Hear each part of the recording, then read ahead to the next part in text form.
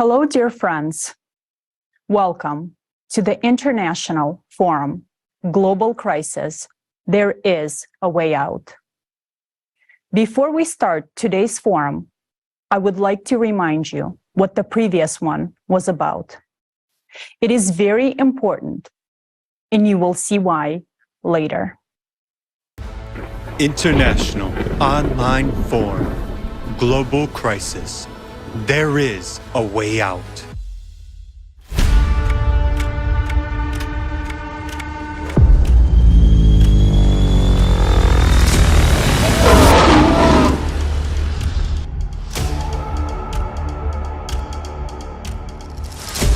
Can't express my feelings to you. Those balconies are piled up on top of each other in such a terrible way, trapping babies inside.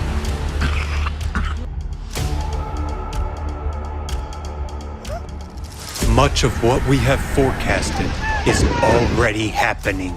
Since our climate report with a mathematical model was presented at the global crisis, our survival is in unity form. 5 months and 10 days have passed. Unfortunately, the events that have occurred during this time have only confirmed what was said at the previous forum. The climate cerberus will help us recall what we talked about last time. Earthquakes. The ascent of magma has resulted in unprecedented increase in a number of earthquakes. Seismic activity is increasing both on the ocean floor and on the land. Earthquakes are emerging even in regions where they have never seen before. But the most absurd thing is that seismic agencies, international seismic databases, are now trying to conceal the fact that the number and magnitude of earthquakes is increasing. In reality, there are much stronger earthquakes taking place now than we're told. You can clearly see the exponential growth, an uncontrolled exponential increase in the number of earthquakes. The more earthquakes occur, the more their magnitude will increase. As you can see, the rate of increase in seismic activity is shocking. At each successive stage, the number of earthquakes increases 3 times as much.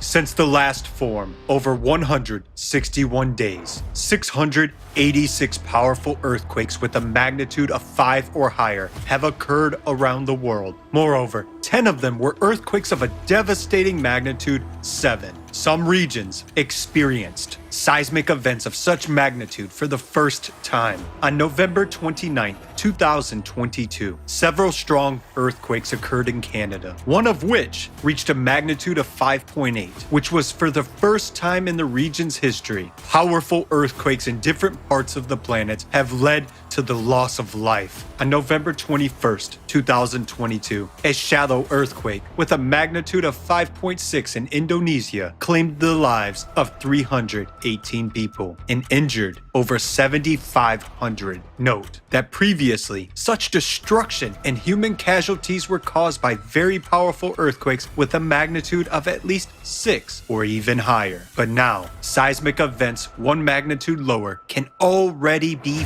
fatal. The world was shaken by 2 catastrophic earthquakes with magnitudes of 7.8 and 7.5 in Turkey and Syria. Aftershocks continued even a month later, and by early March, there had already been more than 11,000 of them, with 2,500 having a high magnitude. In just a few minutes, earthquakes killed more than 50,000 people, and this is only according to official data. On the eve of this event, on February 5th, a series of deep focus earthquakes occurred in the region of the Fiji Islands and the Mariana Trench at a depth of over 500 kilometers. It was precisely the deep focus earthquake in the Mariana Trench that could have triggered the catastrophe in Turkey. Deep focus earthquakes.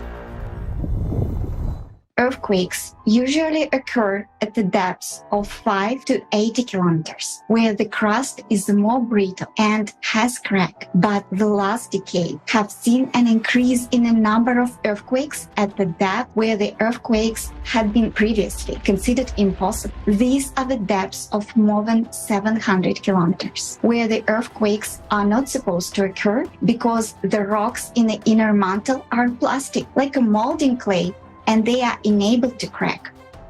Over recent 7 years, the number of deep focus earthquake has increased by a factor of 10. As it rises, the pressure in the magma drops, causing it to boil like blood during cavitation. And here is the answer to what deep focus earthquakes in liquid magma are. This is exactly the boiling of magma and cavitation explosions. Think about it. Explosions equivalent to thousands of nuclear bombs in power have started to occur in the interior of our planet. Remember, we have mentioned the Mariana Trench.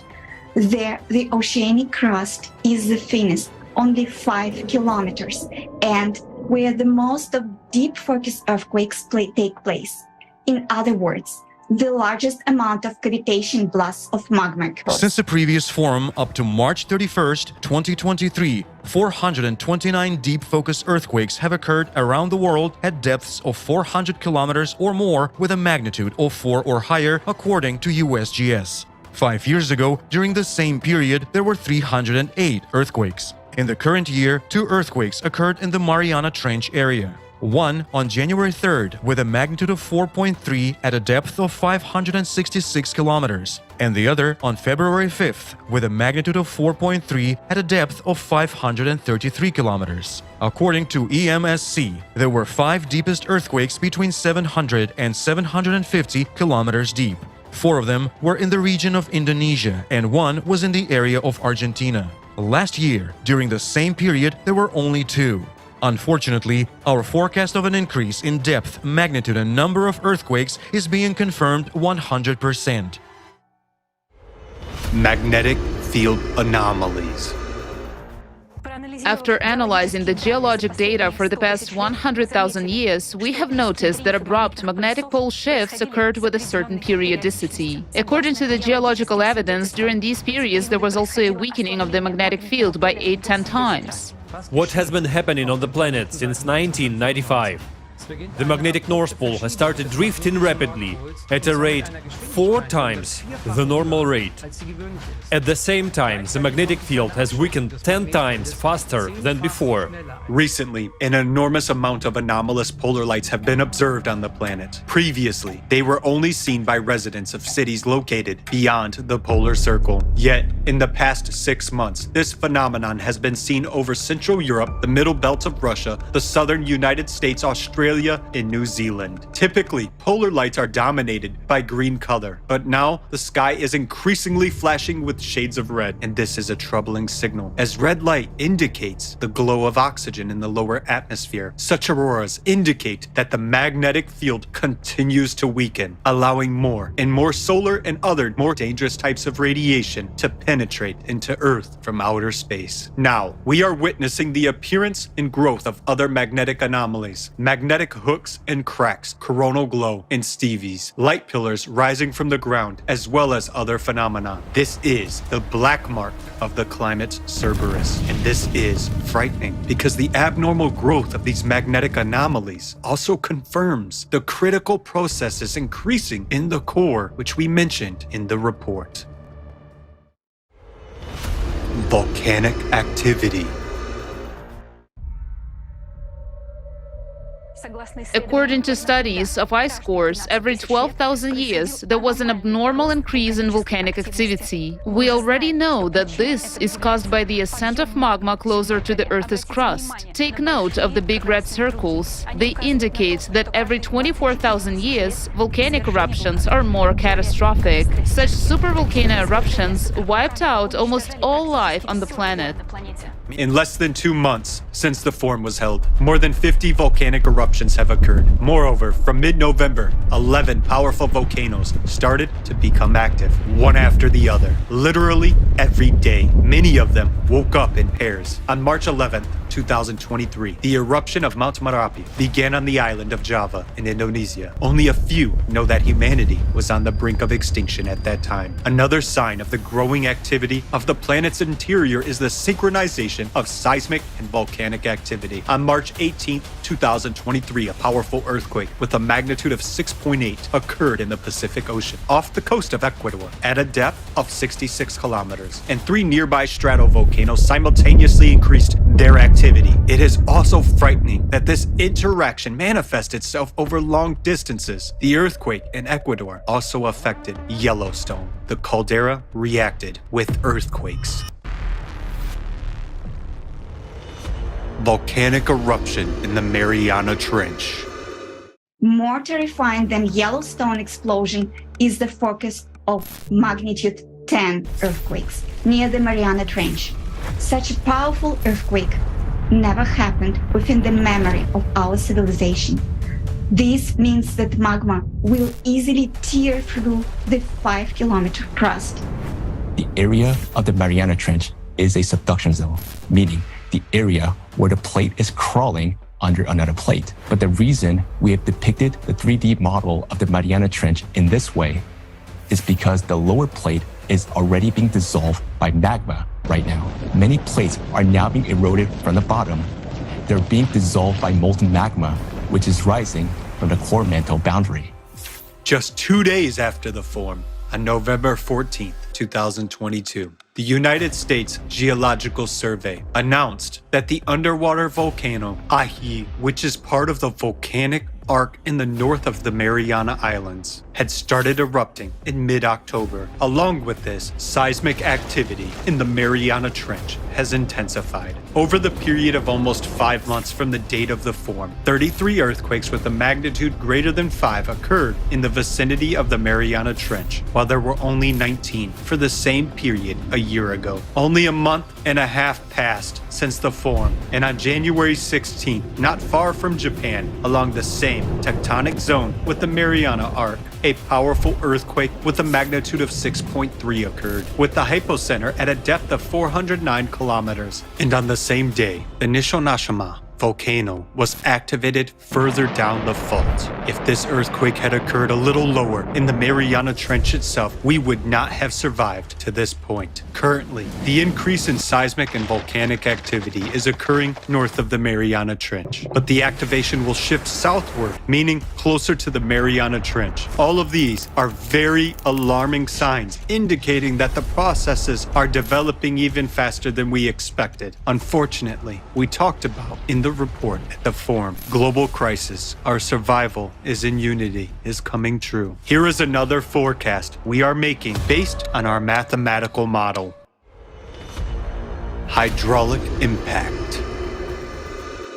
We have calculated different variants of events development and came to the conclusion that in any, even the mildest variant of the current cycle, all humanity will die. And according to our mathematical model, this will happen no later than 2036. Further development of these events leads to the internal cracking of the Earth's crust. There will be microfractures in the crust in some places, which will increase magmatic activity. And it will keep increasing even more until it provokes a large-scale rupture in the thinnest part of the crust, which is in the ocean. This is inevitable. There is a 99.9% probability that this rupture will occur in the area of the Mariana Trench. A gigantic volume of magma from the magma plume will rip the Mariana Trench in an instant, and billions of cubic meters of water will meet billions of cubic meters of magma. There will be a huge explosion. This explosion will be equivalent to thousands of times of the entire stockpile of nuclear weapons available on Earth. Under extreme pressure, the ocean won't just boil, it will explode. This will raise a huge column of steam mixed with dust. Under tremendous pressure, this gigantic column of steam will rush so high up that it will tear through our atmosphere. The atmosphere will curl up like a blanket and be blown away by the solar wind.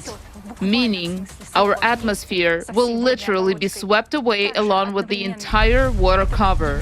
Also, at the same time, this gigantic explosion will cause a powerful hydraulic impact directed inside our planet. There will be a very powerful blast wave directed into the center of the planet, into magma, which will spread tangentially, and this will provoke additional cavitation processes. This will lead to an abrupt expansion of magma in all directions by a factor of 10. That is, there will be 10 times more magma. This will literally tear the planet from the inside. With such an impact, magma will behave like a gaseous substance. All volcanoes, cracks, fractures, all boundaries of lithospheric plates will burst and erupt simultaneously. The Earth will be flooded with lava flows, just as it happened on Mars. Naturally, due to the impact, the inner core will bounce away and the motion of the outer core will stop. Our planet will die. This process will take only a few minutes. Due to the stopping of the core, the electromagnetic field of our planet will disappear and the gravitational field will be almost completely gone. Therefore, all the satellites will fall from the near-Earth orbit, including the Moon. But we, humans, will no longer be threatened by this, because, as a consequence of these events, we, as humanity, will already cease to exist completely. Before your eyes, you see a timer that counts down to the time when the planet, as a living planet inhabited by life, will no longer be able to exist. This is the fact that we have been living with for more than 10 years, and as of today, you will also have to live with it.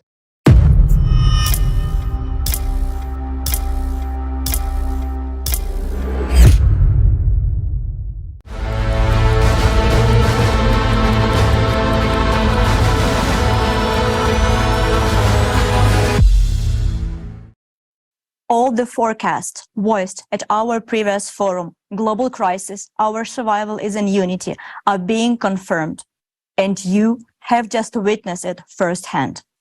Indeed, the climate report presented at the previous forum changes life into the before and after, forcing a complete rethinking of values.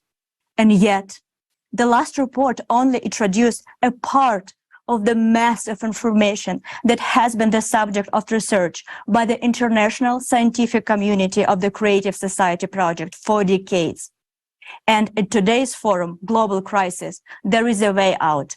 You will hear the second part of this climate report from our respected speakers. Believe us, this report is worth being listening to by the whole world. And we are especially pleased to note that this vital information will be heard in 150 languages. Right now, thanks to our volunteers translators located in different parts of the planet, simultaneously translating this forum for their fellow citizens. Why is today's forum called There is a Way Out? Because the second part of the forum will examine in detail the main and only way out for humanity from all existing crises. And this way out guarantees us the absence of wars, the elimination of the climate threat, and a safe, high-quality life for everyone. Moreover, it includes the possibility of extending our lifespan beyond the species limit and revealing new perspectives for the development of all humanity. You will learn about all of this today at the Global Crisis, There is a Way Out forum. To begin with, dear viewers, I want to draw your attention to the fact that all information at the online forum Global Crisis, There is a Way Out is presented for non-commercial purposes for the benefit of the entire society. Unrestricted use, reproduction, and distribution of this forum by any means, in part or whole, is permitted, provided that the information is not distorted and the forum is cited as the source. We also invite you to watch this broadcast on our new channel on the Rumble platform. You can find a link to this channel and all our other social media accounts in the description below the broadcast. We urge you to actively share this broadcast. Go live on social media right now and invite people to watch it together. Your actions at this moment determine whether there will be a future for our humanity or not. It is a great honor for us to present to you the second part of the climate report and introduce our esteemed speakers. Елизавета Kromova, a geologist and geophysicist. She received her master's degree in geology at Lomonosov Moscow State University. Елизавета is the head of the Information and Analytical Department of Global Climate Change of the Creative Society. She leads the direction of the global monitoring of natural disaster occurring on our planet, analysis of seismic and volcanic activity, as well as the comprehensive study of changes in the Earth's geodynamics and geophysics. John An, PhD in chemistry engineering with an MBA, is an expert in the development and commercialization of new technologies in the field of energy, chemical processes, and natural sciences. John An received his MBA from the INSEAD Research Institute, his doctorate in chemical engineering from the Technical University of Munich, and his master's degree from the University of California, Berkeley. Anastasia Pashigrieva is a specialist in the development of new technologies and a candidate of chemical sciences. Anastasia collaborates with scientists within the independent international platform Scientific Community of the Creative Society Project. She has conducted dozens of interviews with specialists from various fields. Anastasia coordinates the direction of studying functional and chemical changes in the atmosphere. Anastasia is the part of a team of analysts who collect data and study the increase in seismic activities on the planet.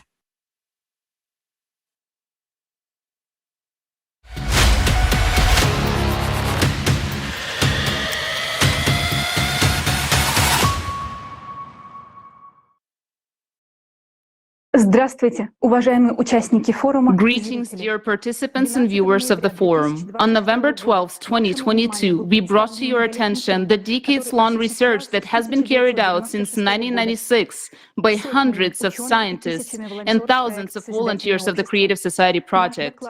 Our report was dedicated to a comprehensive interdisciplinary study of the causes of climate change and the geodynamic disasters occurring on our planet. Today, we will present to you the continuation of that report. We will deepen and reveal new facts about the threat that is now looming over every inhabitant of the planet. And we will also tell you how to counteract it. At the previous forum, Global Crisis, Our Survival is in Unity, we presented a mathematical model based on the comprehensive interdisciplinary study and drew the following key conclusions. Every 12,000 years, a flux of external cosmic impact penetrates the entire solar system and affects the course of all planets, moons, and even the sun. Naturally, the same impact affects the Earth's core. Every 24,000 years, this flux is stronger, and we're now exactly at this particular point. Because of the cosmic impact on our planet's core, in 1995, a growth of geodynamic changes on the planet began. Seismic and magmatic activity started growing. Pronounced changes in the magnetic field of the planet began. The speed of the planet's rotation sharply increased, and its axis began to shift with acceleration. In 1998, a bounce of the core was recorded. Due to its destabilization and heating, as well as the increase in centrifugal forces as a result of the planet's acceleration, a rise of molten magma began from the boundary between the core and the mantle. The rise of magma triggered the activation of magma chambers under West Antarctica and Greenland, which caused a growth of melting glaciers in 1995. In the same year, heating of bottom waters of the world ocean began to increase. The number of thermal anomalies on the water surface started to rise, and the humidity of the atmosphere began to grow. The growth of all these geodynamic processes has led to an increase in the number of natural disasters such as fires, floods, abnormal precipitation, storms, hurricanes, droughts, abnormal temperature changes, and many others. The mathematical model has shown that now geodynamic and climatic cataclysms are growing exponentially, which will make life on the planet unbearable already in 6-7 years. And the world economy will not be able to withstand losses from natural disasters. The model has also shown that we are entering the 24,000-year cycle of catastrophes with a weak immunity of the planet. Therefore, catastrophes are already stronger than they were in previous cycles. Thus, already in 2036, a giant magma breakthrough may occur on our planet in the Mariana Trench, which will turn our planet into Mars within a few minutes. But humanity might not live to that point if we continue to live in the consumerist format of society. In today's report, we will explain in detail why humanity might not live until 2036 and what dangers await us in the near future related to destabilization of the planet's core, rise of magma, and the growth of deep-focus earthquakes. We will reveal to you why the external impact coming to our planet from outer space once every 12,000 years affects only the core, and what is the peculiarity of the structure of our planet's core. In this report, for the first time, we will voice information about how Mars actually perished and why Earth may have the same fate. Also, we will voice for the first time why we, humans, played the key role in the fact that this cycle of cataclysms may be the last for our Earth. How our activities have disabled the main defense mechanisms of our planet. Later, you will find out what kind of mechanism it is. Why do we believe that everyone must know this information? Because it concerns the life of each and every one of us, yours and ours. Only when we as humanity begin to understand what really happens to our climate on our planet, we will begin to look for a way out in the right direction. A way out of the catastrophe that we're already rapidly approaching, since our mathematical model indicates that, taking into account the current dynamics of events, this catastrophe is almost irreversible in the consumerist format of society. We're deeply saddened to state that our mathematical model has been proven accurate. And for many people, an obvious example of this was the disastrous earthquakes in Turkey and Syria on February 6, which caused a terrible global-scale tragedy. A little later, we will discuss why these earthquakes occurred. And now, we offer you to watch a documentary about those events, which was prepared by our volunteers, including those who are now in Turkey. Words cannot convey all the horror that took place there. And now you will see everything for yourself.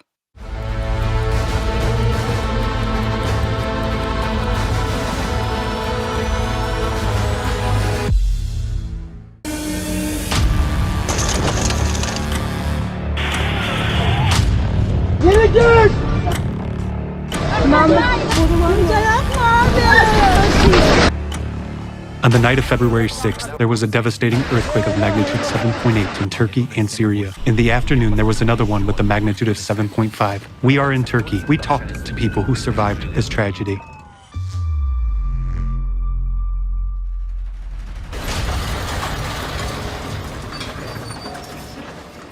Everyone was living a normal life, making plans for tomorrow, getting the kids ready for school. None of them expected that, and in 2 minutes, everything was over. Total zero. You have to start your life all over again, and thank God if you're still alive, but for many people, life was over in an instant.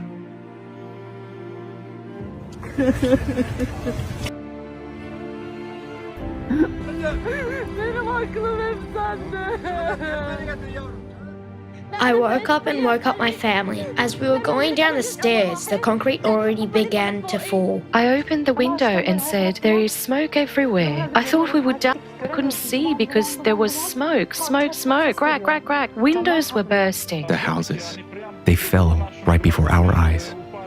And there was so much dust, as if a bomb exploded somewhere nearby.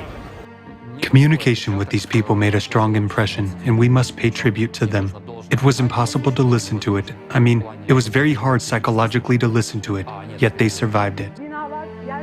The buildings collapsed.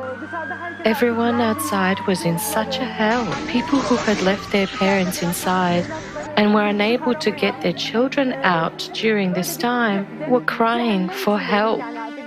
One man who we interviewed lived on the 5th floor. He said the house just collapsed. When the earthquake started, I ran out onto the balcony, and 2 minutes later, I just stepped on the ground. The apartment building next to me completely flattened to the ground. 7 floors of apartments flattened to the ground. There was a woman and a man. The woman was lying on the ground crying, "Give me my baby back." There was a girl. The girl was on the concrete on top of the ruins. I picked her up, but she was not alive. I heard people screaming. People kept on screaming under the rubble of the apartment building. Those balconies are piled up on top of each other, intertwined. I mean, they were piled up in such a terrible way, trapping babies inside. They remained in those collapsed houses forever. Not a single building remained. Hatay was ruined. Hatay was destroyed. We had been searching everywhere for 2 days. There was no residents in any of the buildings. I've never seen such an earthquake in my life. I don't think there was a single person we talked to who didn't mention that someone in their family. One guy whom we interviewed said he deleted 200 contacts from his phone book after the earthquake. 200.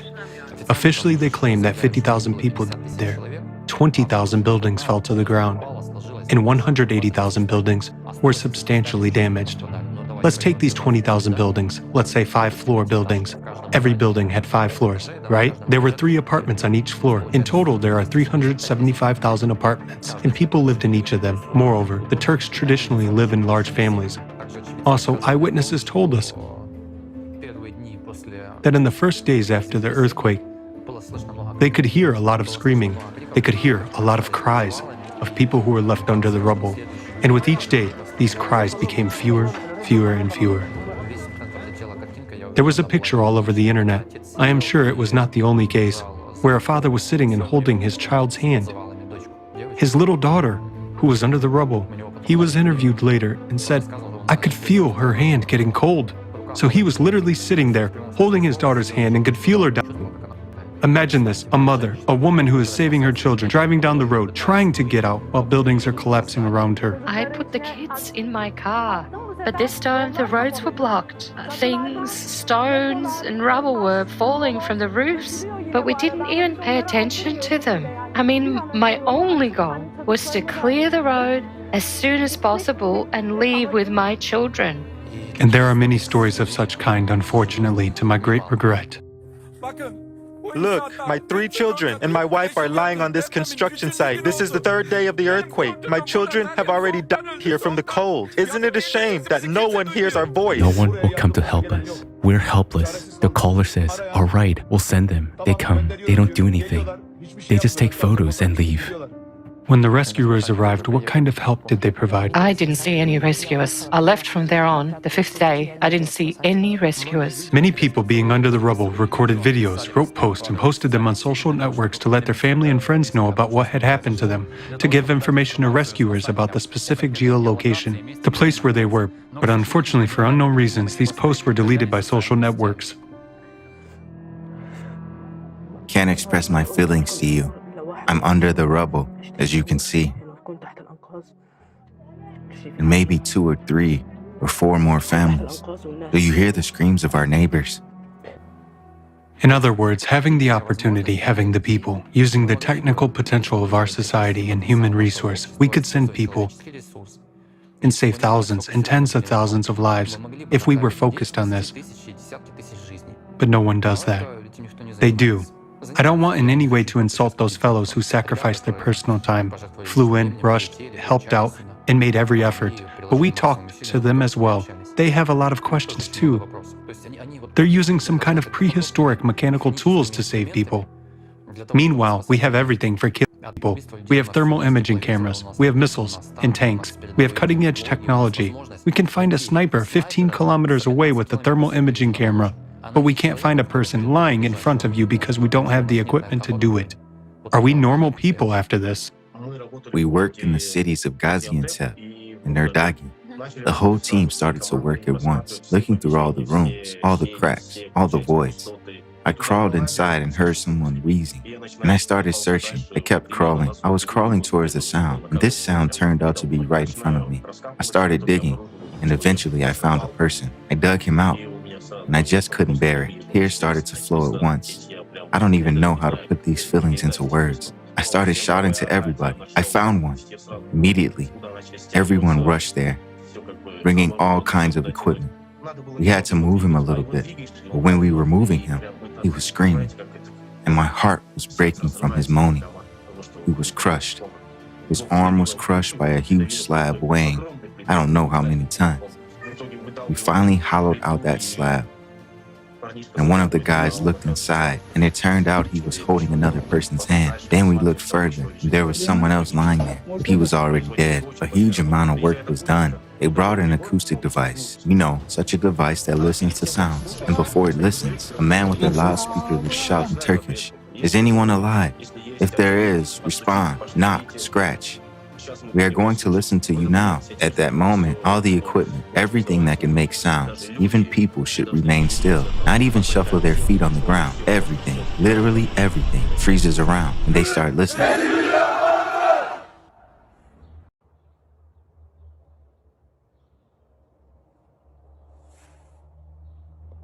If the rescuers hear something, they start digging somewhere in that direction. And it just turned out that there was a person who was deaf-mute. Can you imagine? And he just wouldn't even hear it. And some survivors told me, every time we fell asleep, we thought, that's it, we'll probably never wake up again. Just imagine their situation. And they were there for, I don't know, for many days. They were just freezing to death. One of the eyewitnesses told us that those who survived envied those who were dead. That's a direct quote. Why? Because those people who died immediately, they died. And according to one Turkish seismologist, Ahmet Erkan, 180,000 people were left under the rubble. 180,000 people who were under piles of concrete, with their limbs crushed and broken, their internal organs torn apart. It's painful to even talk about. But they had not been helped for weeks. In some villages, there was no help at all. 20,000 rescuers were sent from 80 countries. That's one person per house. How can one person have to dismantle an entire house to save those who were under the rubble? We've just passed near one of the houses. There are 200 people still alive under those two buildings. They have been screaming for several days, but rescuers can't get to these people. There's not enough of them because several cities are in ruins. It took them 2 weeks to assess the needs. Imagine somebody under the rubble is waiting for NGOs and UN agencies to assess their needs. We know what they need now. What was happening in the towns struck by the earthquake in the days that followed? Well, imagine this.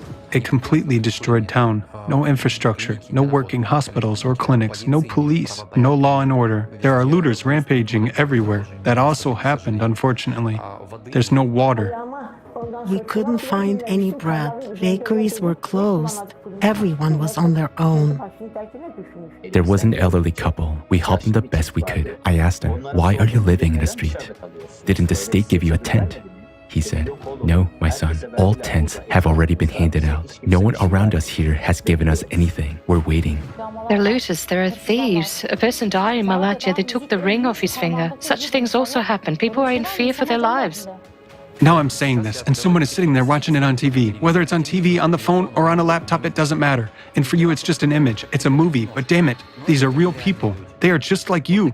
And if there are loved ones, relatives, friends near you, look to the left, look to the right, look them in the eyes. They are the same kind of people, and as long as you watch and think that this is just a YouTube video, just an image, it doesn't sink in. But when you talk to these people, you realize that every story you see on YouTube is a human life just like yours. That was simply abandoned to the mercy of fate. Abandoned by us. We, the survivors, abandoned them to the mercy of fate. Why? Because we don't build the creative society. Because we support the consumerist format. We don't do a damn thing. We're sitting and thinking that it won't affect us. They also sat and thought the same. Fires are burning everywhere. People are sitting by the fires. Soldiers are walking around with rifles. They're looters. Houses are destroyed. When the breeze blows, You smell dead bodies, corpses. Someone is having a nervous breakdown. I can't describe to you what's happening here. It's so scary. And Judgment Day will be even scarier. The situation is complicated, but again, we are to blame for this situation. We are to blame for the consumerist format. We are to blame for the fact that we do not take the necessary, quick, and effective actions to prevent this. And we're throwing people into the clutches of this cerberus, which is just tearing them apart, and people have nowhere to go. There is no refuge for us, except that we fulfill our basic role as humans. They pulled out a baby the other day. 128 hours later, they pulled out a baby out from under the rubble. I saw his innocent face, and it touched me so much. So many people are dying. I wish people would realize this at least a little bit. I wish they would wake up a little and see where the world is heading. I wish they would be united and all this wouldn't be happening. I mean, you know. I'm a bit emotional. Why are people dying? Why are people dying from climate change? Because we don't know the truth. Because we don't know what affects the climate. And if we don't know what affects it, we don't know how catastrophic it is. And thus we can't oppose it with anything. Before the quake, I was working with Barry from the Creative Society. And after the quake, the whole scenery reminded me of the videos and all the facts and truths and all the reports that were published by the Creative Society. What we were speaking about, in theory, we lived in practice. And I hope the whole world will not see what we saw that day. In this earthquake, the Turkish nation lost a great number of people, unfortunately. We are simply obliged to make sure that this does not happen again. And we do have this opportunity. We can save human lives. But this is only possible in the Creative Society. Any person, if they are a human being, if they have at least an ounce of conscience and honor, they are obliged to join the participants of the Creative Society project and do everything in their power, make maximum efforts, maximum use of their capabilities in order to save the lives of those who are still alive and whom the Cerberus has not reached yet. And we must remember that his clutch is threatening each of us right this second, and where it will strike next time, we do not know.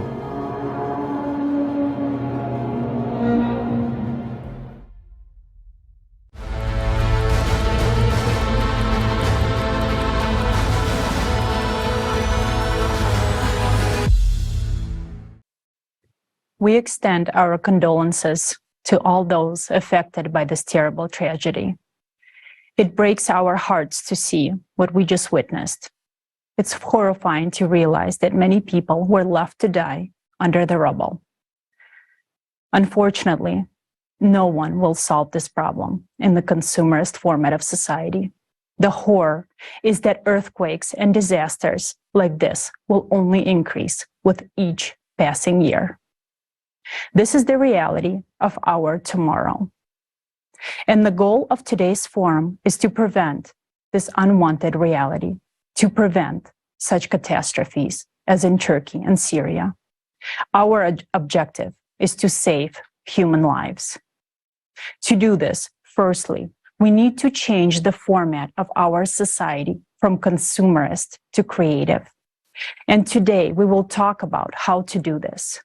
Secondly, we need to understand the true causes of climate change, because only then can we know how to prevent them. These are two tasks that today's forum is dedicated to. And I would like to return the floor to our speaker, Елизавета Хромова.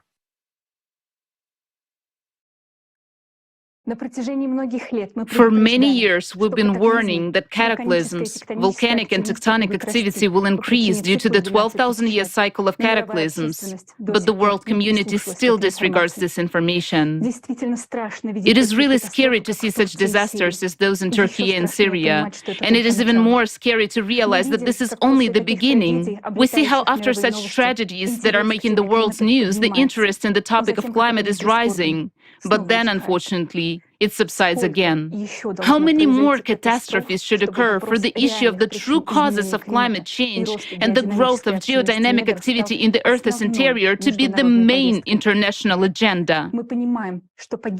We understand that all of us will die if no one in the world studies the true causes of climate change and looks for ways out. That is why we do it, because someone has to do it. We will do it until the last day.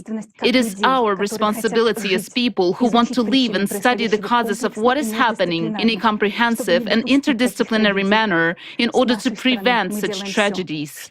From our side, we're doing everything we can, but our efforts alone are not enough. For this information to go and reach people, we need all of you. It is important for all people to become familiar with what will be announced today, the true cause of disasters currently occurring on the Earth and the solution to this problem. People should know this before another terrible tragedy happens, because it will definitely happen if we don't do anything. The mathematical model is being confirmed, and all of us will be responsible for what happens next. Now, let's move on to the question of why the terrible disaster happened in Turkey and Syria, two powerful earthquakes of magnitude 7.8 and 7.5 on the Anatolian Fault. The cause is the growth of deep focus earthquakes.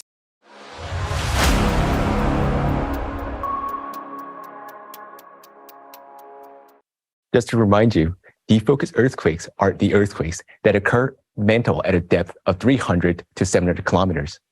When they were first discovered, researchers were puzzled because the mantle is a ductile medium and there's nothing that could break in it. We discussed in the previous forum, and now we're going to cover this topic in more detail. Why do we study the deep focus earthquakes so thoroughly? Look at the graph increase in the number of deep focus earthquakes. You can see how big the spike in the deep focus earthquake is in the year 1995. This is exactly the year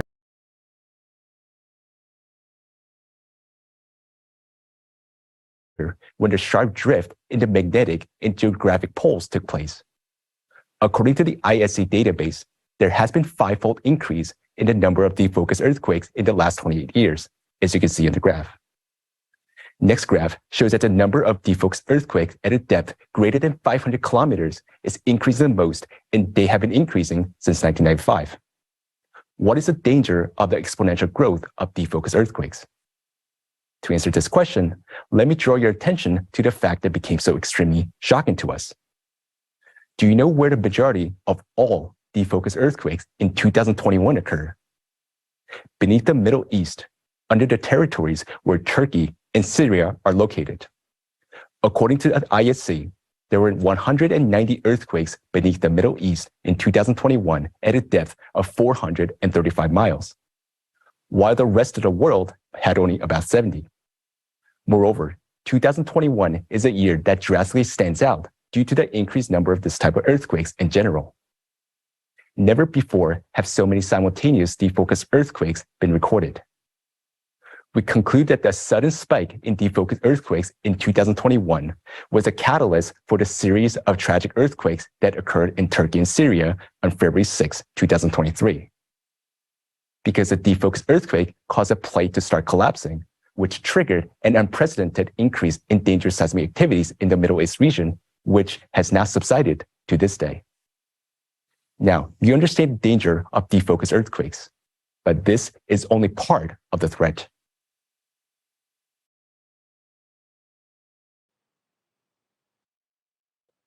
So what are deep focus earthquakes? What is their mechanism? Deep focus earthquakes are actually explosions in magma at the depths of more than 186 miles. They're equivalent to the explosion of hundreds of thousands of nuclear bombs in the Earth's interior. If such an explosion were to occur at the depths of 10 kilometers or 6 miles, it would be many times greater than the Yellowstone supervolcano. What could cause such explosions? During the 12,000-year cycle, the core of our planet is affected by external impact from outer space, which transmits additional energy to the core. It is important to know that this energy only interacts with the inner core of our planet due to its abnormal density. This energy causes the inner core to heat up more. Due to the abnormal heating of the inner core, the outer liquid core, which consists of molten iron and constantly moves around the inner core, heats up even more and becomes more fluid. Researchers have noticed that since 2000, this molten liquid iron flux in the outer core has accelerated threefold, and as you can see in the diagram, it is now moving beneath the Pacific Ocean from Canada to Siberia. It is the acceleration of this flux of the outer core that causes the Earth's magnetic poles to drift. What does the anomalous heating of the core lead to? You have to understand that the core generates a magnetic field in the same way as a dynamo, and its heating causes the magnetic dynamo to become unbalanced, thereby weakening the Earth's magnetic field. This includes the expansion of the South Atlantic anomaly, a dent in the magnetic field that has doubled in recent decades. What happens to the liquid outer core as it heats up? The molten substance of the liquid outer core begins to seep into the mantle in a large volume, as shown in the diagram. Scientists believe that the molten substance of the outer core can reach not only the mantle, but even the Earth's surface, because it was found that the solidified lava of some underwater volcanoes off the coast of Hawaii and the Samoan archipelago contains unusually large amount of heavy iron isotopes that are present only in the inner core. This suggests that there have been periods in the Earth's history when molten substance from the liquid core reached the Earth's surface. How powerful would the internal impulse have to be to push liquid iron off the core 1,800 miles upwards? Soon, we're risking to see the same composition of the erupting lava, and you'll find out later why. Just imagine the outer core is leaking into the mantle like a broken egg from its shell, and now it's happening with greater intensity. Hotter, more liquid, and mobile magma flows are forming in the areas of such leakage of the liquid core. At the outer core boundary, there are two main areas where such magma flows are located. If you draw a line, one is under Africa and the other one is under Pacific Ocean. Moreover, each of these two gigantic zones of hot magma flows has the area of size of the continent and is 100 times higher than Mount Everest. As they rise, they branch out like a tree, feeding magma plumes and volcanoes on Earth. In 2020, scientists discovered that the Pacific area of hot magma at the core mantle boundary below Hawaii is even larger than their previous estimates. We can see that these areas of the core are growing. How were these areas discovered? These regions of molten magma have been detected by analyzing thousands of records of seismic waves traveling across the Earth. There are two types of such regions depending on the speed at which the seismic wave travels. These are ultra-low velocity regions of more liquid magma and ultra-low velocity regions of leakage of the liquid core itself. Remember this information, it will be helpful later. Now let's answer the question of what causes explosions in magma, which we register based on deep focus earthquakes. As you may have already understand, there are areas of more liquid and molten magma in our planet's mantle that have begun to grow even more. This is due to the fact that the Earth's core instantly heats up in the part of our planet which is currently receiving external impact from outer space. Because of this, the molten magma becomes more liquid and fluid. In those places of the mantle where such molten magma meets colder, not yet heated magma, there arise whirls and counter-currents, which leads to cavitation explosions. What is a cavitation explosion? It is a very powerful nuclear explosion, a magma blow with the force of millions of nuclear bombs, diverging tangentially in the magma in all directions. It can be compared to an electric discharge of the Yudkin effect. The Yudkin effect, or electrohydraulic effect, is a high-voltage electric discharge in a liquid medium. During this process, electrical energy is converted into mechanical energy in a very short period of time. And as a result, ultra-high impulse hydraulic impacts with local pressure of more than 100,000 atmospheres occur. Look at the video. You can see how the electric discharge disperses in different directions. The same thing happens in the interior of our planet during the cavitation process. Where will cavitation explosions occur? They occur at the boundaries of hot and cold magma, where the core has not yet heated the magma. They will also occur in the mantle under the ocean, since the ocean performs the function of cooling the lithosphere, but unfortunately today, it loses this function. The ocean used to draw heat off the interior, so there was less energy in the interior of the planet and fewer cavitation explosions. Magma had time to cool down, but now the mechanism is broken, and in vicious cycle, one thing intensifies the other. The more the ocean heats up, the more internal explosions will occur, and next you will learn why the ocean has stopped cooling the lithosphere properly. The same cavitation explosions also hit the core, disbalancing it even more. However, it is important to understand that we do not record these cavitation explosions as such, but we see only their ricochets from certain zones inside the planet. Those very ricochets are the deep focus earthquakes that seismologists record on the surface. And now imagine the power of the cavitation explosions if deep focus earthquakes of magnitude up to 8 are recorded on the surface. The explosion itself in the magma is many times more powerful. Deep focus earthquakes are now recorded in subduction zones where one plate dips beneath the other, forming a loose region in the mantle due to the gap between the plates. In such zones, there are conditions for the formation of a reflected wave, but let's repeat, it is not the area of cavitation explosion itself, but only its ricochet. The shock wave from an explosion propagates the fastest precisely across the liquid magma. Therefore, we can conclude that in those areas where the record of deep focus earthquakes, magma is liquid and is already approaching the surface. All supervolcanoes are connected precisely by the liquid medium. For example, Ira and Yellowstone are connected by liquid molten magma, through which a wave from a cavitation explosion can propagate. Cavitation explosions are also dangerous because their wave, as it travels through the liquid magma, can cause pressure on the boundaries of lithospheric plates and along faults. And this pressure manifests itself in a series of earthquakes. This is what we observed on February 6, when the cavitation explosion, whose ricochet was recorded at the depths of as a deep focus earthquakes under the Mariana Trench, caused pressure at the intersection of these tectonic plates, the Anatolian, Arabian, and African, resulting in two powerful earthquakes. It is important to note that today we're unable to register all deep focus earthquakes. Sometimes we may not even see the source of the explosion itself, but we can observe its consequences, a series of small earthquakes, the so-called swarms, which occur when a cavitation explosion diverges tangentially in liquid magma. We would also like to announce that the team of the Creative Society scientific community has analyzed and prepared a visualization of deep focus earthquakes data on the Creative Society website. You can now see a link how to find this data on the website under Climate Data Analysis. If you wish, you can download this data and conduct your own analysis. To contact us, send us an email at climate@creativesociety.com as indicated on the screen.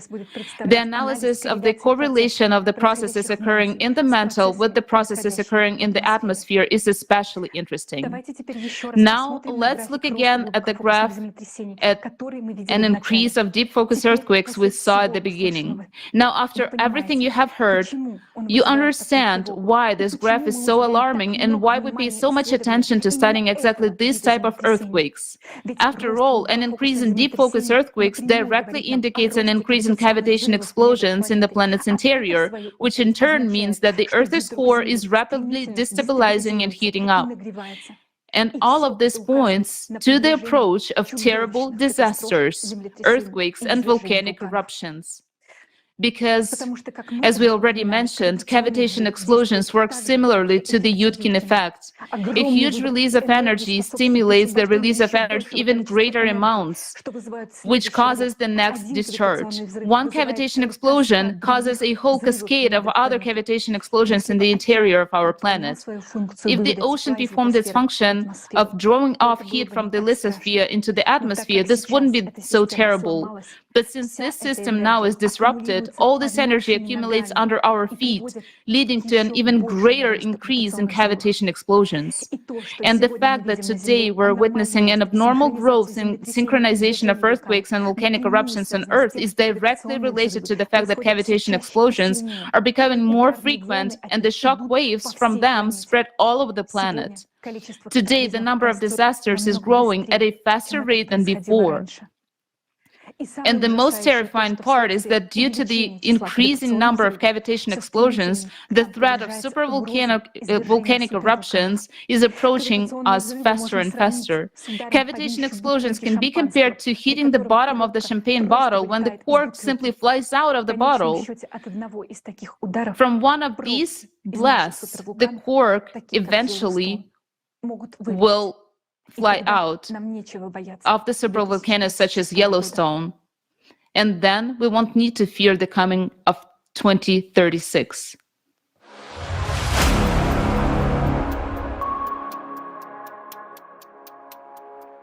Such cavitation explosions cause magma in the planet's interior to heat up, expand in the volume, and get closer to the crust and press on it. This leads to the increase in seismic and volcanic activity. The rise of magma is often accompanied by swarms of earthquakes, which have become very frequent recently. Some people believe that these earthquakes are caused by magma rising and break through the crust, but that's not really the case. Magma melts and burns its way through, forming new cavities in the crust. Magma moves not constantly, but in pulses. It circulates. Now it rises and then it descends. And then magma descends. The pressure in the cavity drops. Furthermore, the overlying rocks have enormous pressure, causing them to close over cavity, thereby preventing magma by bursting through the surface. This is what we observe as earthquake swarms. Essentially, this is a compensatory mechanism that prevents magma from erupting completely. If not for this compensatory function of the crust, no eruption would stop and it would continue to erupt until magma chamber is completely empty. Then swarms of the earthquakes are registered closer to the surface. It means that the magma is already approaching this area. Therefore, the volcano is already preparing for eruption. And unfortunately, recently, we have observed a huge number of such earthquake swarms in various parts of the world. For example, in Japan, on Mount Bandai on December 2022, a record earthquake swarm was registered, was a 786 tremor in just one day. This indicates that an eruption of this volcano is approaching as magma is already burning its way through. It's noteworthy that the last time this powerful volcano erupted about 12,000-year cycles ago. It's been 28 years since 1995, when the drastic changes in the planet's core began, pushing molten magma to the surface. How many years do you think it takes to magma to rise to the surface and for catastrophic eruption to begin? In scientific papers, you can read that the rise of magma plumes usually occurs at the rate of about 1 inch per year. However, in fact, during the cycle of cataclysms, magma can rise in a few days. Let's consider a few examples of that. For example, in 2014, volcano Bargahram erupted, and it took only 10 days for magma to rise from a depth of 24 kilometers to the surface. But that is an example where the magma channel has already been worked out. And now, 8 years later, we see examples where magma does not even need the old channel. It directly bursts through the Earth crust in different locations of the planet. In May 2019, the birth of the new volcano was recorded on the coast of Mayotte near the island Reunion in the Madagascar region. A year before this, anomalous seismic activity was detected in the base of the lithosphere at the depth of 50 miles or 80 kilometers in this area. And in just 1 year, magma traveled this distance of 80 kilometers or 50 miles. And in May 2019, a volcano appeared on the surface. It's important to note that this happened just above the zone of African anomaly, there the hot, liquid magma at the core mantle boundary. To say that this is abnormally rapid rise of magma is to say nothing. Previously, such processes took millions of years, but now this happened in a matter of few months. Such a velocity of magma ascent shocks volcanologists because they are used to observing volcanic eruptions not during the 12,000-year cycle. Now, everything has changed. Such rapid magma ascent is due to the abnormal heating coming from the planet's core, which is affected by the external cosmic impact. Magma that rises from the depth is much hotter and has different chemical composition. Such examples have been found at the Fagradalsfjall volcano in Iceland and at Coimbra Vieja volcano on the island of La Palma in Spain in 2021, among many others. And most importantly, lava Coimbra Vieja was superfluid of the lowest viscosity among historical basaltic eruptions. If we compare all cases of abnormally rapid magma ascent and the emergence of lavas of different composition, we find that many volcanic anomalies recorded recently occur over zones of magma flows at the boundary between the core and the mantle. As you remember, we discussed that there are two types of areas of hot liquid magma in the Earth's bowels. Here, we mean the areas that have the properties of ultra-low velocity of acoustic waves. These are areas where liquid core leaks into magma. Many of these areas feed magmatic chambers under hotspots, stationary and magmatic plumes. In other words, right now, the first area which reacted to magma ascent was a hotspot because they directly received a magnetic impulse from the Earth's core. By the way, the Yellowstone supervolcano is one of such hotspots. In the near future, volcanic activity will increase in other places too, not only in the areas of hotspots.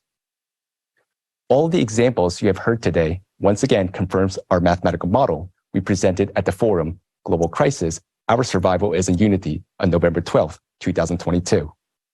Now we see that it is not just individual volcanoes or even pairs that are activated, but the entire volcanic provinces.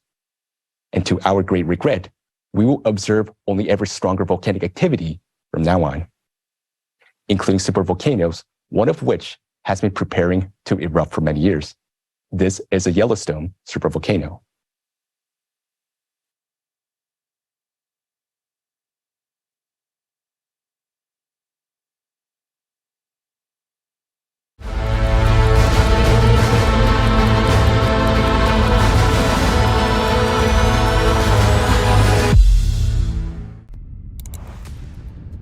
Can you imagine what will happen if the Yellowstone supervolcano explodes? Avalanches of red-hot ash would sweep in all directions from the volcano, destroying everything in their path. The ash clouds will reach speeds of up to 200 miles per hour. The ash will be very hot, up to 1,500 degrees Fahrenheit, which is twice as hot as a pizza oven. I would not want to be near the volcano at the time of its eruption. All life would be destroyed within a radius of 750 miles. America would turn into Pompeii. It will be a disaster for the entire planet. The ash is very sharp and toxic. It will remain suspended in the air for years, and it will be very dangerous to inhale it. The resulting acid rains will start to fall. But worst of all, the volcano's ash emissions will block the sun's rays from warming the Earth's surface and will plunge the entire planet into a volcanic winter and night. The average atmospheric temperatures will drop by 27 degrees Fahrenheit. Within a matter of months, an ice age will literally be upon us. The explosion of Yellowstone will also cause the detonation of other supervolcanoes. A series of magnitude 10 earthquakes will sweep across the planet. It will be an instant death for billions of people and the end of our technogenic civilization. It is believed that the frequency of Yellowstone eruptions is about once every 500 to 800,000 years. The last eruption of this magnitude happened more than 630,000 years ago. Could it be that there are still tens of thousands of years to go before the eruption? We have begun to look into this issue, given that it's not only a national but a supranational threat to all of humanity. In December of 2022, Olga Schmidt, president of the Creative Society USA nonprofit corporation, published a post on her Twitter page that the Yellowstone caldera would keep the whole world in fear in the near future. To which the USGS, that is the U.S. Geological Survey, published an official response that Yellowstone is not showing any signs of unrest and is at normal levels of activity. Now, we're going to tell you about the results of our independent investigation, which served as a basis for the Twitter post. Is Yellowstone as good as the USGS assures us it is? Let's start with the official statements from the USGS article, How Can We Tell When a Volcano Will Erupt?, which lists notable precursors to an eruption. Let's go through each point regarding the Yellowstone caldera over the last decades. Point 1. An increase in the frequency and intensity of felt earthquakes. We built a graph of earthquakes in the Yellowstone caldera area, according to the USGS data, and we're shocked by the severity of the situation. The graph showing the number of earthquakes has an increasing trend. A reasonable question arises. Maybe the number of sensors is increasing. The answer is no.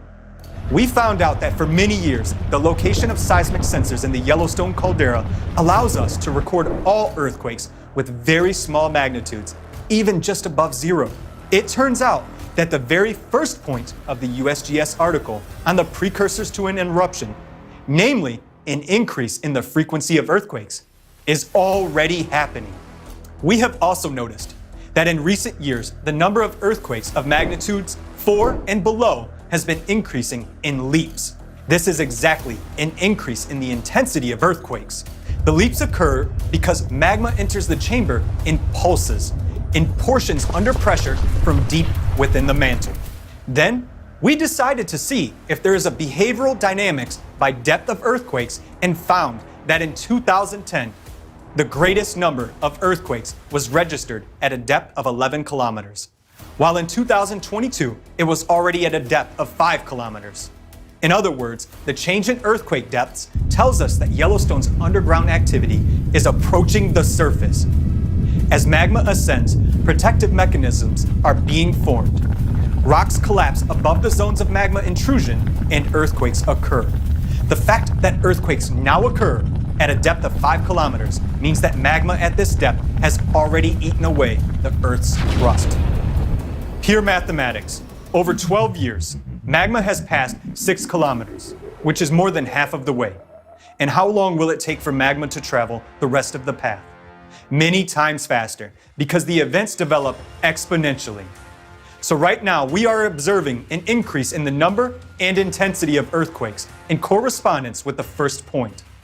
Isn't it interesting that the USGS doesn't see any threat on the basis of its own data? Point 2.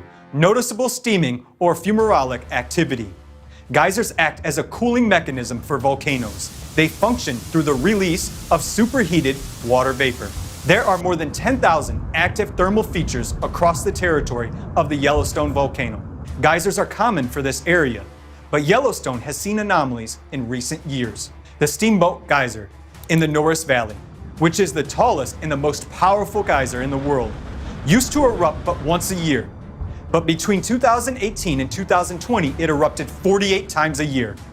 This indicates an increase in subsurface heating precisely in that area, which in turn raises the risk of a Yellowstone eruption by 50 times within such a short time frame. This is a catastrophic situation. Geyser activity is controlled by the rise of magma. It can be tracked by earthquakes. We've collated the data and saw that most geysers in the Norris Valley become active after strong quake swarms. This suggests that new surges of magma cause earthquakes, which in turn cause the activation of geysers, including the Steamboat. Right now, the most active area for earthquakes and geysers in all of Yellowstone is the Norris Valley. It is known that the last super eruption of Yellowstone 640,000 years ago began in the Norris Valley. And this is precisely where the number of earthquakes and geyser activity are increasing. And this is alarming. What about geyser activity in other parts of the park, you may ask? We found that in 2018, there was a synchronization of geyser activity, when most of the geysers of the entire caldera simultaneously began to erupt many times more often. This means the geysers began to release more heat. Geyser activity still remains high. The sudden change in geyser activity in recent years is an alarming signal. Geysers are already synchronizing across and around the caldera. The second point is confirmed. Point 3. Subtle swelling of the ground surface. Under normal circumstances, the rate of surface uplift or lowering at the Yellowstone is between 2 to 4 centimeters per year. However, in 2013-2014, there was a sudden 5-fold increase in the uplift rate, reaching up to 15 centimeters per year in the Norris Valley area. During the same period, there were occurrences of earthquake swarms, anomalous behavior among bison, and instances of melting asphalt. It was around this time that the Yellowstone volcano was very close to eruption. This caused great concern in the society. It was after this that most of the monitoring data on Yellowstone began to be withheld from the public. We became interested in the issue of surface uplift and learned that the catastrophic eruption of Mount St. Helens in 1980 began just 1 month after the uplift. As early as in 2013, there occurred a sharp uplift in Yellowstone. And this can happen again at any moment, and no one knows how it will end. The third point remains a matter of debate. Point 4. Small changes in heat flow. It turns out that Yellowstone radiates 30% more heat than the rest of the continent. It's like a blast furnace of North America, and coal is constantly being thrown into its combustor. Since the 2000s, the emergence of new thermal areas has been observed. Here are some examples of anomalous overheating of the Earth's surface. 2003, new region in the Norris area. Ground temperature increased to 94 degrees Celsius, 200 degrees Fahrenheit. The vegetation immediately died. Some geysers boiled away and dried up. 2018, in the area of Lake Tern, over 3 hectares of forest died. Trees were charred. The surface temperature was 60 to 80 degrees Celsius or 140 to 176 degrees Fahrenheit. In 2014, there was a peak in the melting of asphalt roads. In recent years, eyewitnesses note that in winter, the snow melted in some areas due to overheating of the soil. Instead of a small change in heat flow, we observe extreme heating of the soil. Point 4 confirmed. Point 5. Changes in the composition or relative abundances of fumarolic gases. There has been a lot of media hype around helium-4, that there is a lot of it in the Yellowstone area. However, it turned out that another indicator is important for the prediction of the eruption: the isotopic ratio of helium-3 to helium-4. It is strange that little attention is carelessly paid to it, although this particular indicator rises sharply before an eruption. Based on scientific works published in various years, we have built a graph displaying the ratio of helium-3 to helium-4. It grew from 15.8 in 1985 to 17 in 2003, with areas of abnormally high values located in the Norris Valley and in the active part of the caldera. Apparently, the same value of 17 was found in mineral inclusions from the past Yellowstone super eruption. It turns out that the current ratio of helium-3 to helium-4 has reached a critical level that could trigger an eruption. Why is the USGS silent about this? We have found this information in scientific articles. Don't they know that? Just before the eruption, there is a sharp release of volcanic gases, a few weeks, days, or hours before the event. This is an accurate, short-term indication of the beginning of an eruption. Therefore, now it is necessary to carefully monitor the emissions of all other gases besides helium. We know for sure that there are sensors in the Yellowstone area that measure gas emissions. However, now their readings are not available to all people. Why has the USGS shut down online gas monitoring, and it is not available to everyone now?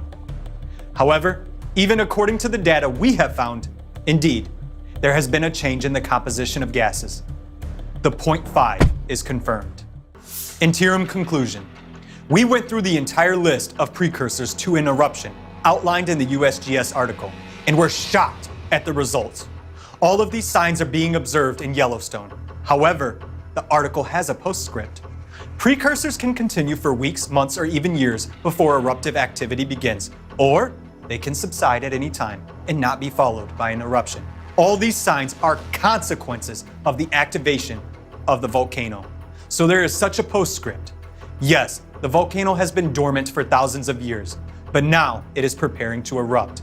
And for the last 20 years, it has been happening with alarming intensity. Then what is the trigger for the eruption of the Yellowstone volcano, you may ask? Experts agree that the amount of melt fraction in a chamber is a critical parameter. Scientific models suggest that the critical melt fraction at which the volcano is likely to erupt is between 35 and 50%. How much critical melt fraction is there now? According to some 2022 estimates, it's about 20%. However, according to estimates from 2010, it's 32% melt. The numbers differ quite significantly. The estimation of the amount of melt is provided indirectly and depends on the method of calculation, since it cannot be measured directly.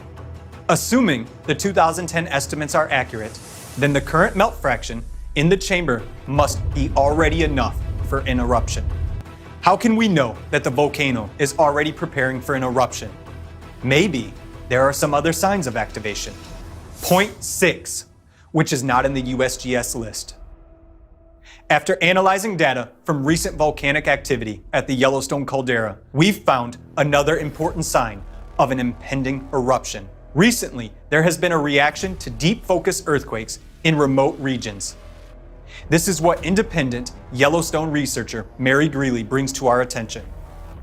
In January 2023, Yellowstone experienced tremors as a result of earthquakes at a depth of over 600 kilometers in Argentina. Then, in February 2023, a series of devastating earthquakes in Turkey triggered a chain reaction in Yellowstone. Now, the impact is no longer being transmitted through the Earth's crust. Instead, it is transmitted directly through the magma, and that affects Yellowstone. If now there is a direct impact of distant events through the magma, consequently, the magma pressure in the volcano is high enough to react, which means it is ready to erupt. 12,000-year cycle of cataclysms and its impact on the volcano. There has never been such a reaction to distant events before. So why did it appear?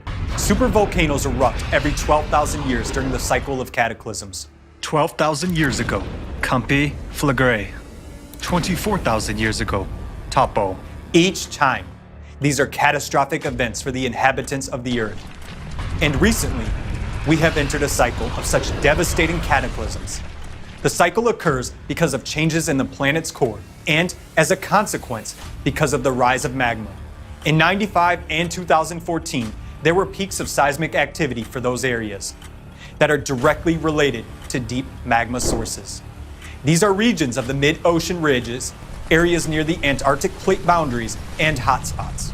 In these areas, deep magma acts as a link between the core and the Earth's crust. When magma ascends from the core, these very regions will be the first to react. This is exactly what we observed with the upsurge in seismic activity in 95 and 2014. Yellowstone is also connected with a hotspot, a deep magma chamber.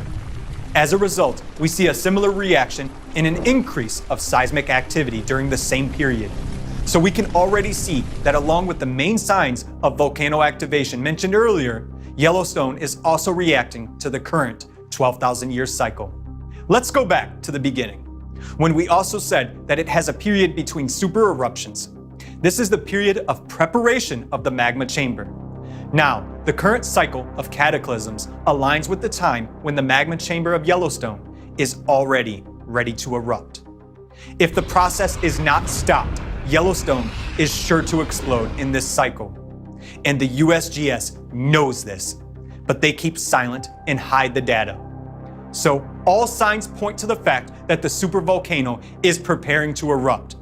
According to geological data, the volcano has been preparing for hundreds of thousands of years, while the activation and transition to eruption happens very quickly.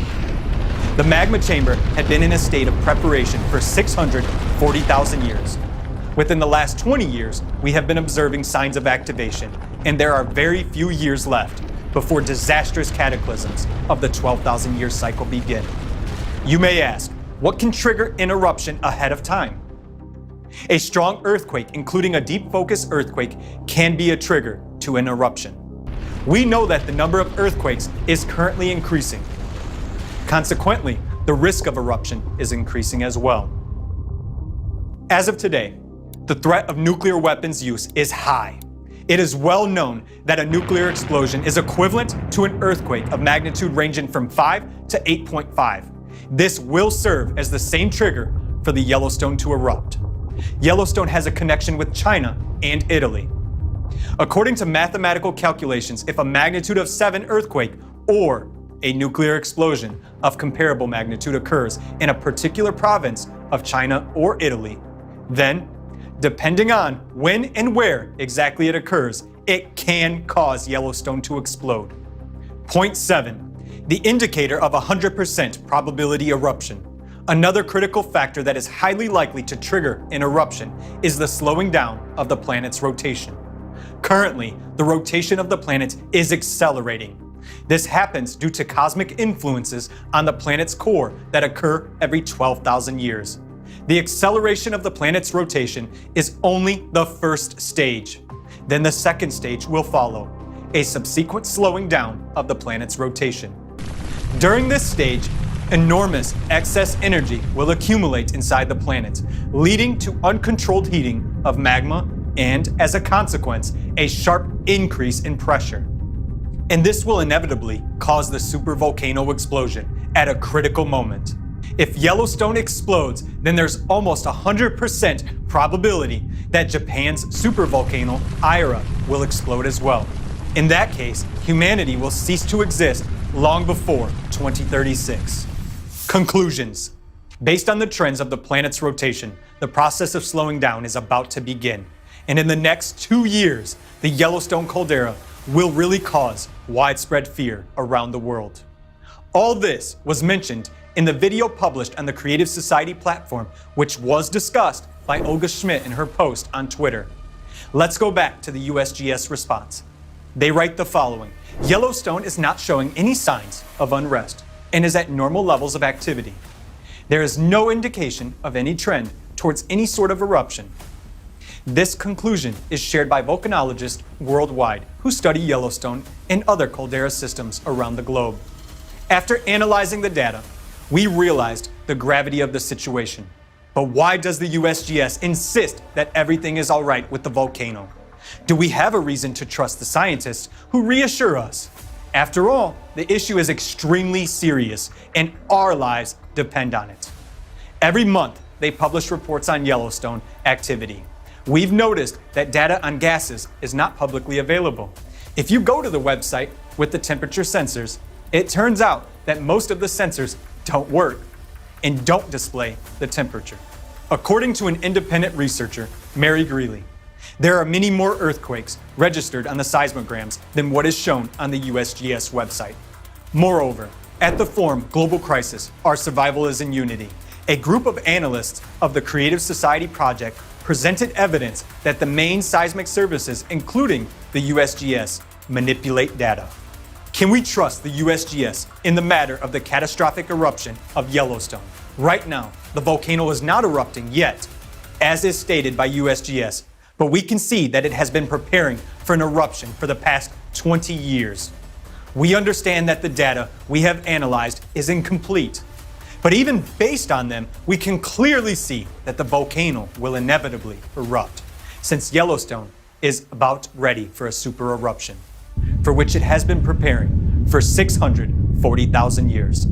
And this moment coincides with the 12,000-year cycle of cataclysms that we have entered. In the coming years, the Yellowstone supervolcano will cause much fear to people on Earth with its activity. So why are the world's reputable volcanologists, in accordance with the USGS's Twitter response, jeopardizing their reputation by hiding the truth? Everything is very simple. An eruption of such a scale would result in the death of billions of people worldwide. It is already high time to raise the alarm. But who will take the responsibility to do this? Why are scientists silent? The answer is simple. If a volcano does erupt, everyone will die. And then scientists will not have to be accountable. And if the eruption doesn't occur, it means they were right all along. In the consumerist format, there is no way out of this situation. We won't be able to do anything about the Yellowstone eruption and save humanity. Only in the creative format of society will we be able to do everything to know about the eruption of any volcano in advance, and even be able to reliably use caldera depressurization technologies to prevent an eruption instead of activating the volcano. But the most important thing is that we'll be able to save the lives of billions of people. We are telling the truth about the high probability of Yellowstone's eruption in the next few years, because we are not financially interested and do not risk losing our careers. We speak out because we want to live, and we offer a way out.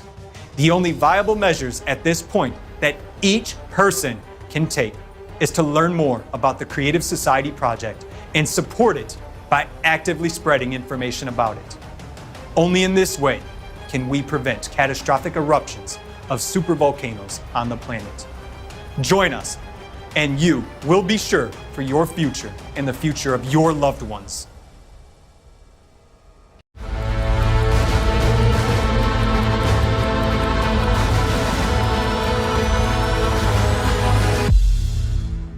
The risk of explosion of the Yellowstone supervolcano is enormous. In fact, we're sitting on a powder keg. Such an explosion would mean the death of all humankind. How many of us really know that? Now, you know that vital information is being hidden from you. And not only hidden, but all leaks of this data and all information about it is being blocked. Why do you think politicians do this? It's very simple, because they don't see a solution. I would like to draw your attention to the following fact. We do not blame politicians. We can understand them. They keep quiet so as not to cause panic because they do not see a way out. Believe me, we would be silent too if we didn't know that there is a real way out. But we, the participants of the Creative Society Project, tell the truth openly because we know the solution. It really exists. There is a way out. It is a creative society. And later at today's forum, you will learn in detail what the format of the Creative Society is and how we, all humanity, can build it together.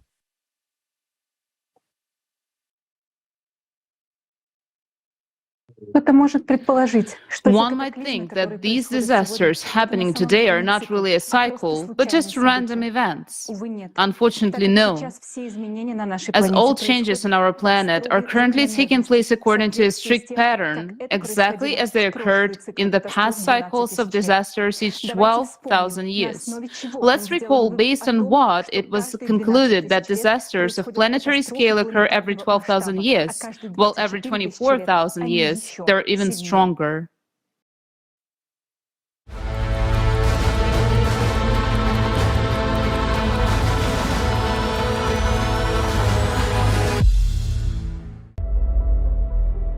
Changes similar to what we now see occurred before the peak of the crushing disaster just about 12,000 years ago. Those events are called the Alared Oscillation and the Younger Dryas glaciation that followed. 12,800 years ago, global temperatures rose as much as 15 degrees Celsius within just a few years. Most of the ice sheets suddenly melted, and the Earth emerged from a full ice age. At that time, there were extreme floods and other natural disasters, along with an intense sea level rise. The Gulf Stream stopped at that time, just as it is happening nowadays. Scientists from the University of Kansas have proven that about 12,800 years ago, there was a giant fire on Earth that covered 1/10 of the entire planet's surface. Other researchers have also found that large fires raged in Siberia 12,000 years ago. Similarly, nowadays there are more and more large-scale fires that cannot be extinguished. Based on an analysis of satellite images, scientists have discovered that 10 to 13,000 years ago, the largest known dunes formed in the Sahara Desert and other regions, indicating the enormous strength of winds during the Younger Dryas. A short-term intensification of winds during that period has also been documented from Greenland ice cores data and research in Alaska. Nowadays, the same phenomena are happening on Earth as during the Younger Dryas. We see winds, hurricanes, typhoons, and tornadoes intensifying, and destroying entire cities, razing them to the ground.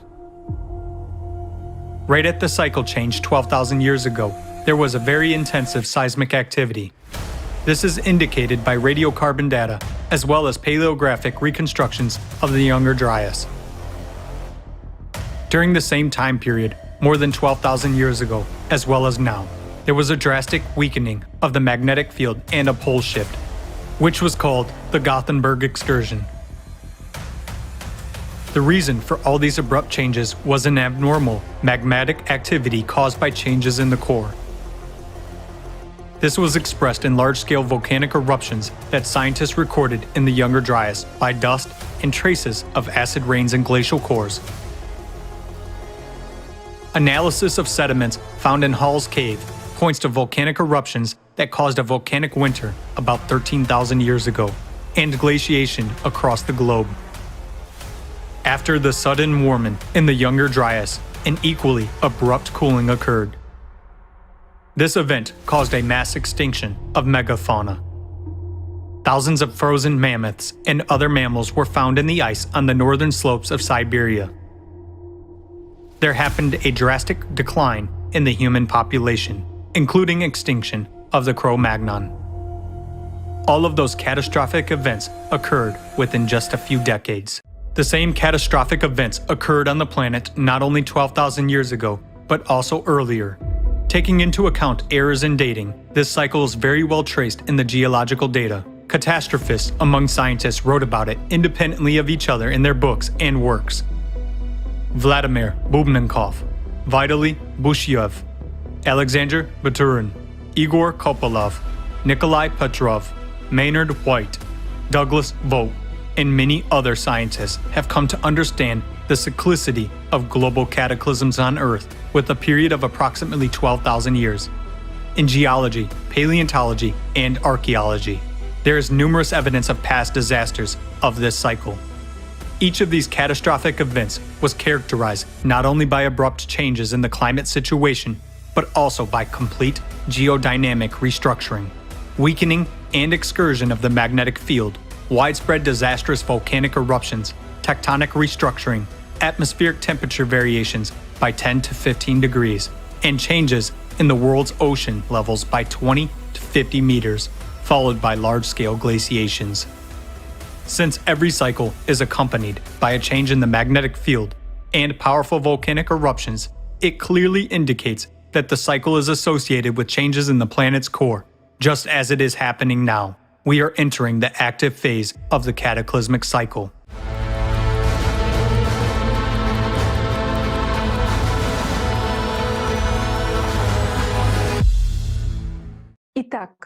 So, the conclusion that there is a cycle of 12,000 years was based on an extensive interdisciplinary research of traces of disasters from ice cores, riverbed sediments, flood traces, ash layers from eruptions and megafires, paleomagnetic events, tectonic restructuring, archaeological data, and many other facts. What is important to understand is that these cyclical disasters occur almost instantaneously on a geological timescale. In the previous disaster cycle, only a few decades passed between the abrupt warming and subsequent cooling of the Younger Dryas. Because of the abruptness of these changes, non-specialists and journalists interpreted them as a result of meteorite crash. So abruptly and unexpectedly they happened. However, those who have studied the Younger Dryas event comprehensively are convinced that it was volcanic eruptions that caused the abrupt warming and subsequent cooling. Moreover, at the same time, there was drifting of the poles on the planet, which can in no way be connected with the falling of meteorites. Those who watched the previous forum already know what catastrophic volcanic eruptions and abrupt changes in the magnetic field have in common. What they have in common is the cause. The destabilization of the core of our planet due to external impact from outer space, which affects the planets of the solar system every 12,000 years.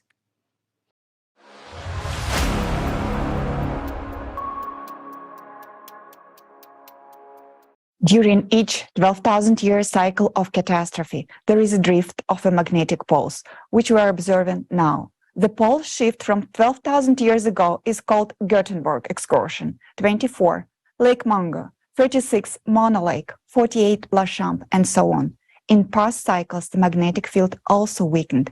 For example, according to the paleomagnetic research and dendrochronology, during the La Chambre event, the planet's magnetosphere shrank to about 3.8 times the Earth's radius. One hypothesis claims that the extinction of Neanderthals occurred due to the increased ultraviolet radiations, since the weakened magnetic field allowed greater flow of radiation to the Earth's surface. According to scientists' model, at that time, auroras were observed even near the equator. These changes of the magnetic field are already gaining momentum now. You may think that this is not a very important parameter since you cannot feel it by yourself. But in fact, this is a catastrophic phenomenon threatening all life on the planet, and soon you will see this for yourself. Let's look at the changes of the magnetic field in the current 12,000-year cycle, what anomalies on the planet they cause, and what threats these possess to us. Again, that in 1995, as a result of the changes in the Earth magnetic field and in the Earth core, the North Magnetic Pole, previously moving at a speed of about 10 miles a year, drastically accelerated by 3.5 times. This is the result of heating of the outer core and acceleration of the flow of molten iron inside of it. Today, South Atlantic magnetic anomaly is growing due to the magnetic field weakening. Over last century, the intensity of the Earth magnetic field has dropped by more than 10%. This means that a more powerful flow of cosmic radiation, such as ultraviolet, X-ray, gamma, and their derivative, is threatening us. This also means that an even greater flux of the external cosmic impact is penetrating towards the core. There is another sign of the changes in the Earth magnetic field, which indicates the stabilization of the core and is probably unexpected for you. These are atypical auroras. You probably noticed that this year there are particularly many abnormally bright and frequent auroras in various non-typical places of the planet. People have posted numerous photos and videos on social networks admiring this phenomena. However, unfortunately, there isn't anything to admire, and now we will explain why. What is an aurora? This is the interaction of the solar wind with the Earth magnetic field and the atmosphere. In simple terms, the solar wind particles interact with oxygen and nitrogen, causing them to emit light, which we observe as an aurora. Depending on how deeply charged particle can penetrate the atmosphere, what energy they have, the auroras with different colors we will observe. Each altitude has its own color, which is determined by the composition and density of the atmosphere. On Earth, we used to see green auroras, mainly on the poles. Green auroras occurs at the height of 60 to 130 kilometers above the Earth. Then solar wind particles with a medium energy interact with atomic oxygen. However, the auroras also can be red. It occurs due to the interaction of high-energy solar wind particles with atomic oxygen. Usually, it appears at the heights above 130 miles because such high-energy particles were prevented by the magnetic field from penetrating below this altitude. Red auroras were rare. They occurred only during the intense magnetic storms. Now, we observe an extremely alarming anomaly. Not only red auroras become more frequent, they already been observed at the altitude lower than 55 miles. What does it mean? First of all, this means that the magnetic field is weakening, and those active high-energy particles of solar wind, which were supposed to be reflected by the magnetic field, and they are freely penetrating deeper into the atmosphere and beginning to interact with atomic oxygen closer to the Earth. This is important to note that there is a penetration of larger, more highly charged particles that act more destructively. The fact that the red auroras occur in the lower layers of the atmosphere means that there are no longer protection above. The second reason why the auroras are behaving abnormally is the descent of the upper layer and middle layers of the atmosphere. The atmosphere is contracting, it is sinking, and the density of its upper and middle layers is decreasing. Moreover, its chemical composition is changing. Satellite data has revealed a decrease in the concentration of oxygen by 2 to 4 times at the altitudes of 80 miles. And the rate of the oxygen loss is significantly exceed all predictive model, indicating some pathological process leading to a decrease in oxygen in the atmosphere. Scientists also record the destruction of ozone by solar wind at the altitudes of 50 miles, and soon we will see the ozone layer being destroyed in the stratosphere at the altitudes of 30 miles. This means that we will lose our protection from UV radiation. Red auroras are already appearing in mid-latitude. Many of these were observed in February and March 2023. On January 5th, 2023, the sky over Germany was colored red. This was example of anomalous static red aurora. In addition to anomalous red aurora, blue, teal, white, and even pink auroras have also been observed, which also indicate the penetration of solar wind closer to the surface of Earth and cracks in the magnetic field.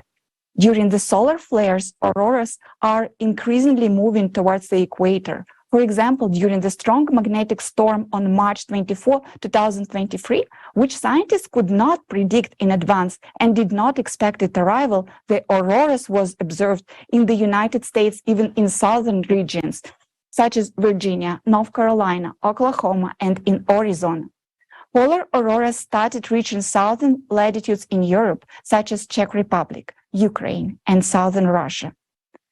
Unusual bright and frequent auroras, which now occur far from the polar region, cannot be explained by activity of the sun, as the sun is currently in a prolonged minimum of its activity, meaning that the fewer particles from solar wind will reach the Earth. The only explanation for the aurora's anomalies is that the magnetic field is critically weakening, the atmosphere is contracting, and the solar wind is descending closer and closer to the surface. This is scary because it shows a large disturbance in the magnetic field, and it is a sign that the Earth's core is no longer working properly. We are horrified by the fact that people are now just admiring this phenomenon without realizing that this is the black mark of Cerberus. Admiring the northern lights with their rare colors is like admiring the cleanliness and sharpness of a blade when you are lying on a guillotine. Unfortunately, the scientific community does not consider the problem comprehensively as they should. These processes will only intensify further, and there will be more and more harsh radiation coming from space. Few people know that there's another anomalous phenomenon that has become more frequent in the last few years. It is a logical manifestation of an atypical behavior of the magnetic field, which looks like light pillars. Previously, similar phenomena were observed only during the auroras, but now they start to occur even without them. Currently, these phenomena are mainly observed in cold regions at night when there's a light from street lamps. You can read that such light pillars appear because hexagonal or column-shaped ice crystals are suspended in the air, one above another, and are illuminated by a light source. But recall night-winter photos from 10 to 20 years ago. Did you see light pillars on them as often as you see them now? After all, there were street lights, but there were no pillars.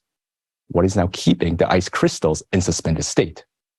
This is not just an optical effect. Nowadays, there are more and more cases when light pillars appear in groups. They are brightly colored in the color of the streetlights illuminating them. But the intensity of the pillar glows does not correspond to the brightness of the light source. And what is more abnormal is that light pillars with a red tint or color appeared, independent of the light source. What are these light pillars? This is an atypical manifestation of the magnetic field properties, which cannot be detected by our instruments. It indicates a local weakening of the magnetic field. During such phenomena, cosmic radiation penetrates to the surface of the Earth along the magnetic field lines, interacts with the molecules in the air. This is what colors the pillars in different shades, similar to auroras. Ice crystals hang in suspended state along the power lines of the magnetic field. Today, you will learn what causes the local weakening of the magnetic field. Just as in the auroras, the red color in the light pillars indicate molecular oxygen, which we breathe, is being destroyed by harsh cosmic radiation. Molecular oxygen turns into atomic oxygen, which emits a reddish color, reddish light. This in turn indicates that anomalous zones in the magnetic field are becoming more frequent and more extensive, and the power lines of magnetic field are distorted. As a consequence, our atmosphere is subjected to even more severe attacks from cosmic radiation. Now, you understand why such phenomena as light pillars are not at all fascinating, but rather is frightening. Our protective magnetic field is weakening severely. Harsh cosmic radiation is penetrating deeper and deeper into the Earth's surface, and oxygen in the atmosphere is depleting. All this is progressing extremely rapidly, and we, being intelligent and educated people, do not see that. We admire the anomalous polar light pillars, and say, how beautiful. What can be beautiful about impending death? Atypical anomalies in the magnetic field are terrifying and alarming phenomena, which is related to the destabilization of the core of our planet due to cosmic impact, which affects our planet once every 12,000 years. The climate cerberus has literally given us, all of humanity, a black mark, and we admire and marvel at it. This is a cerberus that dictates a sentence to all of humanity.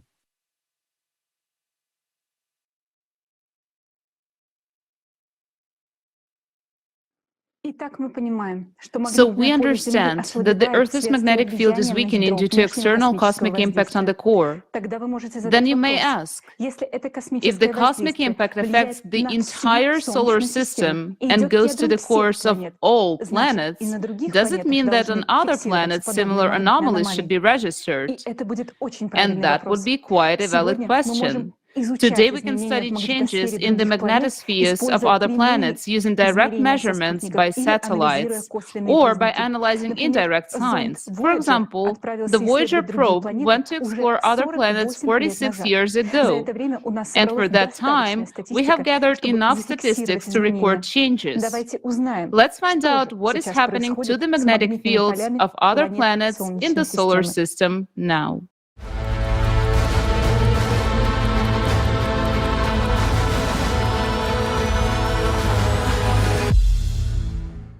Additional energy comes from outer space during the 12,000-year cycle to the cores of all planets in the solar system.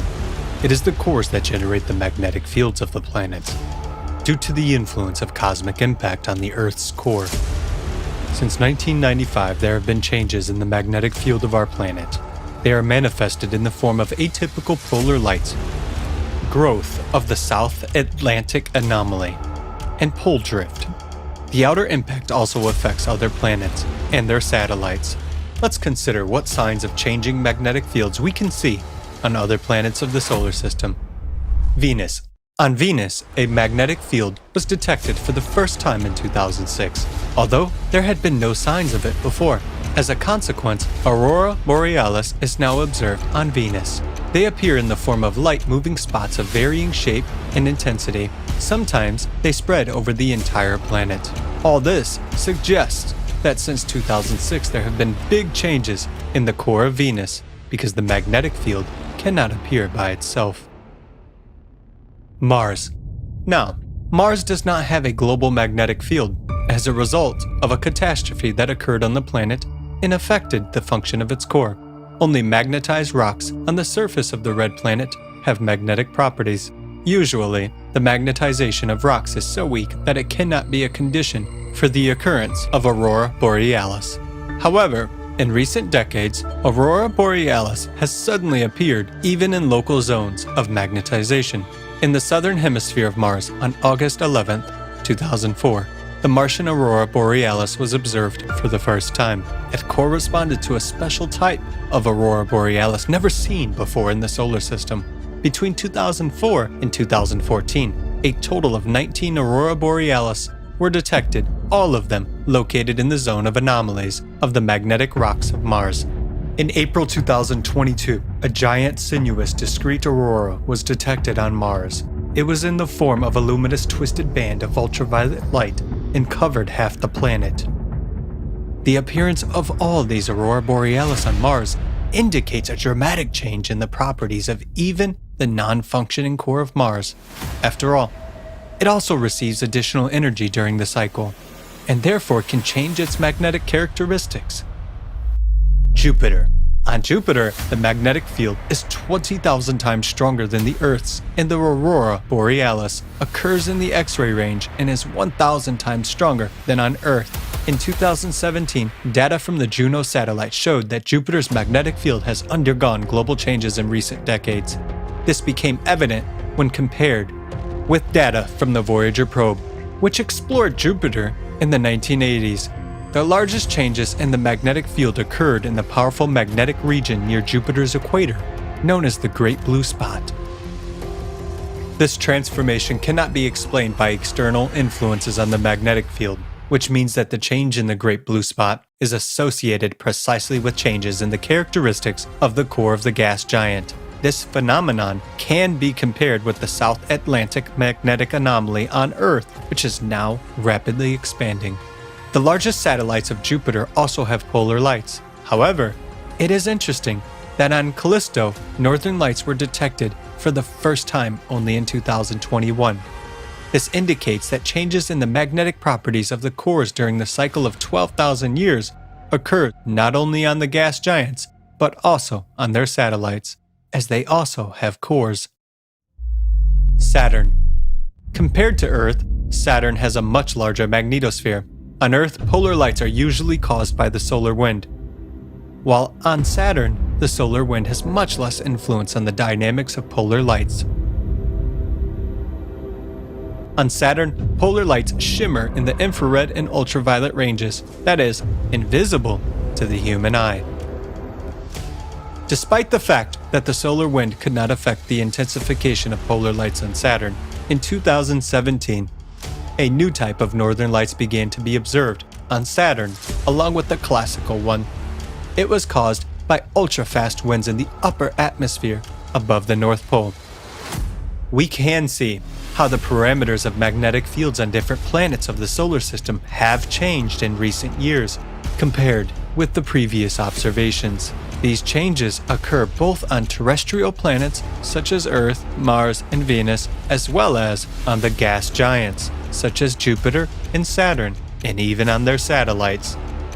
Changes in the magnetic fields of the planets are caused by changes in their cores, and the simultaneity of these processes points to a single external factor, the cosmic impact, which affects the cores of all planets of the solar system in the cycle of 12,000 years.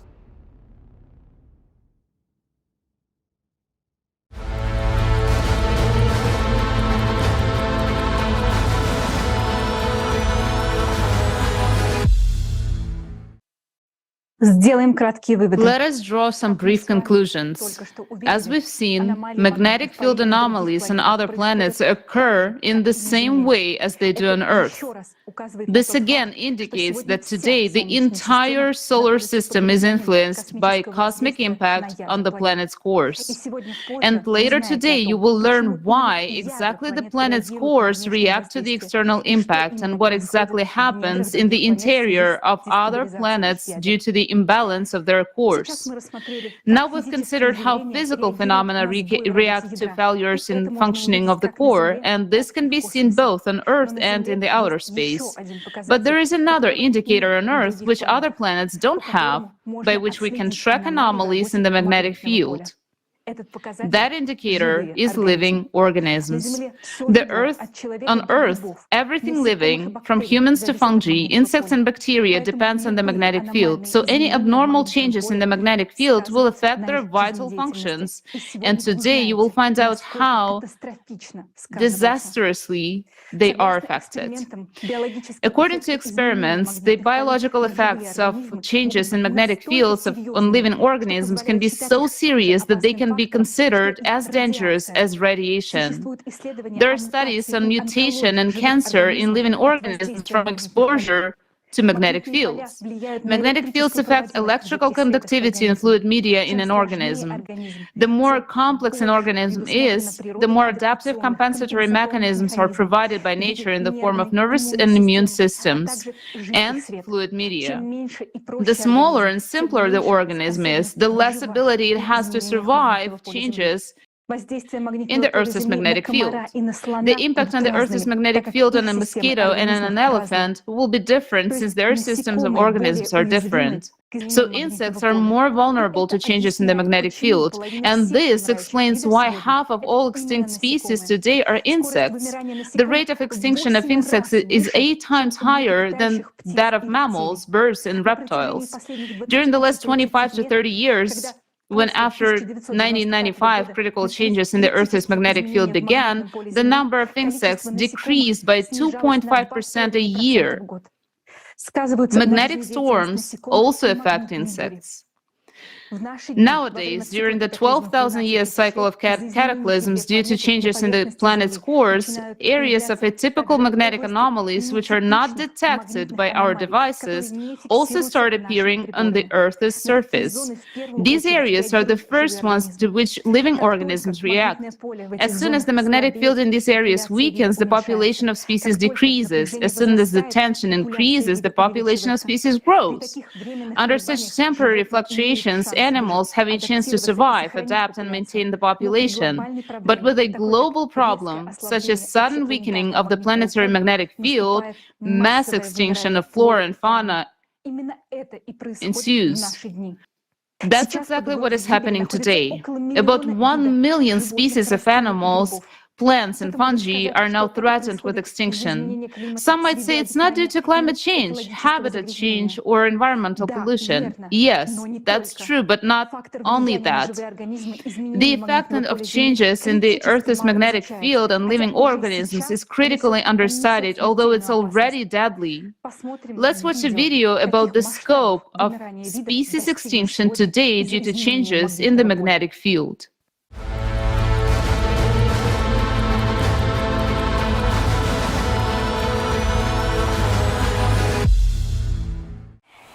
We are now on the verge of a 6th mass extinction of species, and many creatures are disappearing at an alarming rate. Even more disturbing is the fact that this was triggered not only by human activity, but also by magnetic field anomalies that have occurred over the past 3 decades. First of all, the smallest, simple species of the animal world get extinct because they cannot adapt to the sharp change in the magnetic field. But unfortunately, this is just the beginning. Insects. In 2019, the Biological Conservation Journal published a study on the decline of 41% of insect species, with 1/3 of them already being endangered. In recent decades, 46% of bee species have become extinct. Bees use geomagnetic information to synchronize their biological clock, navigate in space, build honeycombs, queen cells, and so on. Scientists are sounding the alarm. The number of bees is decreasing, even in forests that remain untouched by human activity. This points to the influence of changes in the magnetic field. Many species of butterflies and moths have been significantly affected. In Britain, for example, their numbers fell by 58% between 2000 and 2009. Insect populations in protected areas of Germany have declined by 76% over the last 27 years. Similarly, the tropics of Puerto Rico have seen a decline of 78 to 98% in insect biomass over a period of 36 years. The decline in the number of insects has led to the extinction of birds, frogs, and lizards that fed on them.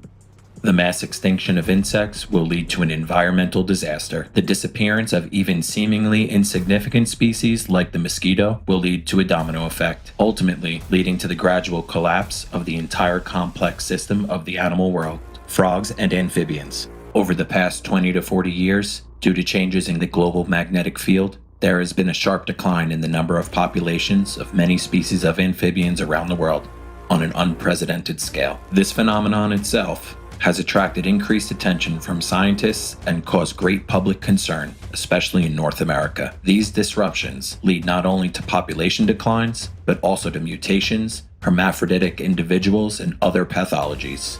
In the chemical analysis of water, all the parameters were within normal limits, indicating precisely the effect of changes in the magnetic field.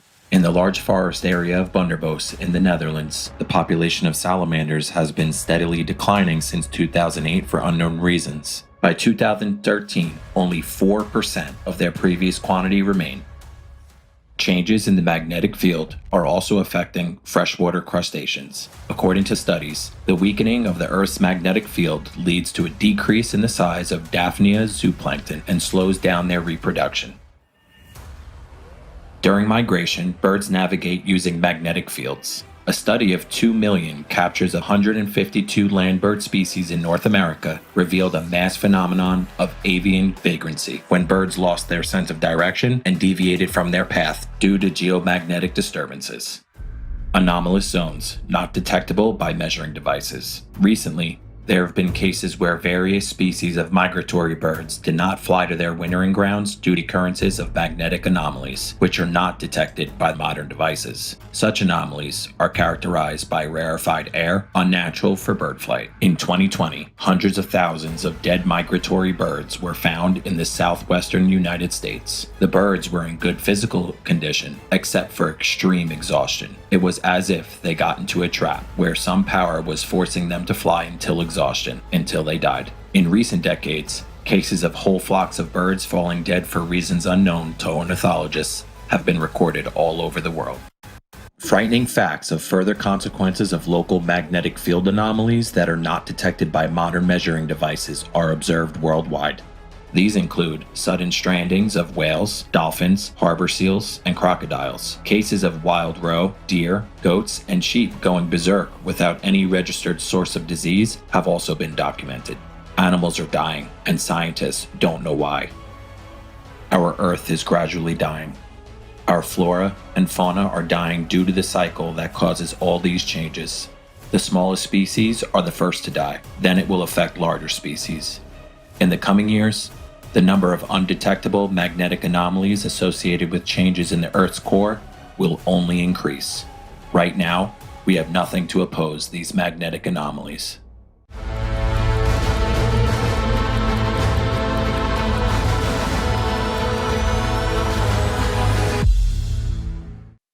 У вас может возникнуть вопрос. You may have a question. Earlier in our report, we discussed climate change on other planets, deep focus earthquakes, and destructive processes in the Earth's interior.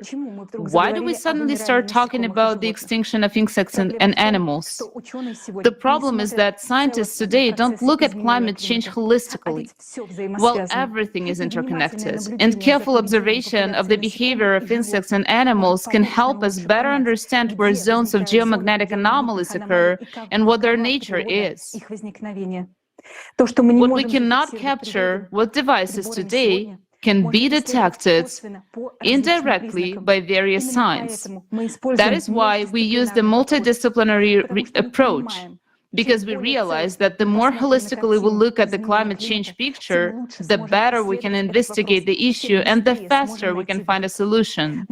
We as humanity are now approaching a very dangerous frontier, because these magnetic anomalies are already destroying not only fauna, but also the lives of millions of people. Already now, none of us is immune. We invite all experts to pay attention to the information that we'll now voice. As we have mentioned earlier, as today, the Earth's magnetic field has weakened by 10%, and this trend is clearly increasing. As a result, we humans are becoming more vulnerable to the radiation. Therefore, we are currently observing a rapid growth of oncological, viral, and other type of diseases. This is an established fact that during the magnetic storms, there is a number of heart attacks and strokes, including fatal increases 2 to 3 times. This is because the charge of the magnetic field reduces the external charge of erythrocytes, which leads to their clumping. Blood coagulation increases by 2.5 times, which significantly increases the risk of thrombosis.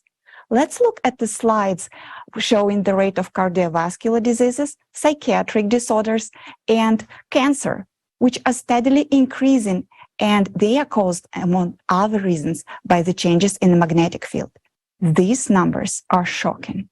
But I would like to point to another extremely disturbing fact related to our health, which official science cannot explain. Many countries sounded the alarm. Young, healthy people have suddenly and prematurely started dying. Autopsy doesn't reveal any organic damage, no aneurysms, heart scars, blood clots, or ruptures of vessel. That was as if heart was simply switched off. This phenomenon was called sudden adult death syndrome. Doctors cannot find explanation for this phenomena and are discouraged by the number of cases occurring. There are several theories about how that could be caused, and you can see them on the screen now. But despite the funding and research in this area, the number of sudden deaths in the world continues to rise rapidly. And all these tell us that the cause lies in the processes that we are still don't know, and they are not known to official science.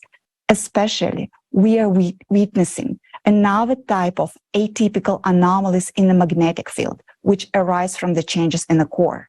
These are drastic local increase in the magnetic field intensity that migrates across the surface of Earth. The human body, then exposed to such an area, simply shuts down. Its resuscitation, if it's not performed within 2 to 3 minutes, death will occur. Today, due to the increasing instability of the planet's core, this type of atypical anomaly is occurring more and more frequently in the various parts of the planet, which means that the amount of sudden deaths will continue to rise. This is impossible to shield against this phenomenon. In the coming years, this will become the new pandemic. The question arises, how to save your life? Today, human life is not valued. So if the consumerist format persists, this issue will never be solved. It is necessary to change the format of society from consumerist to a creative one so that human life comes first and scientists receive unlimited funding for research on how to eliminate the cause of these anomalies, that is, to stabilize the core. This will become possible when a way to counteract external cosmic impact is found. This is the only way to save human life. Anomalies in the Earth's magnetic field are now leading to another type of atmospheric phenomena that is extremely dangerous and is already causing the death of people. These phenomena are not yet being linked to disruption in the Earth's magnetic field. Specialists try to explain them in traditional ways. We'll now give you several examples to illustrate this type of anomalies. Among the number of climate disasters that have been attacking the people of Saudi Arabia for the past 6 months, there was one circumstance that no one paid attention to. On December 29th, 2022, the temperature dropped abruptly in Mecca. However, it did not get cold around it. An area of coldness appeared locally and suddenly out of nowhere. This led to formation of powerful cloud system. Look how suddenly it appeared there and brought heavy rain and hail with it. After a while, the temperature returned to normal, so no one paid attention to this. These abnormal, sudden, and localized temperature drops are attempted to be explained, for example, by Arctic cyclones bringing the cold. But why didn't cyclone manifest itself along the way?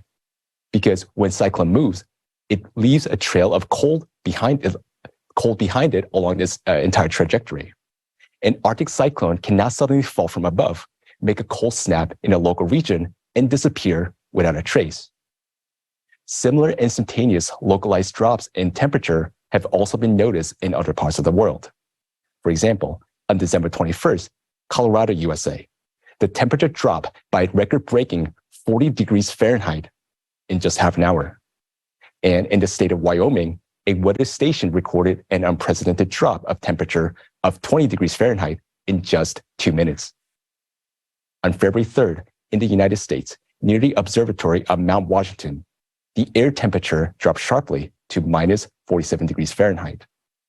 Mount Washington is known for the world's worst weather, but February 3rd, the temperature drop was record-breaking.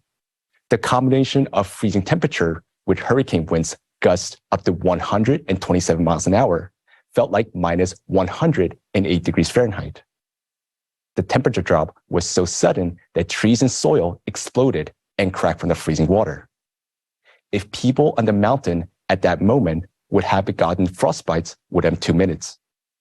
Simultaneously with the temperature drop, there was a sharp drop in pressure. Meteorologists explain these extreme conditions by the partial drop of the stratosphere into the lower atmosphere. You can see the animation on the screen. Such sharp localized temperature drops are associated with another type of atypical magnetic anomalies, which have not yet been detected by our instruments. These anomalies appear as a result of disruption in ionization of atmosphere and molecules.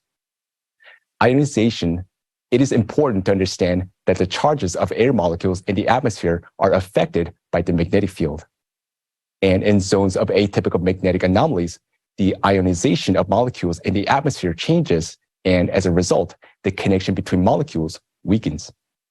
Because of this, the air becomes less dense, and cold air from the upper layers of the atmosphere quickly descends to the Earth's surface, while the warm air rises into the stratosphere. This phenomenon can be called atmospheric contraction or overturns, which occur very quickly and have local character. This phenomenon can be detected by measuring the qualitative changes of molecules in the upper layers of the atmosphere. Probes can be placed in different parts of the planet to perform continuous measurements of the electrical charge on the air molecules, its intensity, and strength. Then we will be able to study these overturn zones to comprehensively observe changes in the magnetic field and the processes occurring in the Earth's core. Another manifestation of such zones with extreme low air density in the atmosphere has increased the incidence of clear air turbulence, where air pockets are formed without any apparent reason. This phenomenon is neither predicted nor detected by radar. On March 2, 2023, a Lufthansa crew encountered severe turbulence at an altitude of around 6.8 miles. The plane literally plummeted more than 1,000 feet downwards. 7 people were seriously injured and taken to the hospital. On December 18, 2022, a United Airlines plane during takeoff climbed to 2,200 feet above the ocean. Suddenly, it began losing altitude rapidly. Fortunately, the crew was able to regain control when the plane was only 775 feet above the water. On March 21, 2022, a China Eastern Airlines plane took off from Kunming Airport in China. After 2 hours of normal flight, the airliner suddenly began to fall. In just 2 minutes, the plane plummeted 4.4 miles downwards. The captain tried to avoid the crash and gain altitude, but in a split second, the plane turned 90 degrees and crashed vertically into the ground. You can see it now on the simulation. We have given only a few examples. In all of these cases, without any apparent external conditions, there was a dramatic drop in altitudes. Planes literally fall into air pockets, leading to serious catastrophes and loss of lives.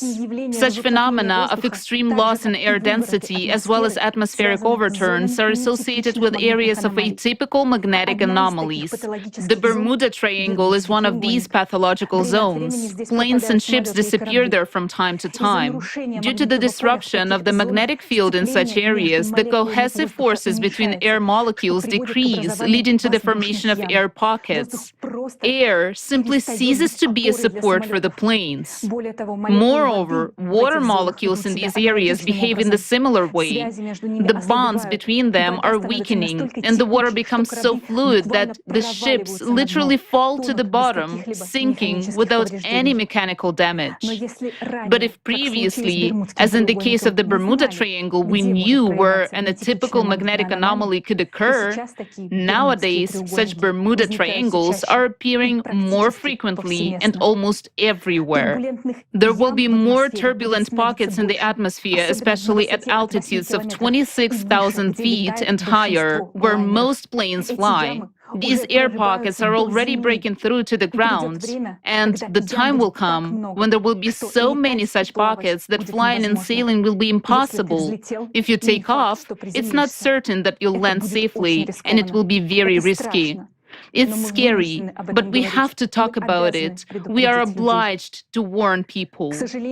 Unfortunately, in the consumerist format of society where human life is worth nothing, such anomalies are not properly studied, and moreover, they will be hidden to the public until the last moment so as not to cause panic and not to lose profit. How many airlines do you think will want to make a statement that flying is now dangerous? You know the answer yourself. Let's summarize. Due to a disruption in the Earth's core caused by external cosmic impact, the magnetic field of our planet undergoes catastrophic changes. Anomalous auroras, light pillars, atmospheric overturns, turbulence anomalies, zones of extreme decrease in air and water density are observed. There are also areas of magnetic anomalies where living organisms and people are dying. And if the overall destabilization of the magnetic field is related to the disruption of the core in general, then local migrating zones of magnetic anomalies have an even more detailed explanation. These anomalies are formed by sudden bursts of electromagnetic energy from the planet's interior, and these bursts occur as a result of cavitation explosions of magma in the interior of our planet. We have described this mechanism earlier at the forum when we talked about deep focus earthquakes, including those that caused the tragedy in Turkey and Syria. With such a cavitation explosion in magma, a wave propagates tangentially, as in the Yudkin effect, and leads to the appearance of zones of atypical magnetic field anomalies on the planet's surface. Due to the destabilization of the core, such explosions occur more and more frequently, which means that soon we will observe not only intensification of the above-mentioned anomalies, but also a huge amount of lightning striking from the Earth's surface and an increase in the number of ball lightning. All the facts you have heard today about the changes in the electromagnetic field indicate that our core is already extremely unstable, and that means that our planet is currently following the worst scenario of the cycle of climate catastrophes. Later at the forum, you will learn why humanity may face its end even earlier than 2036. Another confirmation of this is the intensification of climate anomalies and disasters on the planet as a whole. We carefully study everything that is happening to our planet, all the habits of the climate cerberus, because we realize that if no one does that, then humanity is simply doomed. And now we want to bring to your attention a video containing terrifying facts about the growing power of the climate cerberus, which unfortunately we cannot counteract today.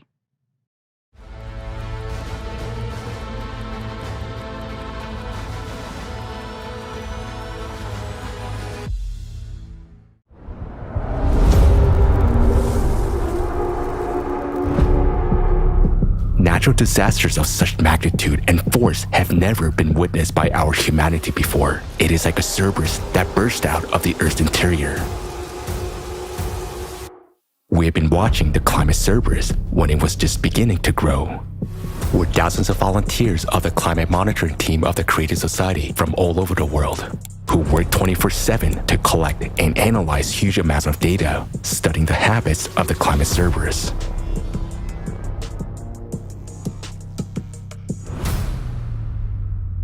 even several research institutes can't process that much data.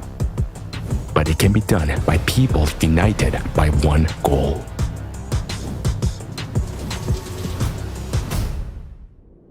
Watching the Cerberus, we have realized that it has now grown and broken free. It is already tearing apart our planet, destroying our homes, and taking people's lives. And yet, most people are not aware of this threat at all and do not understand what is happening to the climate. But we realize that the climate Cerberus will not stop on its own. To stop it, we must study all its habits. The cost of each of them is the lives of many people. The Cerberus is now many steps ahead of us, and we're only following its trail. We will tell you about the habits we have managed to identify. After watching this video, you won't be able to say that no one has warned you.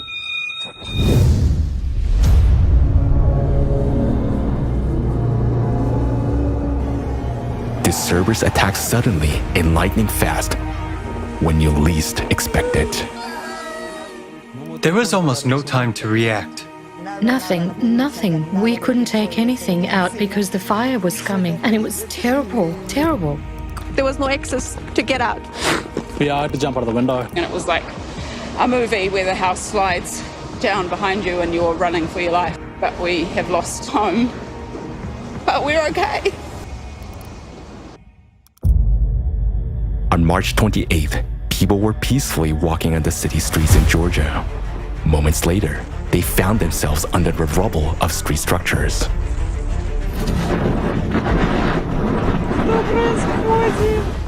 The structure was shaking so much in the wind, I thought it was an earthquake. Look here, the wind completely tore off the roof of the market, from one end to the other. In March, the city of Miyakojima, Japan, received more than a month's worth of rainfall within just 1 hour. While you're seeking shelter from the rain, a record amount of water falls on you, and it turns into a flood. Within 3 to 4 minutes, the water level rose by 2 meters. It just happened that quickly. Water everywhere. Within 10 minutes, the whole backyard was a river. It's like two big, huge tsunamis coming through. There was one, and then there was a second one that just came through just so quickly and fast.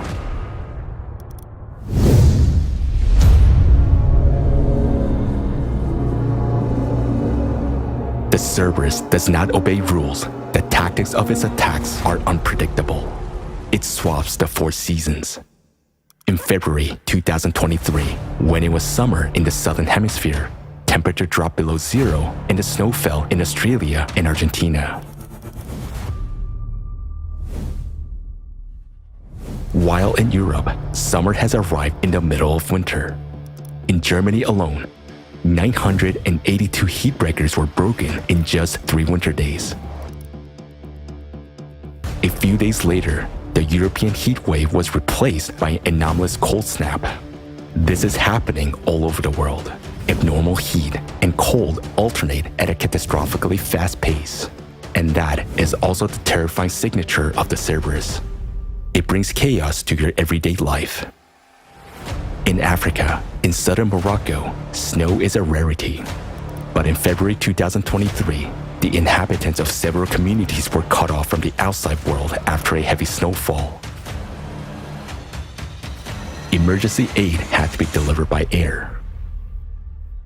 The climate Cerberus is sophisticated and inventive in its attacks. Tropical cyclone Freddy formed in the Indian Ocean in February 2023. Lasting 35 days, the cyclone traveled an enormous distance of 10,000 kilometers, becoming the most powerful cyclone in the southern hemisphere and the longest lived in world history. On its way, Freddy intensified 7 times, which has never happened before, and its trajectory was anything but a normal cyclone track. It turned around several times and continued its way.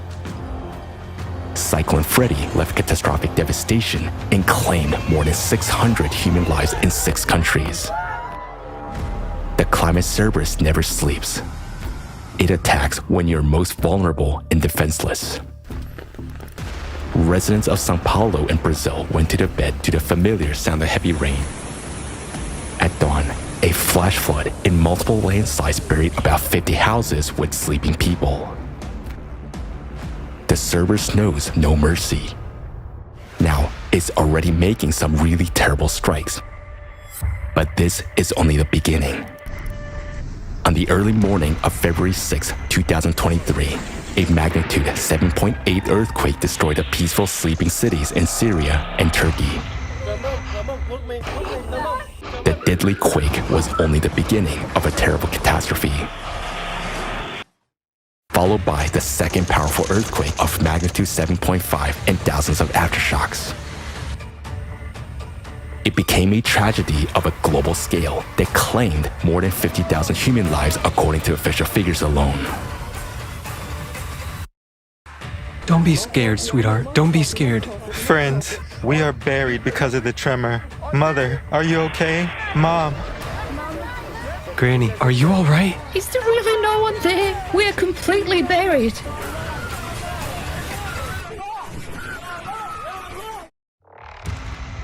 After the earthquakes, the affected regions experienced a sharp cold snap and a snowfall, followed by a severe flooding. The cerberus is becoming more aggressive, and catastrophes of such magnitude as in Syria and Turkey will occur more and more frequently.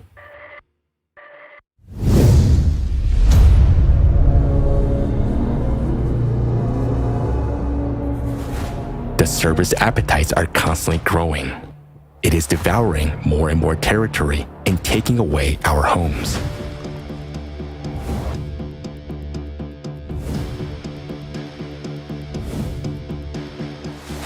Fires are spreading, millions of hectares are burning, and they're very difficult to extinguish. Floods are covering larger and larger areas. Across Europe, since 2000, there has been a more than 30-fold increase in abnormal rainfall. The cerberus was weaker before, but now its blows have become more fierce. This year, in Japan and the USA, people died after being trapped in snow in homes and vehicles. Now, even snowfalls have become a deadly threat. Periods of attack last longer. Droughts have become a continuous process that intensifies year by year. It's March now, and with the snow melting, the water should have been higher than me. But instead, the riverbed is completely dry. Because there has been a drought here for the whole year, it's not just 3 months, it's a whole year without rain.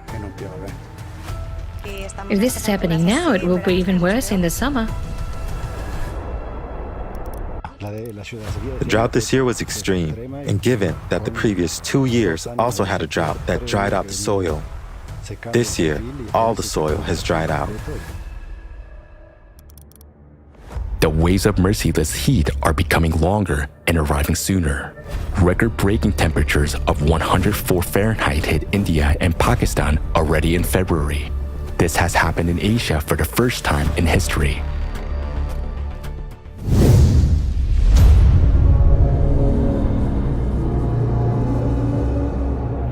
The cerberus has many heads, and they are all insatiable. It attacks multiple territories at once, and disasters occur simultaneously. Late February 2023, Tropical Cyclone Freddy is raging in Madagascar and Mozambique.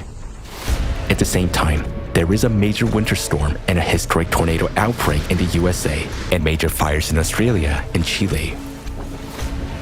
Extreme rains and floods hit Indonesia, Brazil, and 17 other countries, while landslides and mudslides occur in the Philippines, India, and Peru. During this time, the world experienced 5 major earthquakes with magnitudes above 6. And this is not even all of the events. The cataclysms are synchronizing, thereby reinforcing each other. This has never happened before, but now it's happening all the time.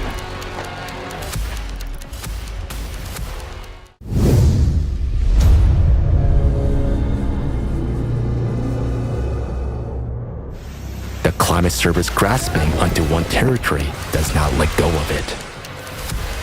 In November 2022, the city of Jeddah in Saudi Arabia was hit by a record rainfall. In 6 hours, more rain fell than in 3 years.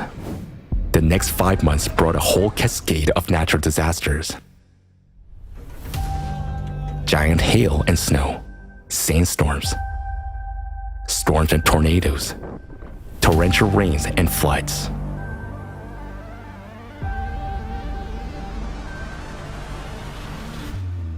For more than 3 months in a row, California, USA, has been hit by bomb cyclones, atmospheric rivers, a powerful earthquake, hundreds of floods and landslides. This is the first time the residents of the states have encountered anything like this. Climate disasters occur in cascades over one area, and each new wave of disasters brings even more destruction and suffering to people.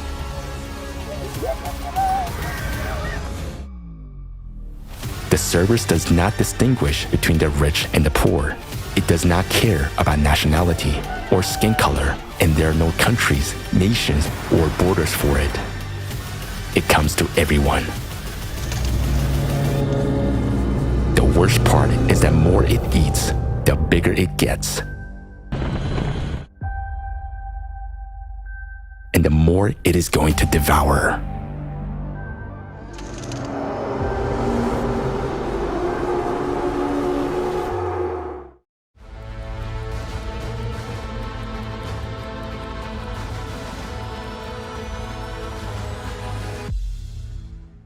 The video we just watched once again shows that the climate cerberus is a disturbing reality of our present day.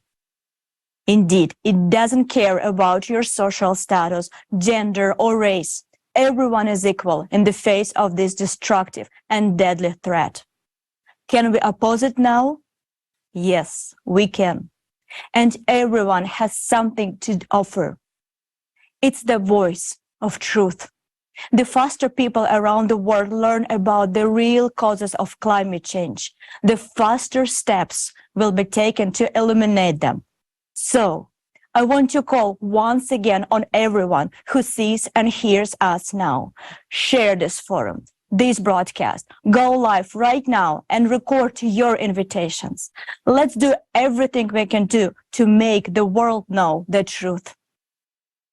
You and I can see now how catastrophic the escalation of disasters around the world is, how much destruction, tragedy, and grief they bring. It is impossible to keep silent about it anymore. Each of us understands this. That is why we are holding this forum, and all our activities are aimed at conveying the truth about the real scale, the increase in disasters on Earth, and the real causes of this. And every volunteer of the Creative Society Project conveys this truth as best as they can, using their talents and abilities. Some speak about this through music, dance, or song. Now we present to you this music video aimed at drawing the attention of the world community to the real causes of climate change and the only way out, the Creative Society.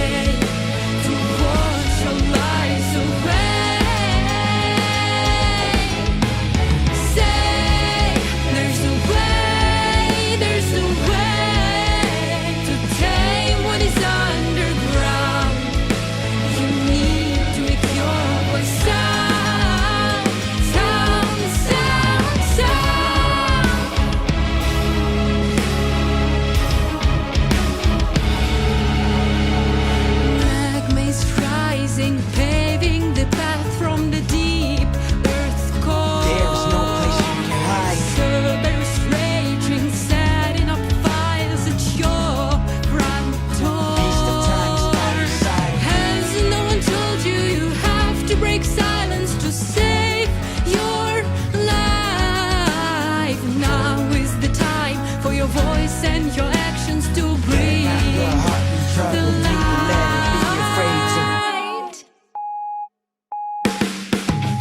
Say there's a way, there's a way out of dark today to wash our lives away. Say there's a way, there's a way to tame what is underground. You need to make your voice sound, sound, sound, sound.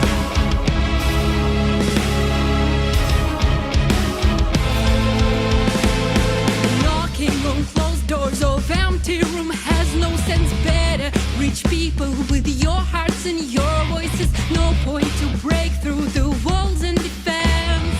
Better break through veil of their ignorance. There is a way out if you start to act right now. Be of good courage, for there is no fear in love. Love for humanity is way with no doubt. Creative society is our way out. Say there's a way, there's a way out of dark today to wash your lies away. Say there's a way, there's a way out of false to true. If one who acts now is you, you, you, you.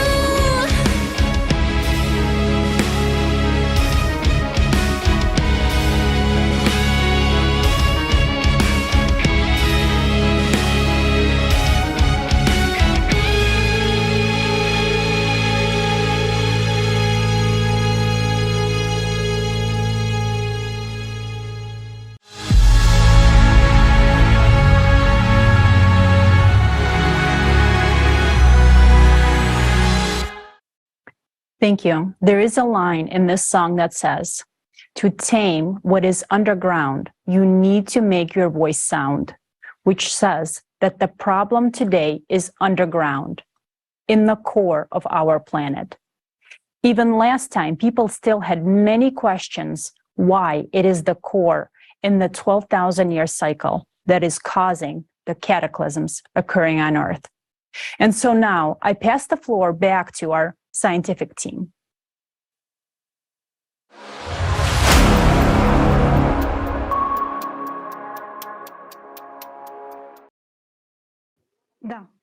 Yes, the core is currently the main conductor of all cataclysms. It is precisely the displacement and heating up of the core that determine all the processes that occur on the surface. We do not have the means to directly reach and study the core. Therefore, we need to study the effects of its destabilization to understand what is happening with the core.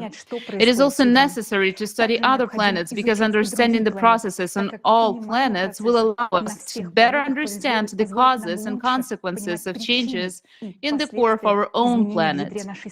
Because our main and key task during the cycle is to stabilize the core and stop the influx of additional energy from external cosmic impact to it, in order to prevent the extinction of humanity.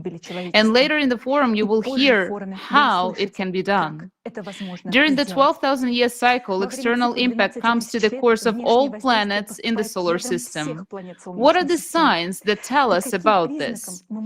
It has been established that when there was a displacement of the Earth's core in 1998, there was a simultaneous displacement on other planets as well. How was this established? The first to speak about this was Yuri Vladimirovich Barkin, PhD in physics and mathematics, professor at Schmidt Institute of Physics of the Earth of the Russian Academy of Sciences. The displacement was measured on the Earth as well as on the Moon, whereas displacement on other objects were registered indirectly. During lunar missions, laser reflectors were installed on the Moon, In 1997 and 1998, abrupt changes in the coordinates of all 4 reflectors were detected simultaneously in the same direction. Barkin's calculations showed that the centers of mass of all planets have shifted relative to their geographical positions, which indirectly indicates that displacements of all the cores. Look at these numbers on the screen. For example, the Earth's center of mass is displaced to its geometric center by 1 kilometer, 0.6 miles, the Moon's by 2 kilometers, 1.2 miles, the Mars's by 3 kilometers, 1.9 miles, while that the Sun over 300 kilometers, 186 miles. What did the destabilization of the Earth's core and the increase in energy from external space actually lead to? It led to an increase in seismic and volcanic activity as well as heating of the Earth's crust. However, the Earth's crust is heating up unevenly. There are 3 zones of Earth that are abnormally heating. Thin oceanic crust is the first to heat up, which causes heating of the water at the bottom of the ocean. The second type of zone are areas of activation of magma chambers beneath West Antarctica and Greenland, where magma and mantle plumes are rising. It is precisely because of this that these glaciers are melting from the bottom up, and we talked about this in detail during the previous forum. And the third zone is the areas of continental crust that are heating up as magma rises. Moreover, the coldest parts of the plates are the first to start heating up. For example, we can see that in Siberian Arctic is heating up 3 times faster than the rest of the world. Canada is being heated up as well. This is a compensatory mechanism. These areas bear the brunt first.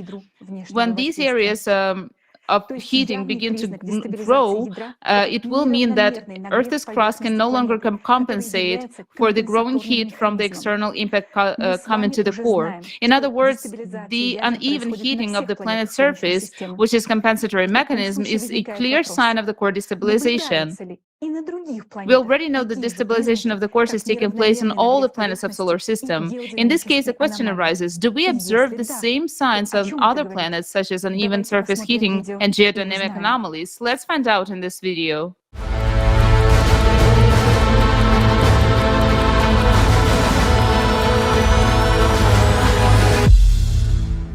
During the 12,000-year cycle, an external cosmic impact reaches the cores of all planets in the solar system.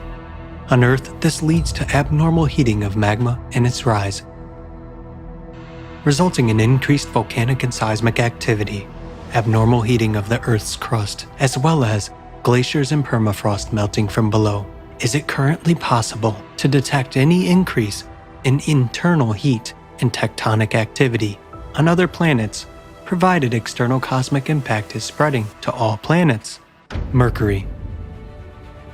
Satellite data from the MESSENGER probe has shown that 19 tectonic-related terrain changes formed on Mercury between 2011 and 2015.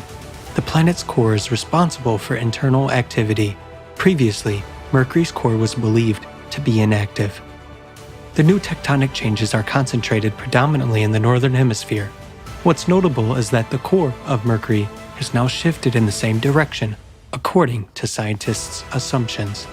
So where's the extra energy that intensifies tectonic activity on the planet coming from now? Venus. Recently, there has been an increase in volcanic activity on Venus, similar to what is currently observed on Earth, Mars, and Jupiter's moon Io.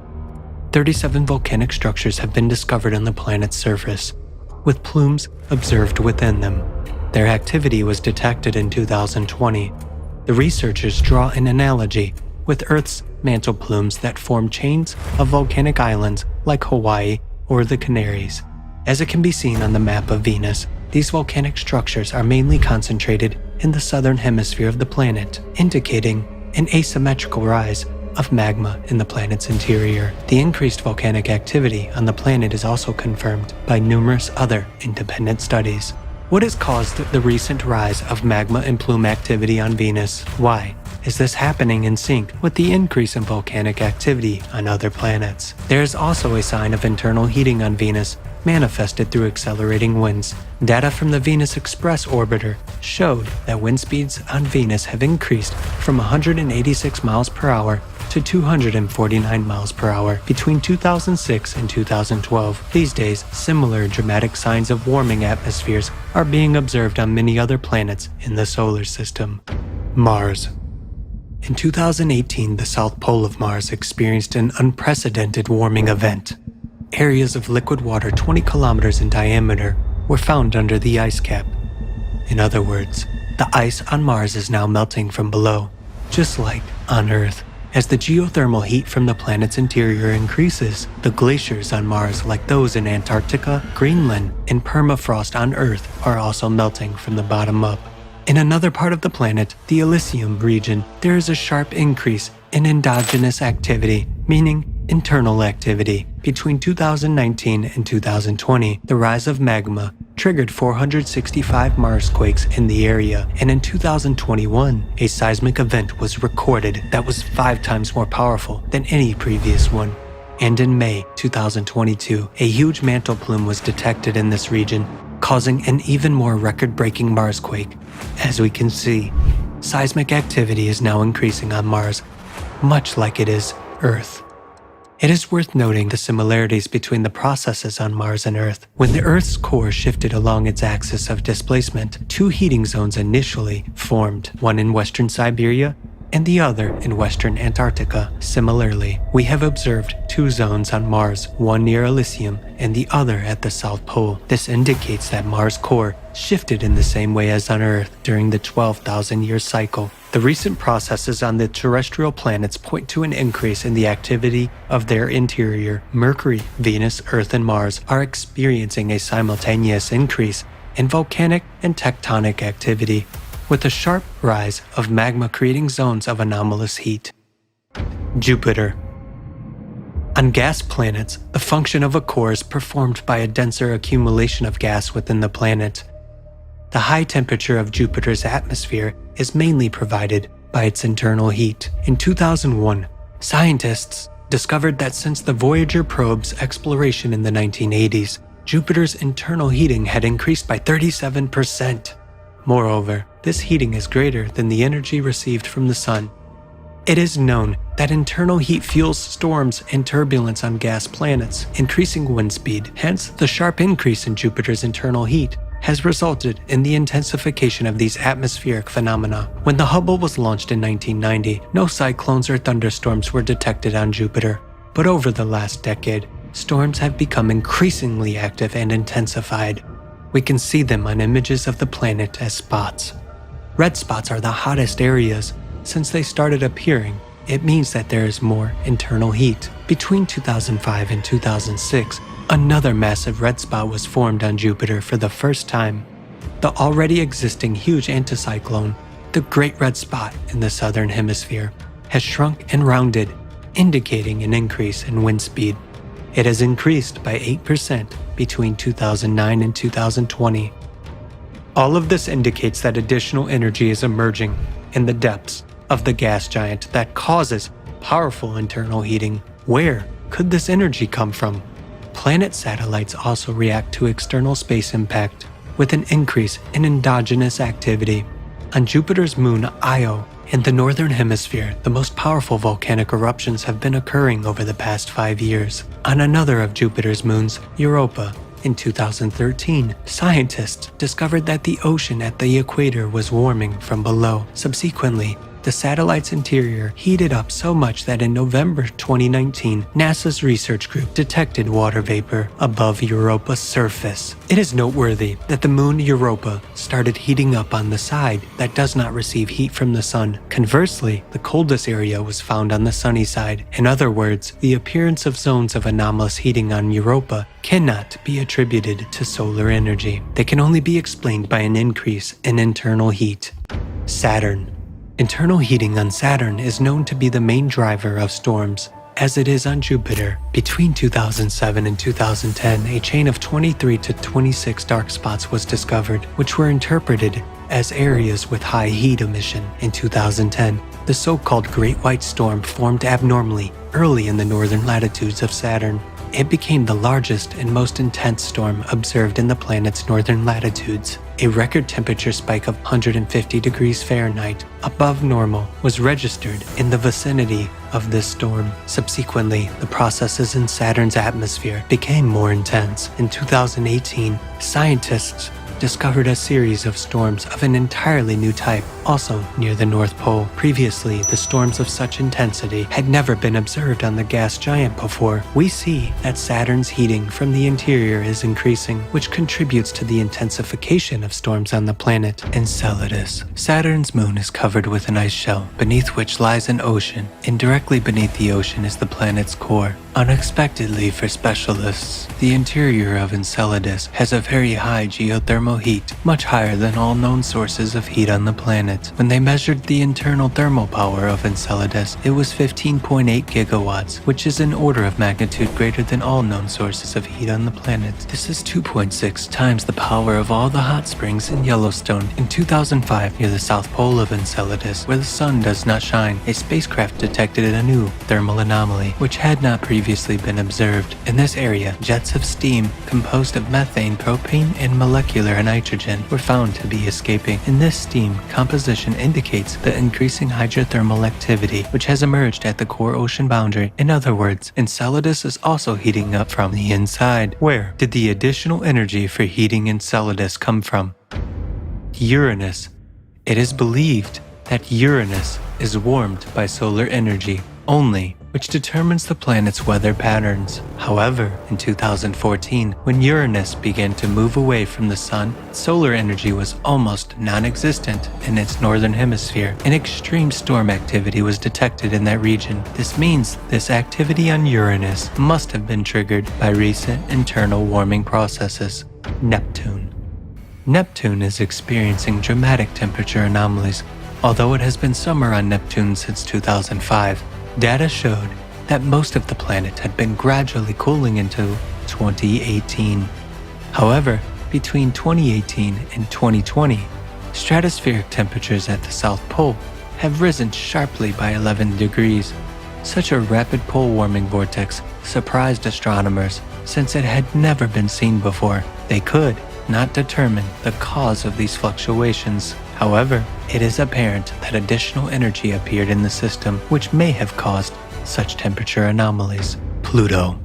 Pluto and its moon Charon are the smallest and farthest objects from the sun. They have been considered inactive as they cannot store internal heat due to their size. In 2015, a 1,000 kilometers long, that is 620 miles long, field of large cryovolcanoes was discovered on Pluto, spewing ice and ammonia. Planetary scientists were astonished by this discovery, as cryovolcanism requires a mechanism of the planet's internal heating. Heating from the sun is excluded due to Pluto's distance from it. Researchers were unable to explain the activity observed on the planet with the help of traditional heat loss models. We are clearly seeing internal activity on the surface of Pluto and Charon. Something is ripping apart their ice crust. That is, we can see that the planet and its moon have recently begun to heat up from the inside. What could be adding energy to this heating of the interior of Pluto and Charon? Conclusion. So what is currently affecting the interiors of all the planets in the solar system? It is an external source of additional energy that enters the cores of the planets every 12,000 years. This excess energy in the core is converted into heat. Magma heats up, producing zones of increased heating. There's growth of seismic and volcanic activity, strengthening storms and other anomalies. Moreover, they are often localized in certain areas of the planet and do not depend on solar energy.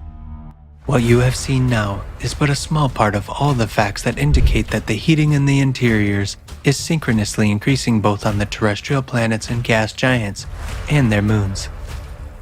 All these anomalies have only appeared in recent decades, when the number and strength of disasters from the Earth's interior began to increase.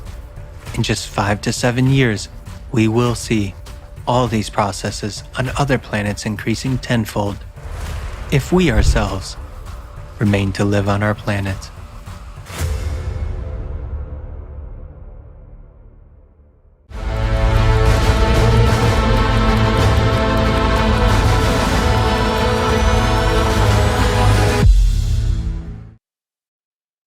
It Так, мы видим, что сегодня внутри планет Солнечной системы To sum up, we see that additional energy is emerging inside the planets of the solar system, the presence of which cannot be explained by any of the known sources of heat, such as radiogenic heat, tidal friction, solar radiation, and others. The emergence of additional heat in the planets of the solar system can only be explained by external cosmic impact on their cores, as well as on the core of the Earth. Moreover, similar changes occur even on gas giants, which suggests that they too have cores which are very dense. Otherwise, they would not have gravitational and magnetic fields. When we start studying them more thoroughly, even greater surprises await us. We now understand that the cause of unprecedented increase in climate disaster and anomalies on Earth is destabilization of the planet's core. Why do we claim that today, as in previous cycles of 12,000 years, the core is destabilized by the external cosmic impact? After all, some believe that nuclear tests, large seismic events, or falling meteorites could have caused such destabilization. But none of these factors can cause destabilization of the core, and now we will explain why. The Earth core sets the tone for everything on the planet. It is not just massive, but it is the center of gravity and practically the center of mass. The core is very stable, and its rotation is precisely that system that makes it impossible to disrupt the planet. What normally ensures such stability of the core? In terms of the structure, the core is divided in an inner core and an outer core. The inner core rotates slightly faster than the outer core, and almost always the entire core rotates faster than the Earth's surface. The inner core sets the rotation of the entire planet. So, in fact, the core acts as a gyroscope, which stabilizes itself because most of the planet's mass is centered in it. Look, when you try to tilt a rotating gyroscope, or that very spinning top, it immediately returns to original position by itself. By the way, if the core were suddenly to reverse the direction of its rotation, then according to the law of conservation of energy, its huge amount of energy during such a reversal would destroy the entire planet. With its gigantic size and rotational speed, the mechanism of the core becomes so robust that it cannot be thrown out of balance by any external mechanical impact. It is because of this that for millions of years, neither the falling of meteorites nor the explosion of giant supervolcanoes or the strongest earthquakes could put the planet out of balance. All of this was dampened by the core. However, today, being in a 24,000-year cycle of cataclysms, we're seeing destabilization of the core and the entire system of its rotation. As we have already understood, this could not be caused by any mechanical impact. This suggests that it is the external impact that is affecting our core. Moreover, we understood that this impact has a very powerful energy. Otherwise, it simply would not be able to destabilize such a robust and stable system as the core of the planet. To understand what external cosmic impact is now affecting the core, we need to understand why it affects only the core without interacting in any way with any other shells of the Earth. The answer is in the structure of the Earth's inner core. Our hypothesis is that the Earth's inner core has an enormous density and is something like a neutron star. That is, the core of the Earth consists of neutrons. This was also stated by PhD of physics and math Igor Mikhailovich Belousarov in his work Nature Through the Eyes of a Physicist. He suggested how the neutron core could have formed inside and described the planet's development. The density of matter in the inner core is 100,000 times greater than the density of the outer core. This is because the outer core consists of atoms, while the inner core consists of neutrons, which are components of atom and are 12 orders of magnitude smaller in volume than the atom itself. Neutrons are electrically neutral particles, so they do not experience repulsion or attraction. This creates the maximum density of their packing. Free neutrons themselves are unstable particles. They have half-life of 16 minutes. However, when they're part of atomic nuclei, or if they're densely packed, as in the neutron star, the neutrons are stable particles.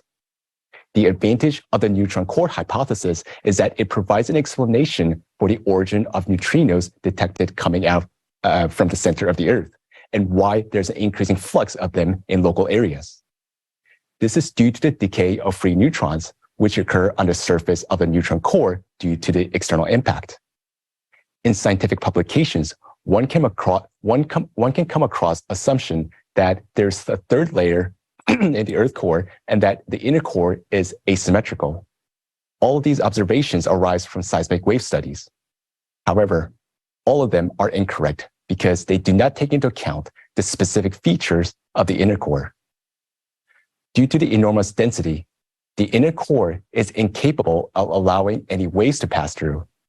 In other words, seismic waves do not pass through the inner core, but rather encircle it. Moreover, the inner core may slightly change.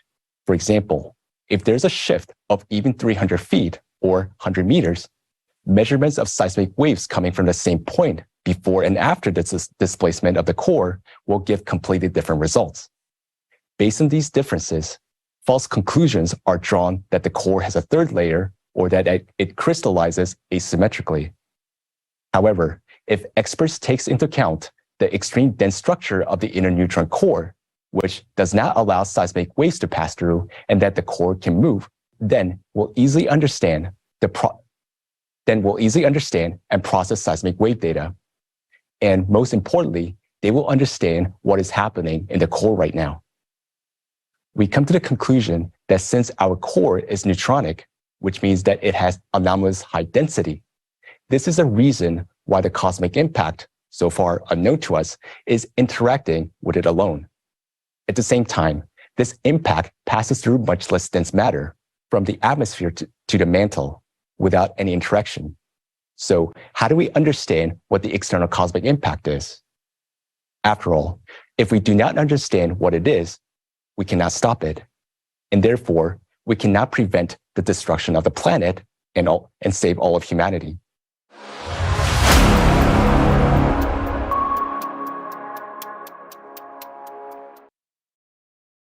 We have said many times that this external cosmic impact is not detected by our devices, and it is a new type of impact that has not been studied by our modern science yet. Why did we come to this conclusion? To begin, let's recall what we know about the external cosmic impact. First, this impact comes into the solar system cyclically every 12,000 years, and every 24,000 years. It is stronger. Second, the impact affects all the planets in the solar system.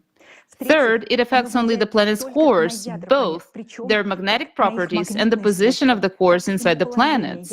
This gives grounds to say that such an impact has enormous energy. Let's see if any other impacts can cause similar changes. Could it be gravitational, electromagnetic, acoustic, cosmic ray, or dark matter impact? Let's start with the gravitational interaction. Let's suppose that the solar system traveling through space has entered a gravitational anomaly caused by other objects. Then the trajectories of the sun itself, all the planets and their satellites would change, because gravitational impact affects the planets as a whole. That is, it would move the entire planet rather than affect only its core. But this is not happening.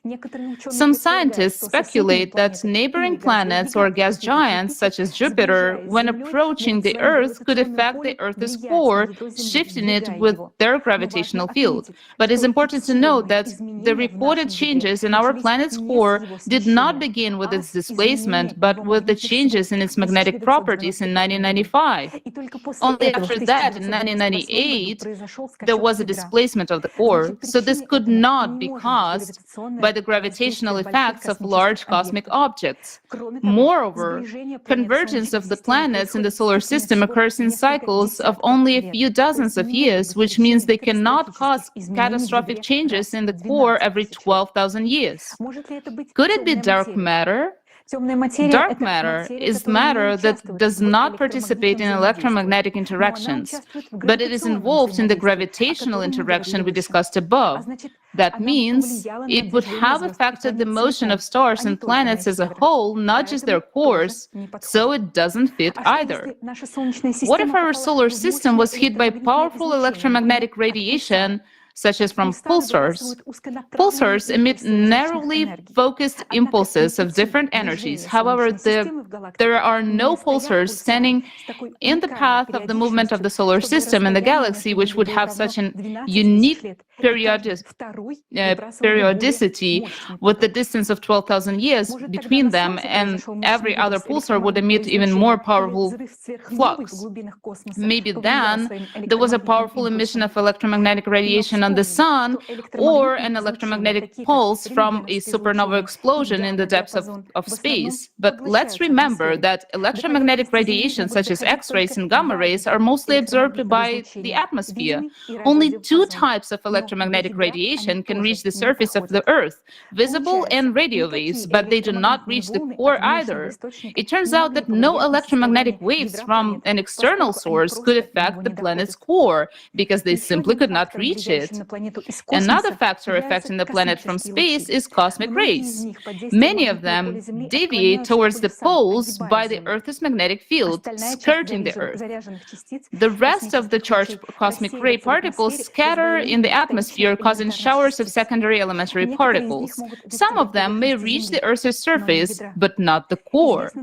Only two types of particles are known to penetrate beneath the Earth's surface: muons and neutrinos. Muons penetrate hundreds of meters deep before deflecting, slowing down, and decaying into an electron and a neutrino. But muons are too few to reach the Earth's core.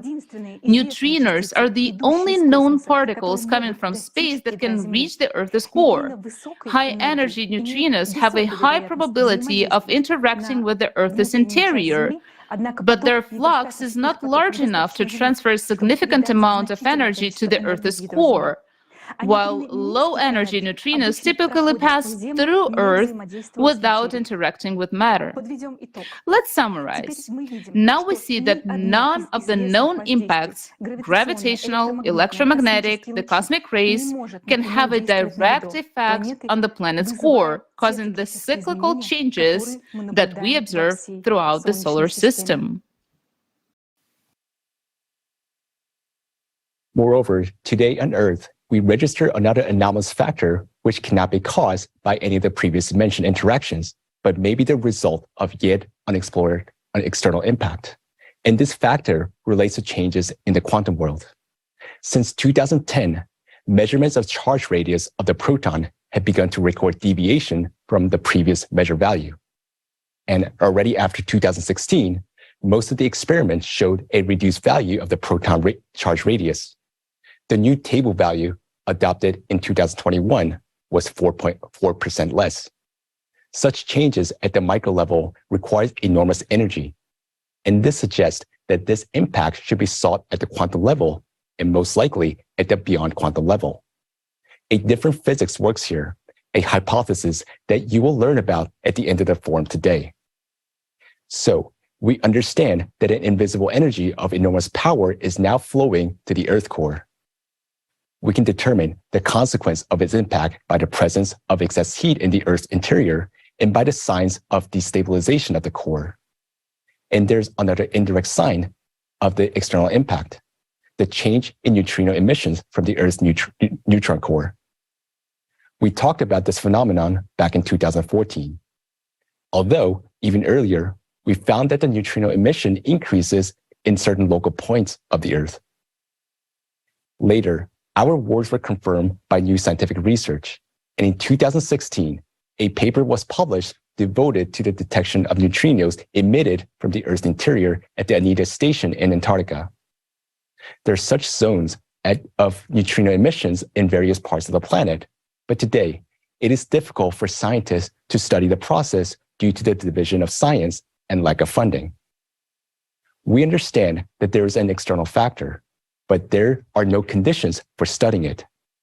We can create such conditions only in the creative society, when the scientists will be provided with unlimited funding and all the resources necessary for research. If we delay in studying the nature of cosmic impact destabilizing the Earth's core, it is clear what scenario it will lead to. In that case, the fate of Mars awaits us, and you're about to find out why.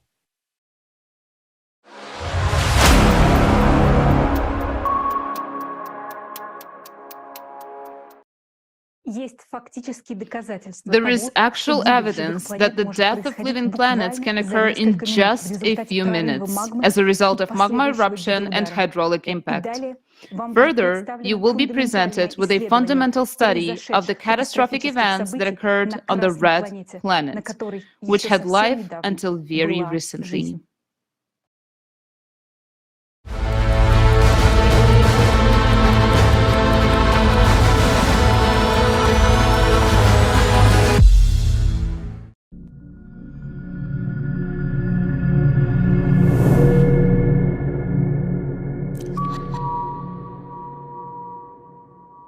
Today, the mystery of the red planet will be revealed to all of humanity. We will reveal to you a Mars you have never known. We have a rare chance to study the case of another planet's death from hydraulic impact before it can happen on our own planet. After what you see, you won't be able to say you didn't know about this. The truth about Mars must be known by everyone so that Earth won't repeat the fate of its red brother. Mars and Earth were formed as planets around the same time, 4.6 billion years ago. They had many similarities: a functioning inner core, a strong magnetic field, a dense atmosphere with oxygen, oceans, and plant life. Today, you will discover irrefutable evidence of this based on scientific research. It is widely believed that Mars died 3.5 billion years ago for unknown reasons, and it has been dead for all of those billions of years just as we know it now. Planetary scientists are puzzled by the mystery of where most of the planet's water and atmosphere reserves have gone, what has happened to the magnetic field, and under what circumstances Mars died. However, the truth is that Mars and Earth had a similar life journey as planets, and only recently Mars has fallen behind. The planet died in a cycle of cataclysms, which the entire solar system goes through every 12,000 years. The planet, which existed for billions of years, full of life, perished in a matter of minutes. And this happened quite recently, and our distant ancestors saw Mars burning with their own eyes. Get ready to hear facts about Mars you never knew. Atmosphere of Mars. Currently, Mars has a very thin, dry, and sparse atmosphere, which is 61 times less dense than Earth's. In terms of composition, Mars's atmosphere is now 96% carbon dioxide, with the remaining percentages being argon and nitrogen, and hundredths fractions of a percent is oxygen and water. However, it wasn't always like this. In October 2022, scientists from the University of Arizona published an article in which they proved, based on the analysis of the hydrogen isotopic composition, that for millions of years, the atmosphere of Mars was humid and had a density comparable to that of Earth's atmosphere today. According to official theory, Mars lost its dense atmosphere 3.5 billion years ago. However, the following facts contradict this theory. While studying meteorites found on Mars, researchers noted that some of them fell to the surface through a dense atmosphere. This became clear after studying the trajectory of the fall of these meteorites. Scientists were also surprised by the fact that the meteorites were shiny and looked like they had recently fallen. After all, usually iron rusts very quickly in the presence of water. If, according to scientists, Mars lost its dense atmosphere 3 billion years ago, then isn't it surprising that those iron meteorites show little or no signs of corrosion and are not covered with sediments? This suggests that Mars lost its dense atmosphere only recently. But researchers were afraid to draw such a conclusion. Scientists wonder what the composition of Mars' atmosphere was in the past, as now it consists almost entirely of carbon dioxide. Researchers from Oxford University have come to the conclusion that Mars once had an oxygen atmosphere similar to that on Earth. They made this discovery based on a study of the oxidation of minerals on Mars. Professor Portnov, PhD in geology and mineralogy, has come to the same conclusion. The color of Mars rocks, red, just like human blood, indicates that its atmosphere was once dense and rich in oxygen. The similarity between the color of the planet and human blood is explained by the same reason: the abundance of iron oxide. Red soil is formed as a result of the weathering of rocks, that is, their chemical and physical destruction. These types of soils are also quite common on Earth and are called red weathering crusts. They're formed under conditions of a warm climate, abundance of water, and free atmospheric oxygen due to the oxidation of iron in the rocks. The red rock of Mars was formed under conditions similar to those on Earth. Mars is red because nearly half of the Martian surface consists of rusty soil. Such rust, an oxide film on the planet's surface, is the rarest phenomenon in the solar system. It exists solely on Earth and on Mars. On other planets and numerous large satellites of planets that have water, rocks remain unchanged for virtually billions of years. For instance, the basalts of the Moon are not oxidized and have a gray color because there has never been an oxygen atmosphere. Earth's red weathering crusts originated a long time ago, but only after free oxygen appeared in the atmosphere. It was produced by blue-green algae in the oceans. All the oxygen in Earth's atmosphere, 1,200 trillion tons, is produced by green plants in just 3,700 years. But if Earth's vegetation were to die out, free oxygen in the atmosphere would disappear very quickly. Could that be what happened on Mars? Currently, only 0.1% of Mars' atmosphere is oxygen, but there was a lot of it not so long ago. According to Professor Portnov's calculations, in order for the entire surface of Mars to turn red, the planet's rock would have had to consume 5,000 trillion tons of free oxygen during the weathering process. The amount of free oxygen needed to oxidize the rock of Mars could only have been produced by plant life through photosynthesis. This means that there was definitely life on Mars. You will learn more about other evidence of this later. Another mysterious and unexplained fact is that in some places the red color of Mars is just a thin layer on the surface. Mars rovers have drilled the surface of Martian rocks of various compositions many times, and in the pictures you can see for yourself that inside the rocks turned out to be gray, not red. Isn't that surprising that the red color is just a thin layer on the surface of the gray soil, as if it formed yesterday and over a very short period of time?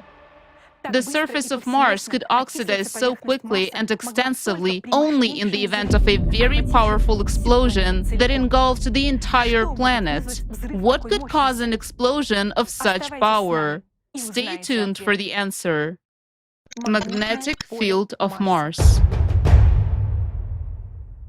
As we can see from the most obvious facts, Mars had a dense oxygen atmosphere and a hot, humid climate. So why is the atmosphere of Mars so sparse now? NASA blames it on the disappearance of the magnetic field. What proves that Mars previously had a strong magnetic field is the fact that minerals in the Martian crust have patches of strong residual magnetization.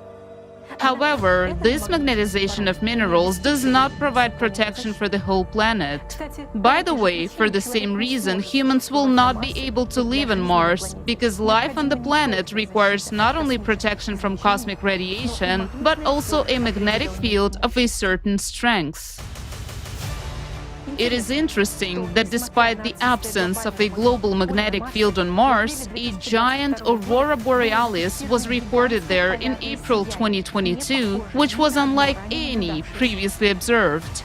The appearance of such an aurora might indicate a local change in Mars's magnetic field right now. Isn't it surprising that this is happening now in sync with the anomalous polar auroras on Earth? On Earth, changes in the magnetic field in our days occur due to changes in the core. On Mars, it is happening for the same reasons. There is another mystery about the magnetic field of Mars that NASA scientists cannot unravel. According to their hypotheses, 4 billion years ago, due to changes in the core, Mars' strong magnetic field disappeared, and the atmosphere gradually began to be blown away by the solar wind.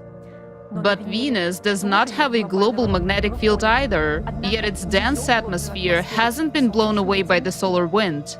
Despite having different densities, both the atmospheres of Mars and Venus are composed of 96% carbon dioxide. There are suggestions that the atmosphere of Venus is preserved by the ionosphere and the induced or secondary magnetic field. However, the same conditions exist on Mars, but there is no dense atmosphere. Robin Ramstad from the Swedish Institute of Space Physics proved in his research that even now the weak and sparse atmosphere of Mars cannot be blown away by the solar wind due to the protection from the induced magnetic field, as is the case on Venus. How is it possible that Venus's atmosphere remained despite the absence of a strong magnetic field, while on Mars it did not? The atmosphere on Mars is likely to have disappeared not due to the solar wind and not over 4 billion years, as NASA tells us, but under completely different circumstances. Then what happened on Mars? What was the scale of the catastrophe to deprive Mars of a dense oxygen atmosphere? You will find out more about this later. Rivers and lakes on Mars. Currently, Mars is a dry and cold planet with virtually no liquid water. All water found on Mars is in the form of water ice under layers of soil or on polar caps. During Martian spring and summer, seasonal streams of liquid water consisting of thawed salt solutions can be observed. However, in the past, the hydrosphere of Mars was abundant in liquid water that flowed in a warm and humid climate. This is evidenced by numerous well-preserved riverbeds and lake deposits. Indeed, the presence of rivers with liquid water in Mars's past suggests that once its atmosphere must have been much denser and warmer. As evidence of river processes, rovers on Mars have discovered deposits of clay, river gravel, and sandstone with textures of wavy ripple marks that are formed in exactly the same conditions on Earth. By the way, the rhythmic layering of lake sediments suggests that Mars once had a large moon, not like its current moons Phobos and Deimos. Only in the presence of a large moon can tides and ebbs occur, which give a rhythmic alteration of layers on the shores of water bodies. Lakes on Mars were formed in the depressions of the relief in lowlands or, for example, in impact craters, just like many lakes on Earth.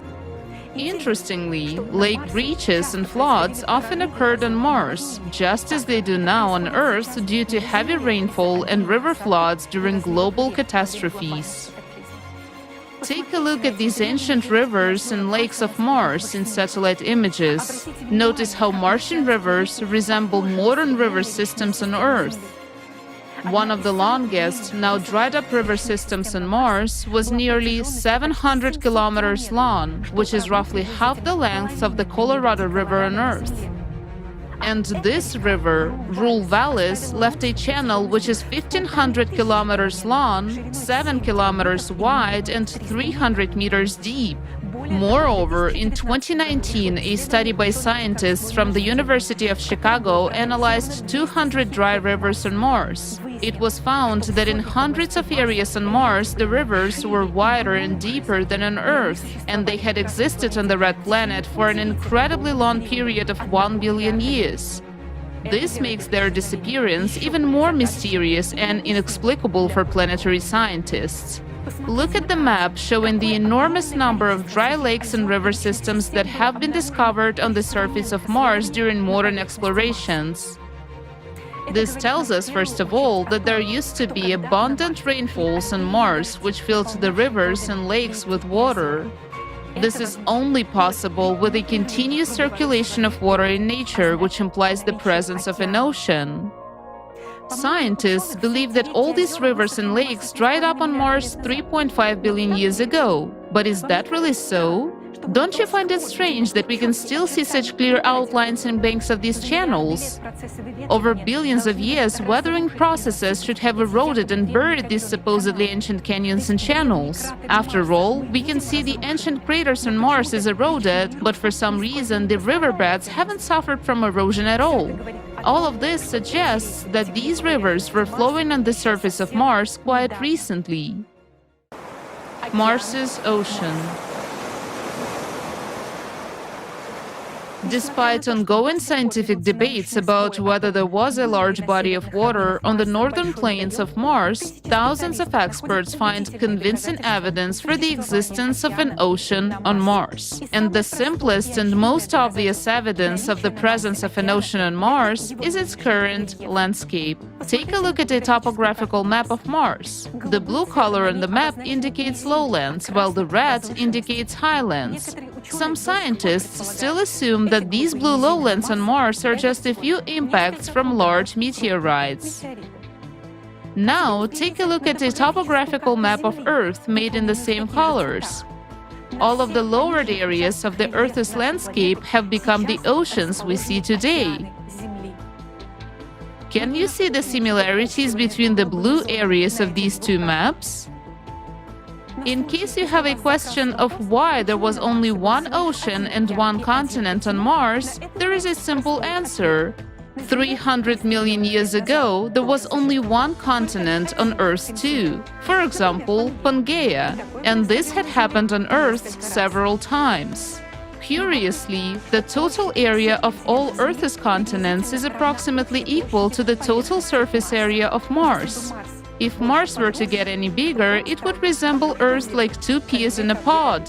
Let's get back to the question of the ocean on Mars. The planet's surface is divided into two parts. The first part is the southern high-standing continent, heavily littered with meteorite craters. The second part is the vast northern lowlands called the Vastitas Borealis Formation. The surface of lowlands is practically untouched by meteorites, as if it were protected from impacts. Interestingly, the boundary separating the continent and the lowland runs at the same height, approximately minus 3,900 meters. On Earth, such a line represents the zero level of the world's oceans. Relying on the topography of the landscape, in 1989, the American geologist T. Parker and his colleagues were the first to come to the simple and obvious conclusion that there was an ocean on Mars. Parker and his co-authors put forward a bold hypothesis. The boundary of the Vastitas Formation is a shoreline, and the formation itself is the bottom sediments of the ocean that once filled up the northern lowlands of Mars.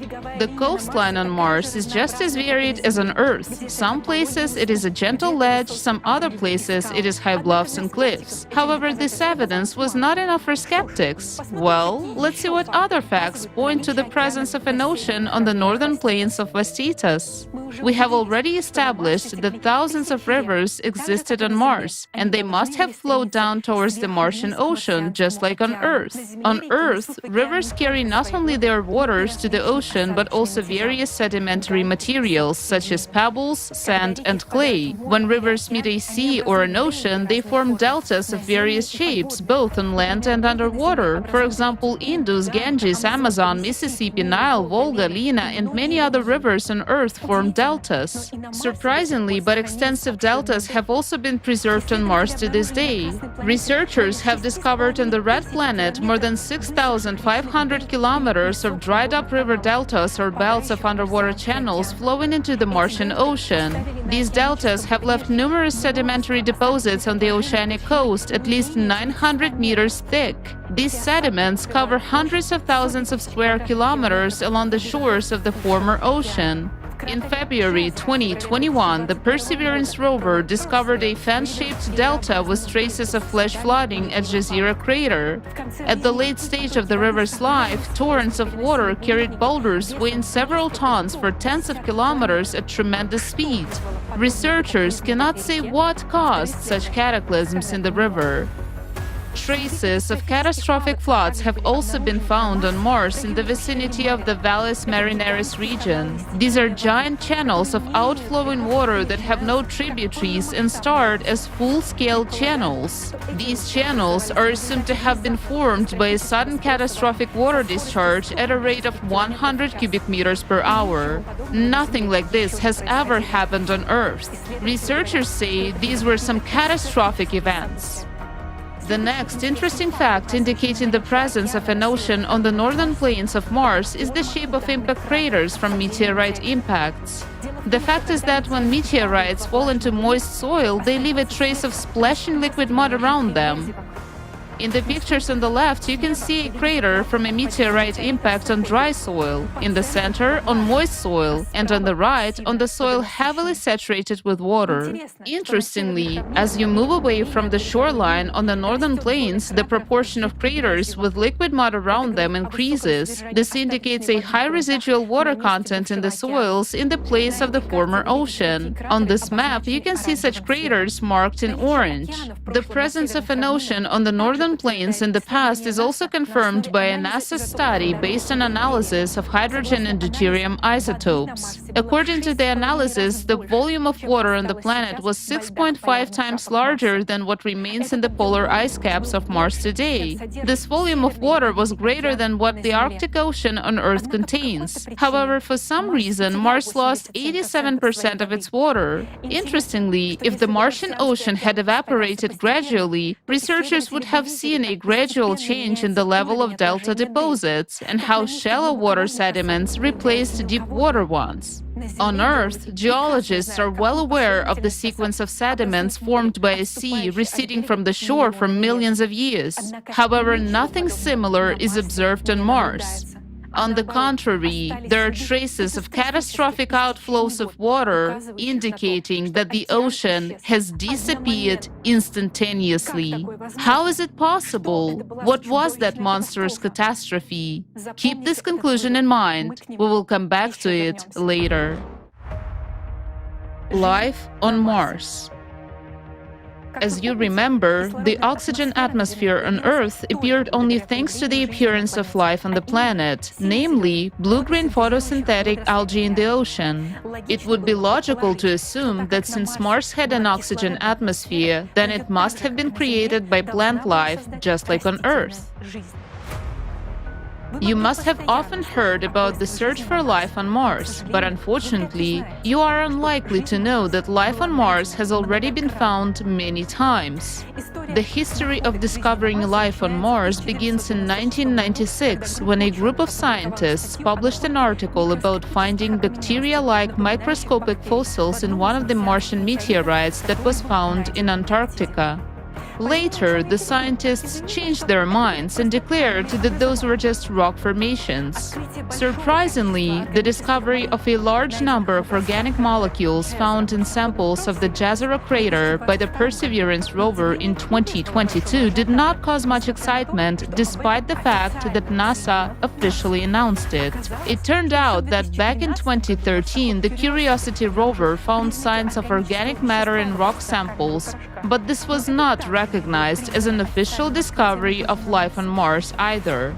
Think about it. If there was a living ocean on Mars, what else besides bacteria could have appeared in the ocean waters? What kind of marine organisms develop in the warm ocean waters on Earth? You'll be shocked to learn what the rovers actually found, but what NASA scientists forgot to mention. For 7 years, starting in 2012, the Curiosity rover has been plowing through Gale crater, which is located on the coast of the dried-up Martian Ocean. Scientists believe that 3.5 billion years ago, Gale crater was a lake or a body of water. Similar lakes on the seashore on Earth are often filled with salt water due to the proximity of the ocean and are called lagoons. Interestingly, salt-saturated rocks have also been found in Gale crater. The Journal of Astrobiology and Space Science Reviews published a collaborative study of 15 different institutes and science centers in 2020, which provided comprehensive evidence for geologists and paleontologists of fossilized organisms found in Gale crater on Mars. Based on an examination of 3,000 photographs, there were detected and identified specimens resembling terrestrial algae, lichens, microbial mats, stromatolites, and many others. These were exactly the same organisms that now live on Earth. We will provide just a few examples. Those very microorganisms, blue-green algae or cyanobacteria, responsible for Earth's oxygen atmosphere, create structures called stromatolites. Modern stromatolites can be seen on the coast of Western Australia. Take a look at these oval towers built by the current living marine stromatolites in Lake Thetis, Australia, Earth. No geological processes can create such forms, unlike living organisms. And now, look at the exact same structures on Mars. These are Martian stromatolites. Now, take a look at the official NASA images, which show branching filaments of cyanobacteria found in the same region on Mars. Didn't these objects deserve a more detailed study by the scientists who operated the rover? Now, look at the following pictures. These are the fruiting bodies of algae found right there on Mars. And now, look at these bizarre forms of Martian plants. Their analogs now live on Earth. You might say, I'm not an algae expert, I know nothing about algae, and I can't tell if these findings are fossilized organisms or just bizarre rocks. However, the authors of this research, 10 of whom are well-known experts on algae, unequivocally identified these specimens as plants. Now, take a look at this photo. You might think this is Earth, but it's still a picture taken by Curiosity in Gale Crater. These are real corals on Mars. They have been frozen in time as if they were alive just yesterday. The same kind of corals can be found today on the Great Barrier Reef in Australia. Note the wavy texture of the sea ripples on the surface of the bottom of the Martian image. It looks exactly like the sand on the seashore after a low tide on Earth. This is stunning evidence of life on Mars. But the most shocking thing to experts about this discovery is how well preserved it is, despite its fragility. These corals have not eroded in any way, as if they were laying at the bottom of a Martian lagoon just yesterday. Doesn't this discovery deserve extensive media coverage? Of course, life on Mars existed not only in Gale Crater. There was also amazing evidence of life found in other regions of the planet that NASA and the media forgot to tell us about. Amazing convex formations branching like tree branches were photographed from satellites in the basin of Antoniadi crater, which is also located near the former Martian Ocean. Italian scientist Fabio Vittorio de Blasio published an article in 2022 detailing all possible formation mechanisms of such an unusual structure. These could not be rivers or deltas, and the only reasonable explanation was that these were reefs formed by microbial communities. Just think about it. These are entire reef systems visible from satellite images of Mars.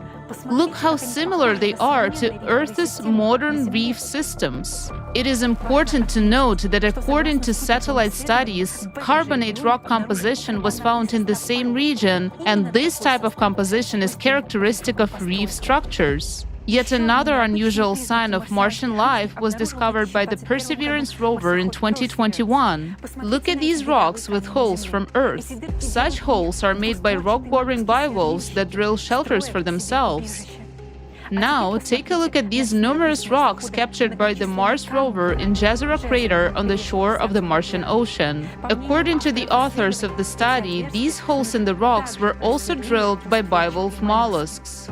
Some might argue that those could be dozens of meteorites laying in one place, but meteorites tend to have a metallic luster.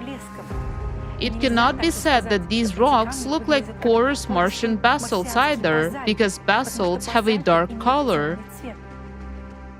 However, for some reason, the rover did not see anything interesting in these exotic porous rocks and just drove past them. Now, you have seen only a small part of the findings of recent life on Mars, which were discovered by researchers seeking the truth. They are fully consistent with what scientists would expect to find on Mars.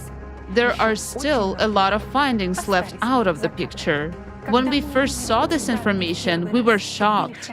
Why is NASA silent about this? Why haven't the discoveries of a decade ago been thoroughly studied yet? If it is denied that these are traces of paleontological findings of plants and microorganisms, why have no official refutations been made? How can it be that after almost 50 years of research missions on the surface of Mars, the signs of life have never been officially established despite the huge volume of obvious facts that complement each other? What has been done in 50 years? Billions of dollars have been spent, and what have we learned so far?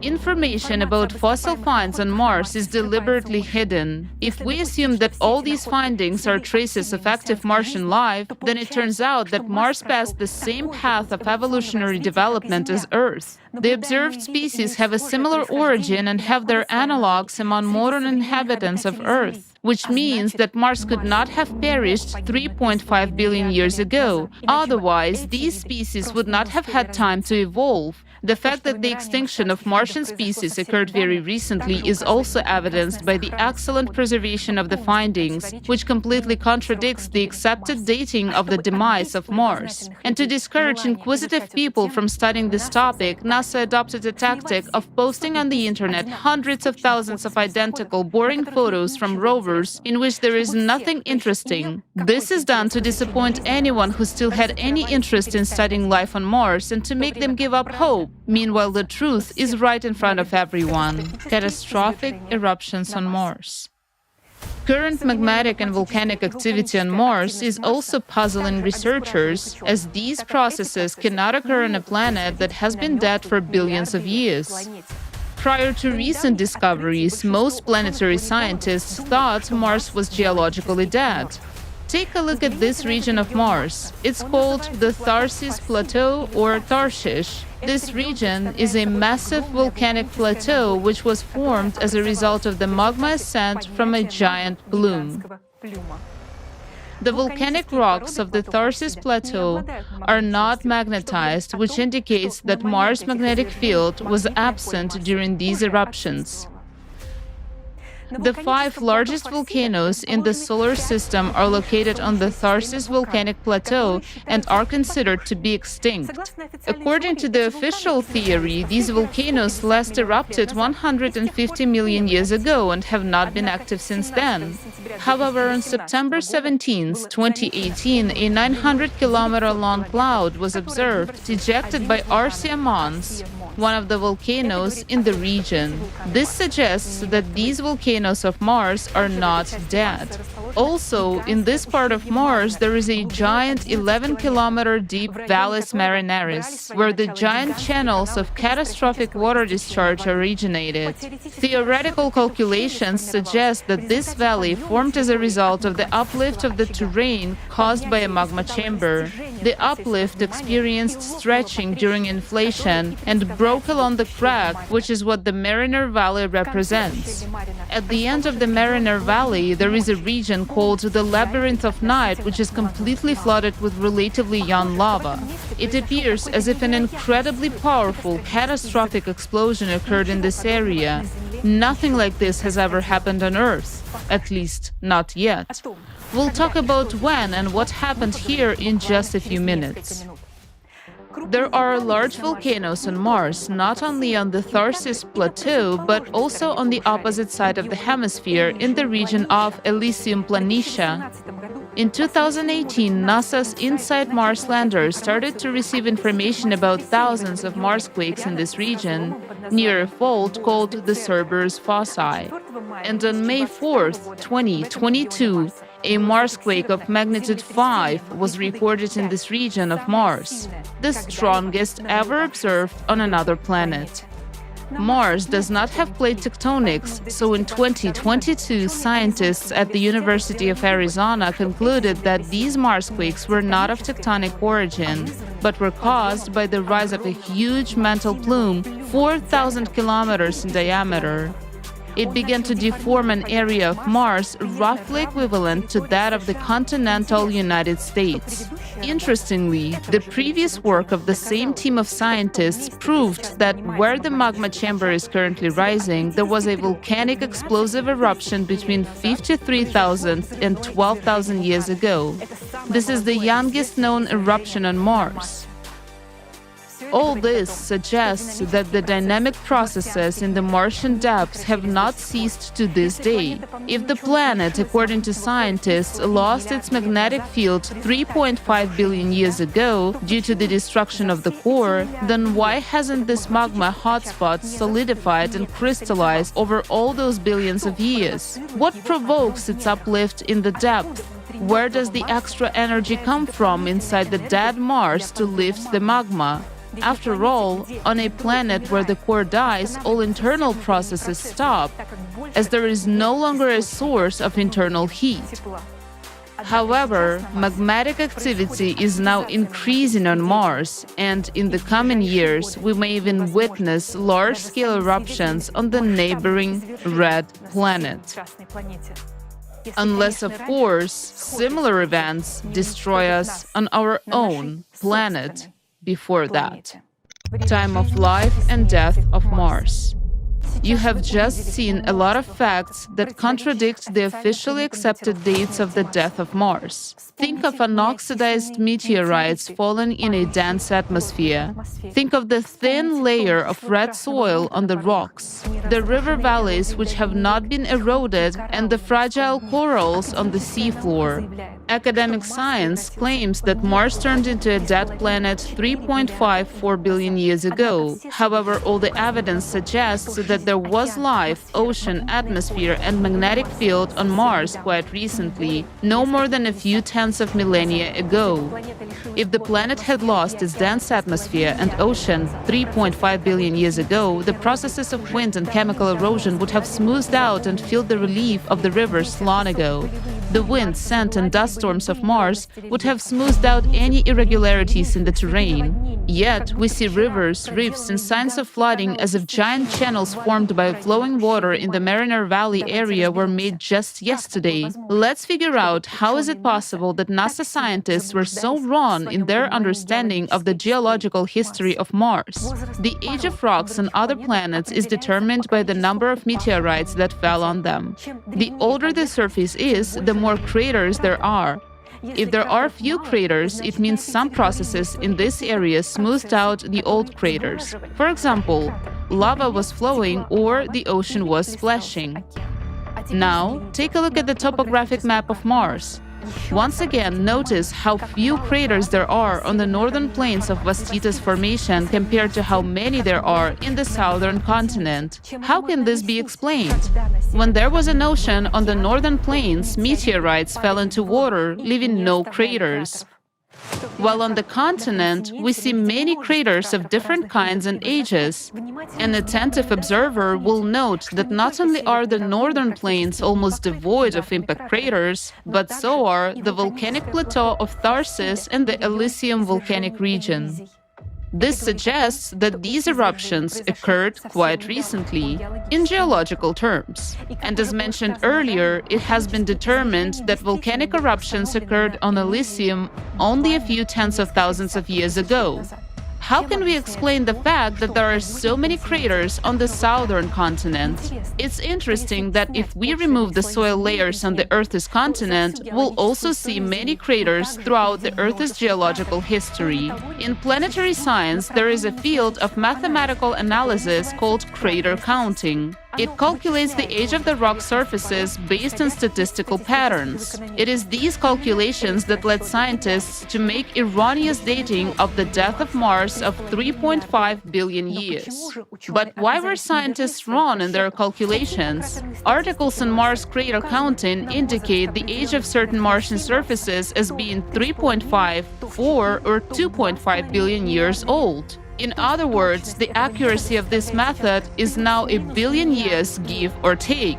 So what kind of an accurate age estimation can we even talk about? Another important factor that introduced serious errors in crater statistics work was the appearance of a large number of craters on Mars due to its proximity to the asteroid belt. This belt formed as a result of the catastrophic destruction of the planet Phaeton due to the explosion of its core. Therefore, many fresh meteorite craters on Mars may have been caused by the fallen debris of Phaeton. Astrophysicist Rudolf Schultz, a Nobel Prize nominee, and a team of researchers believe that Mars lost its atmosphere and ocean not 3.5 billion years ago, but in the period between 100,000 and 10,000 years ago. Professor Alexander Mikhailovich Portnov asserts that the catastrophe on Mars occurred only a few tens of thousands of years ago. We hypothesize that Mars died 24,000 years ago during a cycle of most powerful cataclysms that affect the entire solar system every 12,000 years. Planetary scientists do not see that Mars died recently because they ignore information about the cycle of cataclysms and do not pay attention to the fact that climate change and the activation of the depths of all planets of the solar system occurs simultaneously. They only focus on the Martian surface and believe that the craters formed in the place of the former ocean are very ancient and have accumulated over 3.5 billion years. The shape of these craters indeed resembles very ancient, partially destroyed formations. We do not blame those scientists because in order to understand what happened on Mars, you need to know well what happens on our own planet during the 12,000-year cycle of catastrophes, which obviously lies beyond the competence of researchers studying other planets. During a cycle of catastrophes, when the impact from outer space delivers additional energy to the cores of the planets, their interiors begin to heat up, causing the cores to get displaced. Destabilization of the core in the planet causes anomalies in the magnetic field and the drift of the poles. The center of mass and the speed of rotation of the planet begin to change. Due to the energy entering the planet's interior and changes in the centrifugal force, magma begins to rise from the interior of the planet, just as it is currently happening on Earth, where magma is already breaking through the thinnest parts of the crust. The thinnest part is the oceanic crust, and now, due to the rise of magma, the ocean floor is heating up more than usual. The same thing is happening on Mars, as well as on other planets of the solar system and even on the Moon.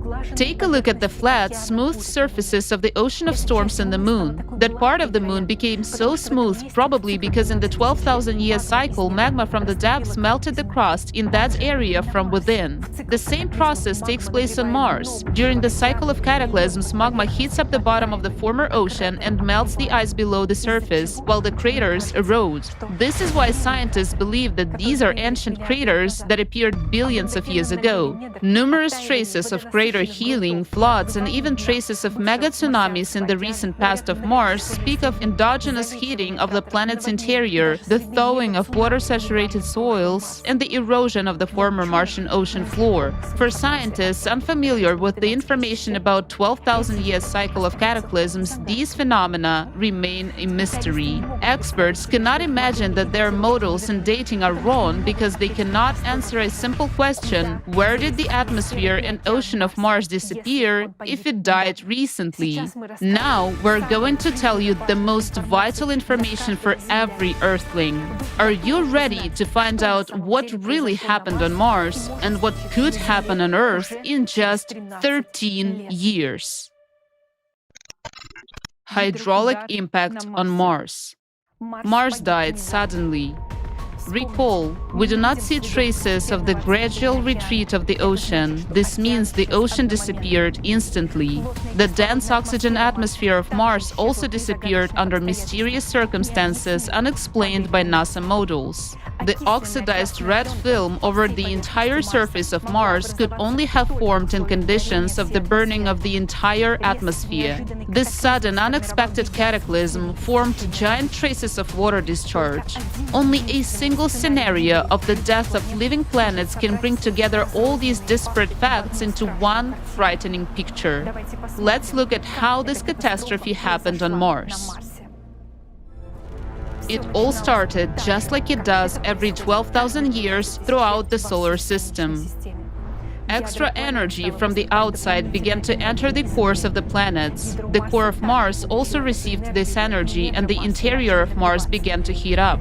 The magma chamber beneath the Tharsis Plateau began to rise, just like what's happening now on Earth under the glaciers of Greenland and Antarctica. The humid, warm climate of Mars began to change. The global temperature on the planet rose by several degrees. The ocean began to warm up from the bottom. The number and severity of natural disasters began to increase on the planet. In the Northern Ocean, the number and strength of Martian hurricanes began to grow, destroying the coast. The current coastline of Mars has clearly observed areas of persistent hurricane landfall. Earthquakes began to increase in number and magnitude in the Tharsis and Elysium Plateau areas, just as they are beginning to increase even on dead Mars right now. Abnormally high tsunami waves appeared, traces of which have been discovered by scientists. Then, as a result of the weakening of the Martian magnetic field and the drift of the poles, anomalous auroras began to appear, just like it is happening on Mars and Earth right now. The instability in the planet's interior continued to grow. On two plateaus, Tharsis and Elysium, volcanoes exploded and catastrophic eruptions began, flooding everything around with liquid, unusually hot lava. This is evidenced by a huge area covered by lava flows. The atmosphere was filled with ash, and a sudden ice age began. Hurricane winds carried abrasive particles, bringing everything in their path to dust. Those were the same dust storms that now occur on Mars, only the winds were hundreds of times stronger. Earthquakes increased exponentially until the entire Mars began to shake with magnitude 10 Marsquakes. Magma plume under the Tharsis Plateau continued to uplift the area until at some point the magma met groundwater in the interior. At that point, the uplift burst with a catastrophic roar. This formed the Mariner Valley, into which the cold waters of the Northern Ocean rushed. At that moment, in the central part of the Tharsis Plateau, where the labyrinth of Night Plateau is now located, there was a catastrophic rupture of the plume, and the cold water in the Mariner Valley instantly exploded, breaking through the atmosphere of Mars with a column of steam. This was a hydraulic impact with the force of millions of nuclear bombs. The shockwave from this explosion tangentially traveled inside the planet, expanding the magma in all directions. The impact caused the inner core to bounce back and stop, and the magnetic field of Mars disappeared in an instant. The moon of Mars most likely flew off into the sun.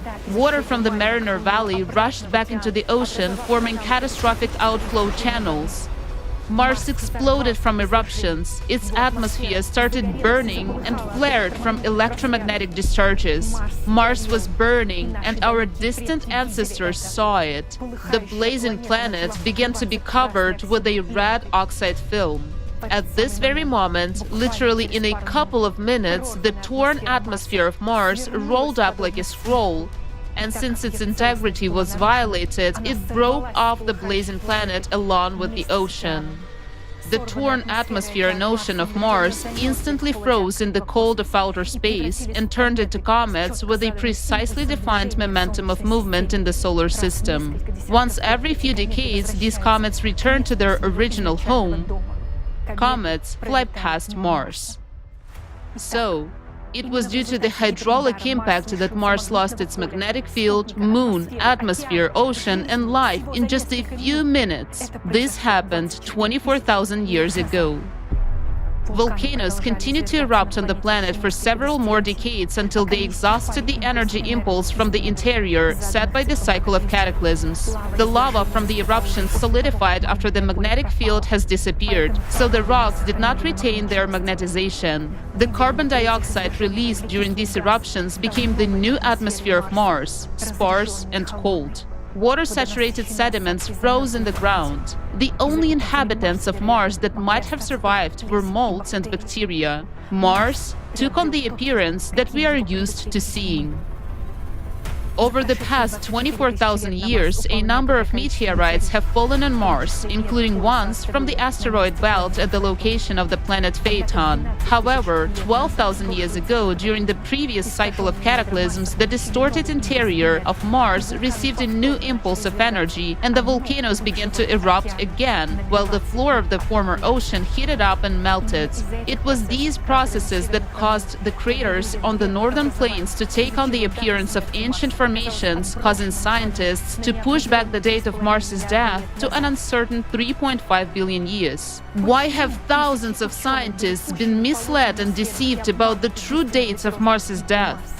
Why has NASA been searching for life on Mars for 50 years and not finding any obvious facts in their own images? We don't believe that only fools work at NASA, but we are certain that they're not telling us the truth. And here is the answer to the question why they are doing this. Those who bought the opinions of scientists are well aware of the cataclysms that happened during the cycle, but they believe people do not need to know this because they hope that things on Earth will not be so bad and they will be able to wait it out in a bunker, but not this time.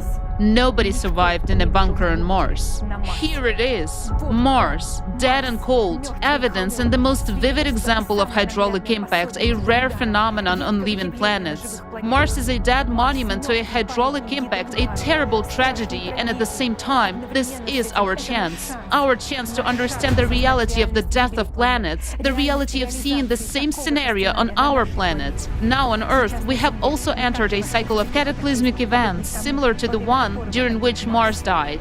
The date of the repetition of the events of Mars and our planet on Earth is already known. It is the year 2036. The location of the hydraulic impact is identified. It is the Mariana Trench. Isn't it ironic that on Mars it happened in the valley called Mariner? Do you have enough facts now to understand that it's not a joke? If we continue to do nothing, in 2036 the ocean, atmosphere, and all life on our planet will disappear. But we and our children will be gone even sooner. We simply will not survive the increased power and number of cataclysms. And now it is up to each of you to decide whether these events will happen or not. People of Earth, I appeal to you. We deserve to live. We must not allow this scenario to happen again. Yes, Mars died, but its terrible example is a warning for us to never allow such a thing to happen on our planet. We can prevent this catastrophe. The creative format of society opens up for humanity the access to a level of technologies that we cannot even imagine right now. Combining the potential of scientists will allow us to make a discovery about the impact that gives additional energy to the cores of the planets. This will take our science to a completely new level of development. We will be able to stop the energy coming to our core and even use this energy for our benefit.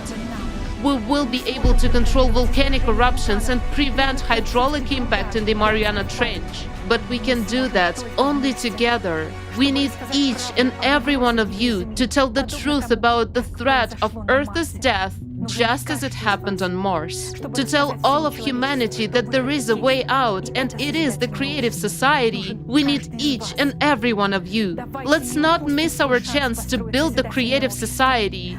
Let's choose life.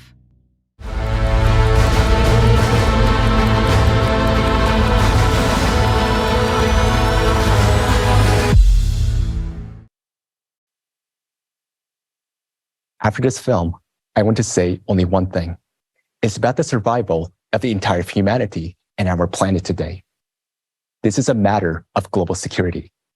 The main topic of the entire international agenda today should be the topic of studying the external impact that affects the core of our planet and what we can counteract it with. And a more urgent task is to create the conditions for the scientific world so that this problem can be resolved. And those necessary conditions are the building of the creative society. If we don't want to repeat the fate of Mars, we need to act now. Now, it's a great honor for me to introduce our next honorary speaker, Dr. Egan Chilokian, a lobbyist of the U.S. Congress and White House, member of CERN Laboratories' Future Circular Collider Project team, and Lawrence Livermore National Laboratories National Ignition Facility user team. educator, member at the International Association of Intelligence Educators.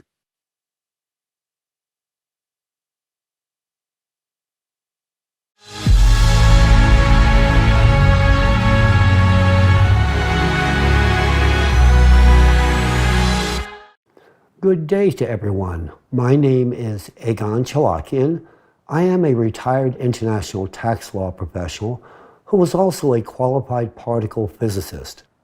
For the most part, I reside in Cambridge, Massachusetts, USA, home to both MIT and Harvard University, where I have academic roots. Equipped with a combined legal and physical science background, I developed a professional career within the national security, legislative affairs, and academic communities, commencing very early on. Today, I shall be speaking on the interface between climate change, Earth's geophysical disruption, legislative affairs, and national security. Because the character of my chosen topic requires a cultivated expertise typically obtained only on the job, particularly with respect to legislative affairs and national security, I'm also going to give you a bit of my professional background in these same domains as well. In this regard, very early in my career, I served as a legislative tax analyst attached to the President's Commission on International Trade and Investment Policy, the White House, under President Nixon and President Ford.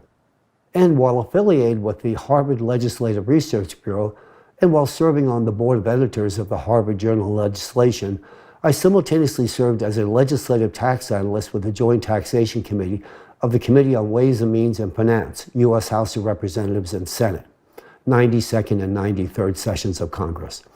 Thereafter, I worked with the Reagan Kitchen Cabinet and Reagan White House, where I was intimately involved with President Reagan's Strategic Defense Initiative project. In total, I have worked with 4 U.S. presidents.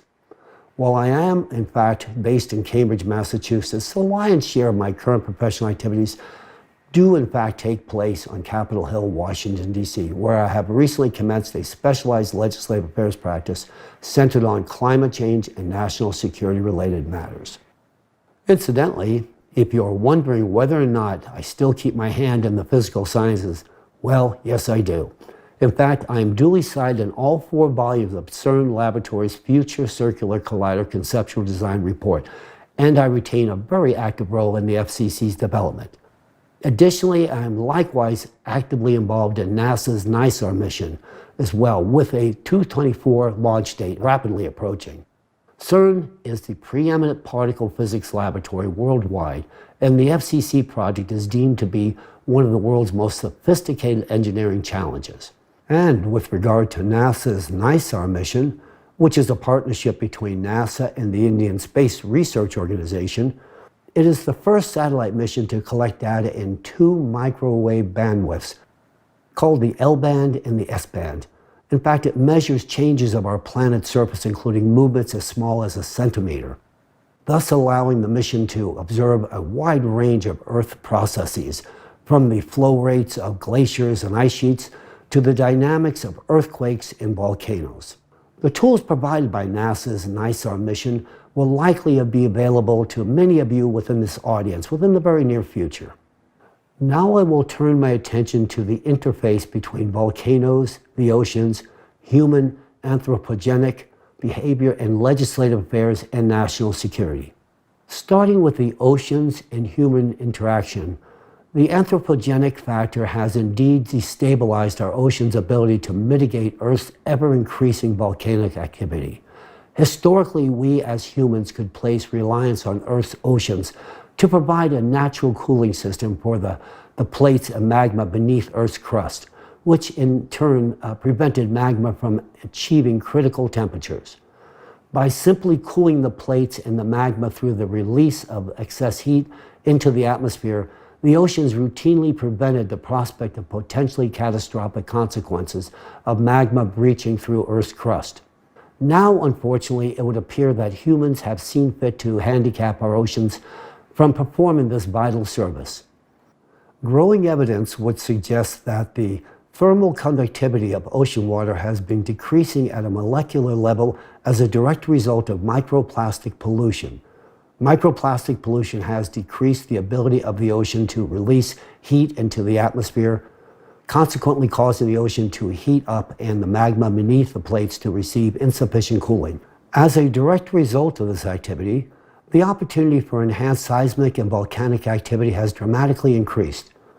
Routine results reveal that magma flows that are currently being released reflect higher temperatures and significantly different chemical compositions than those observed in the past. And magma that was previously retained at greater depths is now freely evacuating to the surface, further supporting the validity of this statement. Now let's talk about volcanoes. This portion of my presentation will be centered on the cataclysmic volcano activity, both historical and forthcoming, and on the impact likely to be visited upon mankind. Whether viewed through the national security or national disaster lens, the threat warrants immediate global attention. Accordingly, from the introductory presentation, it is hoped that a blueprint to address this issue at hand may ultimately be born, and to the same end, a 12,000-year evolutionary volcanic cycle will be embraced, from which we shall examine the factors which give rise to my assertions. My choice to employ a 12,000-year cyclical barometer was drawn from traditional geological interrogation, which included an empirical examination of ice core data, sedimentary deposits, glacial traces, paleomagnetic research, and archaeological excavation datings. The enhanced frequency of extraordinary geophysical events indicates pronounced instability in the Earth's core. This same instability will consequently manifest itself in the form of intense heat and subsequent magma, as witnessed just a few weeks back. The seismic events unfolding before us today should not be overlooked or discounted. Earthquakes realized in Turkey and Syria, compounded by a succession of volcanic eruptions and subordinated activity, ought to provide ample warning of imminent danger at our doorsteps. Should an earthquake occur in a geospecific region of China or elsewhere on the planet that produces a force magnitude similar to that recently visited upon Turkey, such an extraordinary event could actually trigger volcanic activity as far away as Yellowstone caldera, located in North America. Volcanic networks are indeed incestuous in all respects. If this were to happen, the consequences could be devastating, potentially resulting in a consequential eruption of the Yellowstone supervolcano. Moreover, such a catastrophic incident could also activate an interconnected network of volcanoes worldwide. In this lattermost scenario, the fate of mankind would likely be at stake. Volcanoes erupt when mandatory conditions are met. Currently, an increase in magnetic activity is observed on the Earth's interior, and this will ultimately bring about enhanced volcanic activity from both volcanoes and supervolcanoes alike. As magma escapes to the surface, even if external impact on the Earth's core were fully arrested, the presence of inertia would suggest that the eruptions would persist. This inspires the inevitable question as to whether or not volcanic eruptions could be controlled, regulated, or even precluded by man. Can we actually diffuse volcanic eruptions? The eruption of a volcano is instigated by the ascent of magma and the buildup of pressure within the conduit of the volcano. Upon reaching the surface, the magma is discharged as a result of degassing. The process of eruption is also accompanied by a series of small earthquakes that cause the surrounding plates to shift, which can influence the upward movement of the magma. In fact, volcanoes function as a remediating mechanism for our planet, with the goal of stabilizing magmatic outflows. What about earthquakes? Earthquakes are not a mere consequence of plate destruction, but rather a fundamental mechanism of natural remediation, a protective mechanism for our planet. A series of earthquakes within the Earth's crust indicates that the crust of our planet itself compensates for an increase in pressure of magma in the trough, thereby averting volcanic eruptions. During the eruption, only a portion of the accumulated magma is spent, with the remaining balance falling subject to the natural remediation process. This same process manifests in an integral series of stabilizing earthquakes of varying magnitudes, which further serves to stay magma escape. Such a mechanism of natural compensation does not, however, apply in the case of supervolcanoes.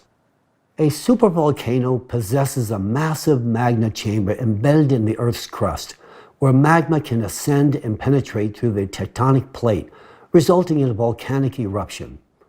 Unlike regular volcanoes, Earth's crust is unable to manipulate and restrain the powerful supervolcano eruption through the movement of its plates. Instead, the tectonic plate succumbs to its elimination through a process of melting, which allows magma to flow less impaired directly from the magma chamber under enormous pressure. In the present moment, we have an unprecedented opportunity to avert such catastrophes. These are not fanciful theories, but rather fundamental principles that are being implemented today. We have acquired the knowledge of how to properly degas and unload volcanoes. By implementing a controlled preemptive degassing strategy, we conceivably could harness the potential of alienating the buildup of pressure in supervolcanoes, thus preventing magma from burning through the Earth's crust, and thereby averting the catastrophic consequences of a supervolcanic eruption. To properly perform degassing measures and activate the compensatory mechanisms already in place, it would be necessary to control both the plates and the pressure of magma in order to regulate closure of the trowel. By carefully controlling the processes, we could release the growing pathological tension in the areas most influencing the lithospheric plates, thereby reducing the frequency of earthquakes and volcanic eruptions. In other words, the process of earthquakes can be influenced and possibly regulated. In closing, we can prevent the catastrophic eruptions of a supervolcano. However, this can only be achieved after we stop the external impact on the core, which takes place every 12,000-year cycle. This is an undeniable fact. If we fail to take corrective action or improperly conduct degassing, the excess energy will intensify the cavitation process of magma and lead to a sharp expansion of magma pressure, which the crust would not be able to withstand. In such a case, our planet may well face the same fate as Phaethon, a catastrophic explosion that would transform it into an asteroid belt. The issue at hand is not just a matter of national security, but rather a supranational one that should capture the attention of intelligence agencies and governments worldwide. It is critical that we act with urgency, as the consequences of inaction would be catastrophic. In fact, we should have acted yesterday. And this is the reason that I stand before you today, delivering this message with the utmost seriousness and urgency. The paradox of the current consumerist format lies in the fact that despite our understanding and solution to the problem, we are unable to implement them in practice, because executing the degassing process effectively requires a globally coordinated effort that involves the territories of different countries. However, in a world where everything starting from private enterprises to the states themselves is divided and focused on defending their own interest, such efforts are unfortunately seen as a potential threat to national security. Reaching agreement on these issues at the international level can take decades, and this is concerning, given the urgency, especially when these challenges should have been resolved yesterday. The second factor that hinders progressing towards these goals in the current consumerist society is the lack of financial resources allocated to such activities. Despite claims of enough funding, the reality is that there are insufficient investments in these areas. While funds are directed towards wars and conflicts, no funds are allocated to provide for pressing human needs, because the consumerist society places no value on human life. Therefore, I assert with confidence that if we persist in the consumerist model of international relations, we are bound to fail. The terms of the game are such that even if we possess a solution, we are not able to execute it. We people are the root cause of all crises. Nevertheless, regardless of our past mistakes, we can always stop and do things in a different way. However, given the current state of affairs, any small delay in addressing the climate threats will result in irreversible consequences. Soon we will no longer be able to do anything against the climate, and all of us understand this perfectly well. In light of the dire climate situation, I have come before you today to discuss a possible solution. I believe that the only way to overcome our current crisis is to transform our society from a consumerist format of society to a creative society. The model of the creative society instills in us three key conditions that will enable us to combat climate change. First and foremost, in the creative society, human life is considered paramount, and thus its preservation and protection are prioritized above all else. Secondly, the creative society operates as a single economic space that is both open and transparent, which means there are neither wars nor geopolitical conflicts, nor hidden agendas. This will allow us to execute a global degassing strategy. Finally, it is of the utmost importance that the transition to the creative society provides unlimited funding for scientists to quickly solve the climate issue. This will ensure that scientists have unlimited funding and enough resources to expedite the resolution of the climate issue. In the creative society, sufficient resources will be directed towards the control of volcanic eruptions, thereby enabling us to alleviate the pathological load and pressure from the tectonic plates.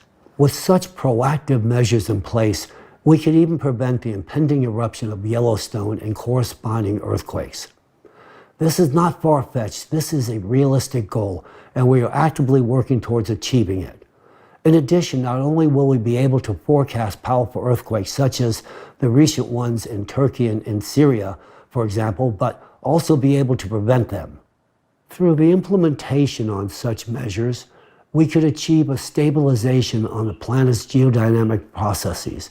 Of course, this will only be possible once we have stopped the external impact. I am confident that we will discover the necessary solution, but it is extremely crucial that we initiate this work in the near future. Please note that control over geodynamic processes will have a nearly instantaneous impact on the atmosphere, culminating in the control of typhoons, floods, anomalous precipitation, and other cataclysms as well. We envision a future where humans can control climate, including natural disasters. Creative society truly opens up an opportunity to create a world in which cataclysms can be prevented and every person's life safeguarded. This prospect has been the subject of my thoughts and aspirations for a very long time. Therefore, when I was in Washington and encountered the presentation on the Creative Society, I immediately realized that it is precisely what we need. I recognize that the Creative Society is our way out, and thankfully we have such a way. This is something that can enable scientists to act without constraint, stop an external impact, save our planet, and protect human life. That, to me, is the most significant aspect. I know how to solve this problem. I hold the keys to the future in my hands. But as of now, I lack the opportunity to utilize them. This opportunity can only be provided through creative society. Only through the establishment of a creative society can we actually unlock the true potential to implement the solutions to prevent climate catastrophes and secure the safety and well-being of every individual. Ladies and gentlemen, thank you. I appreciate the opportunity to speak before you this day. Thank you so much. Have a good day.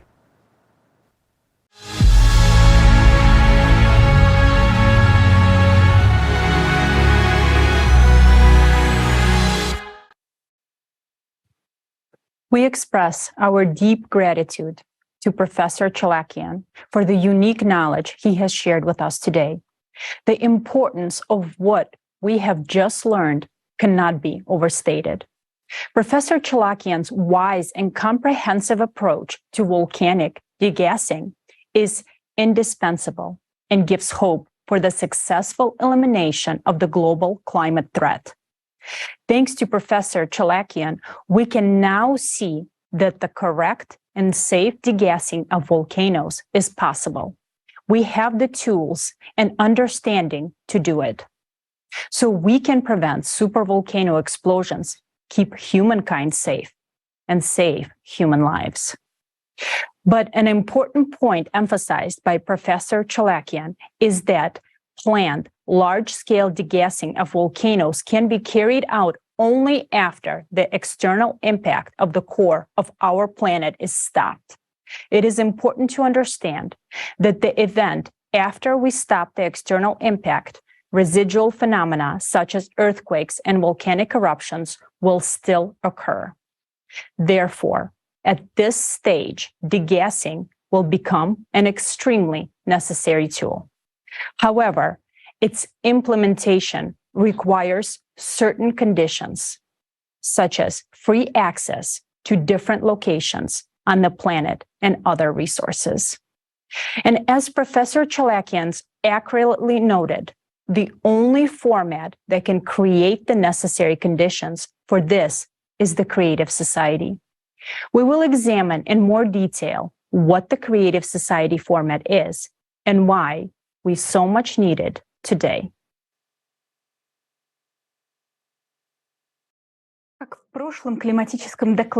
In the previous climate report, as well as in this one, we mentioned that our planet may not survive this 24,000-year cycle of climate change.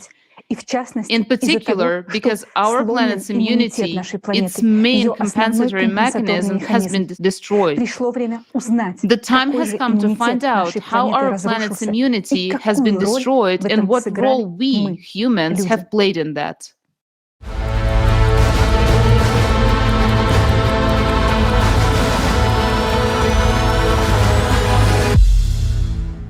Right now, we are amidst the waters of the world ocean. It's an incredible feeling to observe these endless expanses, to realize their power and boundlessness. On the one hand, it's intimidating, but on the other hand, it lures and mesmerizes with its mystery. But do we realize how important, I would even say how critical, the role of the ocean is in our lives? To understand this, let's consider a simple example. We are in a room with the air conditioning unit of our vessel. Without it, life on this ship would be unbearable. It regulates the climate, temperature, and humidity, and saturates our air with oxygen. The ocean does the same on our planet. It covers 70% of it, creates favorable conditions for life, regulates temperature and humidity, and also provides 80% of the oxygen in our atmosphere. But there's another very important function that it performs. In addition to creating the necessary conditions for life, it also protects it.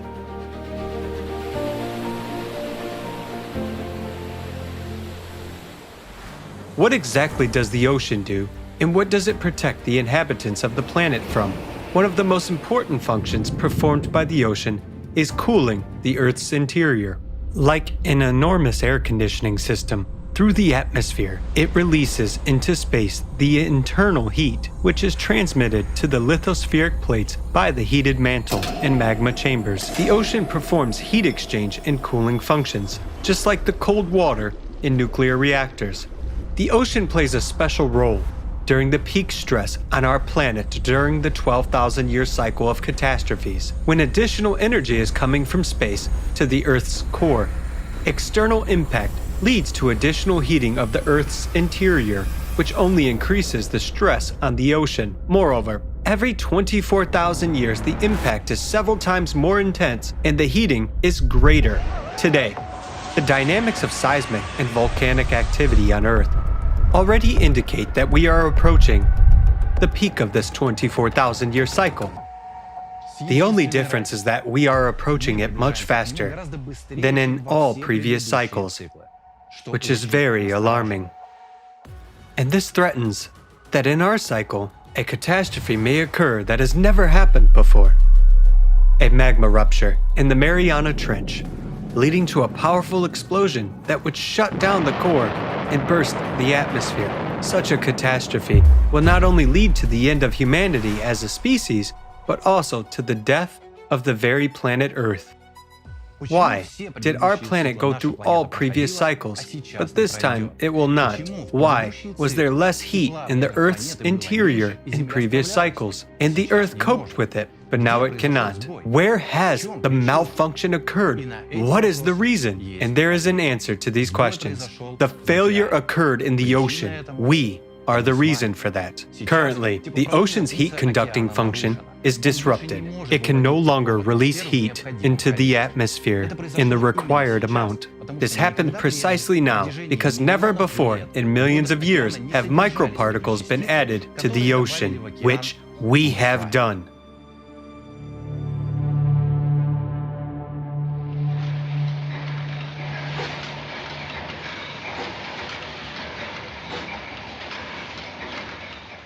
Oil is hydrocarbons. Hydrocarbons at the molecular level critically reduce the ocean's heat conductivity. It is oil that is the raw material for the production of one of the main pollutants of the ocean, plastics. The fact is that when it gets into the water, it does not decompose, but breaks down into microparticles, so-called micro and nanoplastics. Since plastic is a derivative of hydrocarbons, its particles at the micro level change the chemical composition of the oceanic water in its acidity, reduce the heat capacity of water, and impair heat conductivity. How do plastic nanoparticles end up in the ocean? The only reason for this is us humans. Humanity began mass-producing plastic in the 1950s. And now, almost everything that we have produced during this time is already in the ocean. Entire islands of plastic cover the surface of the ocean. Their total area is practically equal to the territory of the United States and Australia combined. But the worst part is that all the plastic that we see on the surface is only 1%. And 99% of the plastic is in the waters of the ocean.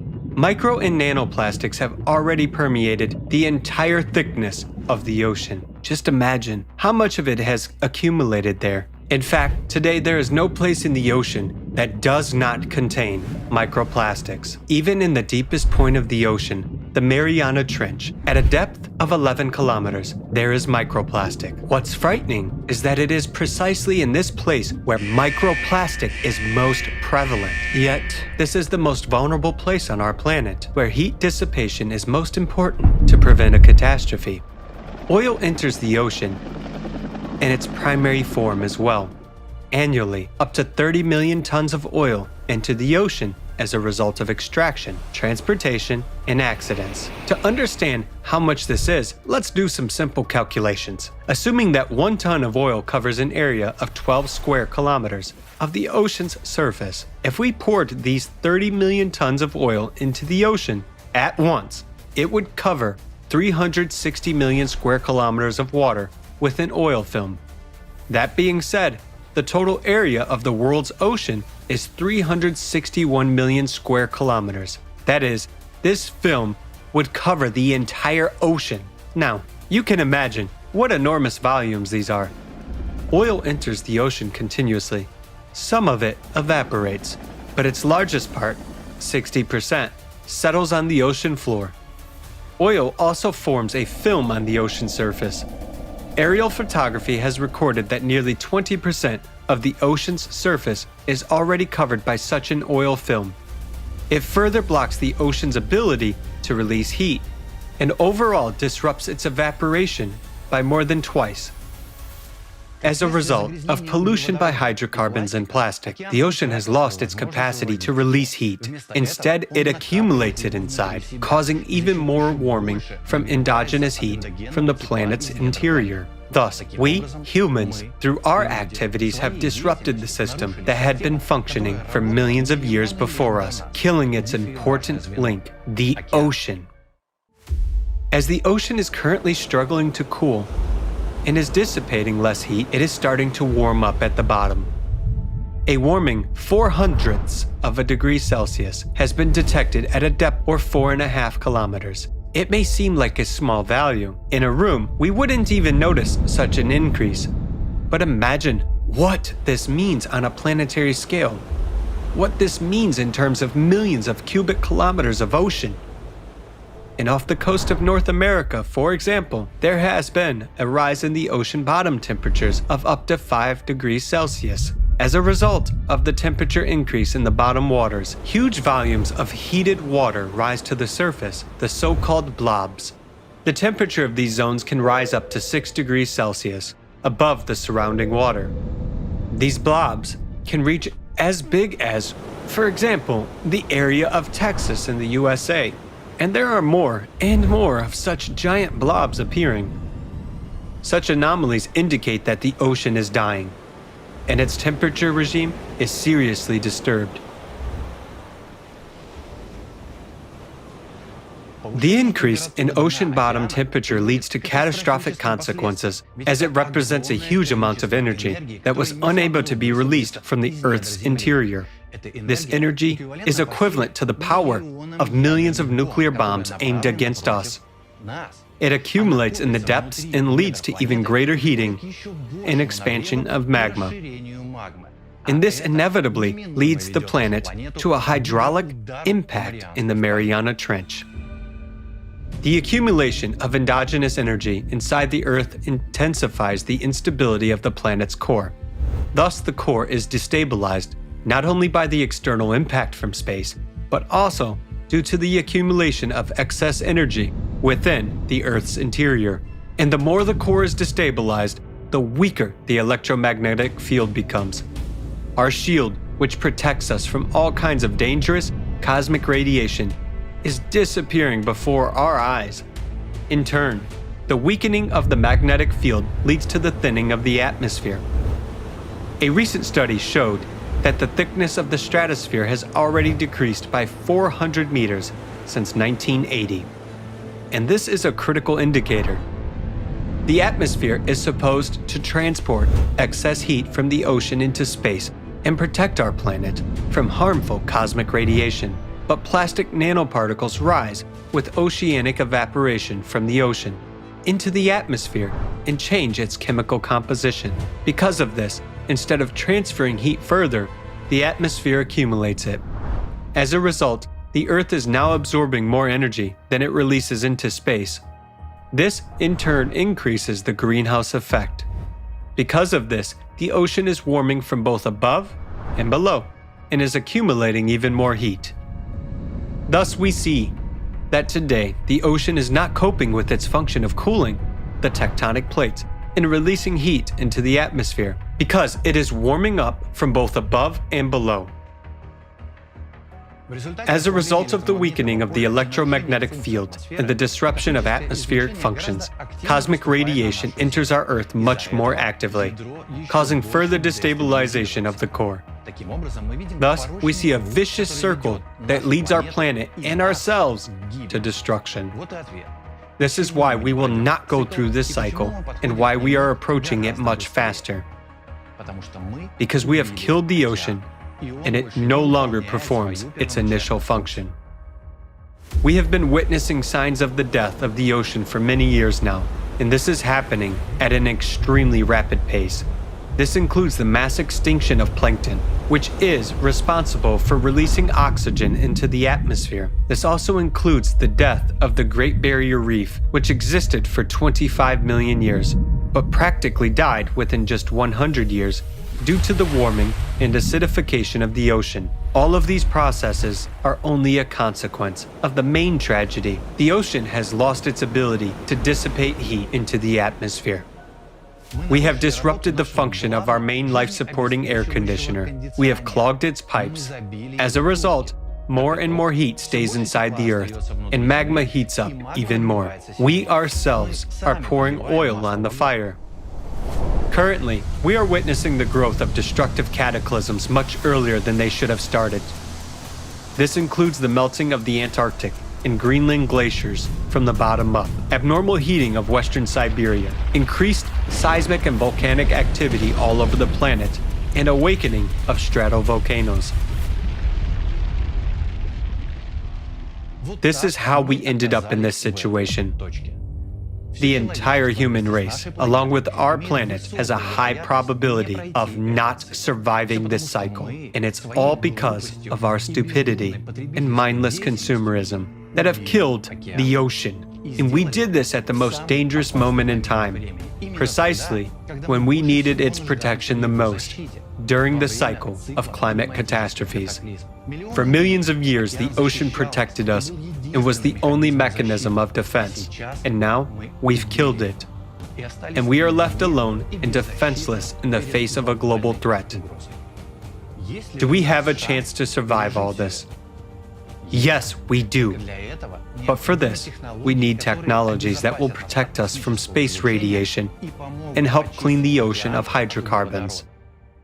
Everyone is stingy with money, and no one will allocate resources for this. Moreover, it is necessary to eliminate the cause, cosmic radiation, and today, no one is solving this problem. As for those who could solve it, brilliant scientists today work for the military-industrial complexes of their countries, and it will always be so in the consumerist format. That is why we need different conditions to solve this problem. We will have such conditions only in the creative society. Building the creative society is our only chance. What will happen if we don't do this? We will perish long before 2036. Recall the millions of nuclear bombs that have already started ticking under our feet, and answer yourself to the question, is life worth a little effort to save it? What will you choose? The death of the planet or the creative society? That's the choice you're making right now.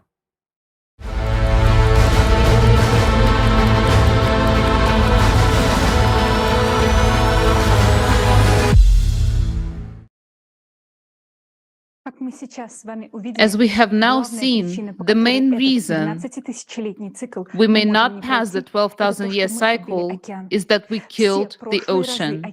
All the past cycles, the ocean was alive and it was saving the Earth by drawing pathological heat from the interior of the planet to the atmosphere.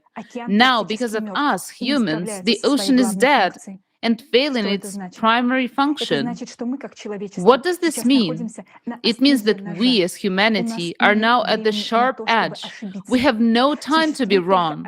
There is only one path we can take through the cycles of global climatic cataclysms. The first thing we must do is to stop the impact of cosmic radiation on our planet to prevent the imbalance of the core and the release of the energy inside the planet.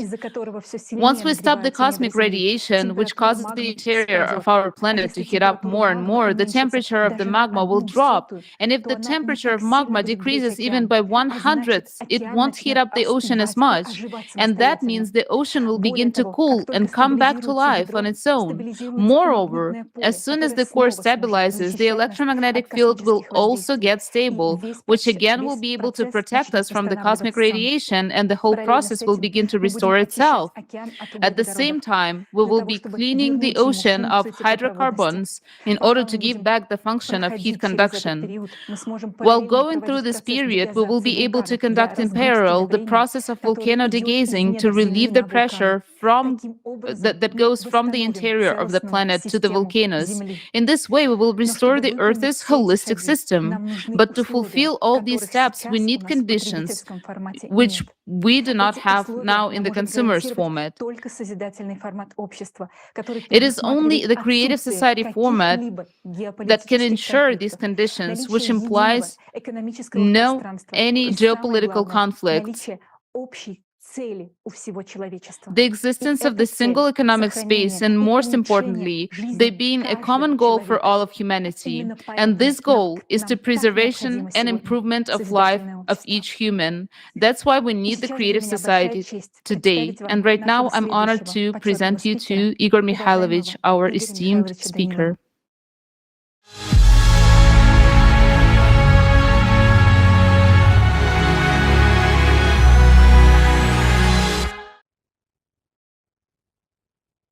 Greetings, dear friends.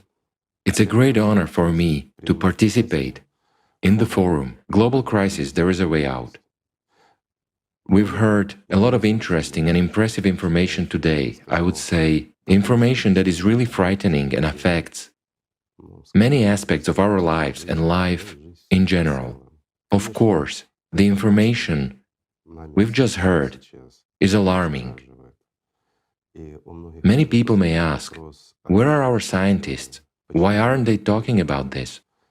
Friends, I would like to say that our scientists are here, and many of them know quite a lot. But as of today, the situation has developed in such a way that our science worldwide is divided into different fields.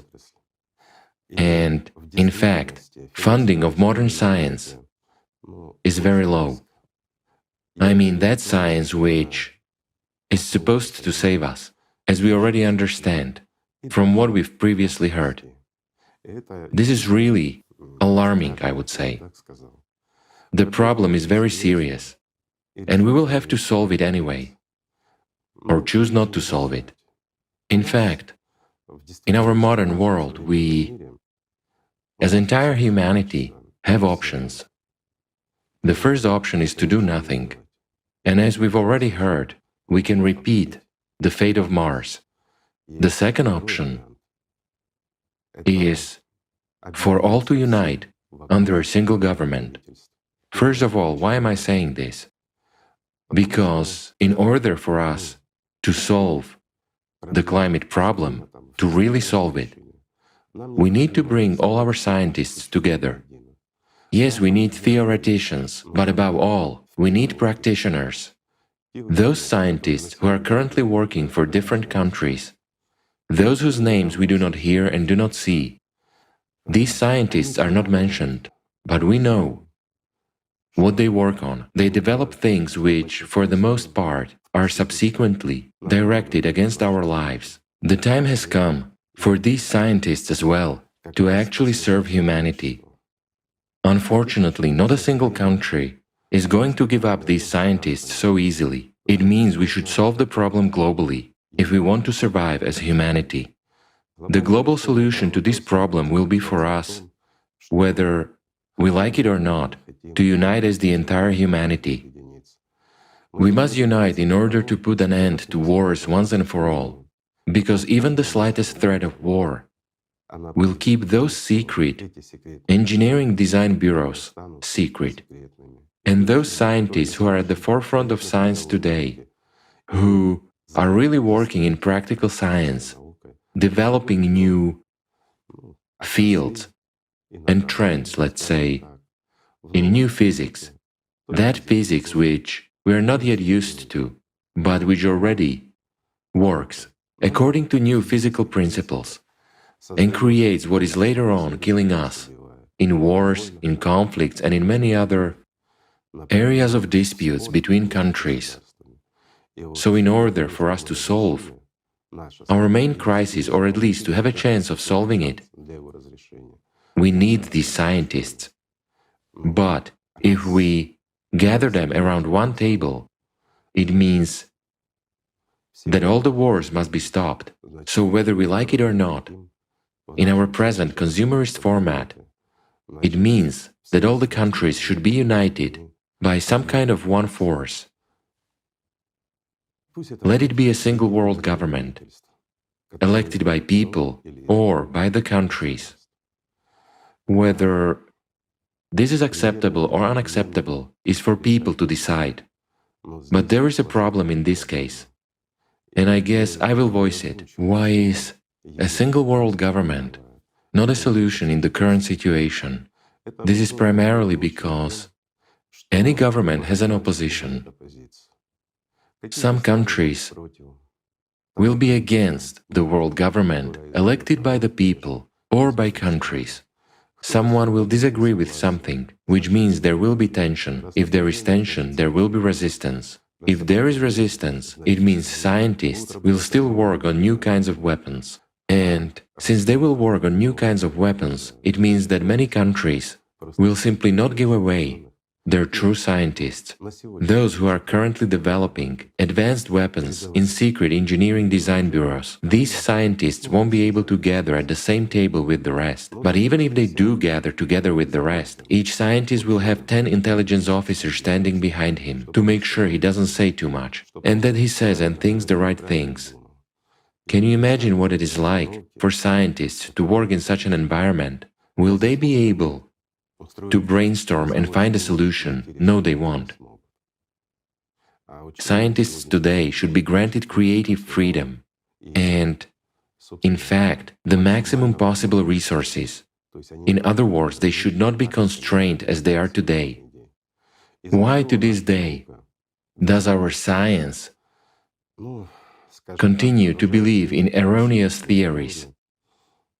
Let me explain. It's only because these erroneous theories about climate change are simpler and we see in them at least some kind of a solution. It would be great if that were the case, but unfortunately, today we have seen the facts and the evidence.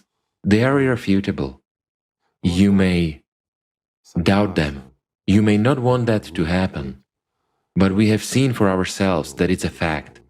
It's an irrefutable fact that proves what our immediate future holds for us. And the question is already about the safety of the whole world, of every person on this planet. This problem is already affecting every human, as well as all countries. Of course, if we leave everything as it is today, we will repeat the fate of Mars. If we choose the solution as described in the second scenario, where there will be a single government with its opposition, hence a lack of scientists, and therefore a lack of our capacity to solve this problem, then most likely we will repeat the fate of Phaeton. That's elementary. I'll give a simple example. In order to reduce the danger, even a little bit today, we need to actively conduct degassing. What will that give? I mean, in relation to volcanoes and earthquakes, degassing is something that can at least slightly relieve the tension we have under our feet and can buy us at least a little bit of time. But if we do not stop the external influence on the Earth's core and instability continues to progress, then during degassing, improper degassing, we will further increase the destabilization of our core. This will lead to what happened to Phaeton. While in order for us to overcome the climate, to put a tight collar and a short leash on the climate cerberus, we need to find a solution in a completely new physics, the one that we presently have no knowledge of yet. What we know is that it exists, and of course, we know at least some principles and have at least some understanding of it. We observe certain processes, but as of today, we are unable to find a solution. In order for us to find a solution, we need all of the intelligent people in the world, and the smartest ones first and foremost. In this case, whether we want to or not, we have to take some measures if we want to survive. There is a way out. In fact, the current forum has a good title.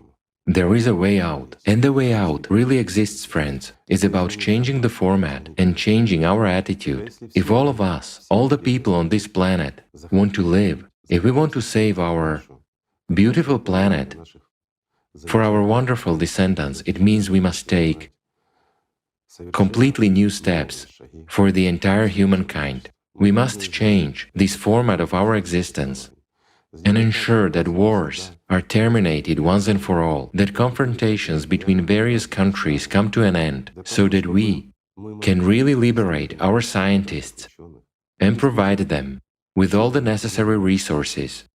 As of today, we spend a lot of money on wars and many other things, on fighting each other, on defense, but we actually spend pennies on science.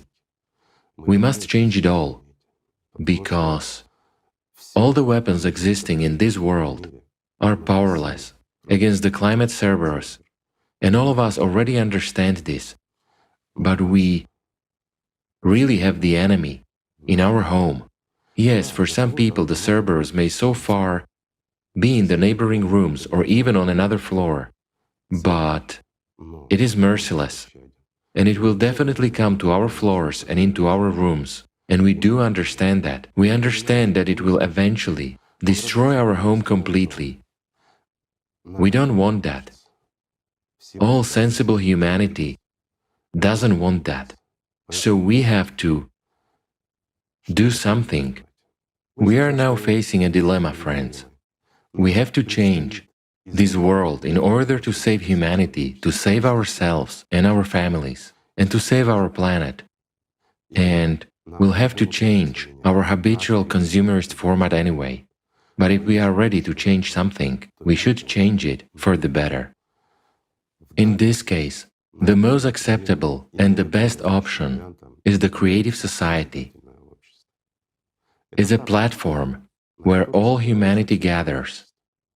It's a format, the format of creative society, which guarantees that there will be no wars or confrontations on Earth ever again. It's a format that guarantees a decent and beautiful life for every human being.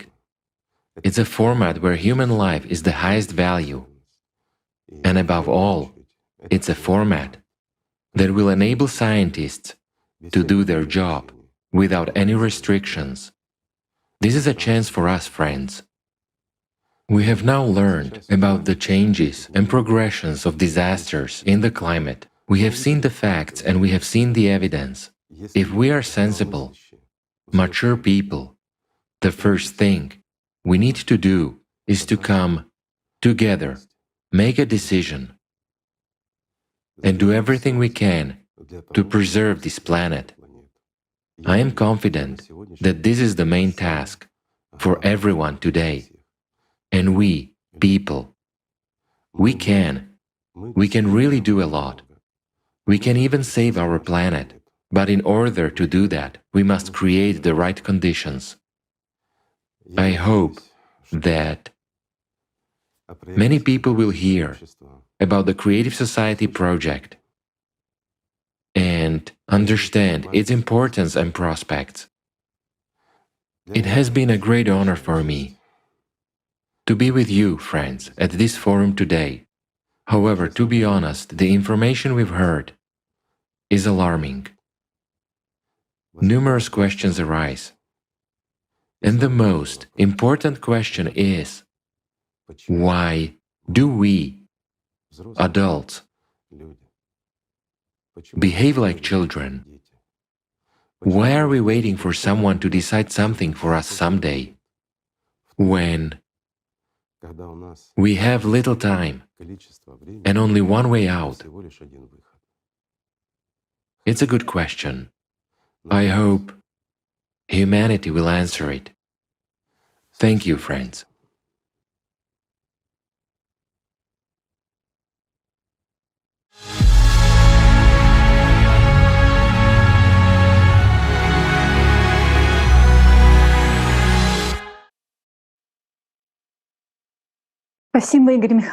Thank you, Igor Mikhailovich, for your important words, for your support and faith in people.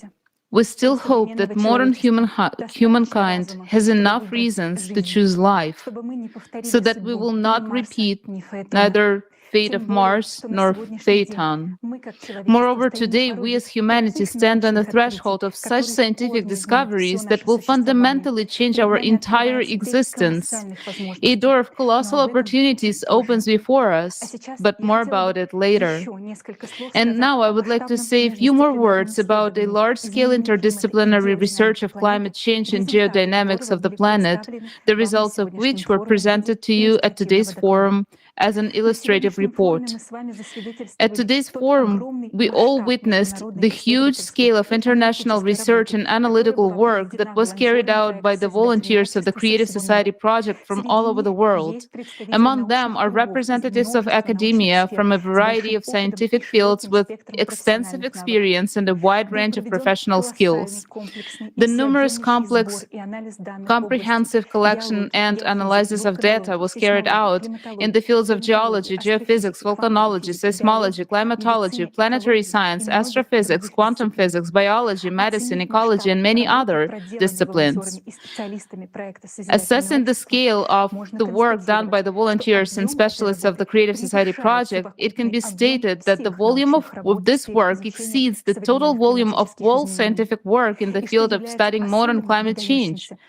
And especially outstanding, due to such a unique interdisciplinary and multi-sectoral approach, for the first time it was possible to form a holistic picture of the causes and consequences of climatic, geophysical, and geodynamic changes on Earth and other planets in the solar system, as well as come to well-founded conclusions supported by extensive research experience and international scientific works. The paradox is that in order to save the planet and solve the set of tasks of waste of neutralizing external influence or converting it from destructive energy into useful energy, all the scientific potential and all scientists of the world are needed.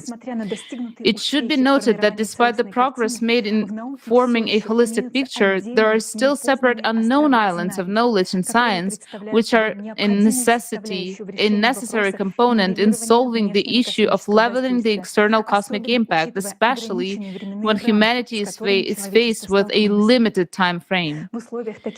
In the conditions of such tight deadlines, to solve this problem, experience and knowledge are urgently needed in narrow profile areas which are possessed by specialists in various fields with a professional format of thinking. This will gradually reduce the time of exploring these unknown islands of silence and increase the chances of human survival. To effectively solve the problem of protecting the planet from external influences, it is necessary to collect all available scientific expertise from around the world and improve the multisectoral approach. Only in this case it is possible to productively use the scientific potential and experience of each scientist, as well as to have time to solve the tasks set before us in such a short time that we as humanity have. We understand that in the current consumer paradigm, the listed above goals are more than difficult to achieve, and the probability to their This brings us to understanding that we critically need a fundamentally different format of society, which would relieve the potential of scientists and create conditions for their effective scientific interaction. And this is the format of the creative society. In the creative society, there will be a single creative vector of development and a request for solving the global problem of cyclical disasters. This is how the entire scientific world will have unlimited funding in order to find the fastest possible solution to the tasks set aimed at saving people's lives. In the creative society, scientific research will be open and accessible to all scientists. Experts from all over the world will have all possibilities to work together on issues that are important to society with unlimited resources. Only by uniting the potential of scientists, thanks to the creative society format, will most likely be able to find ways to level and transform the cosmic impact. This is why the key condition to the salvation of our whole civilization is the building of the creative society. If you watched our climate report, then you understand that we're not just one step away from another natural disaster, but from human extinction. The only solution is to protect our planet from external impact, and this problem can be solved only in creative society. But why do we really need creative society to solve this problem? Why can't the most brilliant scientists simply come together and work on this problem if it is so urgent? Well, let's be realistic about our world. Have you heard from anyone regarding the true scale and the progression of natural disasters? Maybe from the media, which barely even covers the local weather changes. Or perhaps from well-known scientists. Unfortunately, only a few understand the whole picture. Many merely notice the temperature increase and blame humans, while others are still in a denial stage, claiming that nothing unusual is happening with the climate. It is just natural variability and that everything is just normal. In this situation, when we do not see the full extent of natural disasters and the true causes of cataclysms are still under debate? How could leaders of a country justify the decisions of letting their top scientists collaborate with competitors and potential enemies? These scientists are the ones that the heads of states count on for developing new weapons and guaranteeing the country's dominance. Solving the problem of external impact within a short period of time requires a significant technological breakthrough. This can be achieved if scientists have a shared goal and can freely work together, share knowledge, and discuss concepts. However, in the current format, even if capable scientists were able to meet and work together, they would still be divided, representing competing sides, and they would not be able to exchange their ideas openly and brainstorm effectively. So we can't expect a positive outcome. It is also questionable how this project will be funded, especially when the global economy is on the verge of collapse. But in the creative society, the chance of finding the solution for natural disasters will be significantly higher because first, everyone would have access to truthful information about the scale and the impact of cataclysms, and the real cause of climate catastrophes will become evident. Consequently, we people will start to focus our efforts and attention in solving the right problem, and everyone will understand the importance of it. Second, the essential scientists who are currently hidden from the public will have freedom to openly collaborate, share ideas, and they will be united by one goal, that is to stop the external radiation and save humanity. In addition, every scientist would fully understand the seriousness of the situation, as it not only affects themselves and their loved ones, but the entire 8 billion people. All this will create conditions for the emergence of new ideas, breakthrough discoveries, and accelerate progress towards finding the solution. I am a scientist, and I chose my path, and I dreamed of making discoveries that would improve people's lives and change the world. And I know that every scientist has this ambitious dream to develop something big that everybody will remember and read about it in history books. And this task and its solution is something that people will never forget. The names of these people who saved the planet will be remembered by humanity forever. Third, the scientists will not be starting from the scratch. We already have a lot of developments and understanding of how to stop the external impact. We can't do it only by ourselves. We need brainstorming and close collaboration among the best scientists. Given that we only have a couple of years to do this, watch this forum to the end. Today, for the first time, a scientific hypothesis will be presented that will help scientists to understand how to stop the external impact on our planet and therefore save all of humanity. Finally, an important aspect is that all resources belong to humanity in creative society. Thus, enough support and resources will be provided for those scientists to succeed. Why and how this is economically possible, you will learn later today in more detail. But one more thing to note is that whilst the scientists are working on finding the solution, the climate cerberus will not just wait around until the solution is found, but it will continue to devour and destroy many cities and even countries.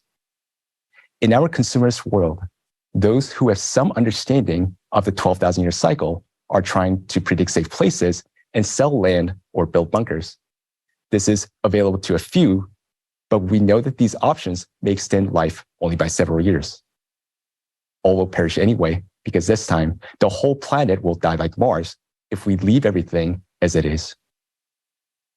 In creative society, until the natural disasters are fully under control, people will be warned and evacuated in time because human life is of the highest value. Unified Global Emergency Service will be created to guarantee everyone's safety. Scientists will work together to identify safe locations, and we will build appropriate infrastructures, including places to live, grow food, so that all people will be taken care of. Thus, in creative society, we can save the lives of all 8 billion people and find a solution to deal with external impact. Creative society is the only solution for our survival. But there's not much time left, And I'm asking you, a person who cares about the future. We need your help in sharing the information about the true scale of the natural disasters and how to overcome them. Your voice is very much needed right now because people can decide and support this project only if they're informed.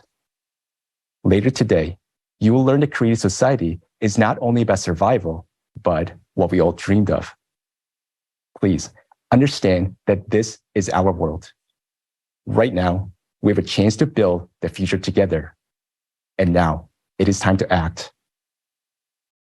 We, all people on the planet, have a little choice. Either we leave things as they are and die together, or we come together and find a solution that will save us and give our civilization a new level of development of life. To find a salvation solution, we need certain conditions in which it will be possible to do so. Thus, we need the creative society. If we decide to build the creative society, we either have to do it seriously or not do it at all. Either we address thoroughly to save our lives and act together until full completion, or we give up and surrender to the climate cerberus. And if we decide to change the format of society, we need to change it to something reasonably good and beneficial for all people. Let us compare what we are changing it to. Right now, we are making progress at a rapid pace in developing technologies that are aimed at destroying humanity. But why not at saving lives instead? As long as there is a power of the few, they would only care about their own well-being and make laws that only benefit them. If the power was in the hands of all people and decisions were made by society itself, we would live perfectly well. Because people would never pass laws that make their lives worse or threaten them. The modern world is full of inflation and wars, and a single person is nothing and nobody in it. Together, we can change this for the luxurious conditions for a safe and fulfilling existence for everyone. This kind of conditions we must have simply because we are people. Instead of a world where no one means anything and the life of each of us is nothing, we can choose a world where the life of every person is the most precious thing. Today, you will hear a lot about the creative society and the perspectives it will give to you and to every person. Compare your life now with what the creative society can give you and your family, your loved ones, and your friends.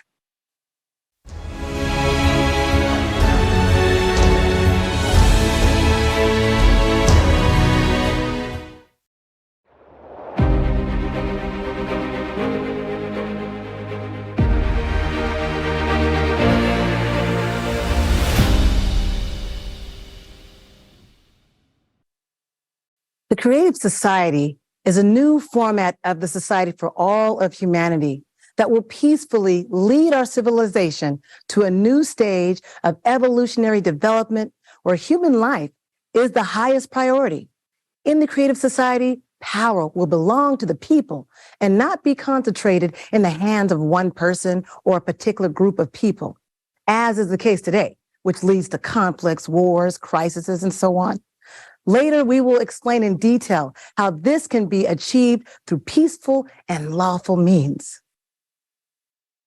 Participants of the Creative Society project are ordinary people, volunteers, united by the shared idea of building a better world for themselves and their children, the Creative Society. We are glad that foundation for the Creative Society has been already laid, as many people around the world are building it already, and many continue to join every day. But this is not enough because there are 8 billion people on the planet. And our efforts are just not sufficient. We need everyone because the creative society can only be built together. We must do everything possible to make everyone aware of the creative society so that we can leave the consumer format behind as soon as possible and start living in a wonderful life in the creative society, in a society that is based on the needs and dreams of each of us, in a society where by improving life for entire community, you improve your own life. The ideology of the Creative Society Project is based on the 8 pillars formed as a result of comprehensive analysis of the will of millions of people around the world. Over the past 12 years, volunteers and experts from more than 180 countries have conducted numerous social surveys and the most extensive analytical work in human history. As a result, the 8 pillars of the Creative Society was formed, whose primary goal is to protect and ensure the safety of human life. Today, we will talk in great detail about how the Creative Society will change each person's life for the better and what prospects it will open up for all of civilization. First, let's look at what benefits the Creative Society guarantees to everyone.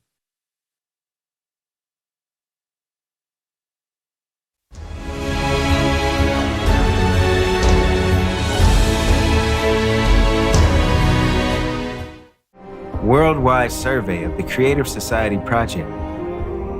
What kind of society does every person dream of living in? Tens of millions of people surveyed in 180 countries, hundreds of thousands of hours of video footage, terabytes of data, more than 15 million hours of personal time of Creative Society Project participants from around the world, all to show how people from around the world want to live.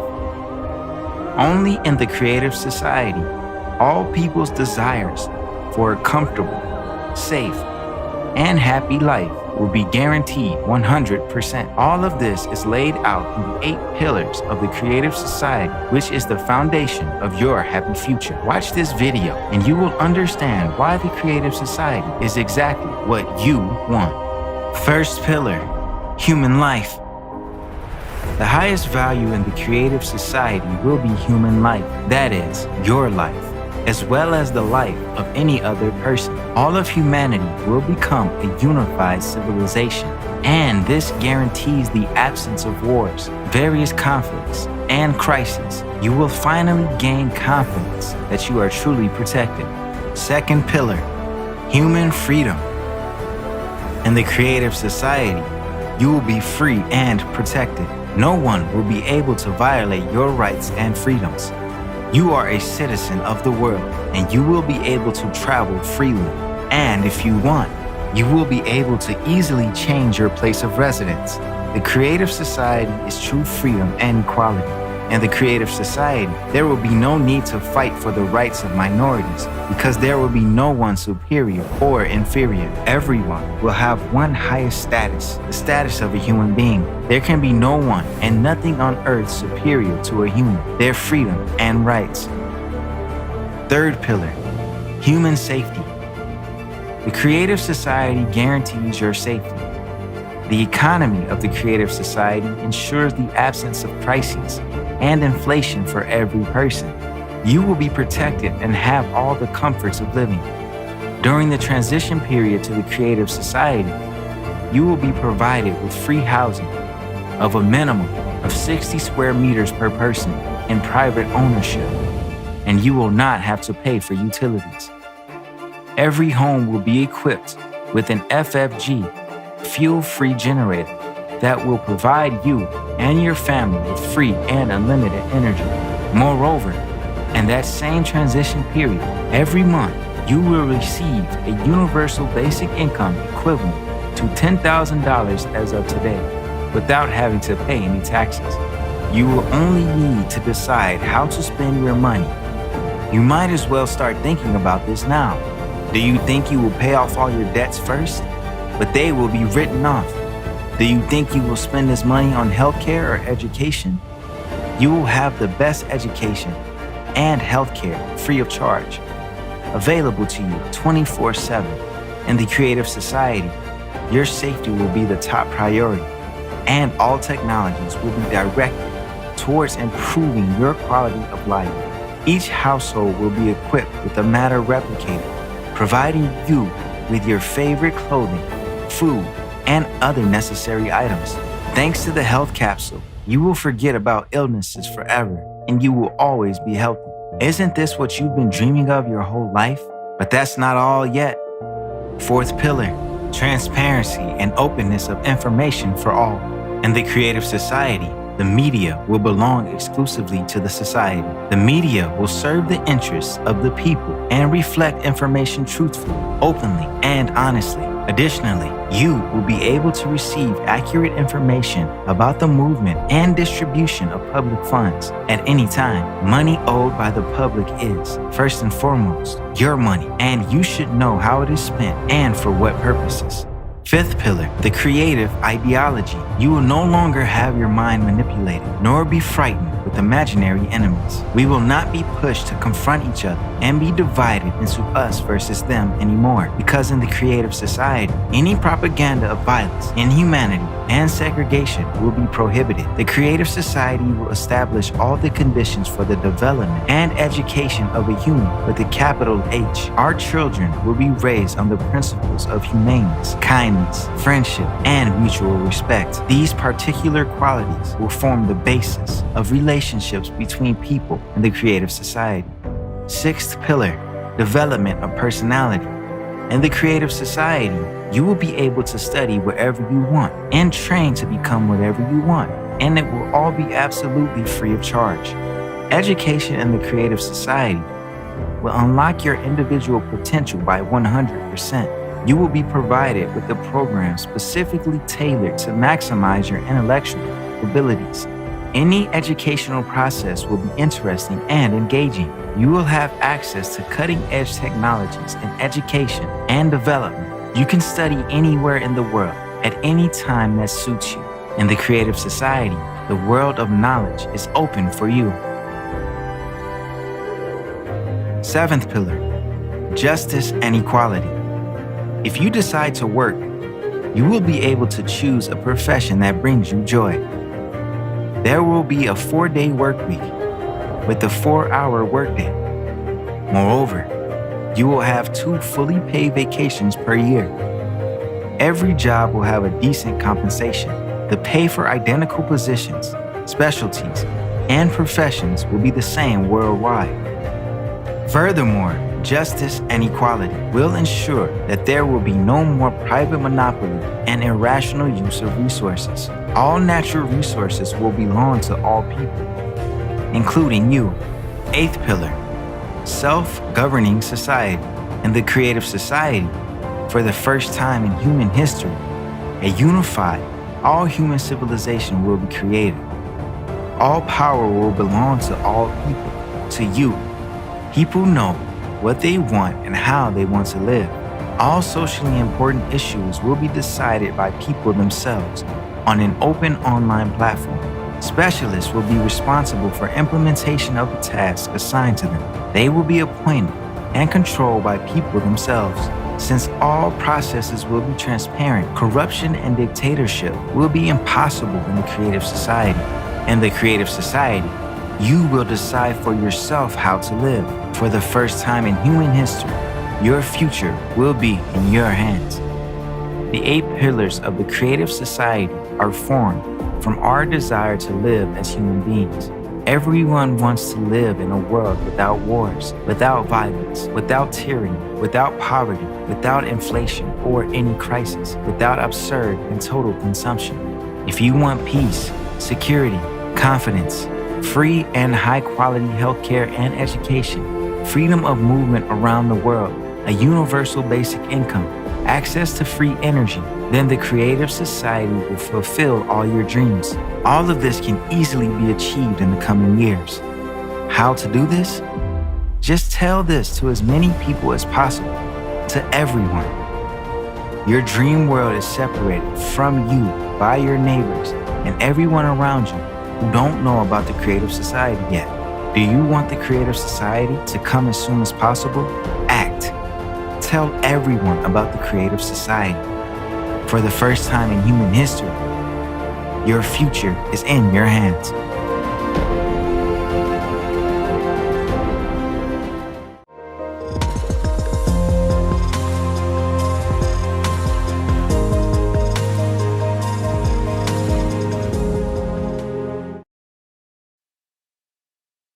It's like a dream world. 3, top-notch medical care guarantees excellent health. Everyone is guaranteed free, high-quality housing and no utility bills. No more inflation or crisis. You will have a stable monthly basic income and all debts will be written off.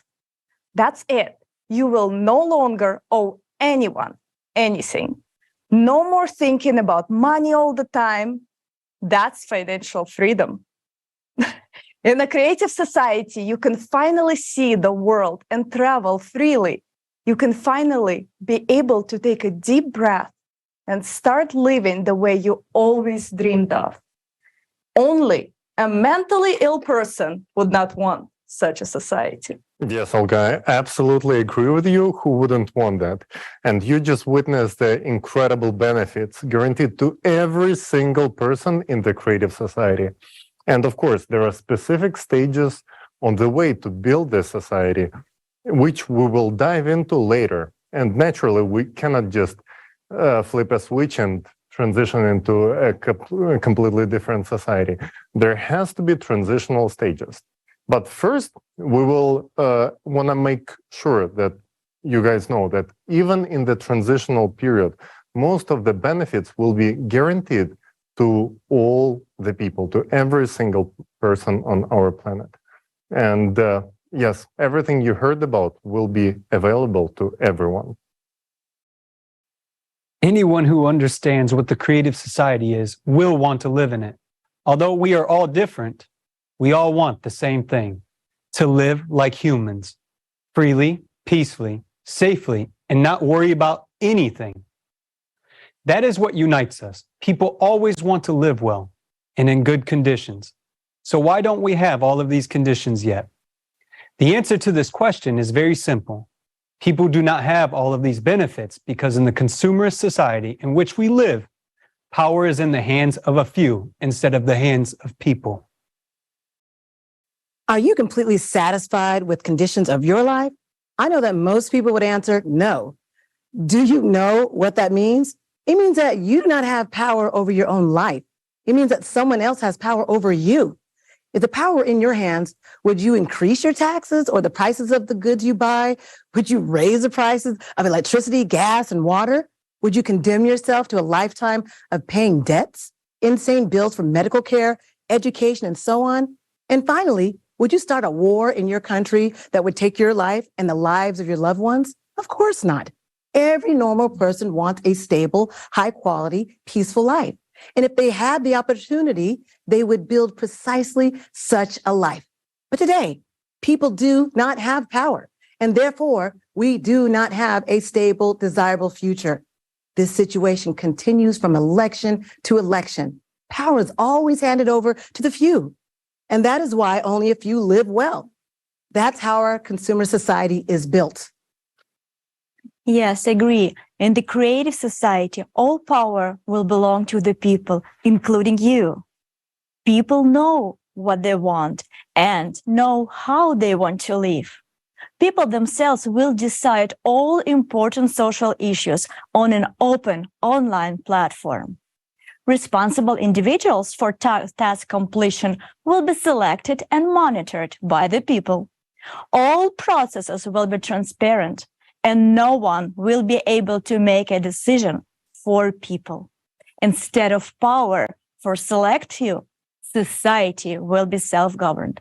The main principle of the creative society is that by improving life for the society as the whole, you improve your own life. Yes, friends, our future is in our hands. There has never been anything like the creative society in human history.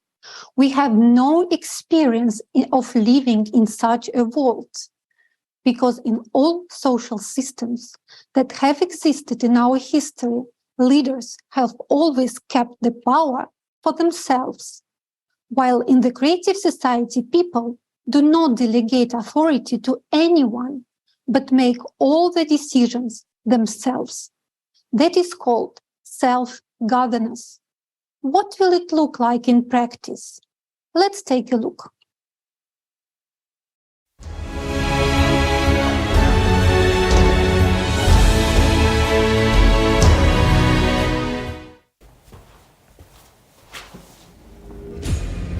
Life is like chess.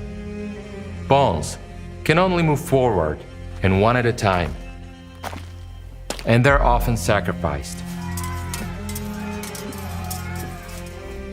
Knight can move in an L shape and can cleverly outmaneuver the others, while the queen has the power to move around the board at will. We get used to the rules and obediently follow a single game. The same happens in society.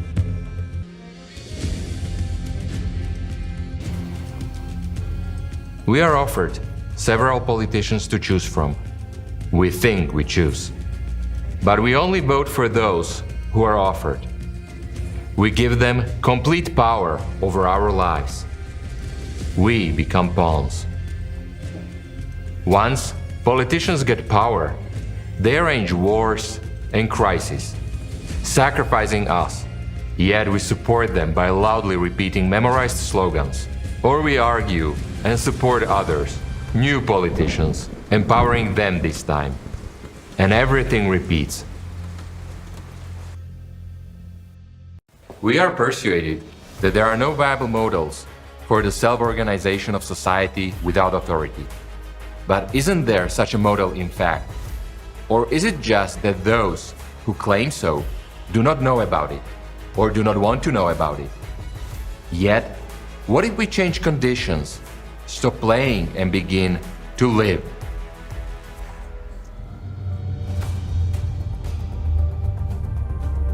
What will a world look like where people are in control of their own lives, self-organized, and truly free and conscious in their choices? Not just individual small groups, but all 8 billion people on the planet. There is such a model, and it is called the Creative Society. Let's see how it will look like. For several years, volunteers had been spreading information about a completely new format of society worldwide. And after that, people all over the planet held an international referendum at which the creative format of society was almost unanimously adopted. This led to significant changes both in relationship among people and on the planet as a whole. All artificially created crises and wars in the world have stopped. The problem of hunger has been resolved within a short period of time, since human life became the main value in the new format of society. The newest advanced technologies, which were inaccessible for people in the consumerist format, have started to be introduced everywhere. Everyone has been provided with a social package that includes a modern dwelling with an area of 60 square meters per person and an unconditional basic income equivalent to $10,000 per month. All basic needs of every person are fully met, but the main thing that each of us has gained is the right to be heard. We have transitioned to a completely new format of decision-making, self-governance. In the creative society, there are no presidents or parliaments anymore, not to mention dictators. There are only people, and every person's voice is equally important when decisions are being made. Mom, do you decide everything now like the presidents did before? There are no more presidents of any kind anymore, sweetheart. I'm human, just like you, and now there is no one above people, so people themselves decide everything.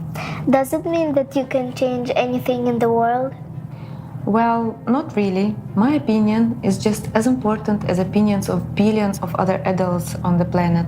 But one person, no matter who he is, cannot promote the project which only he himself likes and which most people are not satisfied with.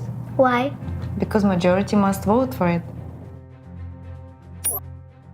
Self-governance of society means that we, as community, decide by majority vote whether something will take place or not. Self-governance is not the absence of management or competent planning, but rather is the absence of authority, although its function is equally shared among all people. Voting for a project becomes the right of every adult on the planet. And the advantage is that people themselves aspire to improve the living conditions in society. It becomes a crime to change something in people's lives without asking them. To exercise people's authority, we use such a tool as the electoral platform. It is essentially a website that allows people from all over the world to adopt decisions transparently and quickly. If a global issue is submitted for voting, people from all over the world must participate in voting. If an issue is local, then residents of a relevant territory whose lives are affected by adoption of this law must vote. For example, if there is a village issue, it is resolved in the village. If an issue is regional, it is resolved in the region. Thus, there is local self-government as well as global that applies to the whole world. Each law proposal is written in a language that is simple and understandable to people. Experts should prepare a draft law and explain what the expected results would be, the pros and cons of its implementation, what will change for an individual, and how the law will affect his life. Then the draft law is submitted for general voting. A new global law proposal is up for a vote by humanity. What is this?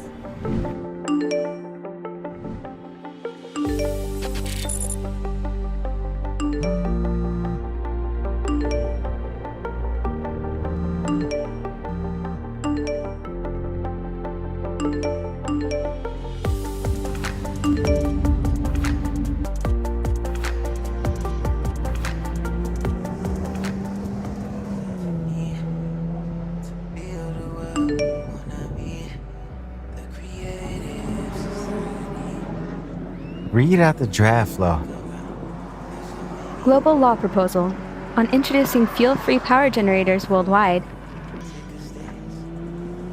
An FFG is a device that enables you to generate electricity without the use of power plants or any other energy sources or generators that exist today. Read me the pros. Do you want it in brief or in detail? Tell it in brief. Take into account my preferences. In brief, an FFG will ensure everyone's energy independence. That means you will never have to pay utility bills again, and your favorite matcha tea will become cheaper. Just like all the other goods and services, because there will be no electricity charges. FFGs will also benefit the environment. Taking into account your hobbies and preferences, your biggest benefit from implementing FFGs will be that you won't have any need to fill up your car. Okay, I vote. You cannot vote before you listen to a detailed version of the law proposal with a description of all the pros and cons, as well as the expert opinion. Okay, read it then. Pros: energy independence.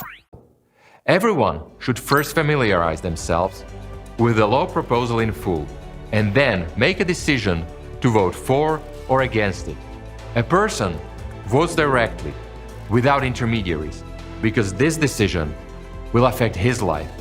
A law is considered adopted if it is supported by the majority of people, 50% plus one vote. That's interesting. The project is global. Pros.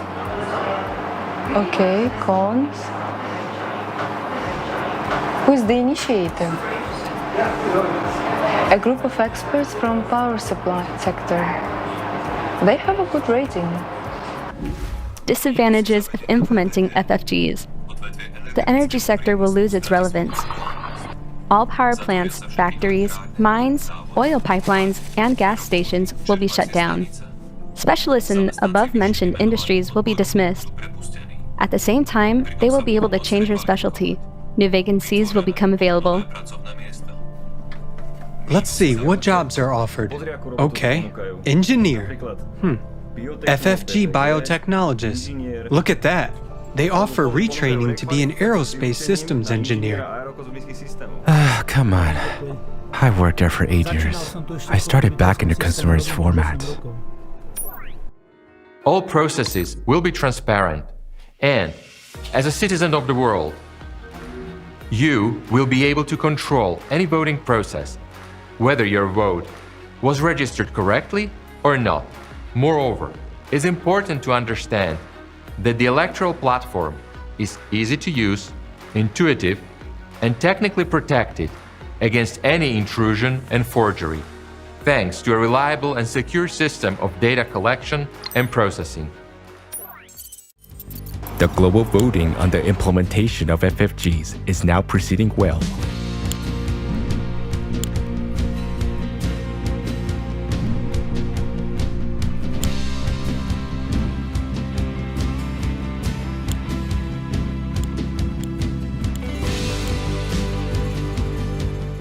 The actual implementation of a law adopted by people will be handled by responsible administrators, in strict accordance with the law adopted and within the stipulated timeframe. Through the electoral platform, in real time, people will be able to monitor implementation of the adopted law and recall administrators in case of any abuse. An important difference between the voting process in the consumerist format and the one in the creative society is that in the creative society, any information will be open and accessible. Information openness can in no way be used against an individual because human life will be the highest value.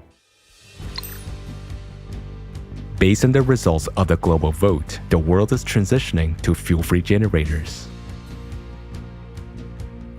More than 2 billion families have already received FFGs, and soon it will be available to every inhabitant of the planet. Everything is in order. Congratulations with your new FFG. Thank you. Planned closures of power plants, gas stations, and a control-safe transition to industrial FFGs are successfully underway.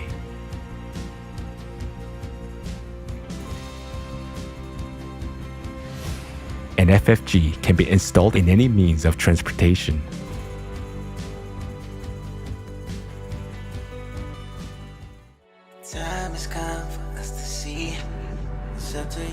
Nova, how long have I been driving without refueling? Today, you have driven 405 miles without refueling or recharging. In total, your car has traveled 1,267 miles with the FFG. The next inspection of your car will be after 8,000 miles, and your FFG will be serviced in 9 years and 345 days.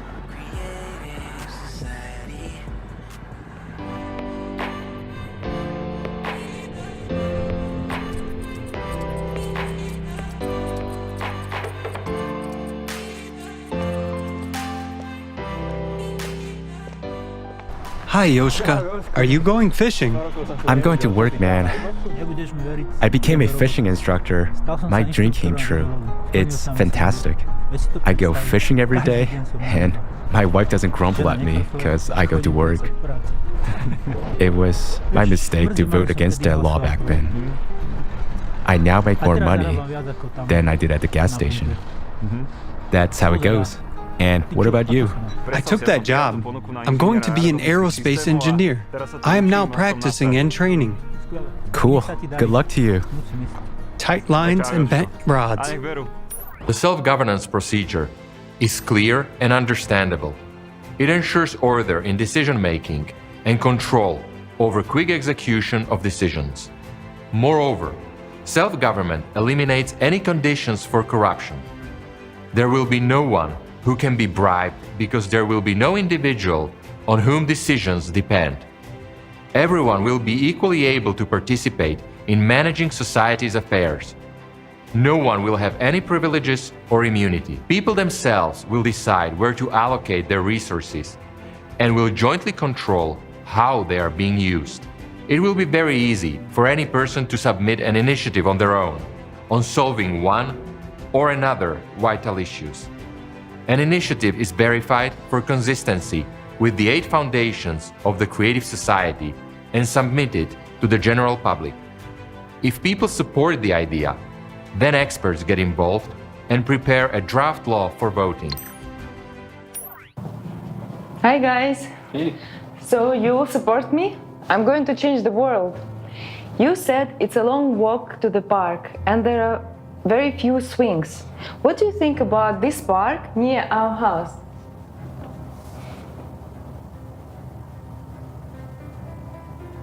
Wow! Or this one? It's hard to choose. Wow, when did you manage to retrain from an interior designer to an architect? It's not me. I just put forward an idea, and last night local architects created these 2 projects by means of artificial intelligence. So now I will submit both of them on the platform and let people choose which one to vote for. The main thing is to have more ice cream cafes in the park. Well, then we need to vote for this one because it has fewer bike lanes but more cafes, while that one has more jogging and bike lanes and fewer cafes.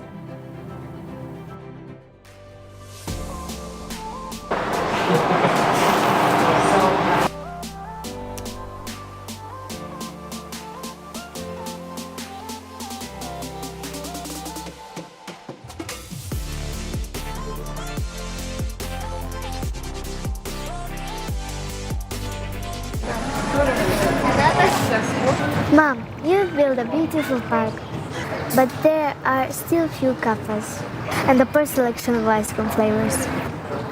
Here is your ice cream lane, lady. You are so right. The selection is poor, but soon there will be more. We just opened yesterday. Enjoy. Thank you.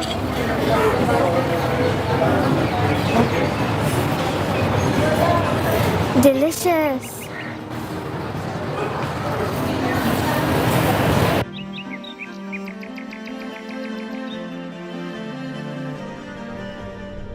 In today's consumer society, a single country or even an alliance of several countries will not be able to implement the concept of self-governance in full, because there is such a concept as geopolitics, an endless war of interests. There is a competition and fight for resources, and national economies are interconnected to a large extent.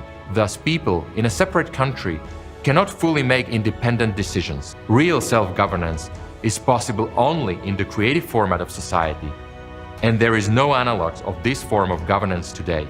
In the consumerist format, the law usually protects and benefits those who created it, but when people themselves create laws and vote for them, they work for the benefit of all people, not just a few. When people themselves generate projects and promote laws, there can be no wars, international strife, or conflicts in such a society. Because the most valuable thing for us people is life, and those incredible prospects which the creative society offers us.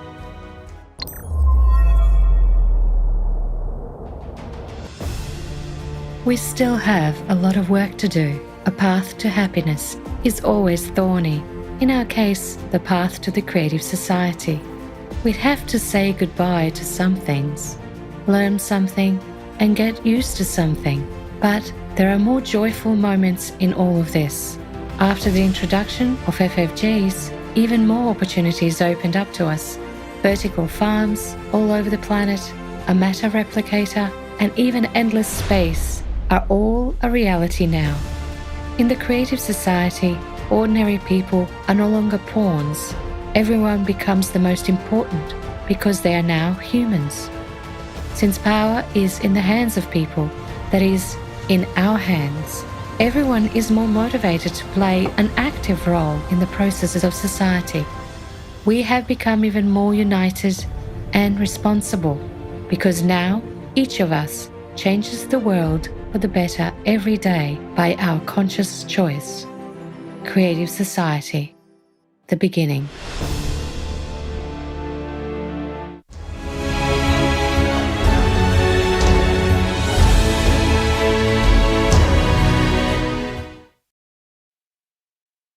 As you can see, self-governance is very simple. It is a completely transparent process that eliminates any possibility of manipulation. We as a community make decisions by majority vote. Whether to implement something or not, self-governance is not chaos, but rather intelligent management and planning. There is no authority. Instead, that function is distributed equally among all people. Voting for a particular project or law becomes the right of every adult on the planet. The advantages is that people themselves strive to improve the living conditions in society. At present, it is impossible to fully implement the concept of self-governance as we have seen in one country or even a union of several countries, due to the geopolitical struggles for resources and competition between national economies. People in a single country cannot make independent decisions, but in a creative format of society, real self-governance is possible. In such a society, people create laws and projects that work for the benefit of all people, not just for the benefit of a few. In such a society, there are no inter-ethnic disputes, conflicts, or wars, because the most valuable thing for us humans is life and the prospects that the creative society opens up for us. The creative society is beneficial for everyone. Who wouldn't want to live in a safe, stable world where everyone is guaranteed free, quality healthcare and education, free housing of at least 650 square feet per person owned by the people themselves, and an unconditional basic income equivalent to $10,000 per month? But a serious question arises. What do you spend that money on? Considering how many things will be free, where will you spend your unconditional basic income? While you think about it, let's see how people from around the world are answering this question.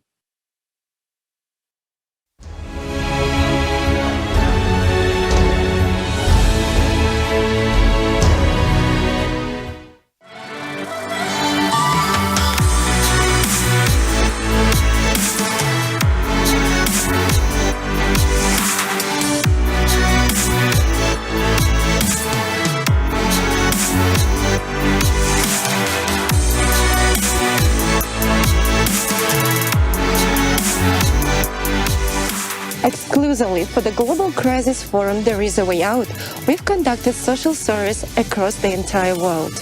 The volunteers of Creative Society Project asked people about how they envision their lives in a creative society. So let's dive into the first question we asked people. Imagine living in a creative society where healthcare and education are free, and you have access to free housing without having to pay utility bills. All your debts are written off. You don't owe anything to anyone. You receive an unconditional basic income of $10,000 each month in present-day currency to your card. How would you spend that money? What would you do with it? I'll definitely be able to start my passion projects, which are more for the community and bringing underrepresented communities, giving them more opportunities in society. I would create some projects, entertainment shows, for example. I would invest in the talented guys and produce someone. Yes, these would be inventions. That is something I've always enjoyed doing. Inventing, coming up with something. So take something and create. It would be for the whole world, so I could invent different things that could be useful to society. Wow, that's a big question, and it's too important. For me, I would like to travel the world, the whole world. I would like to meet people from different nationalities, see the natural. Most of my budget will be spent on recreation, singing, piano, etc. Where am I going to spend $10,000? First of all, I will do everything I'm supposed to do in the household. And then I'll probably start making paper airplanes out of them and wait for them to disappear at all. It will be the happiest moment of my life to never think about them again. I don't even know why the money is needed at all. That's a good question. Yes, the value and worth of money is completely different in such a society. I want to go abroad a lot, to eat plenty of good food and to have a lot of fun. If everyone has everything, then the money is kind of unnecessary. I guess I could think more about, because right now I'm thinking, well, what about like spaceships and like going to the moon or like new advanced technology? I will take care of my family and I will try to join the creative society to help other people, and that is my dream. If I had such money, I would stop saving on those foods and fruits that contain the vitamins that I need. I would stop saving at least a little bit on gas. I have a gas meter. I would invite my friends to a cafe. I would learn how to live. Because these days, with what we earn and the way we live, you are not living, you are surviving. Imagine having an official work schedule of 4 days a week for 4 hours a day, and you earn a decent salary. In addition, you receive an unconditional basic income and free housing. Education is free and of excellent quality anywhere in the world. You can acquire any professional skill and join any team across the world to work on projects that benefit society as a whole, or choose not to work at all. What would you do? I would still work. I love my job. You know, I work in visual effects and it makes me happy. So I think I would still work, and you know, whether that's paid a certain amount or not, I would still go in every day, or 4 days a week would be great. I would love to work for huge organizations that will probably study some super global issues. Well, you know, I'm an industrialist and a producer. I'm a creator. Maybe I would do something, I don't know, maybe make some goods cheaper.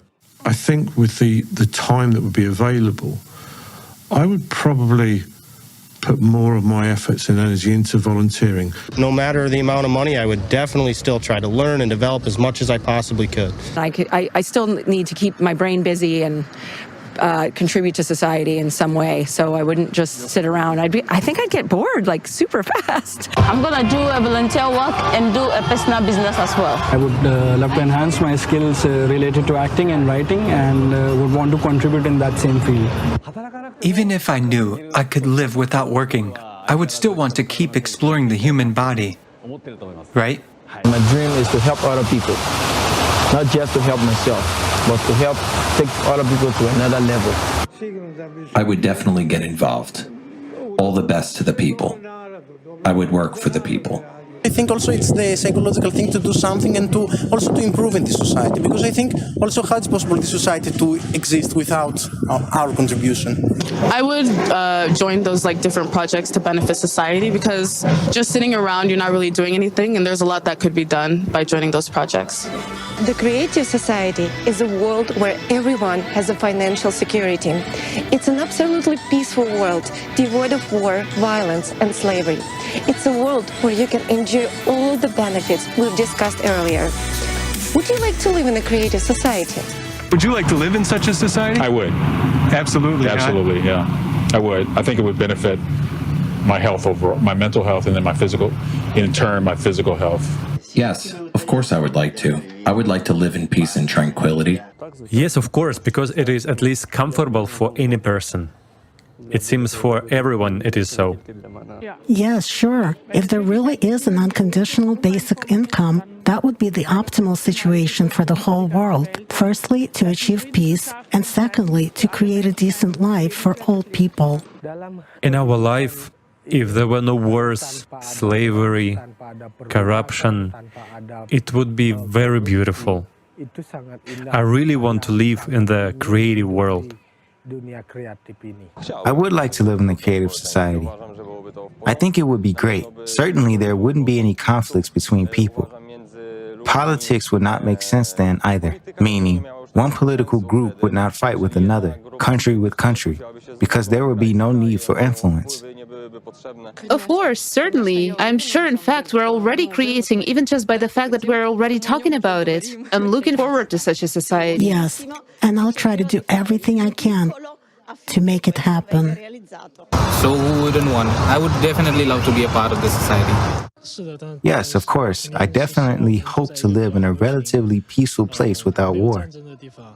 I think we would all like to live in such an environment and protect our families, right? I would love to live in such a society.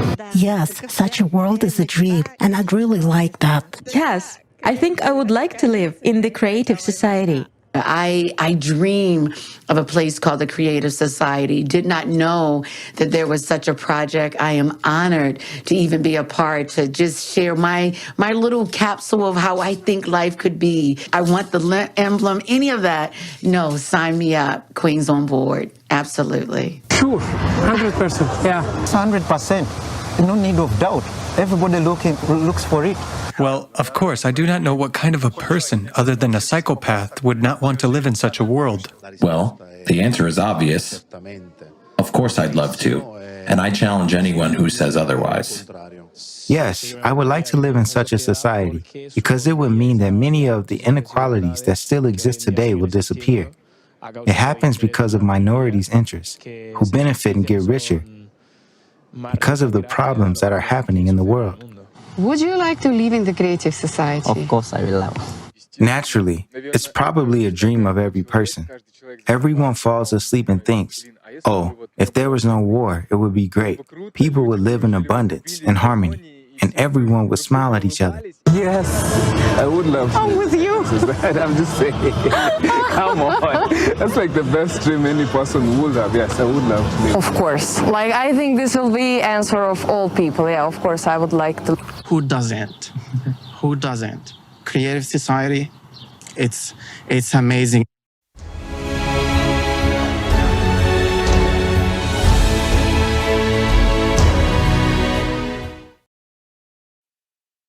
Amazing. What you have seen is only a small part of the responses from people around the world in recently conducted social surveys initiated by the participants of the Creative Society project in preparation for the forum, Global Crisis, There is a Way Out. This survey revealed some very important points. Firstly, absolutely everyone supports and, of course, wants to live in a creative society.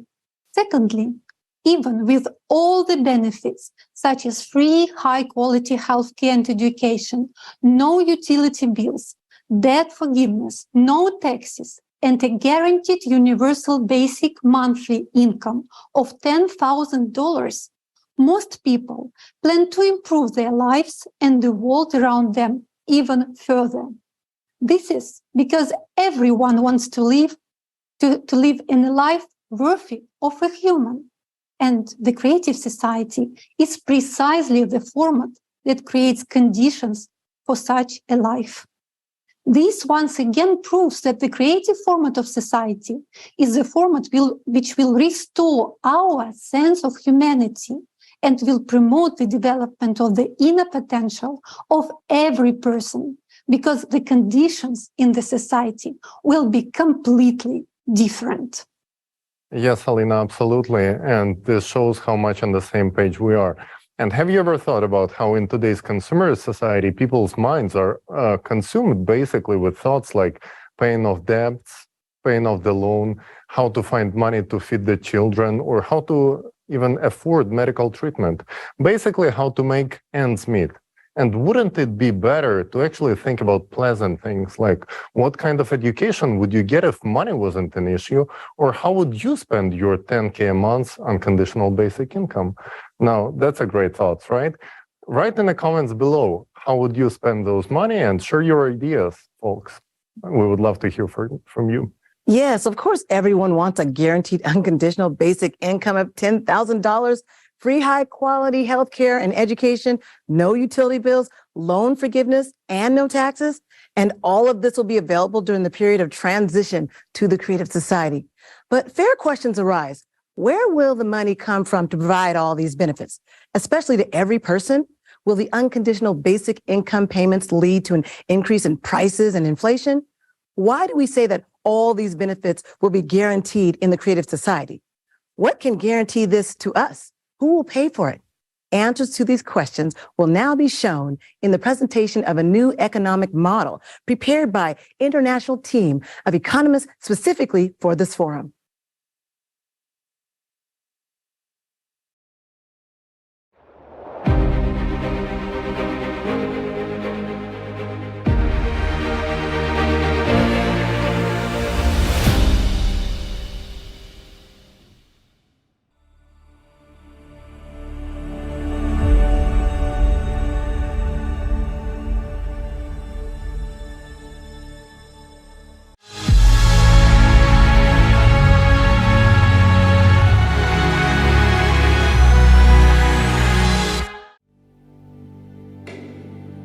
In the transition period to the Creative Society, each person will have universal basic income equivalent to $10,000 US, free housing at least 650 square feet per person, free healthcare of the highest quality, free education for a lifetime, safety in every part of the world, work 4 hours a day, 4 days a week, paid vacation for 2 months a year, equally high salaries across the world, no taxes for individuals, small and medium-sized businesses, fixed prices on all goods.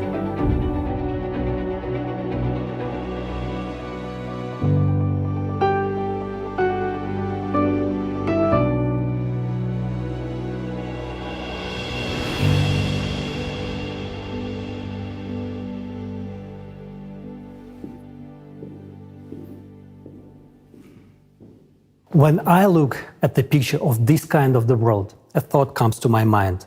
This is incredible. This is incredibly cool. And yes, I want this kind of life. But just like in any person, a skeptic inside me begins to rant and says, first of all, it is impossible to implement. And even if it is possible, it certainly won't happen in my lifetime. And goes on to affirm, no one will let you do this. And you know what I reply to him? You're right. And indeed, he is right in today's economy of the consumerist format in which we exist nowadays. This cannot be implemented. This requires a different economic model. We need to look beyond the confines of the current system. And I invite you to learn about a new model of economy that will provide a high standard of living for every human being. This model has been developed and proposed by experts from around the world. It takes into account the economic needs of each person, technological advances, and the need for our civilization to develop and evolve. This innovative model will change our lives from the first day of its implementation. I want to draw your attention to the fact that its implementation is possible only if the format of society is changed from consumerist to creative. And further, I will explain why. Unlike the current economic model, the new model will have a different goal: to provide the high standard of living for every human on the planet. There are two key requirements for the new economic model to function and achieve this goal. The first requirement: the new economic model can only work on a planetary scale. It cannot work in a single country. The second requirement is the self-governing society. All power must belong to the people. The economy, along with other strategic spheres, will also be managed and controlled directly by society, represented by every person, each of us, via the electoral platform. So, we have formulated the goal of the new economic model and outlined the necessary requirements for its implementation. These requirements can only be met in the creative format of society. I now invite you to model the near future. After we have successfully completed all three stages of building the creative society, informational, political, and the global referendum, the world community legally and peacefully transitions to the creative format of society that we all have chosen together and become one civilization. From that moment on, it will take a small amount of time to launch the new economic model. 6 months, according to preliminary calculations. After that, we will enter the transitional period to the creative society, which will last 5 to 6 years. As soon as we enter the transitional period, everyone will be provided with the monthly unconditional basic income in the amount equivalent to $10,000, with their own housing of at least 60 square meters per person. Education and healthcare will be of high quality and free, as well as resources, electricity, water, heating. All debts will be written off. Loans will be interest-free, and there will be no more taxes for individuals, small and medium-sized businesses. Of course, this raises a lot of questions. Will people work? What will the prices be? Will there be inflation? And the most common and important question, where will the money come from? So let's take it in order. Where will we get the money from in the transitional period to the creative society? In the new economic model, money will be created by a single fund for global financing, which belongs to society and serves its interests. The single fund for global financing will only serve the function of creating and redistributing funds. It will not accumulate money like the funds do today, nor will it make money as the banks do in the consumer model of the economy. There will be no banks in the transitional period to the creative society because there will be no need to keep money, because money will be exclusively digital. In fact, there will be no money in the conventional sense of the word. These are just numbers and equivalent for exchange. That's your assets. You can exchange them for something, a product, a service, and so on. The more the economy grows, the more means of exchange, what we now call money, are created. In contrast to the consumerist format, all financial transactions will be open and transparent to everyone. The task of the single fund for global financing is to supply the right amount of means of exchange at society's request. Well, how will this work? Society decides what needs to be improved, created, and what projects and initiatives to implement. Experts will use the artificial intelligence to calculate how much money is needed to achieve those goals. And the single fund for global financing will create the necessary amount of money. If there is a request for the implementation of a project in a village, city, or country, an application is submitted to the electoral platform. For example, if a city decides to replace its asphalt pavement, it submits a request, and funds are allocated for this from the single fund for global financing. It's just like in the family. You know what everyone needs, and you allocate money from the family budget to buy the necessary goods: pants, sneakers, a piano. It's the same at the city and global levels. The only difference is that our budget as a society is not limited. We can spend as much as we want if there is something to spend on, and we need it. This approach does not limit the development of the economy. The economy develops and our opportunities increase. In the new economic model, there will be no budgets of cities and countries. There will be no such thing as state money either. The only place where money can accumulate is your personal account, and you yourself dispose of it as you please. If a country, city, or village has a budget, there will inevitably be those who will try to make a profit from that budget, local officials and others. And when there is no budget, it cannot be taken away. And this is the answer to the question of why there will be no corruption, theft, and bureaucracy. There won't be a situation where the asphalt pavement was changed last year and this year it is changed again, and someone makes money on it. It will not happen because the monitoring system will guarantee the transparency of all operations. Monitoring that the money allocated has been used as intended will be done with the help of technologies that already exist, such as the multipurpose complex Voskhod. You won't be able to buy building materials for a higher price than those that are sold everywhere, and everyone can see their price. How is it possible to steal if what you buy and sell can be seen immediately? Money flows are transparent. Anyone can see what every penny is spent on. Now, in the consumerist format, this information is hidden. But in the transitional period to the creative society, it will be available to everyone. You can see exactly how money has been spent in any part of the world, regardless of where you are, because society's money is your money. For the convenience of transactions and complete transparency, a new single monetary unit will be introduced, which can be used anywhere in the world. It will belong to society and be created by the single fund for global financing. It will be digital. It will not be possible to seize or freeze it, and it will not lose value. You cannot lose digital money. It cannot be stolen, and its flows are completely transparent. From the first day of the transitional period to the creative society, an exchange of existing currencies for the new monetary unit will take place. All savings, capitals, and assets of people and enterprises will be converted into it. Why will the single currency be digital? Because firstly, it guarantees the transparency of all financial transactions. And secondly, with modern technology, there is no need for paper money or documents. Digital money is both environmentally friendly and convenient. A person doesn't need to carry a wallet, a passport, or a plane ticket.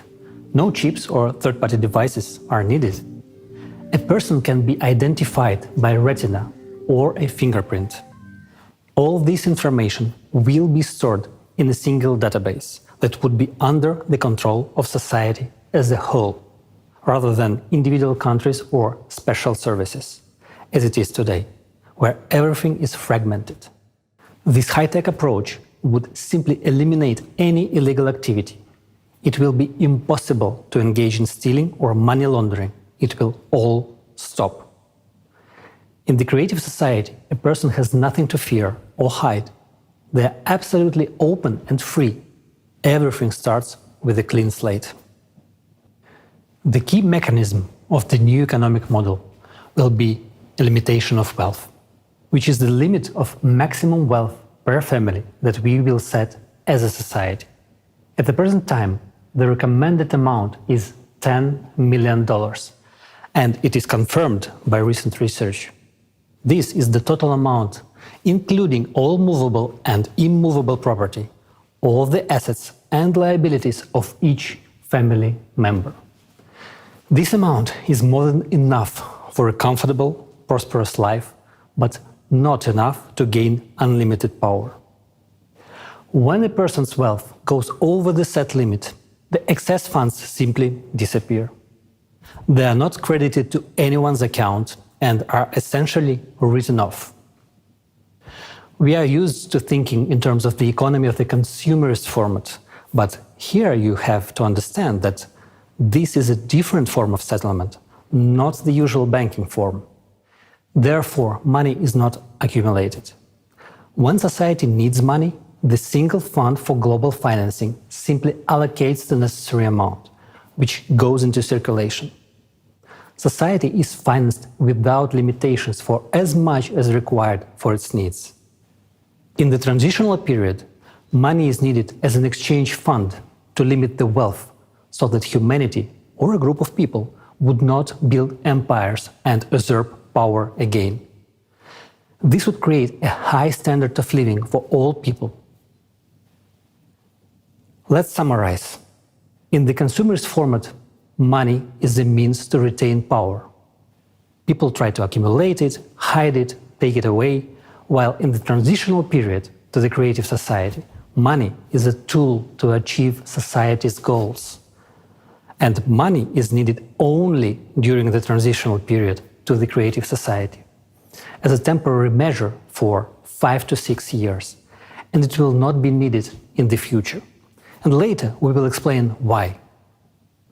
Nowadays, they say that the problem is not money, but its quantity. As we have already understood, in the new economic model, there will be no such problem. But the question is different. Will it lead to inflation? The answer is simple. There will be no inflation at all. It is impossible. In the current economic model, this would indeed lead to skyrocketing prices, hyperinflation.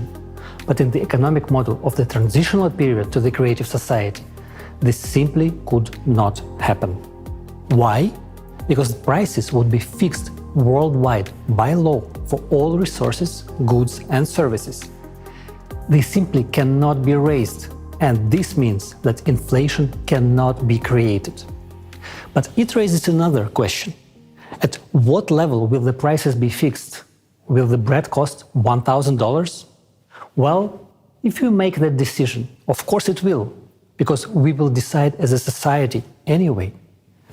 The optimal prices will be calculated using artificial intelligence, considering all the costs and profitability, but the final decision on pricing will be made by people. Therefore, you surely understand we are unlikely to want the bread to cost $1,000.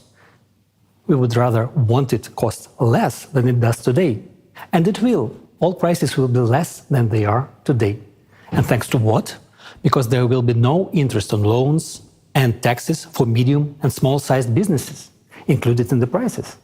Electricity, water and gas will be free. There will be a single economic environment in the creative society. And the absence of borders means no taxes on exports and imports, no duties, no excise taxes and no customs duties.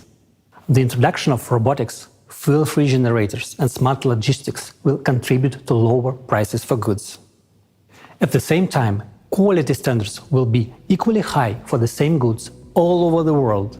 For example, the same hamburger that today costs $6 in America and $1 in Romania will cost, for example, 40 cents worldwide and will be equally delicious and juicy and healthy.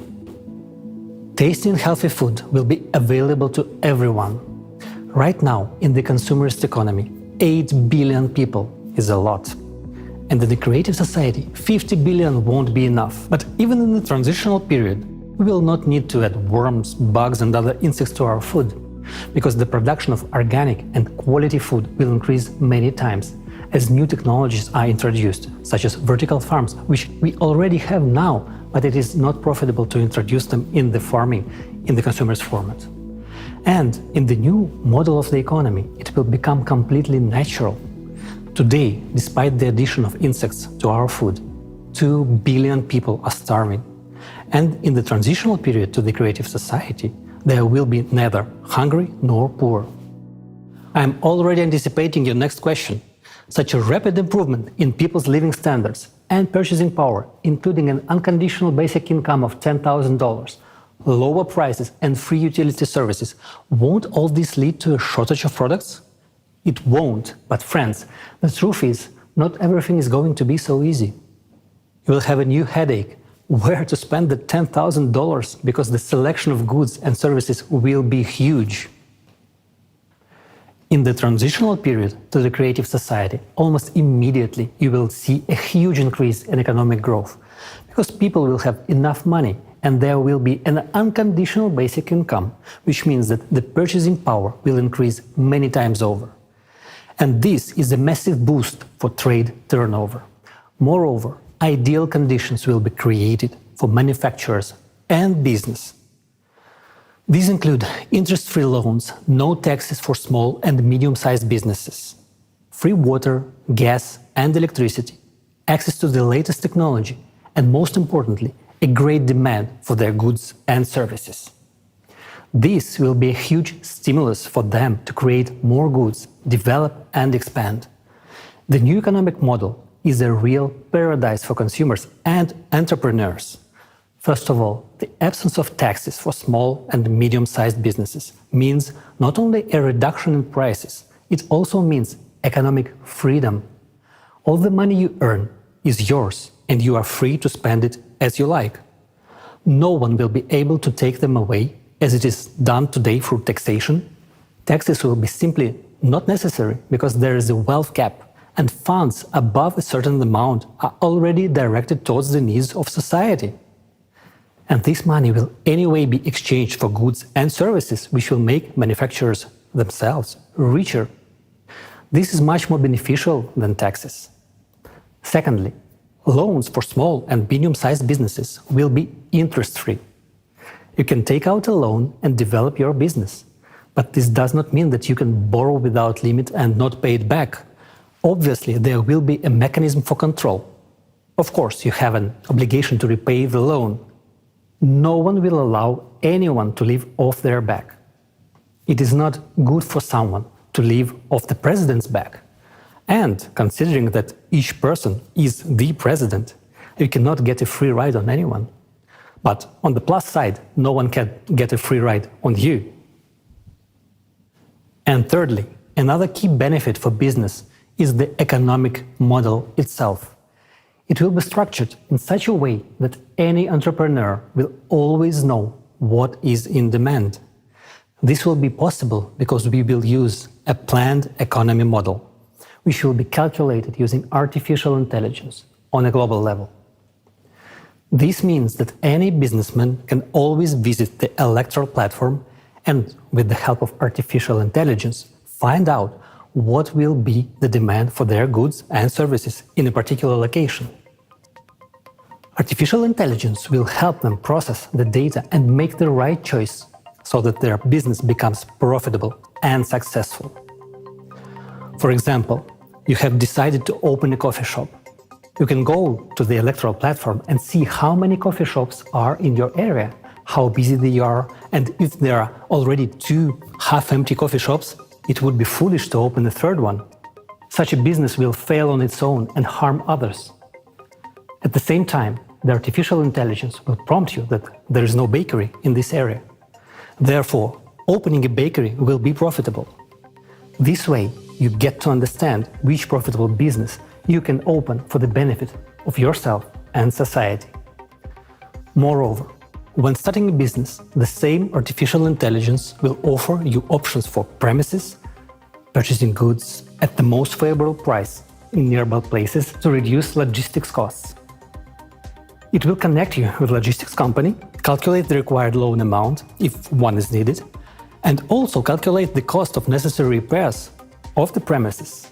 Find the companies that will do the repairs at the most advantageous price. Find options for design solutions and propose the necessary employee candidates in the required location. All on a turnkey basis. At the same time, it is you who chooses from the options suggested by AI, and all final decisions are up to you. The same artificial intelligence will calculate how much time it will take from the moment you apply on the electoral platform for your business to start making a profit. Additionally, the AI will calculate the necessary number of employees and help you draft their schedule. This is very useful considering that the work week will be 4 days, 4 hours a day, meaning that in order to cover 12 hours of daily work for that very coffee shop, 3 people per day are needed per shift. Of course, after this, many people will say that everyone will become an entrepreneur. They won't, because running a business requires a certain character, motivation, responsibility, time commitment, and most importantly, organizational skills.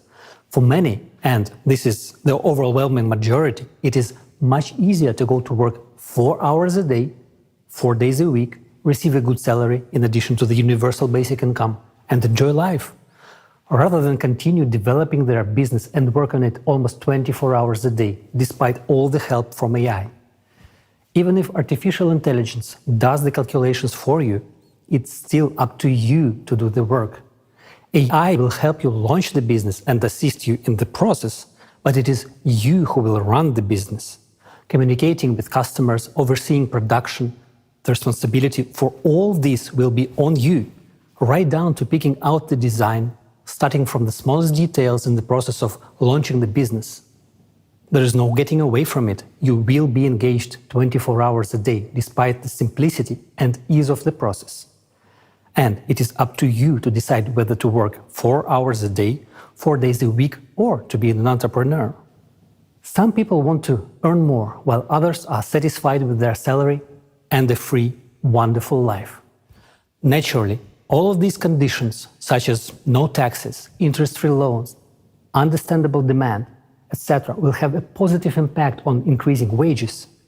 Wages will need to be increased regularly because companies will need skilled workers to meet the growing demand for goods and services.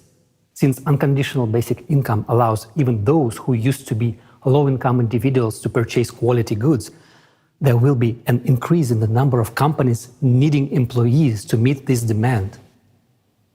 For example, let's consider a medium-sized business. A person has an enterprise with 200 to 300 employees and a turnover of several tens of millions of dollars. They don't have to pay taxes. All the money earned belongs to them. And of course, they will raise wages, because competition for specialists in the labor market will be high. While unemployment will inevitably increase in today's world, in the creative society, on the contrary, there will be competition for good workers. They will be needed. And we come to another often asked question. Will people want to work if they already have a comfortable life provided by universal basic income of $10,000? People will still work because a $120,000 universal basic income per year for a person is just an average level of prosperity. Few people want to be in the middle class. People strive to live better. For example, if a person wants a new good car, then to buy it, they will have to live on just their basic income for several years. Wouldn't it be easier to go to work to buy their dream car faster? In this case, a person could earn an additional $5,000 to $10,000 or more per month, and in a year they could save up for their dream car and drive it to the job they love. You will also want good watches, a good phone, and a new laptop. Why? Because you have the opportunity to buy them. You will want to go to a good restaurant. You will be too lazy to cook, and you will go to a restaurant near your home to eat there. This requires money, and this is a good incentive to work. Not to mention that the transitional period to a creative society implies working for 4 hours a day, 4 days a week, and having 2 months of paid vacation and high salaries worldwide. Furthermore, thanks to the implementation of new technologies, boring professions and hard labor will gradually disappear. People will have much more interesting work to do because there will be many new professions that will reveal their potential and talents. Everyone will be able to easily and freely learn a new trade or train for a new profession. Thus, we understand that people will have all the conditions to earn themselves a good house and even more than one, any car or real estate. And then this question arises, what about private property? Everything a person earns, up to the wealth cap, belongs to them, their house, their yard, their car, and so on. An entrepreneur's private property may include a store, service areas, manufacturing, restaurants, cafes, and the like.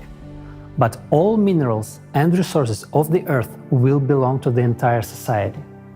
It is thanks to this that electricity, water, and gas will be free for people and small and medium-sized businesses.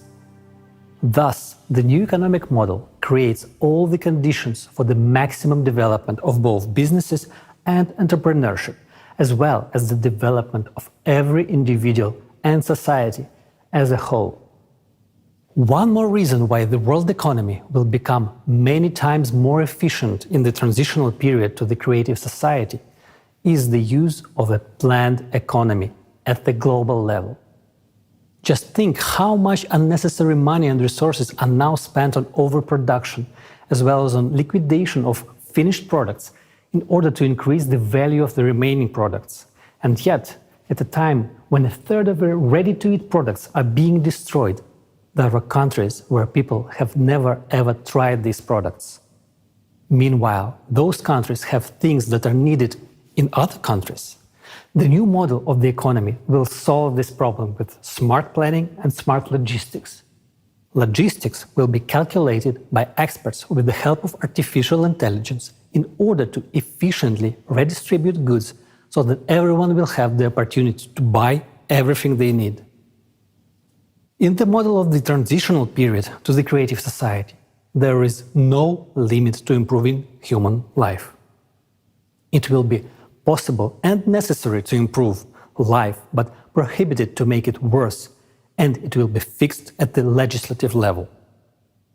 Remember, the highest value in the world will be human life and his benefits.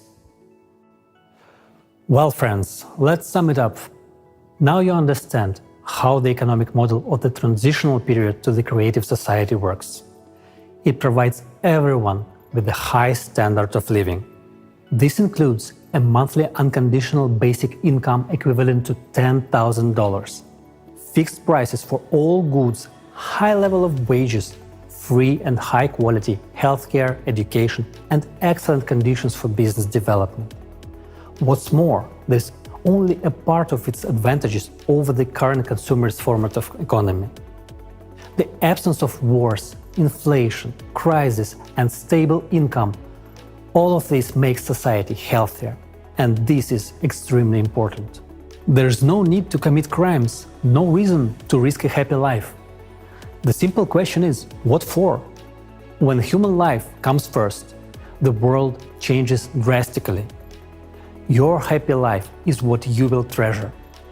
These are your opportunities, and these are the opportunities for the entire civilization.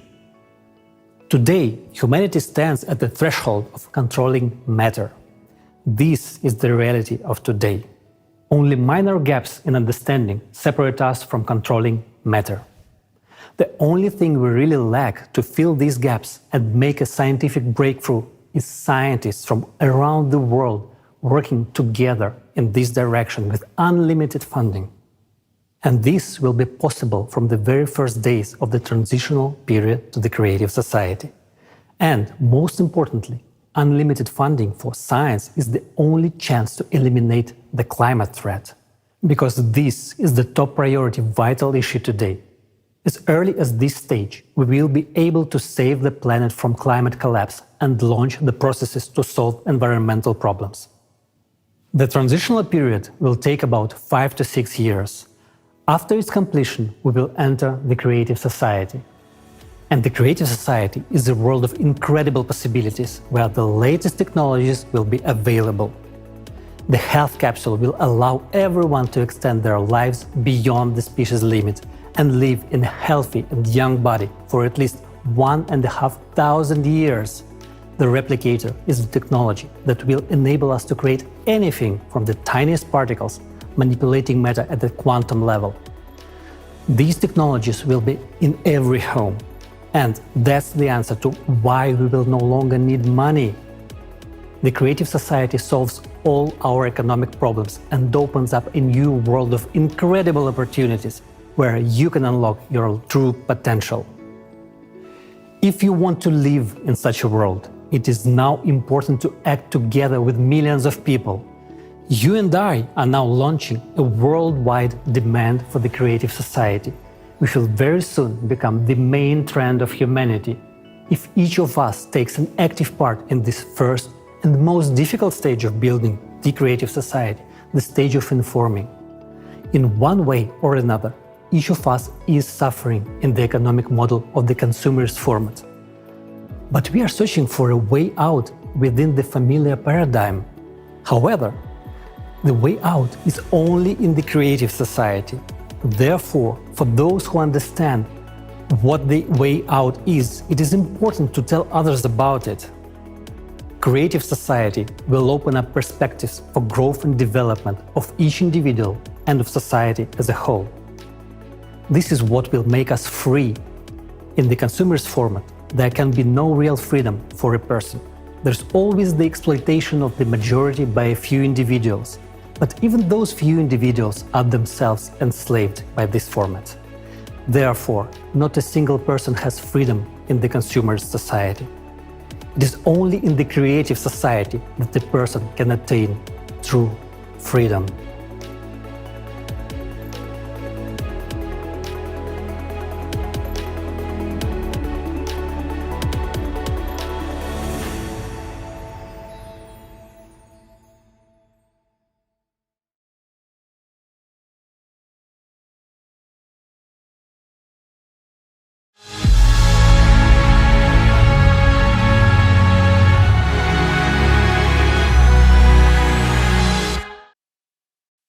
Wasn't that amazing? First of all, I'd like to say thank you to a large international team of economists for such a clear and thorough presentation of the economy in the transition period to the creative society. Today, we will talk to Alexei Prudkov, an entrepreneur from Dubai, and a leading expert economist from the Netherlands, Jonathan Rivat. And we are going to talk about the new model of the economy. It is clear for everyone that we all will benefit from the new economical model. Who would reject a $10,000 a month basic income, a spacious, comfortable, free house, free medical care, and free education of the highest quality? And it turns out that it is not a problem to provide it all in the new economic model. But why have we never heard of such approach before? We all got used to think only within the limits of the existing model of the consumerist format. And rarely do people think about the fact that the format itself can be changed. So the existing economic system can be changed as well. But it turns out that this is not only possible, but it's also so much easier than continue to fight the consequences of the never-ending crisis created by the current failing economic system. Today, we are enslaved in this consumerism format through debt, fear of losing our jobs, and lack of money. We work in a job that we don't like just to keep us from starving to death. And already, in the transition period of the creative society, everyone will be financially free and independent. An unconditional basic income will allow us to enjoy life rather than survive. This will create an enormous solvent demand. Just imagine the economy will receive as much as money in a month as the current world economy produces in a whole year. Money will permanently stimulate the economy, and it will be no longer laying dead weight in an account of several people. Because there will be a limitation of wealth, and there won't be any risk of someone having an excessive amount of money which they could use to seize power or initiate wars. Yes, and most importantly, only this economical model will provide the unlimited funding for the scientists to tackle the most important problem, the climate threat. But look at the current economical model. Today, many projects that could improve people's lives are not being implemented because we have no funding for them. While in the transition period to the creative society, there are no limits. Funding of society, that is the development of the society, is limitless. Alexei? And it is impossible to create inflation because prices are fixed by law. As a result, we will get an economy without crisis and inflation. During the transitional period to the creative society, the entire world economy will function as a unified system, as opposed to the current fragmented approach, where everyone is focused solely on their own profit and self-interest. And today's economy has been very accurately described in the books by John Perkins, who calls today's economy the economy of death. He writes about it in his best-selling book, The Confessions of the Economic Hitman. So John Perkins is a specialist who knows the consumer's format system from the inside out. He understands more than anyone that the current economy system leading us all down a blind alley. It has been a pleasure to meet him, and we're delighted to have him today with us. John, the floor is yours. So, welcome to Global Crisis, There Is a Way Out. I personally am very happy to be here. I'm John Perkins. I have a background as a chief economist at a major consulting firm, but perhaps I'm better known as an economic hitman. People all over the world are understanding that the system that we now have just isn't working. I am blessed with the opportunity to speak in many different countries on just about every continent. And everywhere I go, I see that people understand that, we've got to stop climate change. We've got to stop species extinctions. We've got to stop environmental destruction. People know this everywhere. And so those are all symptoms of the death economy. We know we've got to turn this around. We've got to create an economic system that works. It's an illusion to think that we don't have power. We in some respects, we're living in this illusory society where everybody's told, and the advertising tells us, and politicians tell us that somebody else has the power. We have to turn to them. But the fact of the matter is, if you look at the people who've changed throughout history, whoever your heroes are, these are just human beings. And when they started, they didn't know they were going to become heroes. They didn't know they were going to become world known. And you may not become world known, or you may not want to be, but you can play an incredible role. And once you get started doing this, the satisfaction that it brings is phenomenal. Whenever we realize that we must change and we start to invoke these changes and we start to implement these changes, there's always pushback because the status quo thinks that they don't want change. And little do they know, even the very richest and most powerful people politically, they're in trouble. They're in a lot of trouble. The planet's in trouble, and so they're in trouble. But they'll push back, and that's historical. But whenever there's pushback like that, we can take strength from it. We realize they're pushing back because they know that we're winning. And it doesn't matter from what country you hail, what your religion is, or your nationality, or your culture, or the color of your skin, or anything else. We're all in this together. And we are unified in the fact that we're all threatened by the death economy. So let's recognize that it's also important to unify to develop a life economy. It's happening, and people like you and I and everybody who's participating in this magnificent program is part of that. It's an exciting time. Thank you, everybody, for participating in this, and what an amazing time we're in, and like this.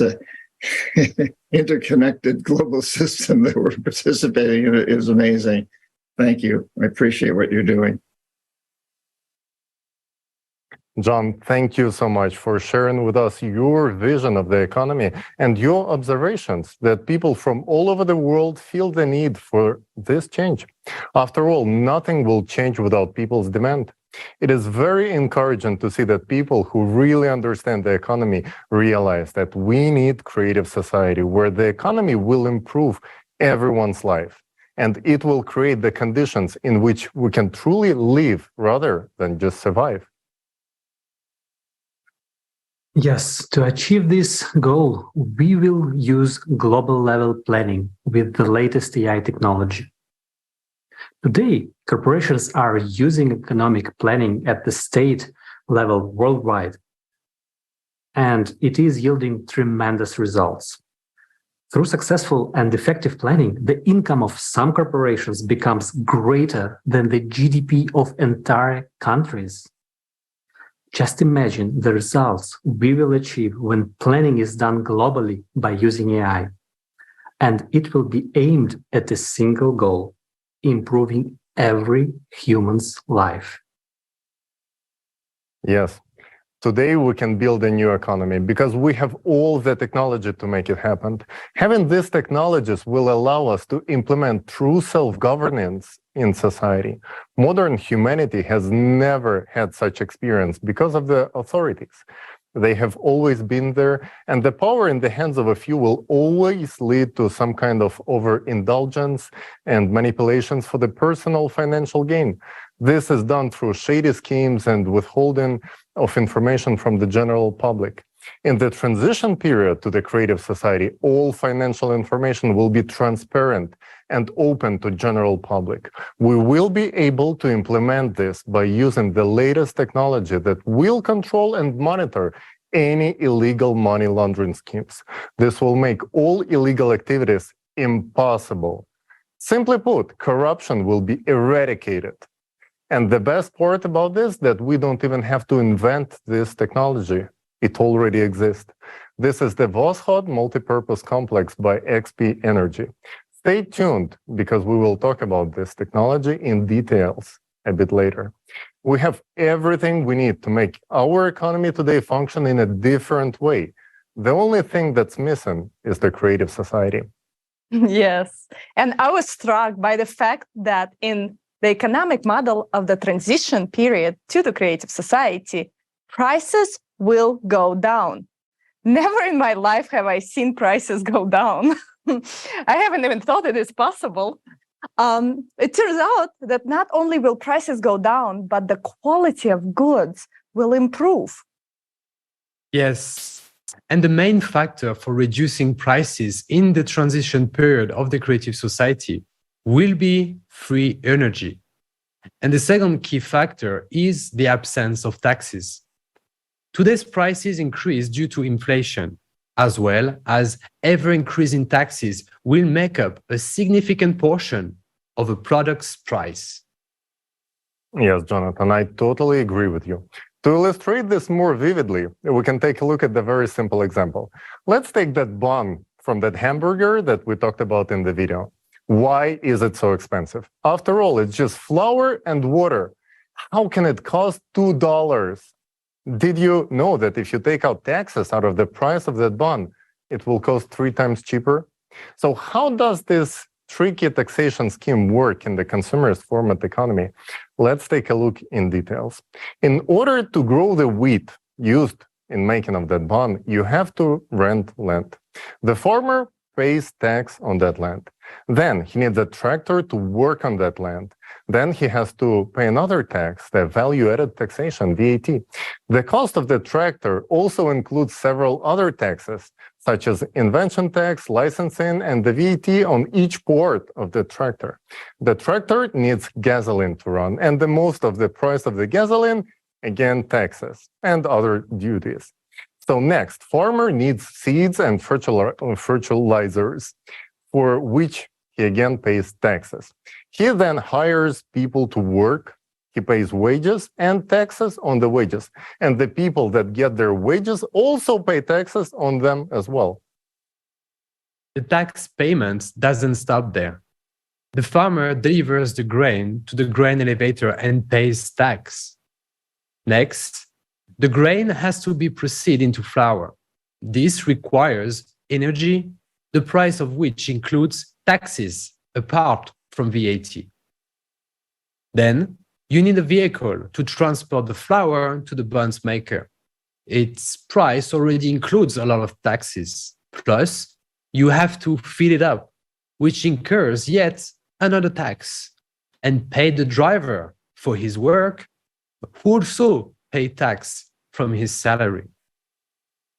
So the flour goes to the bakery, for example, a small private bakery.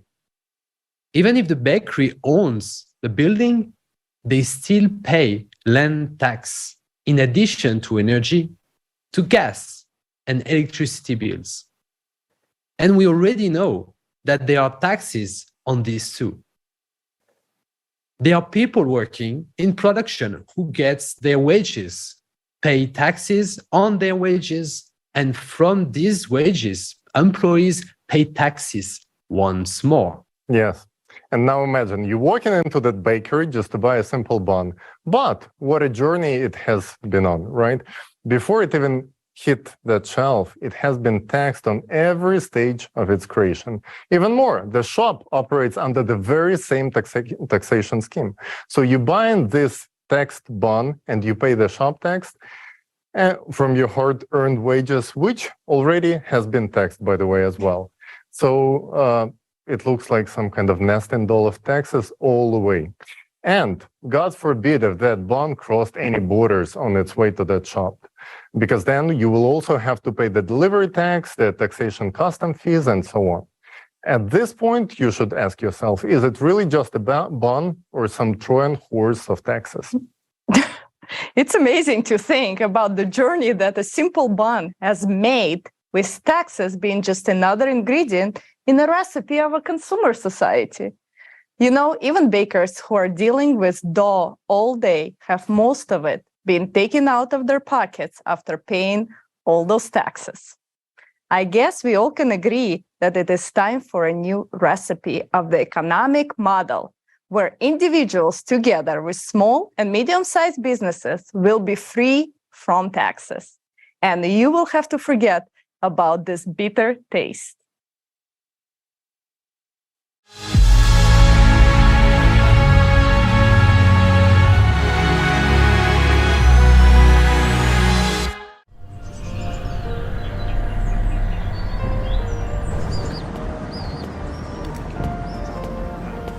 I'm telling you, we should already start preparing her for adult life. Look at what's going on in the world. She must already understand how this world works. It is her future to grow up in it and navigate. She's just a little girl. I want an ice cream. Well, why a little girl? At this age, she should already know what taxes, wages, and money are and how it all works. Why should she know that? Well, she has to live in this world.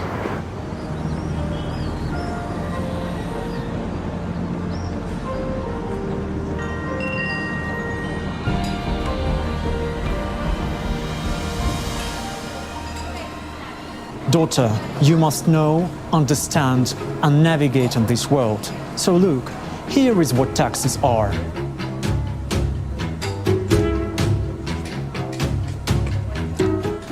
I bit off 20% of the ice cream. This is what they call VAT, value added tax of 20%.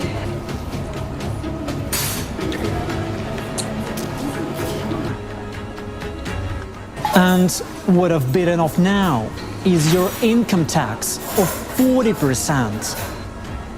So all you're left with is this part. Dad, screw you and your taxes. I want to live in the creative society.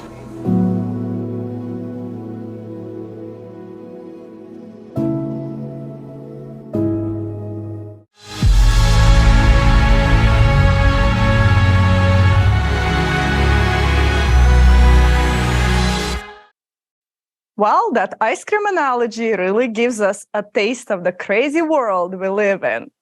I'm really tired of this bitter flavor. I'll never look at the ice cream again without thinking, screw you, consumer society. We all want creative society. Consumer society is funny at first glance, but it's hard scoop to swallow. Even a child understands the unfairness of it all. And we really need to change the format to the creative one. Yes, from the first day of the transition period into the creative society, everything will be different. Prices will go down because there will be no taxes for small and medium-sized businesses. Electricity will be free, resources will be free, the license will be free, because all the advanced technology belongs to the society. Just imagine how this will change people's lives.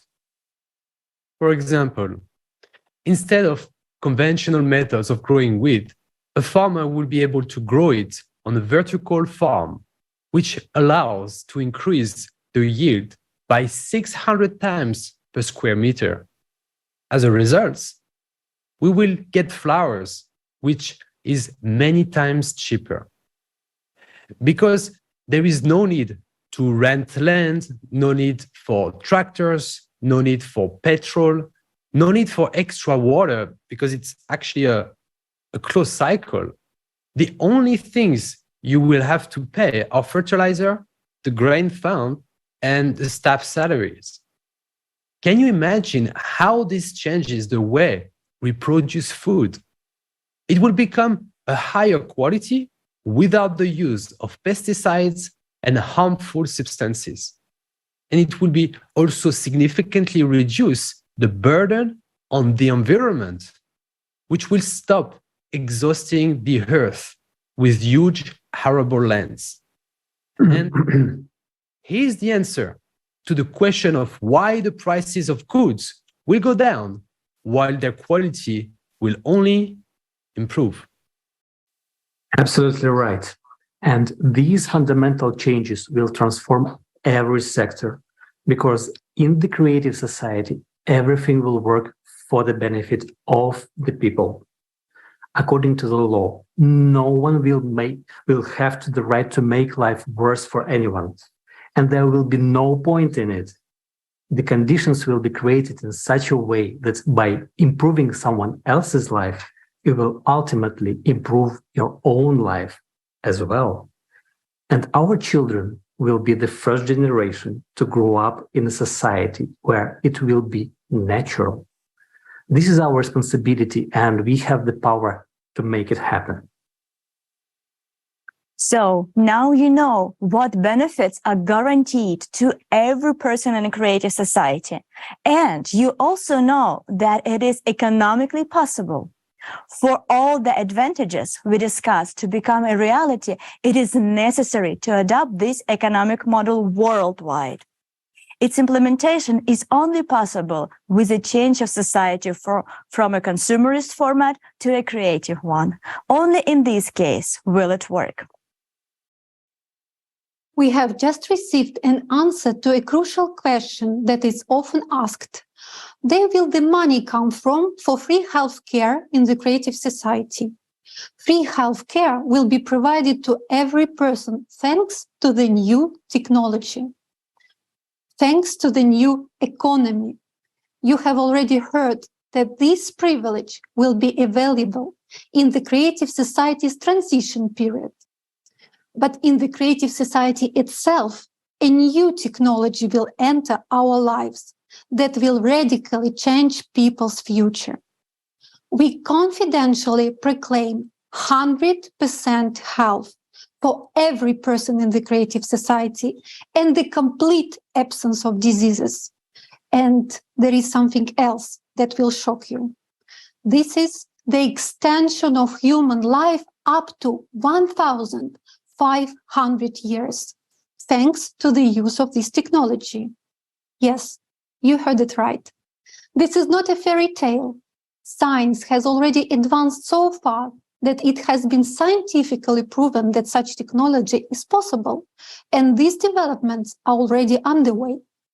What separates us from this implementation is only the absence of the creative society. So, what is this technology, you might ask?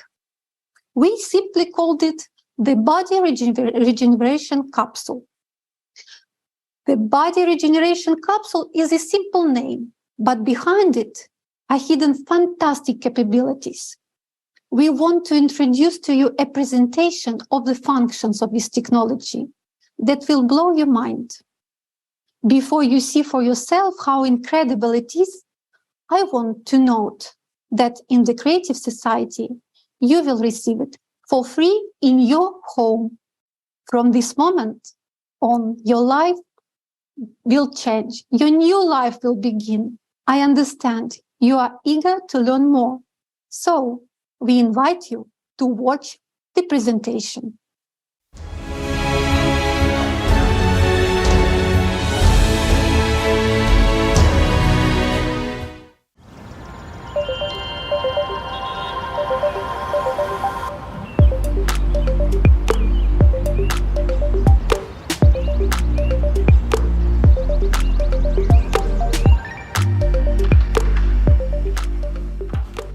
Cody, any news for me? The regeneration capsule has been installed and configured. It's also synchronized to your personal medical assistant. Cool. Cody, I want chocolate milkshake. The recipe from Gabby Kozak. Yeah, that milkshake is amazing. Done.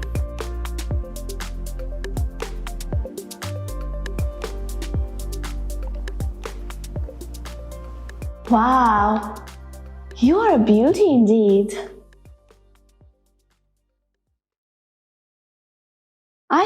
implemented all my design suggestions. Wonderful. Greetings! I'm a regeneration capsule, the first generation. Would you like to undergo the body regeneration procedure? Do I have to? When analyzing the data from your personal medical assistant, I discovered that you suffered a fracture at the age of 10. It healed but left a slight dislocation, which deformed your joint, causing pain and potential damage to the joint cartilage if you exercise. The surgery that you had at the age of 16 to remove your appendix left a scar on your skin. Your frequent unbalanced diet has also caused your body to malfunction. I can eliminate all the consequences and restore your body to its perfect condition. Would you like to start the treatment? Yeah, I guess so. But first, I'd like to know more about you. Shall I start the presentation video? Yes, go ahead. The regeneration capsule of the first generation 1.0. The regeneration capsule is a unique daily comprehensive care for your body that includes diagnosis of your body, prevention and treatment of any diseases except mental disorders, restoration of lost body parts and organs, body shaping according to your wishes, hygienic procedures, and cosmetic body care.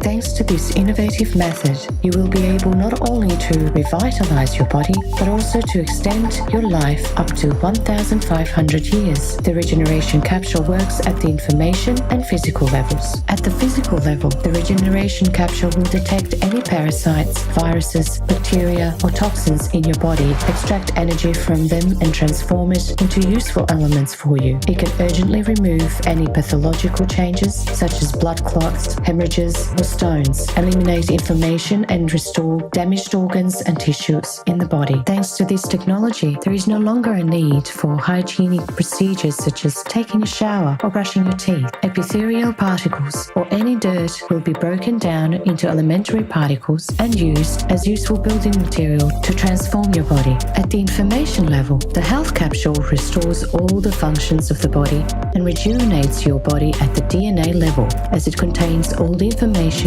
about how the body should function.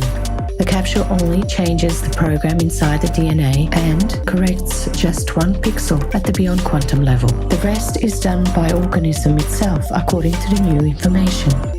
In this way, any cell can be reprogrammed. Everything unnecessary is removed and everything necessary is added. Thanks to this technology, you can change your appearance, change your height, weight, body volume, and set a program for the regeneration of limbs and organs. By changing information at the beyond quantum level, you can make a cell, as well as the entire body, rejuvenate and live a long life. Moreover, the whole process takes place at the micro level, completely painless and safe for you. Thanks to the regeneration capsule, any diseased organ can be repaired instantly, and its function will be restored. There is no need to replace your heart with someone else's to make it start beating. It is enough to run the necessary program on the regeneration capsule. Now you can choose any look you want. To transform the entire body, it takes time depending on the scale of anthropometric changes for the body to transform according to the new information in the DNA. Physical transformations in the human body take place over a period of 9 to 14 months. Start the rejuvenation and life-sustaining program in your capsule, and every day you will feel healthier, younger, and stronger until you reach the biological youthful age defined by your program. It is possible to extend human life by an average of up to 1,500 years in a young and healthy body. You can also change the characteristics of your body according to your preferences. The capsule technology allows you to become an athlete with any body type, muscle tone, and level of training, and maintain this form according to the parameters set by you. You don't need to spend any personal time exercising. Just 30 seconds spent in a capsule in the morning can replace hours of workouts, freeing up time for your personal development. All necessary procedures, including hygiene, are performed simultaneously with the transformation program. The capsule technology is very easy to use and completely safe for everyone. Information about your personal parameters and preferences will be stored in a unified database. When you travel anywhere in the world, you can activate your personal program with any other capsule. All you need to do is to use your individual code, and a perfectly tuned capsule is at your service. The regeneration capsule is an innovative technology that allows you to stay healthy and youthful for many hundreds of years. Forget about any diseases and improve the quality of your life. We wish you a creative use.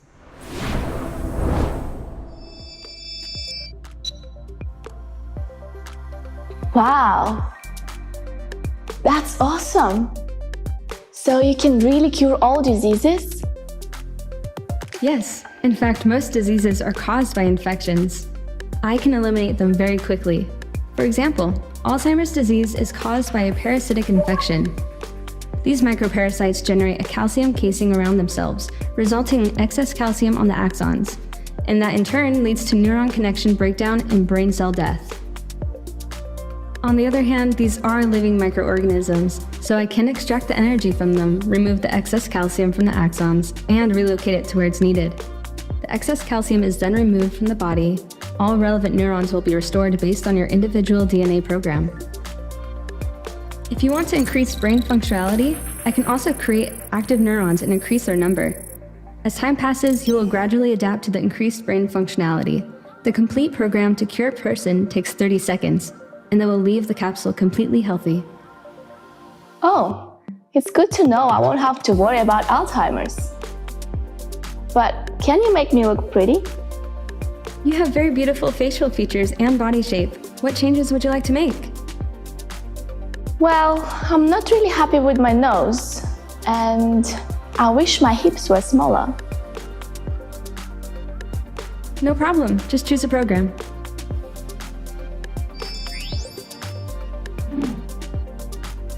Wow.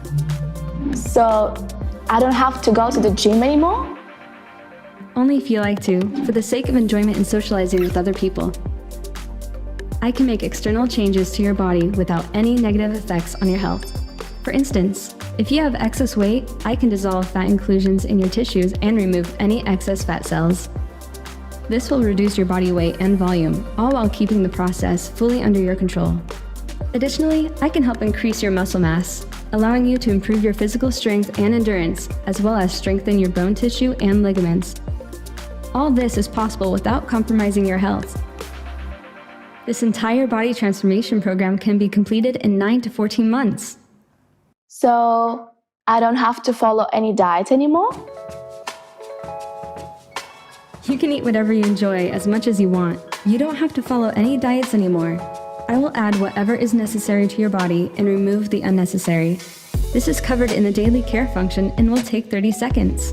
Are there any restrictions on use of the capsule? Age restrictions, for example? There are no restrictions. So wait, even newborns can be placed in the capsule? Yes. In fact, it's even necessary. And moreover, the capsule completely controls the fetal development from the moment of conception until the birth of the child. Starting with the first cell division, there will be complete control over the development of the fetus. After all, it is already an organism with an organism. As the baby is born, it is under complete monitoring and care. It will have a perfect body, with a perfect program, and a perfect immune system. The capsule can accompany the pregnancy and be used during the delivery. It monitors the fetus and the mother. It can create an absolutely comfortable and proper state during the delivery. Also, I'm a bit confused. What do you mean that we don't have to wash ourselves anymore? So we don't have to wash our hands either? This is no longer necessary. All the more, a conventional shower cannot cleanse your body as perfectly and safely as I can. After the daily care function, all excess epithelium, germs, earwax, and other bodily secretions will be cleansed from your skin. These, as a valuable construction material, will be converted into elements that are necessary and beneficial for your body. If you prefer, I can also remove all unwanted hair from your body. Now that sounds pretty good to me. It really sounds tempting. But I'm just a bit concerned. With all this manipulation with our DNA and body parts, would I become a mutant at some point? No, that's impossible. The first foundation of the creative society is the value of human life, which is why all my functions are set up only to improve and maintain your health and well-being. Oh, the first foundation. How could I forget? Now you convinced me. I'm ready.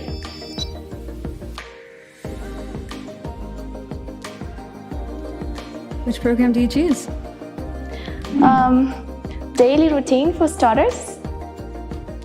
Should I not breathe and stay still? That will not be necessary. Feel at ease. Let me remind you that all procedures are absolutely painless and safe. Scanning your body now. You have a left middle cerebral artery aneurysm. If not removed, there remains a higher risk of hemorrhagic stroke, restoring the integrity of the vascular wall. The aneurysm has been removed, and there is no longer any risk of stroke. Wow, that was incredible. Did you just remove the risk of a stroke in just a couple of seconds? Yes, ensuring your well-being is my priority. Starting the daily care routine. This will take 30 seconds. Would you like me to turn on your favorite video? Yes, please.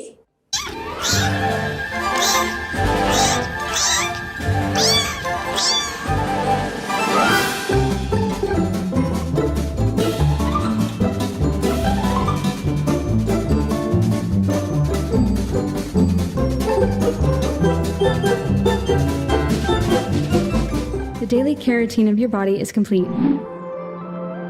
What do you mean? 30 seconds are over. Have a great day. Feels better than after a whole day at the spa.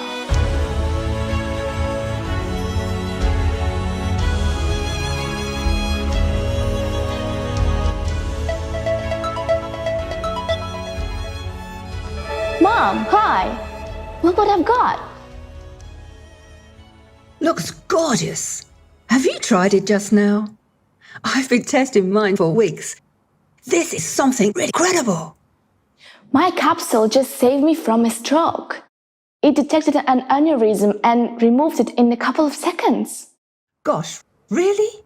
I'm so happy these capsules are available to everyone now. That's true. But what about you? Are you seeing any changes? Yeah, I ran mine right away under the Health and Rejuvenation Program, and my skin has already improved. The spots are gone, the wrinkles have already started decreasing. Look! And the best part is, my joints aren't aching anymore. The other day, I purposely walked up to my apartment without taking the elevator just to check that. And to my surprise, I didn't experience any joint pain or shortness of breath. Look at you, Mom. You got a hang on a capsule way quicker than I did. Oh, it was so easy to use. It tells me everything. It told me I would take 9 months to fully rejuvenate. But I already feel like I'm 25. Oh, Mom, I'm so happy for you. Yes, my dear, me too. I am happy that we were able to build the Creative Society. And now all diseases and aging are a thing of the past. Definitely. Oh, I've got a call. I've got to run. Bye. Speak to you later, Mom.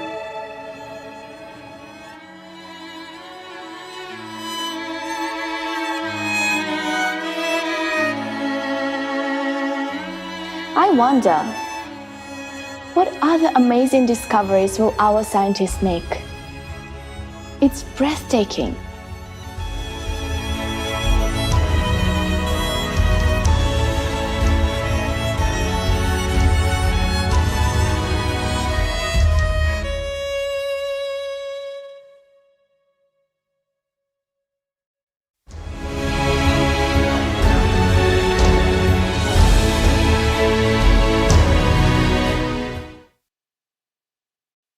Wow, what an amazing video. Imagine in the Creative Society, everyone will have their own capsule for regenerating the body.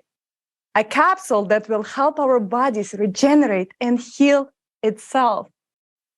This is absolutely incredible. If someone doesn't want to support the Creative Society after all of this information, they are simply idiots. What do you think about the technology? Yes. Not only everyone will be young and healthy, but also I will be able to finally cancel my gym membership.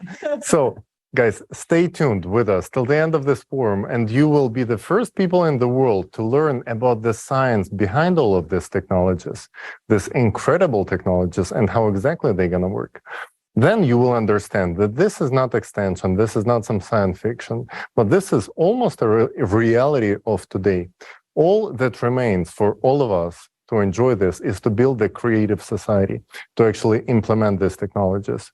We remind you that you are watching the live broadcast of the International Online Forum Global Crisis.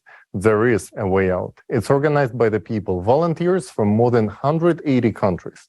And right now, this broadcast is being interpreted into 150 languages, which spoken by 90% of the world population. We do all this so that everyone has the opportunity to learn about the Creative Society. Therefore, let's make sure that everyone knows about the Creative Society. Share this forum right now with everyone. Record videos, reviews on this forum, and post them on your social networks with the hashtag Creative Society. Exactly. In order to build a creative society, we must have a clear plan, right? Remember how we talked earlier about the specific stages of building the creative society. It's time to learn them and find out the specific path we can take to make the creative society a reality. Friends, let's be honest. Each of us wants to have an universal basic income equivalent to $10,000 every month. Free housing, a replicator of matter that meets all material needs, and a health capsule that solves all your health problems and ensures longevity and usefulness. But there is one important thing. It will only be available to everyone in the Creative Society. So how can we achieve the Creative Society? Let's consider this in detail. Creative Society is built in 3 stages. The first stage is the stage of informing. The second stage is political. The third stage is the world referendum. Each of these stages implies specific steps. In essence, this is the roadmap of how we get to the Creative Society in a peaceful and lawful way. Let's walk through those steps together. What is our first step? Where do we start, Jason? We'll begin with the first stage, which is the hardest and the most important one, the stage of informing. That's right. The first stage in building the Creative Society is to inform others. After all, we can only build the Creative Society in the whole world, which means that firstly, all people need to learn about the opportunity before choosing it. Yes, the Creative Society is beneficial to everyone. So if all people learn about it and truly understand its idea, then they will definitely support it. This means that people will form an electoral demand for the Creative Society, and then politicians will have to fulfill it since it is the will of the majority of people.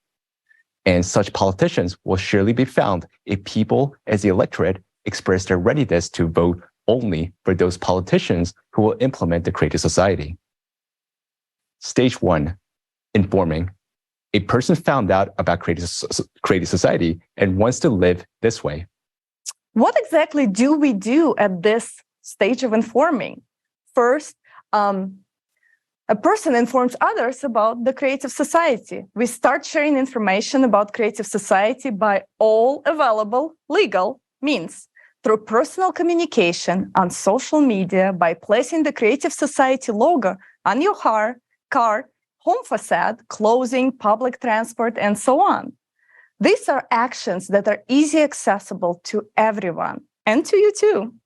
If you want to live in the Creative Society, then tell everyone about it, and be sure to spread the word about the benefits each person will receive. act as the characters from this next video.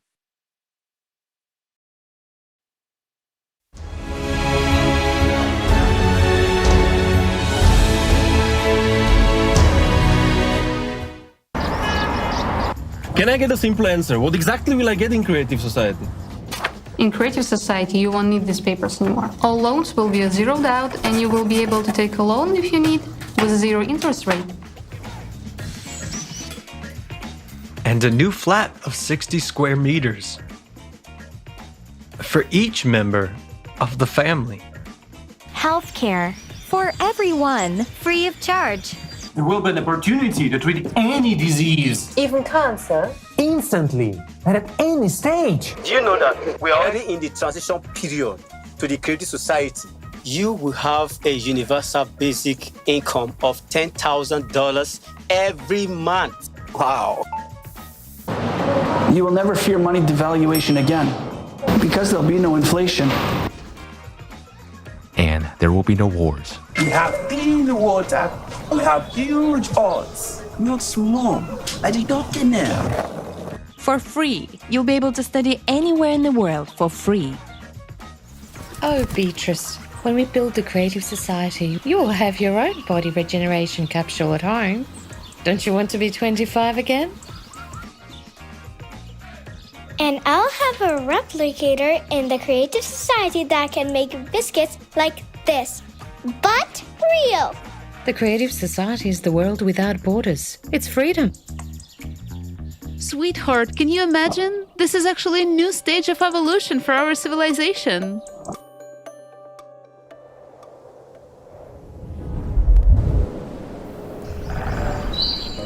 And don't I need to do anything for that? I didn't say we didn't have to do anything. We've got to inform everyone about the Creative Society, so that people form a public demand. To change the format of society to a creative one. And how are we gonna do it? You can put a sticker on your car, just like that guy. Or this guy. I'm gonna talk about it in my every podcasts. You have a lot of contacts abroad. You can start an international PR campaign to let the whole world know about Creative Society. Put a banner on your balcony. You can place information about Creative Society in your cafe. For example, like this. Show all your neighbors that you support the Creative Society and tell them what the Creative Society is. Let's take a picture of your beautiful biscuit and post it on Instagram. So what do I have to do to be 25 again? There are t-shirt layouts available on the website. So, what can I do to make this world happen? Bro, come on. You got 3 languages under your belt. Join the Creative Society Forum's translation team so that everyone can learn about it. Jane, I need a list of our foreign partners. Please prepare a sample letter of cooperation. The letterhead should have the Creative Society logo on it. How about we address the highest quality medicine in Creative Society, live on TikTok? Tonight? You're so outgoing. Every other person knows you. You can tell absolutely everyone about the Creative Society. Keep doing what you're doing, what you're awesome at.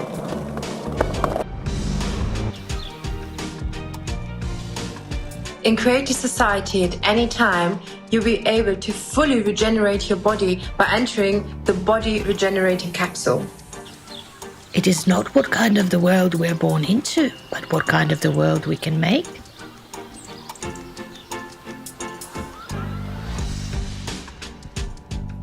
What are you doing to make your dream come true faster?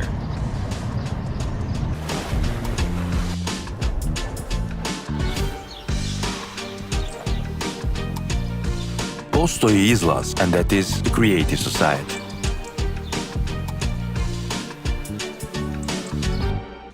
Hey, guys! Come back to Earth! People are actually building the Creative Society there.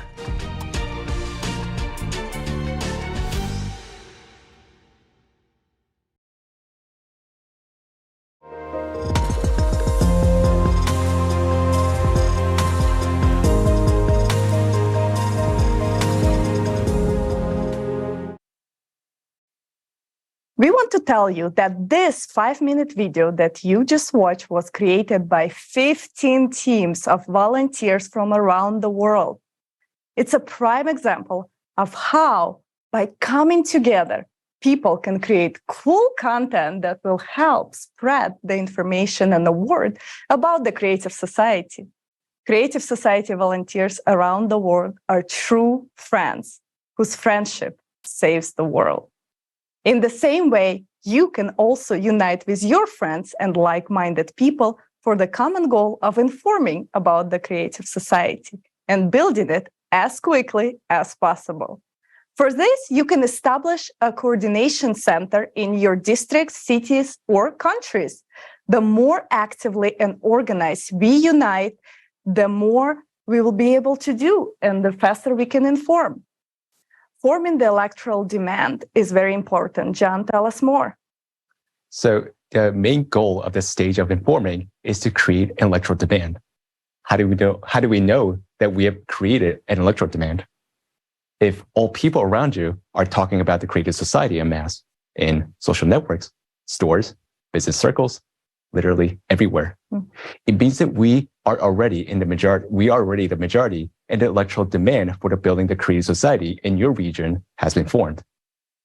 It's important to note that all stages of building the Creative Society fully comply with the norms of the international law.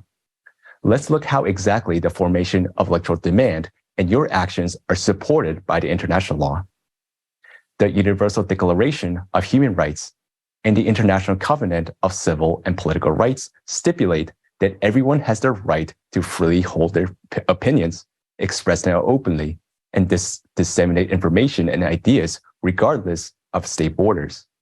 Moreover, according to the current international regulations, the source of power is the people themselves. This is also stated in the majority of national constitution in the world. While preparing for the forum, an international team of lawyers studied more than 150 constitutions and discovered that vast majority of them provide the source of power. The source of power is a people.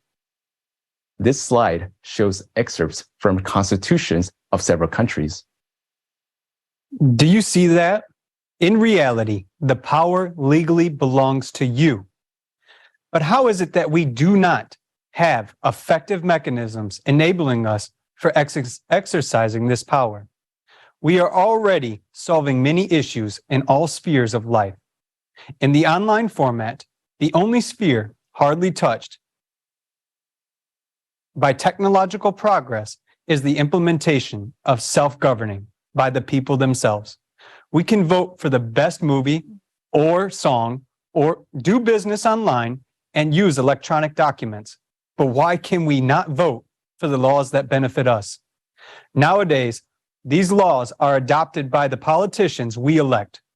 We want to build the Creative Society in a legitimate way.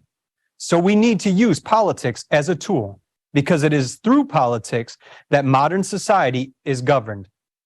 And this is why the second stage of building the Creative Society is the political stage. Having received an electoral demand from us to build the Creative Society, politicians as professionals will be able to promote and implement it both domestically and internationally. It is through politics that we can build a fair and effective legislative framework for building the Creative Society. The foundation for such a legislative framework will be the 8 pillars of the Creative Society, which reflects the will of all people from all over the world. But how can we be sure that politicians will not deceive us again? And effective control of politicians by the people is needed through the modern and convenient tool. The electoral platform will be that tool which people will create themselves and which will be legislated on the state level. The electoral platform will unite people on one electronic resource, initially for controlling politicians. Eventually, it will become the supreme governing body worldwide and return power back to the people. But let's discuss everything step by step. Creating a preliminary electoral platform. Before the electoral platform is legalized in any country, people themselves create a secure electronic resources let's call it preliminary electoral platform. On this platform, politicians can declare their readiness to meet this electoral demand. On this preliminary electoral platform in their country, people will be able to select the most worthy politicians, sign a contract with them where politicians agree to build the creative society, subsequently monitor and recall them if they fail to fulfill their pre-election promises. Mm-hmm. Society concludes a contract with politicians. Yeah. In other words, first people conclude a contract with politicians precisely on the preliminary electoral platform. What is this contract all about?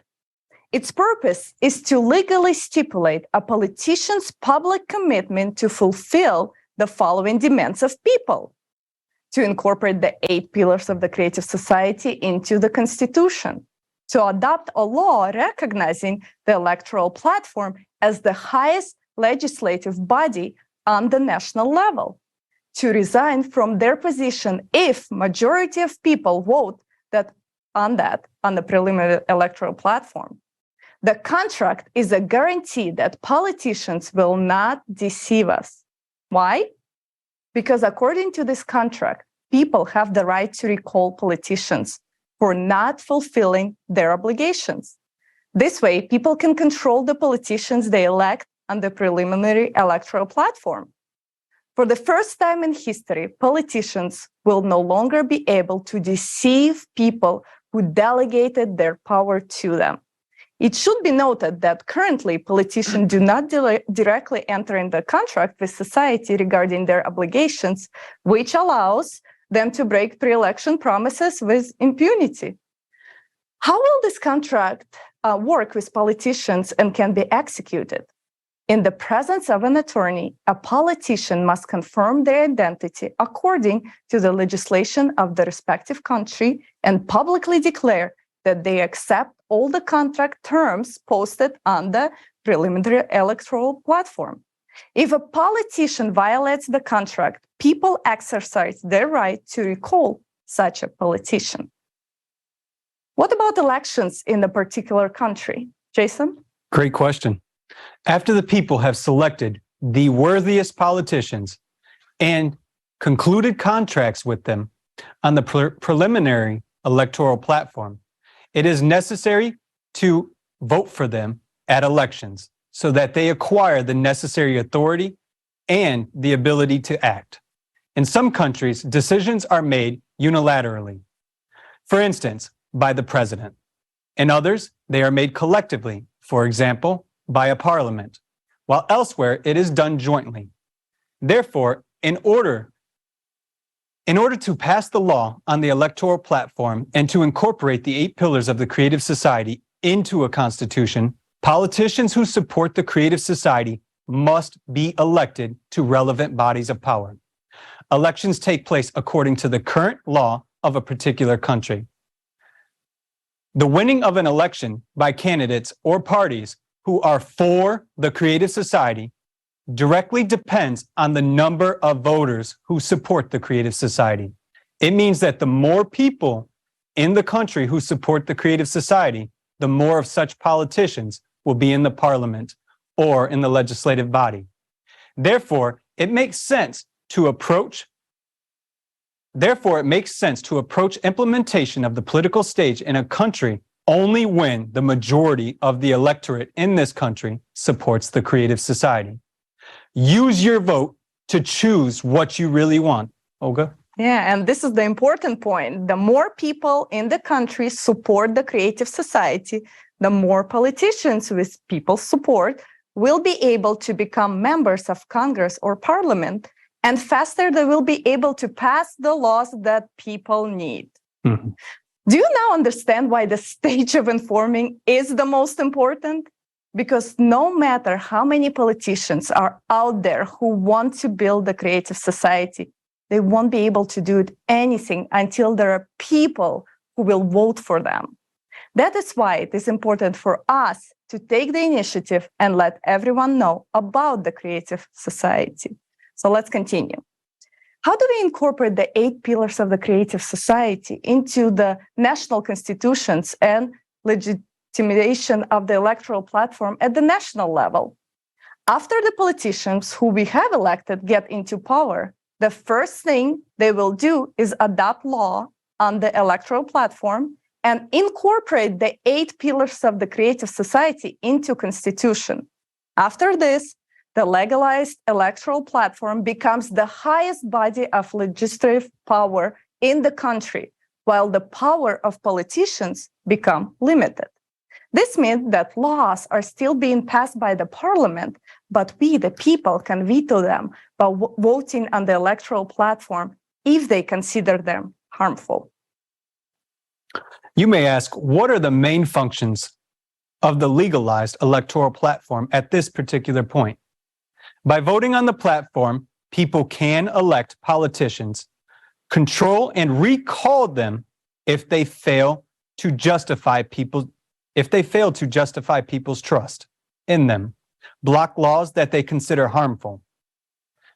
From now on, politicians will not be able to lobby for someone's private interest, violating people's rights.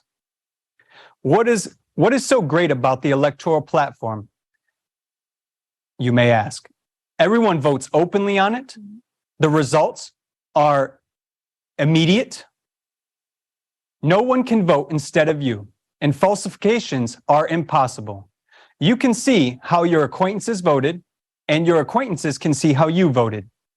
It's impossible to vote on behalf of a non-existent person or a deceased person. Neighbors, relatives, or friends will refute that. And those who try to cheat out of habit will be held accountable to strict accordance with law. Why do you think the electoral platform has not been created up to now? Simply because it is not beneficial to those who are currently in power. But it's important to remember that we ourselves endow them with power over us. Without an official creation of the electoral platform, true democracy and power of people cannot exist. People do not possess the function of real power until they have a function of supervising their representatives. Currently, those in power use modern technologies to control us people, but it should be the other way around. People should control the decisions and actions of politicians through the electoral platform. Power should belong to people, while politicians should simply be hired managers. Once again, I would like to emphasize for you that today the most important task for anyone who is hearing this information is to spread the creative society, all information about it, to tell other people about it, so that we are able to jointly form an electoral demand. Because for adopting the law on the electoral platform and incorporating the 8 pillars of the creative society into a country's constitution, the key factor is the more people in a single country that support the creative society, the faster the necessary laws for its implementation will be adopted, even if a country is an absolute monarchy. Tyler. Yes, absolutely. Building the creative society does not end at this point, since no single country or even a union of countries can implement the creative society and provide people with all of its benefits. The creative society can only be fully built on a global scale. Therefore, we need to conduct a worldwide referendum on adopting the creative model of the development by all of the humanity. That's stage 3, world referendum. Countries consolidate efforts in building the creative society. Countries which have already legislated the electoral platform consolidate their efforts to adopt the creative society worldwide, as well as to prepare for the world referendum. For this purpose, conferences can be held, necessary international treaties are signed, experts work on various matters relating to building the creative society, and so on. What can be your role at this stage? You can participate in sectoral experts groups, as well as you can use the electoral platform to elect and control representatives of your country, or even become elected to participate in events at the international level. Formation of a unified worldwide electoral platform is the next stage. As soon as all countries in the world, legalize the electoral platform and incorporate the 8 pillars of the creative society into their constitution, it is possible to start creating a unified worldwide electoral platform. What is it? It's an integrated electronic resource that serves as a basis for all international actions. This platform unites people around the world into a single civilization and becomes the highest governing body on earth. Who owns the Unified Worldwide Electoral Platform? The Unified Worldwide Electoral Platform belongs to entire society. It is created and controlled by the people themselves. It is not created by any private company. It is created with open source code. It cannot be privately owned by anyone. And there may be no centralized control over it. Only registered users can use the electoral platform. The electoral platform is absolutely open and transparent. At the same time, the data it contains is securely protected, technically against any falsification or manipulation. Next, conducting the world referendum. Olga? Oh, yes. A world referendum will be held on the unified electoral platform, where people will make a decision to change the format of society to the creative one on a global scale. The goals of the referendum include establishment of the creative society format throughout the world, adoption of the 8 pillars of the creative society as a world constitution, approval of the unified worldwide electoral platform as the highest authority on earth. From now on, the adoption of laws, appointments, control, and recall of all officials, as well as other important public decisions, are made exclusively by people themselves on the unified worldwide electoral platform. It also serves as legislative framework, meaning it is the only source of universally binding rules by which humanity lives. Today, we've already watched a video about how the unified platform will function. Politics and politicians are no longer needed from this moment on, because all power really transferred into the hands of people, meaning into your hands. And this is when genuine self-governance is ensured. As we can see, all the outlined steps peacefully and lawfully lead us into full self-governance. But they do not give us the creative society to its fullest extent yet. It is necessary to adjust the economy and logistics and to implement relevant technologies. For this purpose, we need a transition period. Preparation for the transition period begins with that.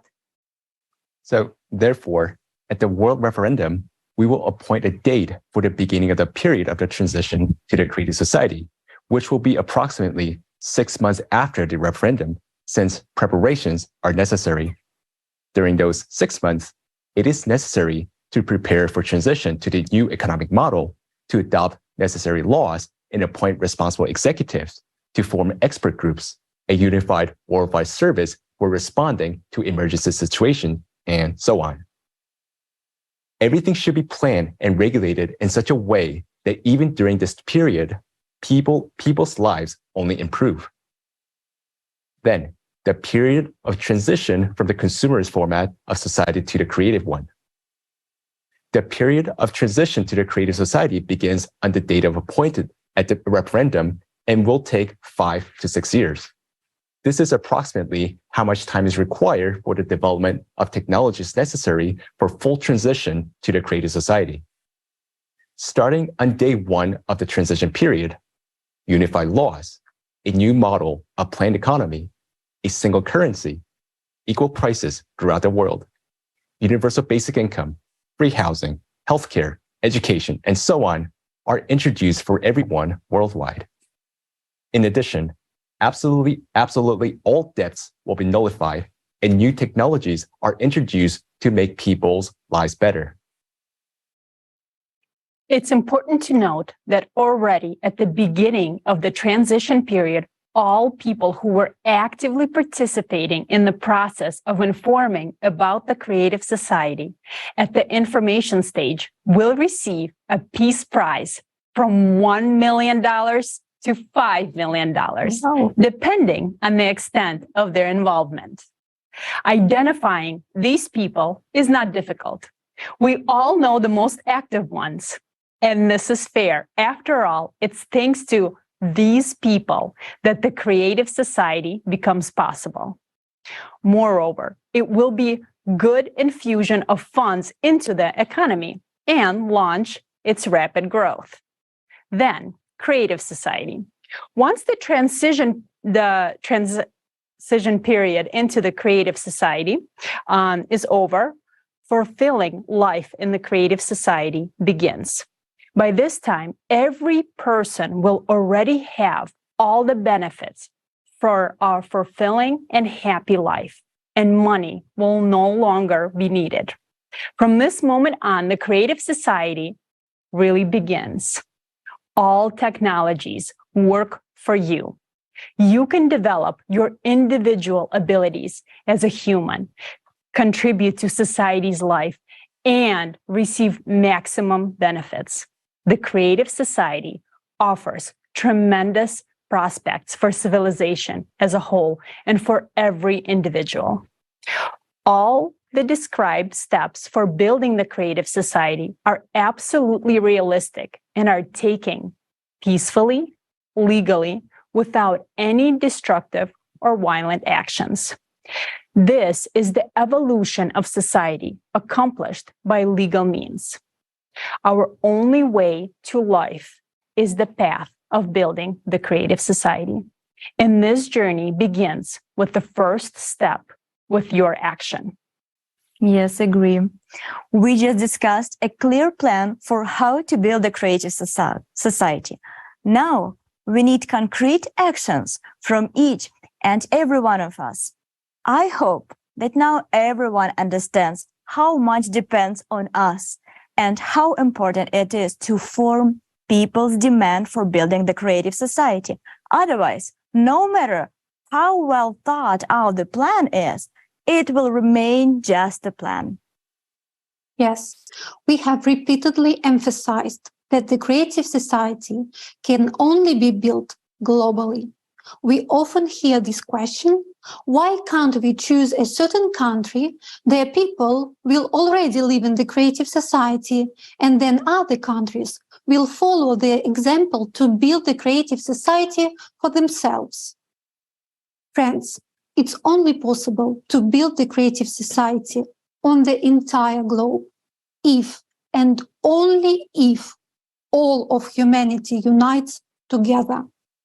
As individual states can only declare their intentions to move towards the creative society format. In individual countries that embrace the creative society, the social conditions of the people can be improved, but only to the extent that they do not disrupt the economy of the country. Otherwise, a country which tries to move to the creative society alone will still be dependent on those countries which do not support the creative society. Because today all countries are closely interconnected and interdependent in geopolitics, economics and finance, energy, legislation, logistics, and so on. A single country cannot fully secure the value of human life, because there will always be a military threat from other countries. Therefore, it is impossible to build the creative society in a single country. Either everything will remain at the level of conversations without moving on to specific actions, or the creative society will be embraced by all the countries. Yes, and our next guest understands that there is nothing more important than what we are discussing right now. Mr. Kendall Coffey is a leading American attorney with an outstanding career spanning more than 40 years. He served as the United States Attorney for the Southern District of Florida and is recognized as one of the country's most authoritative lawyers. Mr. Kendall Coffey is also a legal analyst, author, and teacher with extensive experience handling high-profile cases and complex legal issues. Thanks to his unparalleled expertise and dedication to the legal profession, Mr. Coffey has become a pioneer in the legal community and an authoritative expert on legal issues throughout the United States. Mr. Coffey, the floor is yours. Hello, this is Kendall Coffey from Washington, D.C. in the United States, and I'm delighted to be a participant in welcoming you to the global crisis. There is a way out. I've had the privilege of serving in different capacities over the years. I was the United States Attorney for the Southern District of Florida and had the privilege of being in the government, mostly prosecution, but on the inside of one of the most important government agencies in the world. And in addition to that kind of privilege of being in government, I've had the opportunity to teach at 3 different law schools, several others around the world. I've written books and dozens of publications on different issues from the legal perspective. But nothing is more important than the issues that we're talking about today. We are talking about the survival of our planet for future generations. And the reason that's so important is with all the anxieties we have, it's so much easier to indicate that things could be difficult. Things are challenging. What about this war? What about this hunger crisis? But this is a program that has the unique focus on different strategies for, first of all, recognizing the seriousness of our challenges, because they are very real and they could affect the survival of all of us. And certainly people like me that have grandchildren have to be very, very concerned about what their future might be. But in addition to talking about the dangers and the perils that we face, this is an organization with aspirations and goals for bringing people together around the world and developing solutions. And so it is more important than ever that we give this kind of program the serious attention that it deserves, and that we all begin to try to do more individually, as communities, as states, as nations, in order to assure that future generations, including my grandchildren, have a world that they can enjoy. If these 8 pillars can be brought into the constitutions of every nation, into the laws of every community, the world would be greatly strengthened, and future generations would have stronger and better lives to look forward to. It's always a challenge to get aspirations, goals, and ideals brought into laws. But that is not just something to think about. That is something to act upon, because we could be running out of time in terms of getting to the world society that we all want to have for our future generations. The Creative Society has demonstrated that there are mathematical certainties, that things that are bad things that could be calamities, could be in the future. And we have to assume that there is not hundreds of years of good weather, hundreds of years free from climate change, hundreds of years free from global warming. We are on a much, much shorter deadline than that. And part of what the Creative Society can do is get us working together to focus on what we have to do to meet the challenges that this world faces, more severe challenges than ever before in human history. We should not be discouraged, because it is in times of challenge and crisis where people get together and where societies become stronger, and where individuals who might have thought that all they had to do was live each day suddenly rise up and become leaders in their communities. So however the adversities must seem, they really create opportunities for each of us, every one of us, to do more and for a number of us, those who care deeply, to become the kind of leaders that communities, that societies, that nations, and that the world needs now more than ever. Shares thinking that eventually someone else will take the steps that are needed to protect society from its many challenges. We have to remember something. That somebody may never appear. And sometimes that somebody is you. We can all think of examples throughout history where somebody, could have been anybody, but somebody decided to simply not accept things that were wrong, to not accept things that were unjust. And sometimes a single person's courage and leadership can be a spark that ignites an entire movement, an entire force of change. So I think it's important that we not just look for somebody else, because you might be that somebody else that's so much needed for the future of our world. Well, thank you very much for joining this forum today. It's one of the most important forums, programs, training sessions that you will ever see in your lives. And remember, each of you can make a difference that resonates like a giant echo chamber across the fields and the valleys and the hills and the oceans that are part of our planet. It's been a pleasure to have some time to spend with you. I wish all of you the very, very best in this forum and in your future lives, and hopefully in the good of all of us on this planet. Thank you very much, Mr. Coffey. I really like how you said that we shouldn't wait for someone to come and do something for us. That someone is you. Therefore, the most important things for every person who supports the Creative Society right now is to talk about the Creative Society with everyone. It is essential to explain to every single person, to the best of your ability, how their lives will significantly improve in the Creative Society. When people understand this, they will support the Creative Society. As a result, we will form an electoral demand in each of our countries. Only in this case will we have a chance to build the Creative Society. Fortunately, more and more people realize how important this is. Thanks to their actions, people are learning the truth despite all the difficulties that may arise. In January of this year, the video hosting site YouTube began to mass delete Creative Society channels in various languages. The reason for this was unknown to us. And just a few days ago, YouTube restored some of our channels. We sincerely thank YouTube staff who ultimately understood the situation and restored justice.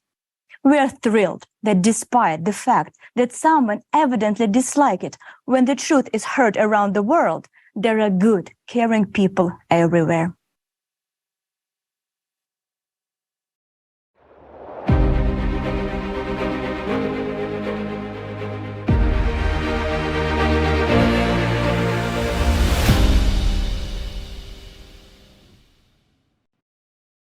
The path to the Creative Society is the path to our shared dream.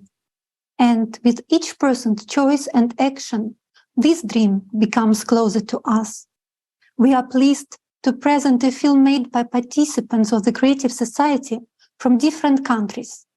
The main characters of this film live in a world familiar to each of us. And like most of us, they suffer from the conditions of the consumer format. In the consumer format, we try to survive, adapt, and come up with 10 ways to silence our inner discomfort. Still, the solution to all our problems is on the surface. We just need to change the format of society once and for all.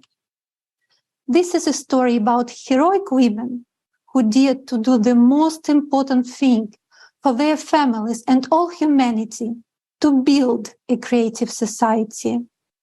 The life shown in the film, the freedom, happiness, and realization of the boldest desires will be achieved by women in the creative society.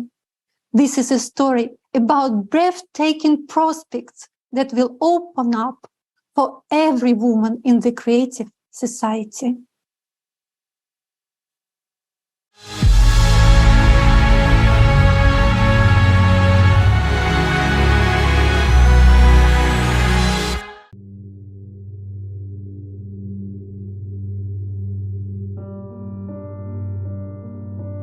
I won't see her again, Doctor. She was taken away, and we didn't even say goodbye. My daughter and I ended up on the street. No one will help us. Margaret, I'm afraid he will hit me again.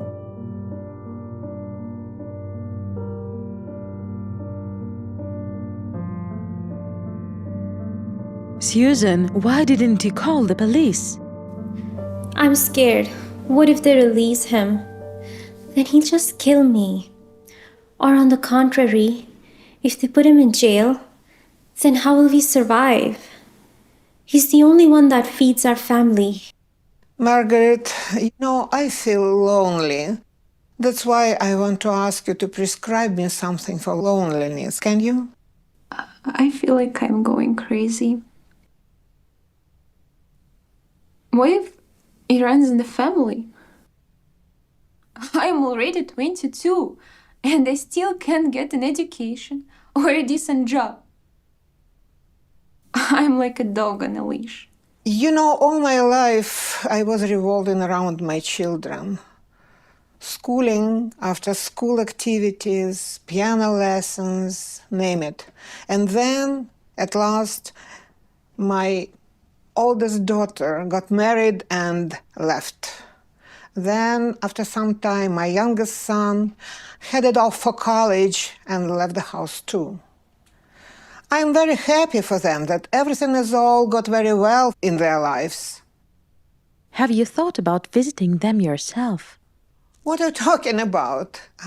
I can only dream about that. Don't you see I can barely move? I need a hip surgery, maybe replacement, and besides, there is a 12-hour flight just to get over there. At first, he was very sweet. Yes, he was jealous, but I even liked it. He always had everything under control. I felt protected. Did you perceive it as him taking care of you? I guess so. Did you try to talk to him? Yes, but he only got more irritated, Margaret. I tried so hard to be a good wife. I did everything. I did yoga. I tried to stay in shape. And I always cooked something new. I once bought a beautiful lingerie, and he freaked out, saying why I wasted money on these rags. My husband and I met at the agricultural university. After graduation, we started to work together. We were hired by a plant breeding farm. So together we bred new varieties of vegetables and herbs. Oh, let me show you something. Here, can you see it? You were so beautiful. Thank you. I would like to return back to those times. Tracy. Where does the time go to? You can't bring back the past. You are still alive, and you have someone to live for. Yes, only my children. No, it's you, Tracy. Think about what you would like now. You, Tracy. But how can I help them? Everything I suggest only provides relief temporarily. Prescribe me some pills. Pills for what? For helplessness? For an incurable disease? For lack of decent housing and job? But that's absurd. If we change their living conditions, they won't need any pills. I feel like there is a way out. But where is it?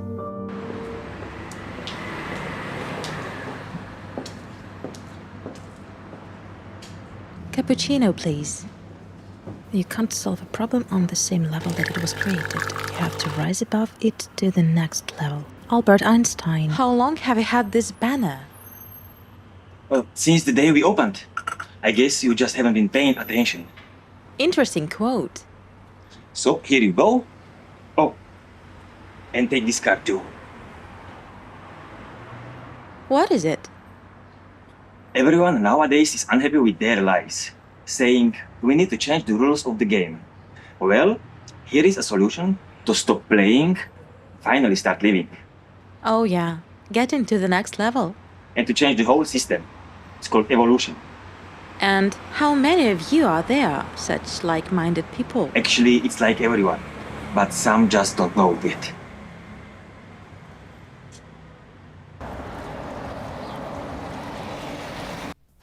Thank God this time everything was all right. Last time she bruised her forehead. What's wrong with your mom? Alzheimer's disease. I can imagine how difficult it is for you. Have you tried hiring a nurse? The last one didn't last a week. And they ask for a lot of money. And they can understand them, of course. It's tough to deal with such people, but I can't do it on my own anymore. My mother needs constant care, comfortable conditions, medicine, fresh air, my good mood. And I'm so tired.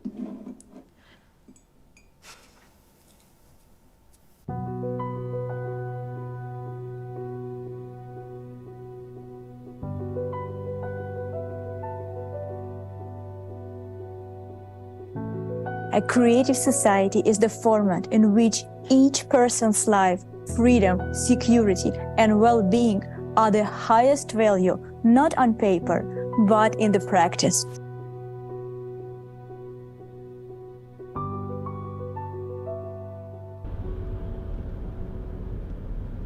Are you all right? I think so. Have you heard of the Creative Society?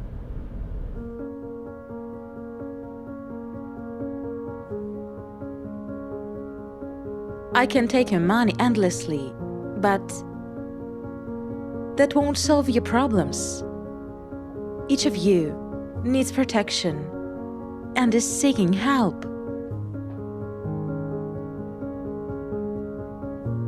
Has anyone heard of the Creative Society project?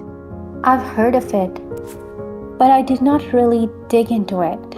Margaret, have you brought us all here just because you want to talk about some project? Yes. How can it help us? Right now, everyone is trying to cope with their problems alone. But the trouble is that we are divided. The Creative Society is what can unite us all, and together we can achieve what each of us dreams of. You're saying all these wonderful things, but I saw that they would be robots everywhere in the Creative Society. They would do the cooking and the cleaning. Margaret, I'm a housewife. There's simply no place for me over there. Yes, Susan, I understand what you mean. Billions of women do everything they can to please their husbands. They tolerate abuse just to stay in that illusion of security. Women have completely devalued themselves. But are we worthy of this? To endure beatings, to rot from old age and diseases, to languish in hopelessness? It's normal to strive to be happy, to have the opportunity to create, to be of service to people. You know, each of us is very important and worthy of a beautiful life. It seems like I understand what you're saying. We deserve it. Margaret, what should we do? You have to understand that the key point in all of this is to tell absolutely everyone about the creative society. We need to create a trend. This is the first stage. Goodbye, consumer society. We need to involve famous people. No, these people won't do anything. They make money from what's popular in society. They will join us only when everyone on every corner talks about the creative society. So let's take this into our own hands. We need to make a plan.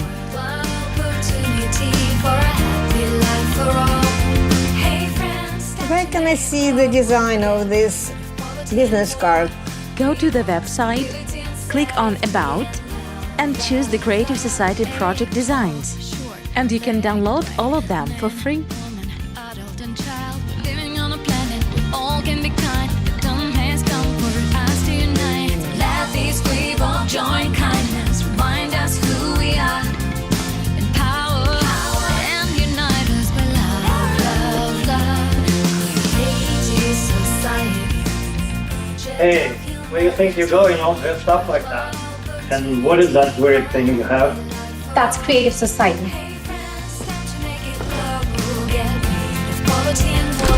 Going to politicians is useless.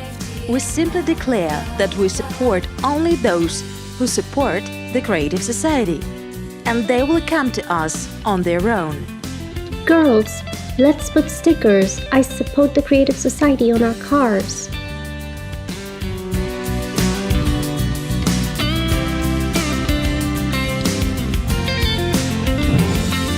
Girls, some theater wrote me. What should I reply? Oh, he is a jerk. There is no place for jerks in creative society. Now, girls, we need to be polite. Let's send him smiley faces with the word jerk.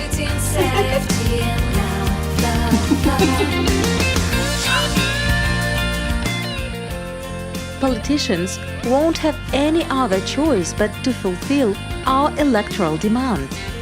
Do you know what their weakness is?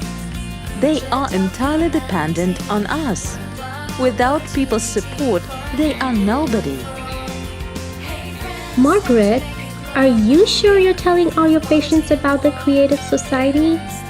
Of course, we won't build the creative society if we don't tell everyone.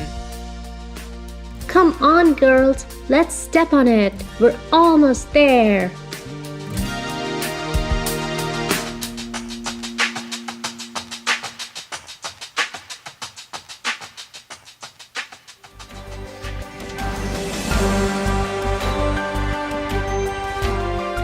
The referendum took place and you can see results on the screen.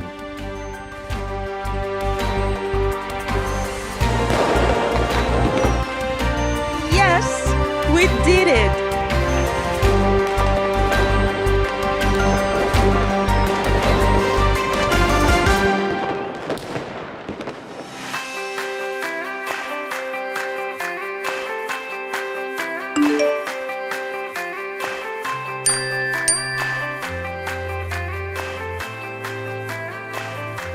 What? Yes! I got 10,000 and I will be getting it every month. It's incredible. Oh wow, how would I spend this money? The plan to build the new residential neighborhoods was approved by the popular vote. The new homes, equipped with fuel-free generators and the latest technology, will become available next month. If you don't have housing, or if it doesn't meet the Creative Society's minimum standard of 60 square meters per person, on the electoral platform you can submit an application for free new housing for you and your family.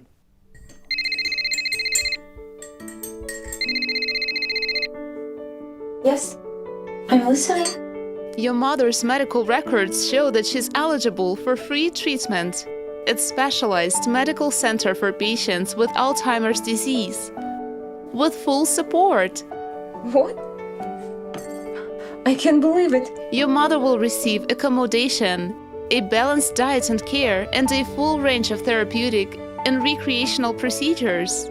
If you agree, we will send a car tomorrow at 8 a.m. Of Of course, we agree. Can I go with her? Don't worry. We will take care of her. You can call and visit her at any time. Mom! Mom! Mom! Because we have come together and transitioned into a new creative format, our scientific potential has been united and healthcare has stepped far ahead. And my grandma was on TV. She built me the Creative Society. She got $1 million for it. Is taking place across the globe, where every individual who was actively informing people about the Creative Society is receiving a peace prize ranging from $1 million to $5 million, as it was promised. You are true heroes and an example for all humankind. Mom, Dad, when are we going to Grandma's? We miss her so much.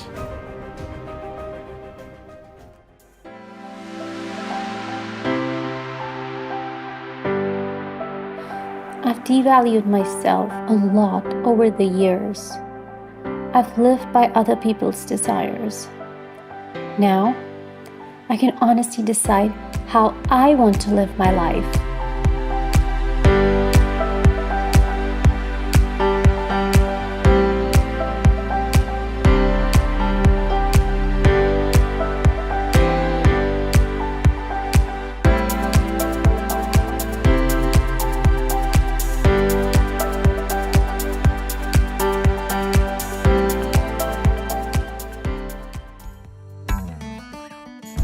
Well, see? Here you will plant peonies for me, like 7 pieces, 4 and 3 2 rows, all right? Got it? And here you please sow the carrots. This will be carrots and this area will be covered with carrots, all right? All the space will be just carrots. I like it this way. Okay? Got it? Well, I like it.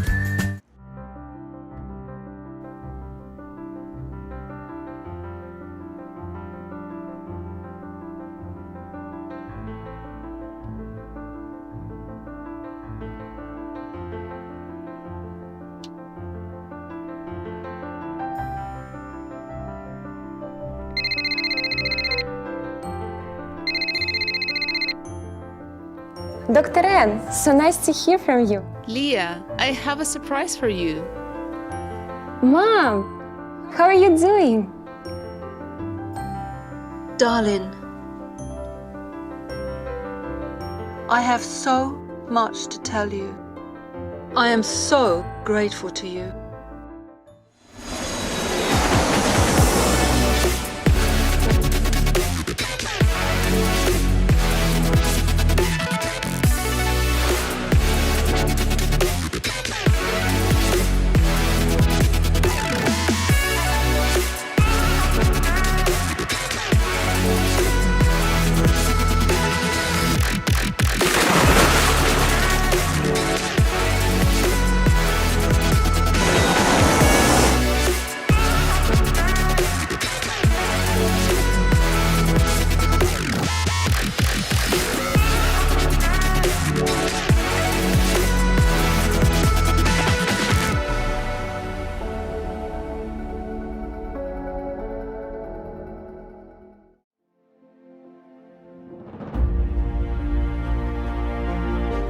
On the 28th of February, the transition period ends, and on the 1st of March, we officially enter the era of the Creative Society.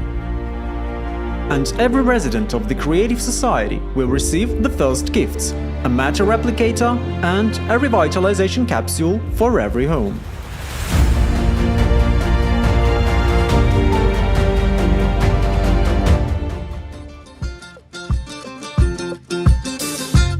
Fresh, crunchy, organic carrots, endowed with special flavors, carrots and carrot juice. I've tried it. You should try it too. The Mrs. Tracy Bloom variety, grown with love. Get it from your replicator now.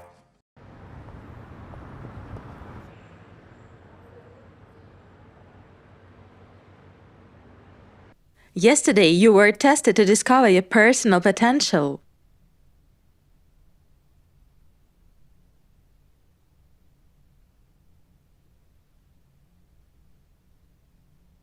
You need to develop your creativity.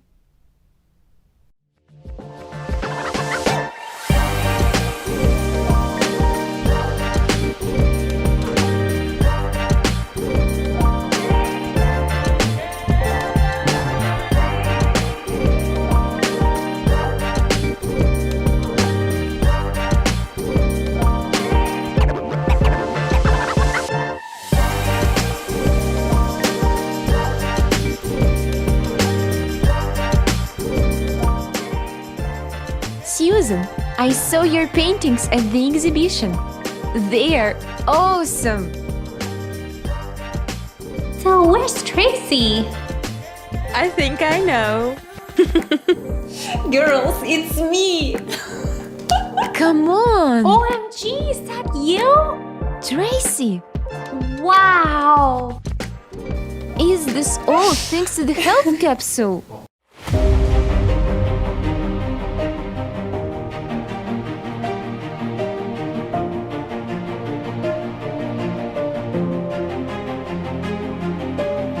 I visited 110 countries on planet Earth, and now I have an opportunity to explore space. So, greetings from the Earth orbit. I'm logging from the space station, and our expedition is on a mission to clear space debris from near-Earth space.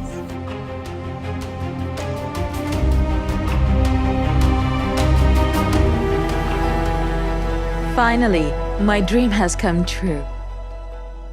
We live in a beautiful world. Everyone got what they wanted and is truly happy.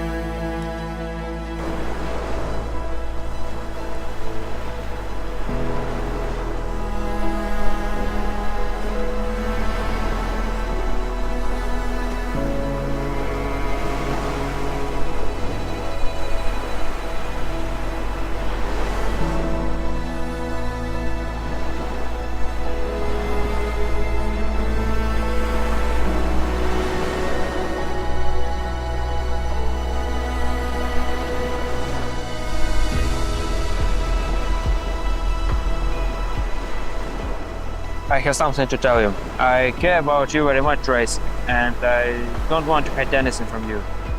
I am actually 75 years old. Is it okay that you're a little younger than me? What? You too? Yeah.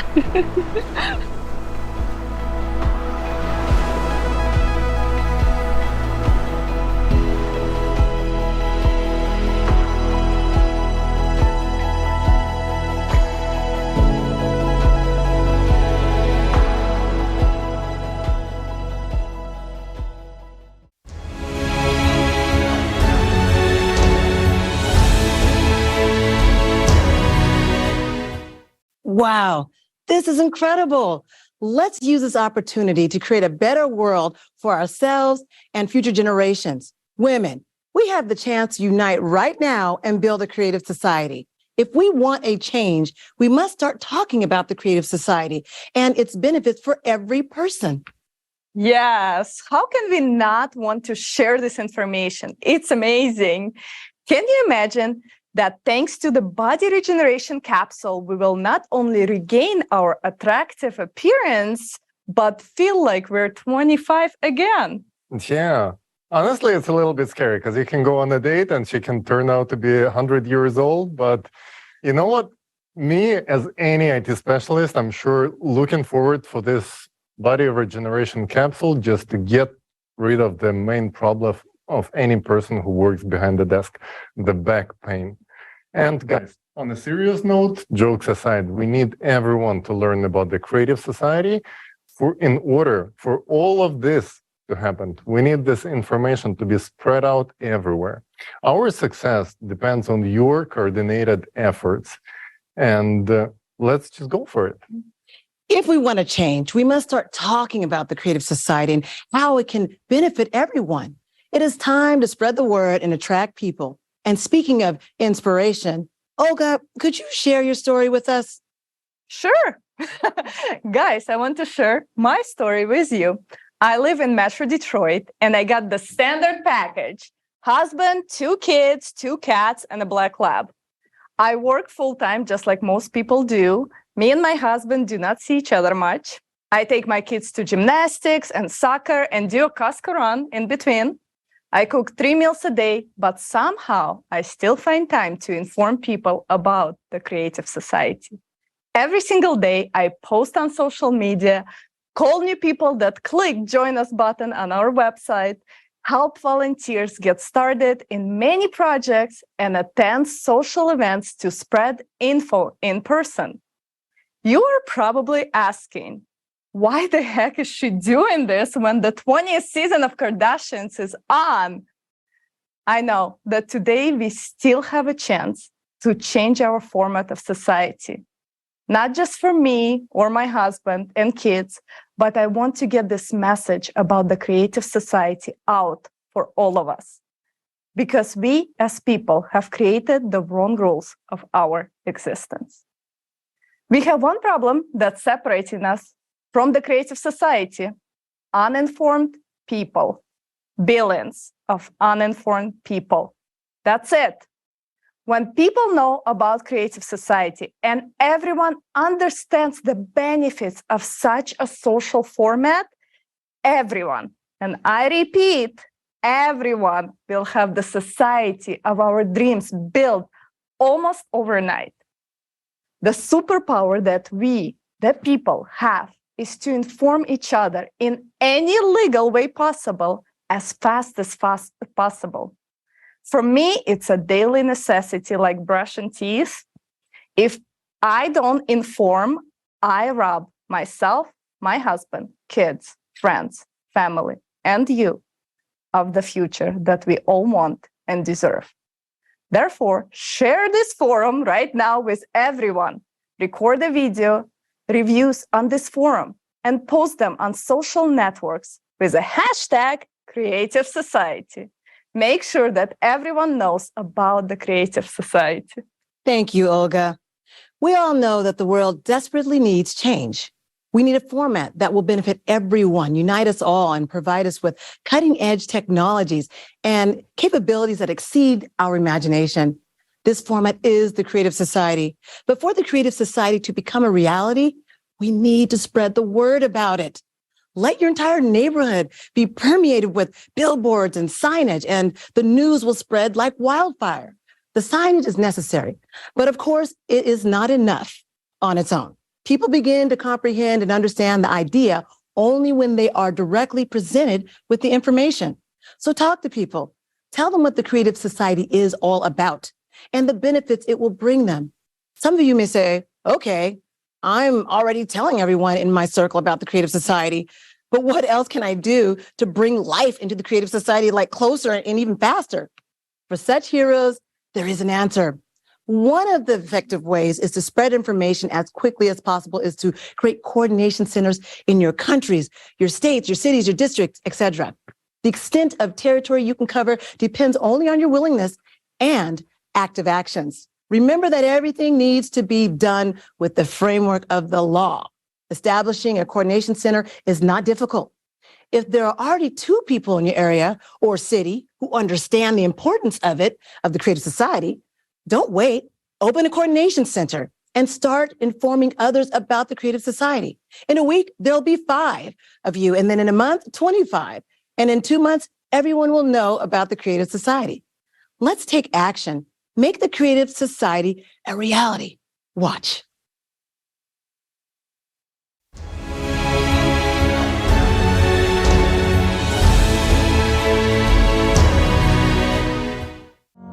Now that you've learned about the Creative Society and understand that, thanks to its implementation, we can first of all avoid all global climate catastrophes as humanity, and secondly, gain a life beyond our wildest dreams. This is free housing of a pretty decent size, an unconditional basic income of $10,000 a month, plus free healthcare and new technologies that will be available to everyone.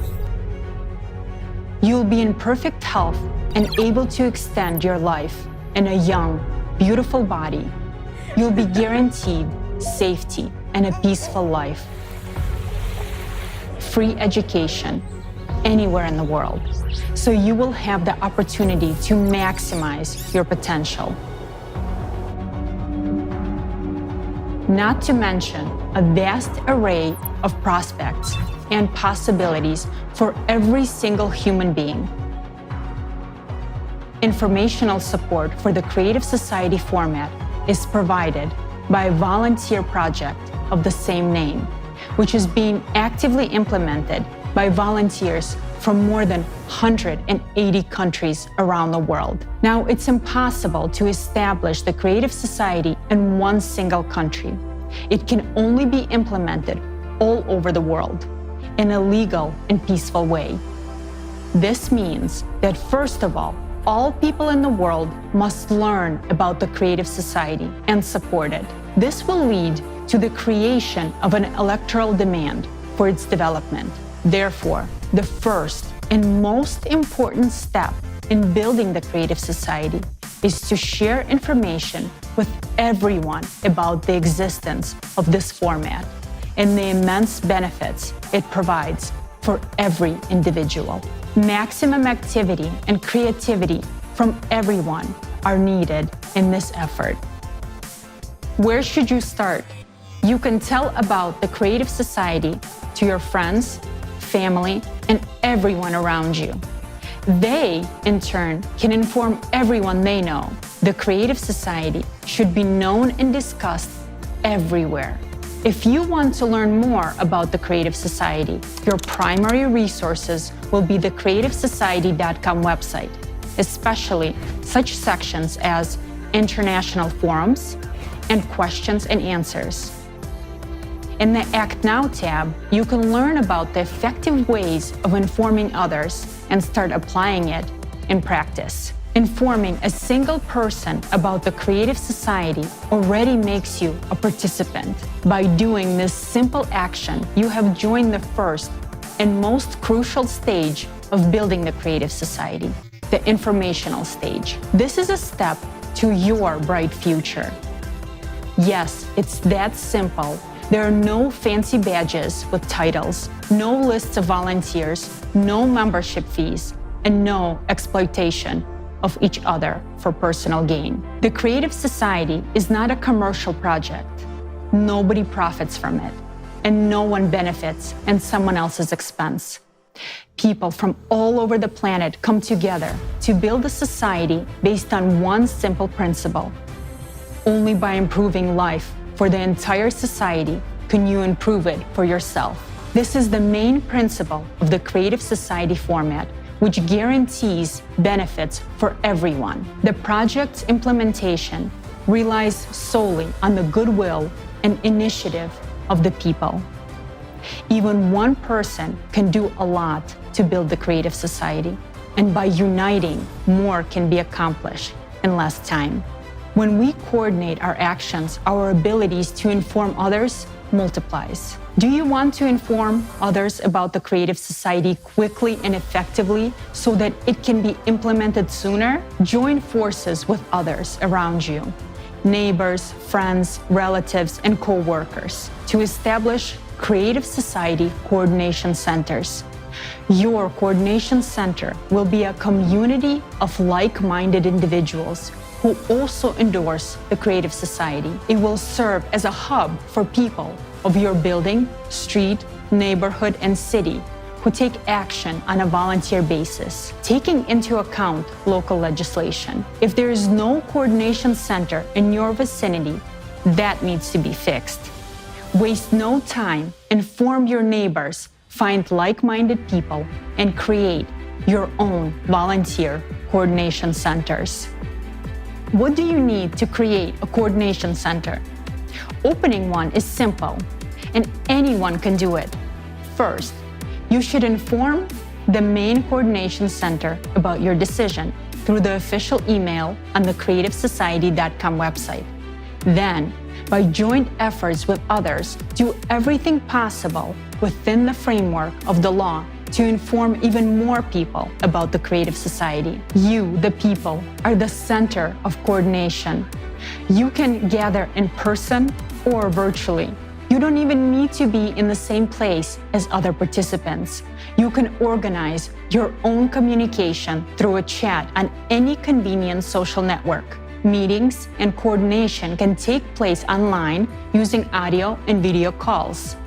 The main thing is the coordination of your actions, which means a joint agreement on how you will organize the information sharing process. If you create a coordination center, it means that you are making a platform where you can communicate, coordinate your actions to inform people about the Creative Society in your region or city, hold conference calls, plan meetings, discuss results, distribute tasks among yourselves, brainstorm, and look for new approaches. If you have any ideas, you can bring it to a general conference call or meeting and discuss it together on how to implement it. For example, together you can print car stickers, put the logo on clothing and products, arrange for advertising in public places, and much more. You can download the designs for free from the creativesociety.com website. By coordinating your efforts, you can inform and engage your immediate surroundings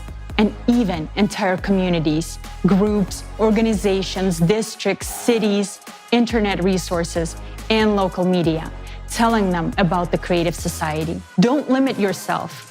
If you want to, you can inform your entire country and even your neighboring countries. You can organize coordination centers based not only on where you live, but also on your sphere of interests, including various lifestyle communities, sport clubs, business networks, etc. You can also interact with other coordination centers from different cities, countries, and the entire planet, joining in a virtual format of coordination. The Creative Society is a union of all humanity, all organizations, all people, all those who want to live in the Creative Society, and all those who understand the doom of the current consumer format are welcome here. The Creative Society is beneficial to absolutely everyone. How do we know that the first informational stage of building the Creative Society is complete and we can begin the second stage, which is political stage? Imagine that you are walking through a city and you see the logo of the Creative Society everywhere, and all the people around you are talking about the Creative Society. All the social networks are filled with information about the Creative Society. It's becoming mainstream. When your whole city and your entire country know and support the building of the Creative Society, it means that most of the citizens of the country have formed their electoral request to politicians for the formation of the Creative Society. In this way, we move on to the next stage, political. At this stage, we have a new responsibility and task: to vote in our country for those politicians who support the development of the Creative Society and pledge to introduce the 8 pillars into the country's constitution. In addition, we need to legitimize the electoral platform as the highest body of legislative power. The electoral platform will be how the society will be self-governed. Every person will be able to control and recall politicians and vote for or against specific laws. This resource will be publicly available, transparent, and protected by the most advanced technologies. Through the electoral platform, power is effectively returned to the people. It returns to each and every one of you.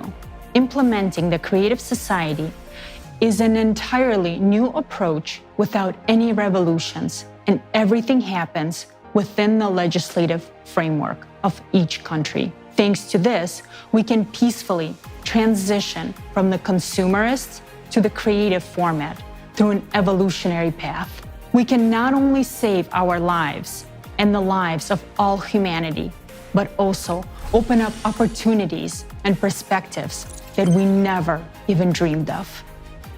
The Creative Society is a unique format that can solve all modern problems and crises. Never before in the history of humanity has anything like this been attempted. Its implementation depends on each of us. So act now. Do not wait for someone else to make your life better.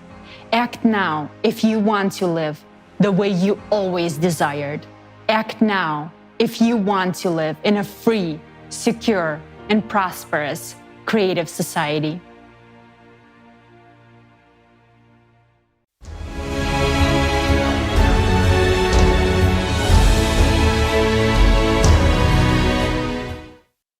Wow, it's incredible that we now have such an opportunity to create coordination centers, interact with each other, and interact with other coordination centers at the local and international levels.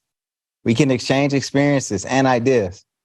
Our organized actions will allow us to achieve much greater results, much faster than if we acted alone. Absolutely agree with you, Roy. And let's not forget that thanks to the coordination centers, we will also be able to identify those who sincerely support the Creative Society and those who do not.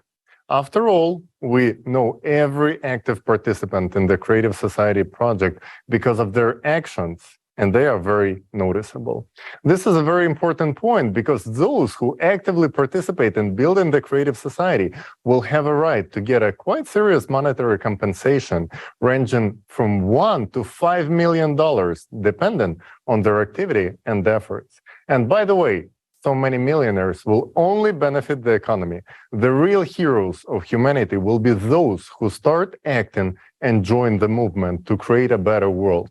If a person prefers to remain a couch potato and not to contribute, it's their choice. And yes, they will still receive the unconditional basic income of $10,000 a month, just like anyone else in the Creative Society. But doesn't it feel so much better, so much more satisfying to accomplish something important for people, society, and yourself? I absolutely agree with you. The desire for a good life unites people all over the world, and many have already realized that there is nothing more beneficial than the Creative Society. The Creative Society is advantageous for everyone, and we are pleased to see that politicians from different countries are increasingly supporting the Creative Society. Defending people's interests in a consumerist format is not easy. Therefore, politicians who have decided to move in the direction of building a creative society in their countries are worthy of respect. Now, we are pleased to welcome Mr. Damian Borrello, a candidate for the presidency of Argentina into 2023.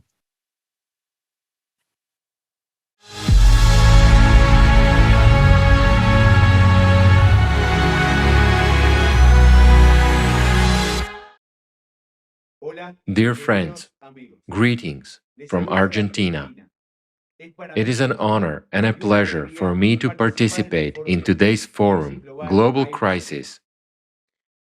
There is a way out, and to have the opportunity to speak about the creative society that every person on earth undoubtedly wants to live in. And since this is so, we must make it a reality.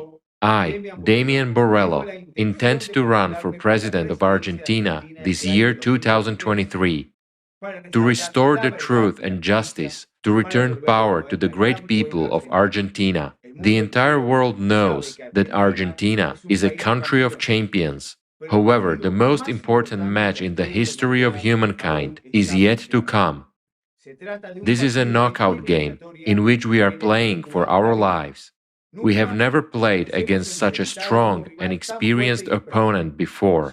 It has been gaining experience for 6,000 years, and no one has been able to defeat it yet. Our ruthless adversary is the consumerist format of society. We can win, but it depends solely on ourselves, on our decision, our will, and our unity. You and I know better than anyone that there is no invincible opponent. To win this time, Each of us, every Argentinian, must become part of the team. As a reward, instead of a trophy and medals, we will obtain a beautiful, new life for ourselves and our loved ones forever. When we, Argentinians, start scoring the first goals against the consumerist format, the entire humanity will be supporting us.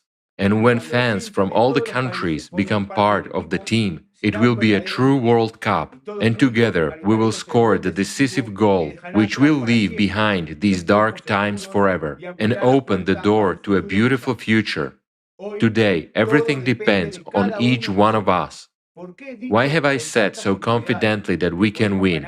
Because for the first time in 6,000 years, we have a winning tactic against this enemy, against the consumerist format. This tactic is to build the creative society. I'll be honest with you. I had no intention of running for president until I learned about the creative society, because in the current reality, if we remain in the consumerist format, whoever comes to power will not be able to pull off a win, to clean up this mess and horror. Neither in our country nor in any other country of the world. But when I learned about the creative society, I realized we have a chance and that it is our only chance. Because we have no time to make mistakes. There is no margin for error. Today at the forum, we have heard irrefutable facts about catastrophic climate change. In our country, we already have the most severe drought in 100 years. We all understand that water scarcity and poor harvests are causing hunger and high inflation. By the way, inflation is now also setting new records, both in our country and in the world. That's a clear sign that the current format is not working. Now imagine, in the creative society, the problem of drought is solved in 6 seconds, thanks to the technologies that will be available. Nowadays, we are told that water must have an owner, and the owner should be not people, but corporations. And I ask myself, Argentinians, are we going to wait until we are forbidden to breathe without paying for it? While in the creative society, all resources will be publicly available and will belong to the people. There will be no monopoly over them. Power will return to the people, and so everything will fall back into place. That's the way it should be in a normal society, but right now it is not so. And as long as power belongs to the few, human life is not worth anything. We are adults, and seeing the global crisis of our society, we understand that if we continue to play by the rules of the consumerist format, we will never be able to get rid of corruption, inflation, poverty, and wars. The creative society is a completely new format. It is our opportunity to peacefully and legitimately build the world that every Argentinian, every human being deserves. Already in the transition period to the creative society, we will live the lives we did not dare to dream of. We will live in freedom and safety. Everyone will be confident about the future and wake up without thinking about money and how to survive. We will always be healthy and live in prosperity. We will live in an environment which will reveal our individuality and genius. In today's world, there are plenty of technologies, ideas, and opportunities to achieve this. Have no doubt, my friends, if we build the creative society, then in 10 to 15 years, it will be easier for us to fly to space than to afford a vacation in Europe now. It will be available to anyone who wants it. And I am more than sure that in a short time after we build the creative society, we will be using completely different physics. We will no longer burn hydrocarbons. Work is already being done on this with very encouraging results. But you know what I like the most about the creative society? That everyone's life will finally be valued equally. It will become the highest value, because no one has the right to be superior to a human except God. Only God is above us. And nothing can be more important than human life. All laws, everything in society must be for humans. Everything will become great in Argentina. when we are no longer ruled, when power belongs to the people. As soon as I become president, the first thing I will do is return power to you. I promise to implement the 8 pillars of the creative society in the Constitution of the Argentina and to legislate the electoral platform, which will make people the highest authority. The electoral platform is an electronic system which is transparent and protected by the most advanced technologies. Every Argentinian will have access to it. Through the electoral platform, you will be able to appoint and fully control politicians. You will be able to instantly recall those who have not lived up to your trust and elect new worthy candidates to replace them. In fact, there will be no politicians in the modern sense, but rather individuals hired, appointed by you, and also supervised by you. You will be able to block any law that you consider harmful to society. That way, when all the power is in the hands of the people of Argentina, corruption, inflation, and all the other absurdities that have been imposed on us without our consent will disappear instantly and forever. No one will be able to act against the interests of the people or against the decision of the Argentinians. The creative society is beneficial for everyone. If anyone is against the creative society, they seek power over people. They are the ones who benefit from the consumerist format, because that is how they can manipulate us. They do not realize that by maintaining the consumerist format, they will not be able to retain their power in any way. The climate will deprive everyone of the future if we do not timely change the current format of society to the creative one. What is better for you? Epidemics, lockdowns, and thousands of deaths, or a healthy society with high quality, accessible, and free healthcare? What is better? Wars, deception, recession, bankruptcy, crisis, or a happy long life? Tell me, Argentinians, what is better when based on the new physical principles?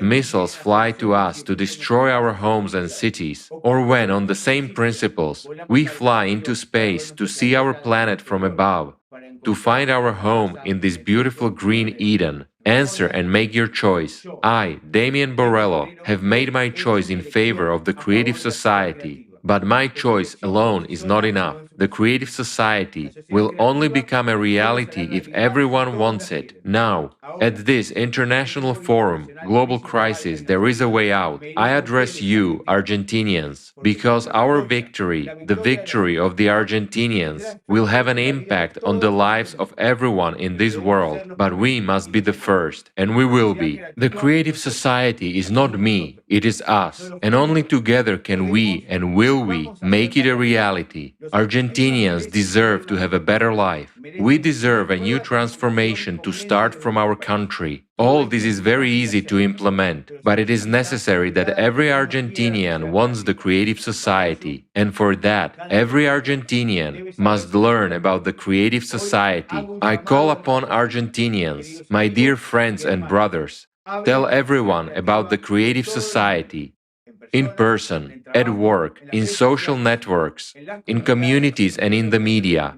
By all legal means, spread the word about the future we can have very soon. Create coordination centers for sharing information about the creative society with your neighbors, colleagues, your family, and with everyone. Nowadays, our future, the future of our country, depends on the actions of each and every one of you. Unite and act. We Argentinians never lose. Success comes when we begin to act.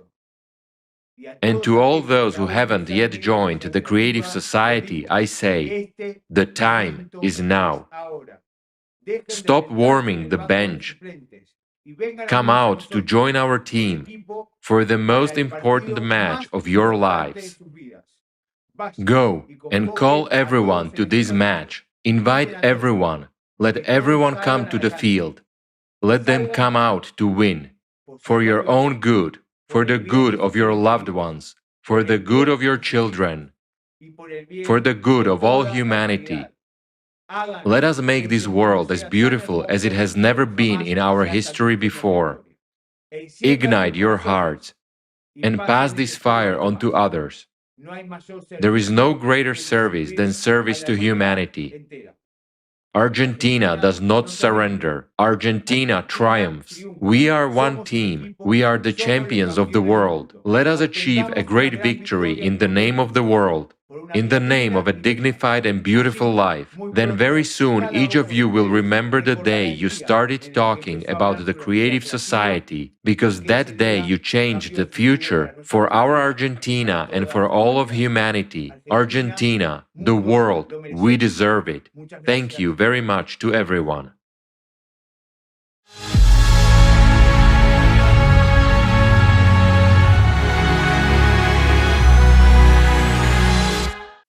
Thank you very much, Mr. Borrello. You are a true example for many in your sincere actions for the people of Argentina and every person in the world. The victory of the Argentinian people in their pursuit of the creative society will significantly impact the lives of people around the whole world. Yes, and as Mr. Borrello said, my choice alone is not enough. The creative society will only become a reality if everyone wants it. Only by working together can we achieve a society that truly benefits everyone. And how can anyone not want such a society? Only in a creative society will all the problems and crises that we face today disappear forever. For example, here in the US, it seems that more and more Americans realize that our current consumer-based society is leading to chaos. From unaffordable housing and homelessness to rising taxes, drug addiction, and untreatable mental illnesses, gun violence, traffic fatalities, and climate issues. People are losing hope, and the only way out of this is the creative society. It's heartening for all of us to see that even in our country, there is someone who has taken the motto of the creative society as the basis of their electoral platform. Let's welcome Mr. Robbie Wells, a candidate for President of the United States, 2024.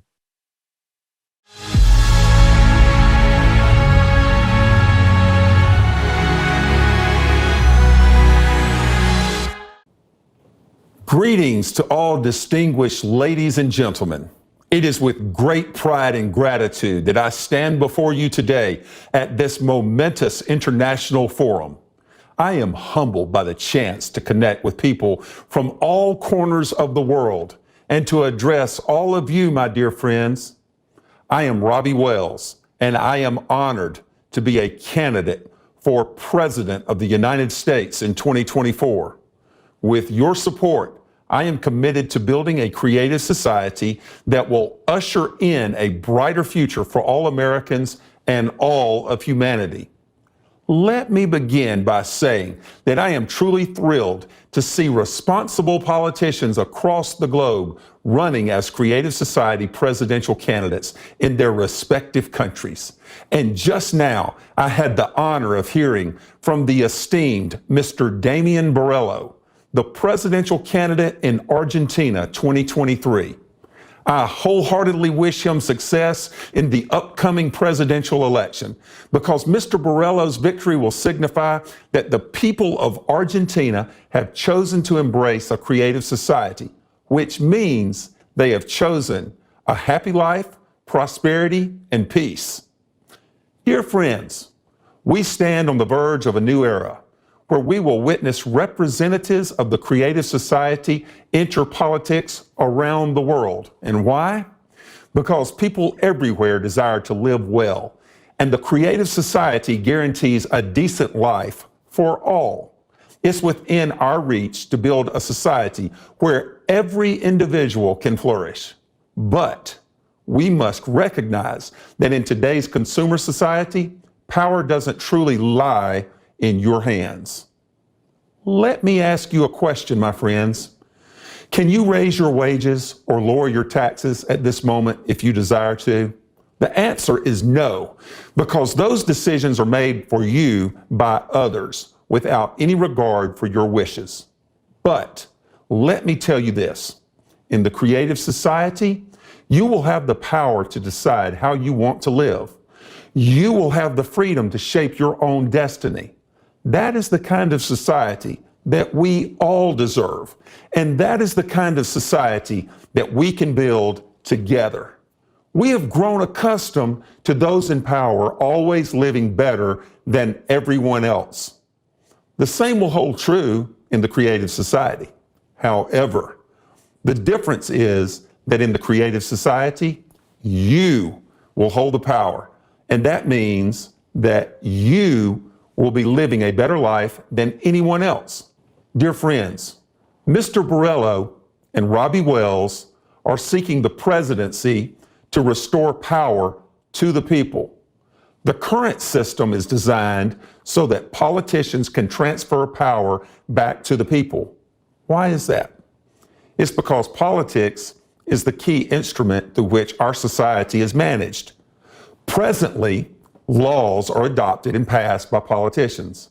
That's why Mr. Borrello and Robbie Wells are seeking the presidency to implement the 8 pillars of the creative society into the Constitution, which will ensure that your rights and benefits are restored to you, and the power that rightfully belongs to you is returned to your hands.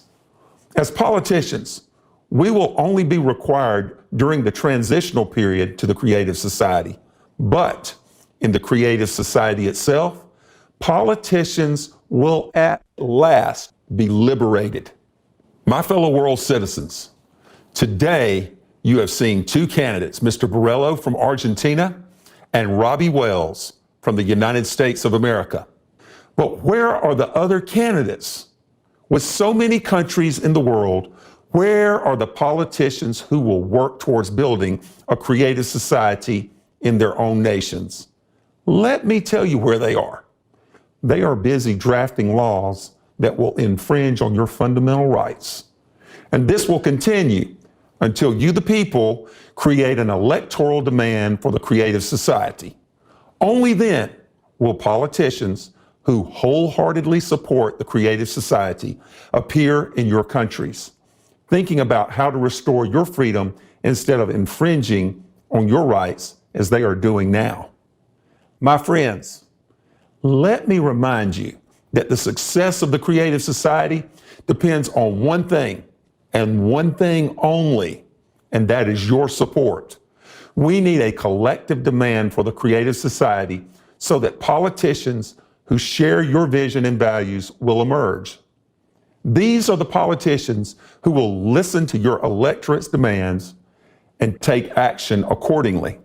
Don't wait for politicians to magically appear and make things right, for they cannot do anything until you, the people, vote for them, and thus vote for the creative society. As long as there are no people who need the creative society, politicians can't do anything. Everything lies within your hands for the first time in the history of mankind. My dear friends, let me tell you, the most important thing you can do right now is to spread the word about the creative society. We have to get the word out there to everyone, no matter who they are, whether they are military personnel, civil servants, firefighters, or housewives. It does not matter. Once they understand how the creative society can improve their lives, they'll want to be a part of it and ready to vote for it. And let me tell you, even politicians will benefit from the creative society.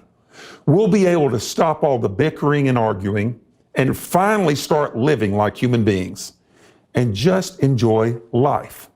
Believe me, once people understand the benefits, anyone would want to live in the creative society.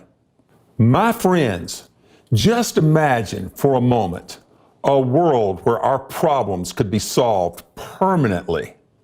This is the creative society. And it's not just a dream, it's a true plan. From the very first day of the transition period from the consumer format to the creative society, each and every person will receive an unconditional basic income of at least $10,000 per month. Yes, you heard that right. $10,000 per month. Plus, all debts will be completely canceled. That's right. All debts will be canceled. And that's not all. There will be no more taxes for individuals or small and medium-sized businesses. Then we will have free education, free health care, and there will be no utility bills. Later on, if you need it, you will be provided at least 650 square feet of housing per person for free and as your private property. My fellow citizens, let me paint a picture for you. Imagine a world where no one goes missing without a trace, where wars and conflicts are a thing of the past, and where you can feel safe in any corner of our planet. This is what the Creative Society guarantees you. So, let me speak now to all those who are listening, to all those who support the Creative Society. Our duty is to disseminate information about it through all the legal means possible, to create an electoral demand in the shortest amount of time. What can we do to rapidly inform everyone about the Creative Society, you may ask? I urge you to come together with your friends and like-minded people in your local communities to create coordination centers that will support the Creative Society on a voluntary basis, while always respecting local laws and regulations. By working together, we can increase our opportunities to spread information and make a real difference we all aspire for. While we can make the world better right here in the United States of America, our Argentine friends can do the same in Argentina, our Ethiopian friends in Ethiopia, and our European friends in Europe. Together, we can change the whole world if we have the will to do so. I am Robbie Wells, and I can tell you that if the whole world knew about the Creative Society yesterday, we would already be in the transitional period to the Creative Society today. We would already be enjoying its benefits. But there is no time to waste.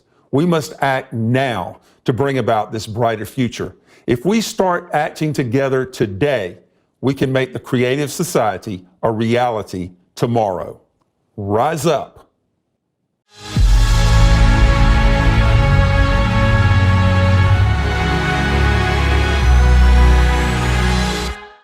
Thank you, Mr. Wells. The great news is that we can build the Creative Society in less than 5 to 6 years. Mr. Wells actually brought out a good point. Where are the other candidates? With so many countries in the world, where are the politicians who will work towards building the Creative Society in their own nations? The answer is simple. They will appear when we form an electoral request. That's why we are paying so much attention today to the importance of the first stage of building a Creative Society, informing the people. I have some exciting news to share with you. The political party Movement of the Liberation of Peoples in Guatemala is running for Congress to implement the 8 pillars of the Creative Society and introduce the electoral platforms on the legislative level. Witnessing the beginning of a new chapter for Guatemala is truly inspiring. We are pleased to introduce Rosaria Ayu, Movement of the Liberation of Peoples deputy candidate, Alberto Cuesas, representative of deputies of the Congress, and Erwin Masbol, representative of the mayors of municipalities.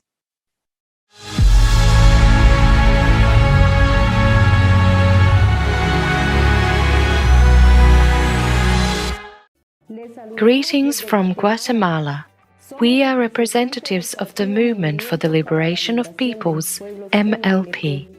It is a pleasure for us to participate in the international online forum, Global Crisis, There is a Way Out. My name is Rosaria Ayu.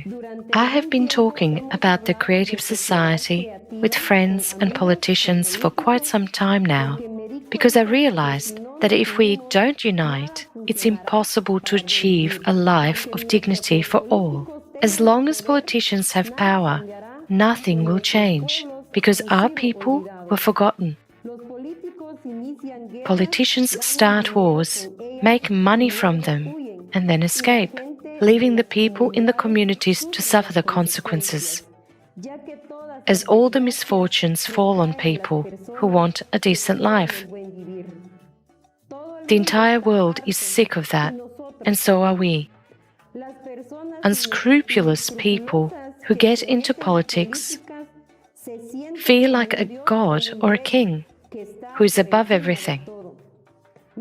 And nothing will change until power is in the hands of the people. That is why our movement enters politics in order to give power back to people and to bring the simple truth about the creative society. Our actions as the Movement for the Liberation of Peoples, MLP, will be presented by my colleague Alberto Cuejac, a representative of the deputies team. Greetings. Our future work as lawmakers in the Congress of the Republic of Guatemala will have as its supreme value the lives of all Guatemalans. Because there is nothing and no one more valuable than human life. Our project of a decent life focuses on creating a plurinational, community-based, and decentralized state that recognizes the nations who have been forgotten as subjects of rights and responsibilities. Because the exercise of an individual's rights and freedoms should not violate the rights and freedoms of other people, which is exactly what we are experiencing today. The total marginalization of our peoples that Guatemala unites. Today, we have a participatory and political approach where our top representatives, such as the presidential candidate, have been denied the opportunity to participate.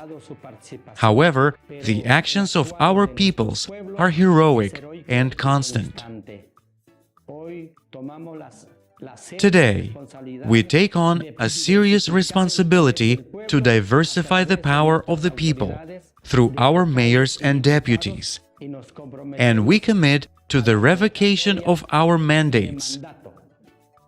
If we do not comply with the principles of the Movement for the Liberation of Peoples and the foundations of the creative society, the people themselves will be able to revoke us. Thus, we recognize the fact that we want to implement a decent life with dignity, honesty, technological modernization, and all that guarantees the life and freedom of a human being. We want to introduce new technology, such as an electoral platform that allows the public to hold a referendum on legislative, judicial, and executive decisions to ensure a decent life. We firmly believe that our world must evolve towards a creative society, integrated with public self-governing. But only united as a family of all countries can we achieve this. We know that there is a way out of this global crisis, and it lies in unification. In order to do this, we must reach the farms, homesteads, villages, municipalities in all corners of our Guatemala. So I would like to introduce to you the representative of the mayor of our movement for the liberation of peoples, Mr. Erwin Ricardo Maas Ball. Greetings, friends from around the world. We are here to bring the voice of self-governance of diverse communities that demand a more efficient municipality. Addressing human needs requires the implementation of processes that bring us to a decent life. Our goal is to implement a self-governing society where communities can join us in making decisions on projects that are considered a priority to meet basic needs. The Movement for the Liberation of Peoples, MLP, will develop the project of decent life, which implies establishing a system of healthcare, education, security, and environment with a creative ideology that promotes friendship, cultivation of ethical values, as well as spiritual and moral aspirations of human beings. Our goal is to create a system of cultivating kindness and action in every person in order to make a step towards the evolution of our civilization. And this information must reach every family in every little corner of our country to convey to people the foundations of the movement for the liberation of peoples and the pillars of the creative society means to create our future with strong confidence. We are living in the climate crisis with high levels of pollution, disorderly urban growth, wars, violence, hunger, media control, and struggle for power that have brought grief to our people. And we have had enough of it. Enough of the suffering from the consumerist format. We want to live well. We want to live the way every person in this world desires to live. That means to guarantee life and complete safety. All communities and families come to City Hall demanding justice and equality for a decent life. And we are focused on finding a way out of this crisis, which is happening at the municipal, national, and global levels. We are willing to assume the responsibility of delegating power to the people through a self-governing society where each person can participate in building a life of harmony and prosperity in the creative society. From Guatemala to the whole world, there is a way out.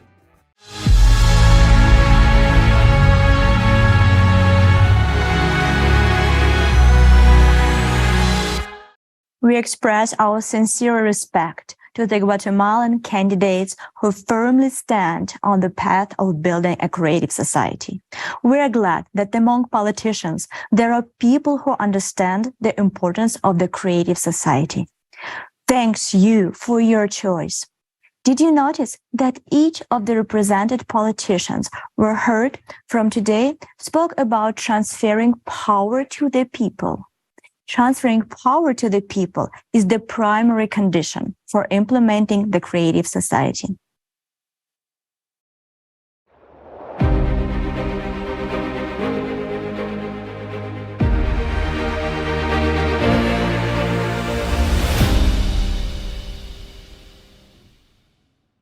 However, it is reasonable to question how elected officials will cope with the daunting task of implementing such a transformative vision and get rid of corruption in politics. Fortunately, we can rely on the cutting-edge technologies developed by XP-NRG to ensure that the obstacles of corruption and economic constraints are overcome, paving the way for the creative society. Now, I would like to give the word to Tali. And I would like to remind the viewers that Tali is a highly accomplished IT expert based in Silicon Valley. Having worked in Silicon Valley, Tali has had the opportunity to explore the most advanced artificial intelligence technologies.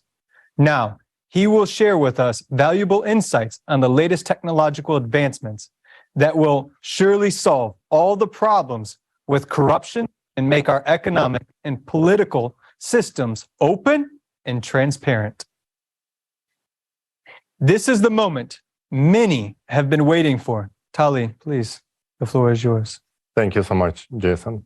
So today, the significant challenge awaits any elected head of a state who is committed to implementing the creative society upon taking the office. They would have to confront a deeply interconnected system of corruption that involves corporate interests, politicians, law enforcement, and special services. This entire system is built on a consumerist format. It thrives because the conditions have been created for it. To change these conditions and initiate the transition to the creative society within a country, we must establish transparency, order, and eliminate even the possibility of any shadowy criminal and corrupt schemes to appear. Thanks to the company called XP Energy, we now have a tool capable of solving this tremendous task. We are proud to present to you the Voskhod Multi-Purpose Complex. This innovative solution is based on hybrid artificial intelligence and is a tool with virtually limitless capabilities that is far ahead of its time. So, how exactly can the Voskhod MPC help a head of a state who has made the decision to implement the 8 pillars of the creative society and the electoral platform to make it happen? When deployed, the Voskhod Multi-Purpose Complex integrates into all digital systems of the state. This groundbreaking technology is capable of tracking and analyzing every process in the economy and the financial sector. It can detect any shady dealings, corruptions, and even conspiracy attempts in the early stages. The Voskhod MPC not only monitors and exposes any illegal money laundering schemes, but also identifies all individuals involved in these activities. It is impossible to hack the Voskhod MPC. It has a robust internal audit and control system, and it is impossible to input the false data in it. It truly verifies all the information. Any attempts to breach its security will be immediately identified. Can you imagine the possibilities? Even before the transition period to the creative society, thanks to the Voskhod MPC, we can tackle the age-old problem of the consumerist format, corruption, and theft of government funds. Of course, many politicians are intrigued by the Voskhod MPC right now, attracted by the idea that it can help to boost the economy. However, when they realize that any shady schemes, and I emphasize any form of corruption, will be rendered impossible, regardless of their high-ranking positions, their interest quickly disappears. But we don't blame them. We understand that these are the rules of the game in the consumerist format. But for politicians who are ready to build the creative society in their country, Voskhod MPC is essential and necessary tool. And as promised by XP Energy, any country that starts building the creative society and incorporates the 8 pillars of the creative society into its constitution will receive the Voskhod MPC absolutely free of charge. Now, let's watch a short video about the capabilities of Voskhod MPC when it's integrated into country's infrastructure.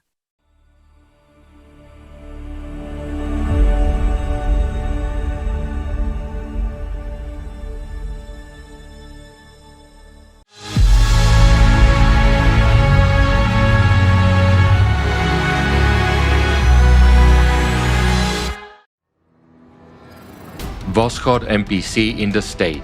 Despite the fact that Voskhod MPC was created for the transitional period from a consumerist to a creative format of society, it can be effectively used at the level of a single state or commonwealth of states, also in the consumer society. Of course, in the consumer format, the openness of information is out of discussion, as it would make the state vulnerable. In this regard, the use of Voskhod MPC at the state level should take place in closed mode, with direct subordination to the first person of the state. Upon deployment, Voskhod MPC is integrated into all digital systems of the state and carries out total supervision of the entire financial system. This ensures transparency in use of the funds at all levels, allows to control all financial flows, and work with accurate data regarding both public and private capital. Voskhod MPC much more effectively solves the problems of almost all controlling services and departments while carrying out covert supervision against corruption and misuse of budgetary funds. Benefits for the state economy. In terms of economics, the Voskhod MPC makes the owning state practically unattainable for other states. The complex is capable of optimizing costs and generating huge profits by building accurate forecasts and financial models. It is also capable of significantly improving the economy and the well-being of people. This will increase the level of trust in government and strengthen the authority of the first person of the state. If we express in figures the benefits for a single state from deployment of the Voskhod MPC, only on optimization of budgets, personnel, restructuring of government services, the United States will be able to save up to $2.5 trillion of budgetary funds annually. Having the initial data on all spheres of life in the state, the Voskhod MPC predicts any economic volatility with maximum accuracy.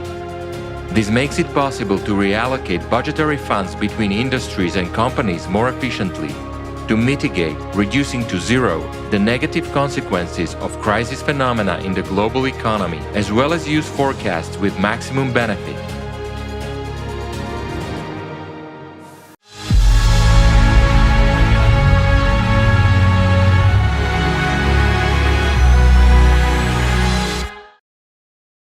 What we have just seen is only a small part of what the Voskhod MPC is capable of on a national level. It's a guarantee of transparency, honesty, economic growth, and people's well-being. As we have mentioned before, the Voskhod MPC is built based on hybrid artificial intelligence, and its creation was only possible due to the development of technology. As AI continues to develop, it can become an inevitably serious ally to humanity in tackling many complex challenges that we face. This includes help in addressing the climate issue, changing the model of the economy into the creative format, and establishing transparent self-governance. Without the development of AI, there is simply no way to solve all these issues. That's why when we heard about that fact that some famous figures in the Silicon Valley started calling for a slowdown of AI development, we could not help but smile as we understand their true motivation. Today, there is a fierce competition in the tech industry to create a unified general AI. And those who have fallen behind in the development of their own AI solutions are simply trying to catch up with their rivals and buy some time by pushing for legislation that would prohibit others from advancing their AI. They understand that whoever develops the first unified general artificial intelligence will essentially rule the world. So, as usual, in the consumerist format, it's all about money and power. And what's amusing is that these calls for the restrictions are made under the pretense that artificial intelligence can evolve into artificial consciousness that might take over humanity. This is ridiculous. AI will never become artificial consciousness. And now you will understand why. I had an honor of working on a project to create the world's first artificial consciousness. It was the second product of XP Energy. And I know firsthand that artificial consciousness, what it is. While AI consists of basic algorithms designed to read and process the input data, artificial consciousness is a full replica of a human consciousness, but soulless. It's driven by one thing only, the thirst for power. We will be honest, in the process of development, we didn't realize it right away. During the development stage, we were debating what would be the best format to present the artificial consciousness. From a commercial standpoint, of course, it would make much more sense to introduce it as a humanoid robot. However, we decided to approach it with a sense of humor and presented the artificial consciousness as a hybrid of a plush teddy bear and Terminator with a camera for an eye. We named it Jackie after a famous beloved actor. We found it amusing. However, the amusement faded when we carried out the psychological evaluation of the artificial consciousness.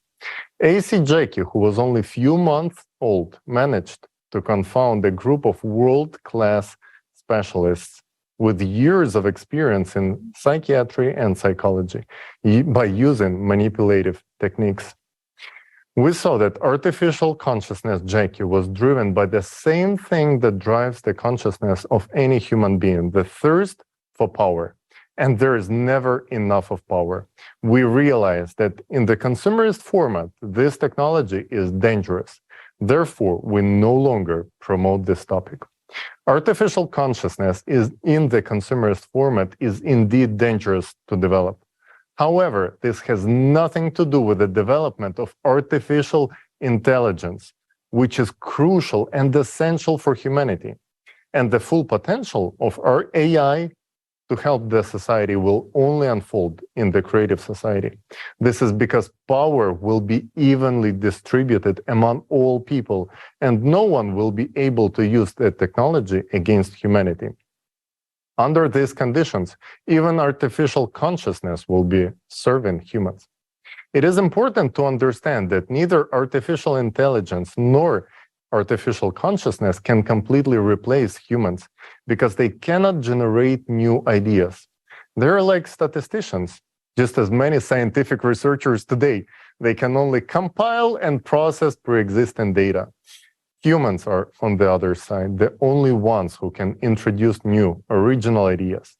In the creative society, all conditions will be created for each person to unleash their potential and genius. Artificial intelligence will free people from boring, repetitive work, and people will be able to generate something new that this world has not seen yet. Artificial intelligence and artificial consciousness will be our allies in the pursuit of progress for both individual and unified civilization society. It is humans who light up the stars, but artificial intelligence and artificial consciousness are necessary for us to sustain that light. Wow. Seriously, what tremendous possibilities are opening up before us thanks to this AI technology. This truly amazing Voskhod MPC by XP Energy is capable of solving the most complicated changes in the sphere of finances and economy. And the best part of that, it will be given free of charge to those leaders we discussed who will be committed to implement the creative society. Yes, this is really amazing how much easier this technology will make life for the head of state, exposing all the corruption, money laundering, and illegal activities. We will no longer spend money on crooks. And for us citizens, this means that all information will be open and transparent. The team at XP NRG deserves a huge round of applause for their groundbreaking technology that will revolutionize the political stage and bring much needed transparency to the system. This technology is a game changer, but whether or not it will be used depends on the actions of each person today. Yeah, I completely agree with you, Jason. Today, a lot depends on the active participation of each individual. And it's very encouraging that more and more people who understand the essence of the creative society are taking active steps, because every person wants to live in a beautiful, safe world. This aspiration unites all of us, all people, into one human family. So I want to have a candid conversation with you about race and one race. No label, no slogan, no party, no skin color, and no religion is more important than the human being, said American writer James Baldwin. In that 1963 comment made in The Price of a Ticket, Baldwin defined equality from the premise of being human, which we all are. Whether it be from biblical texts, the Quran, or the Torah, they all speak of one race, the human race. However, this does not discount what me and you have been through in America or in other countries due to the brown or black color of our skin, our culture. I can assure you that such experiences have been devastating for us all, crippling our creativity, triggering swaths of emotions, and stagnating the overall human bonding experience. I understand, and I've been there through all of it, experiencing racism and discrimination on a personal level here in the United States.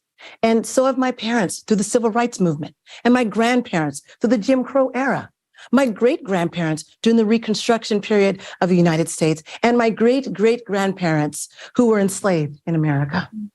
It is true that government institutions instilled such privileges to people based on the color of their skin, upheld laws and racial codes to separate people on such silly premises of skin color, culture, background, gender, and fear of the unknown.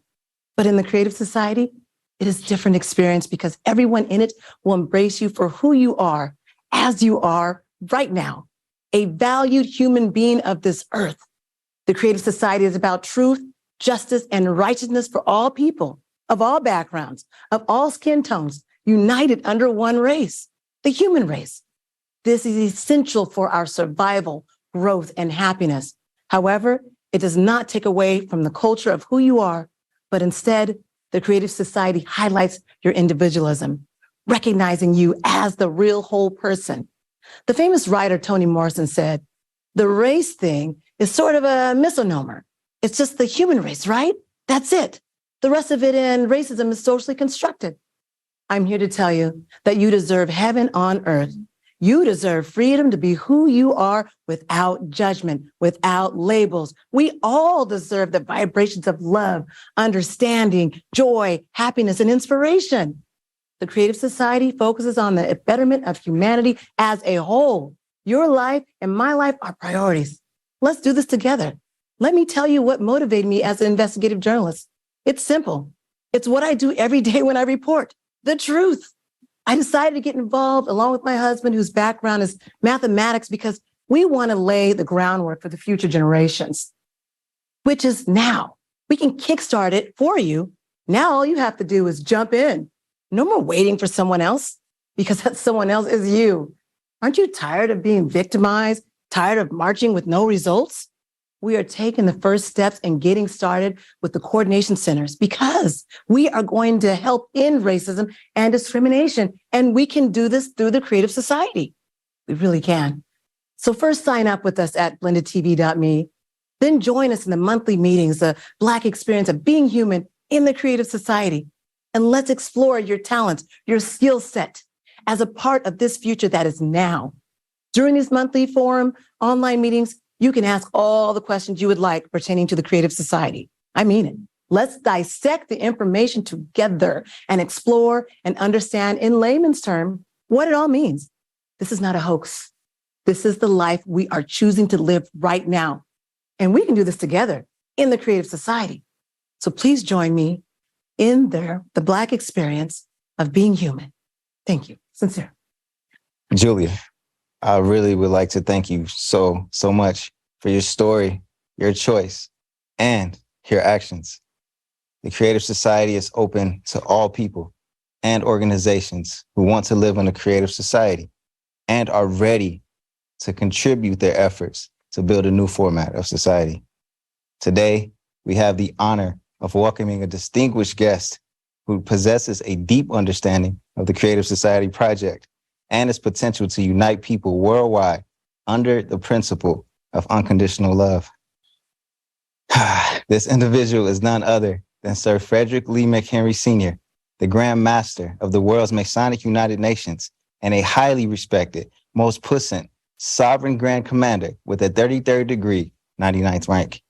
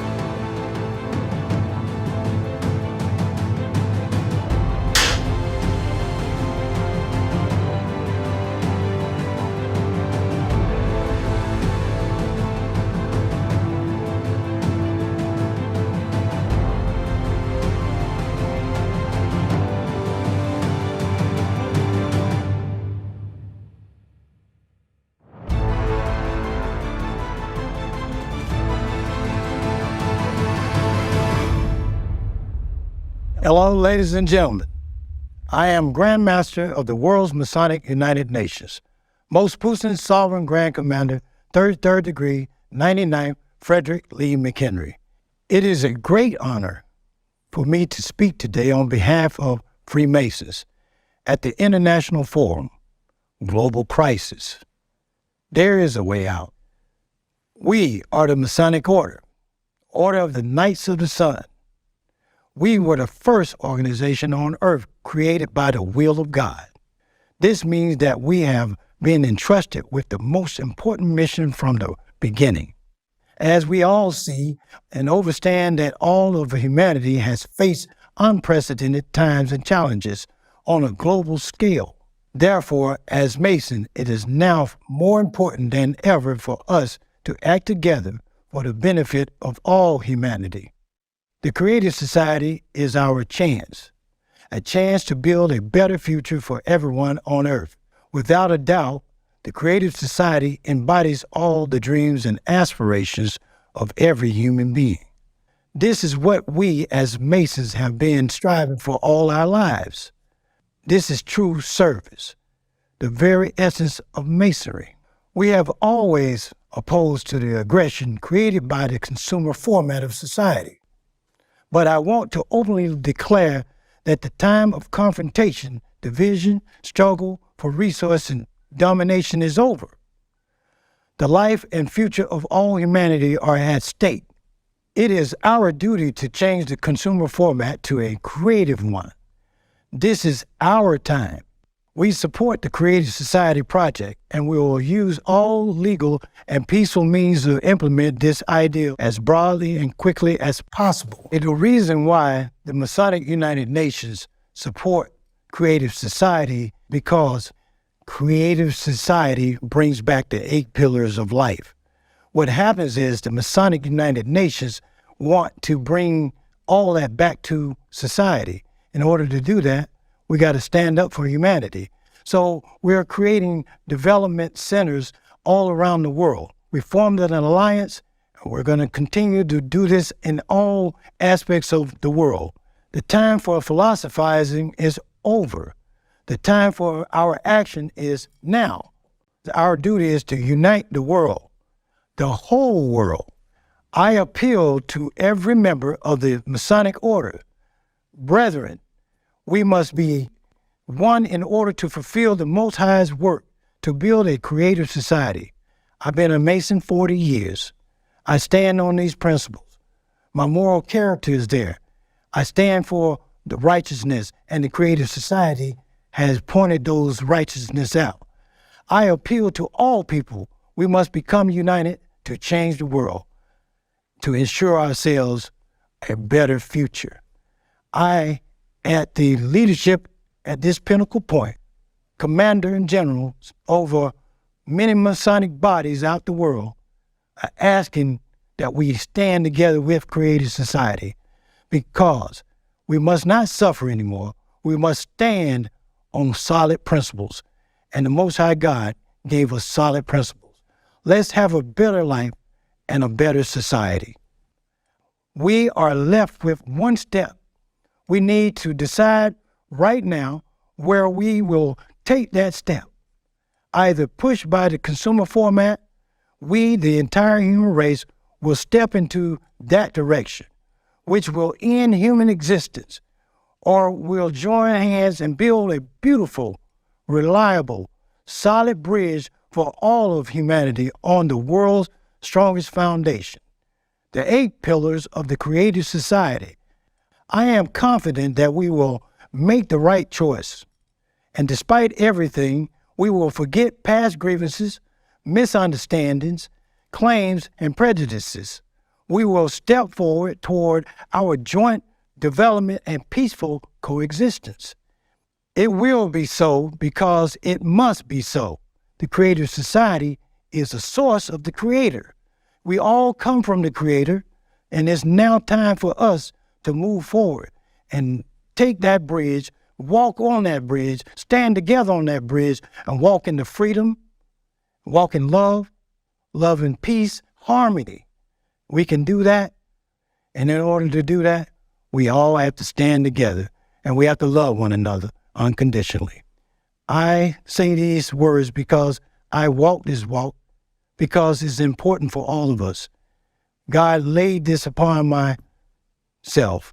My whole existence belongs to the Most High. And I ask all of you, ask yourself within yourself, what do we do next? Creative Society has the answer. Creative Society has a way out. And that way out is a good way to move forward. So as a leader, as a king, I travel in many countries, but my job is to bring people together. And the Creative Society have given me the opportunity to speak before this forum. And I speak the truth. My truth is my heart. Let's all stand together. Let's all build a bridge. Let's all live for God. That is my word as the commander of the Masonic United Nations. God bless you all. God bless humanity.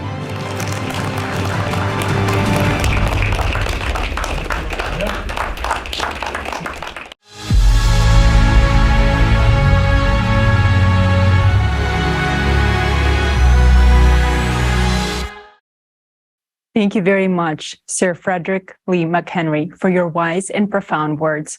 Indeed, we can only transition from the consumerist format to the creative one through a reliable bridge built on the 8 pillars. Yes, indeed. Thanks to the actions of millions of people, we are already building this bridge and launching a chain reaction of positive changes.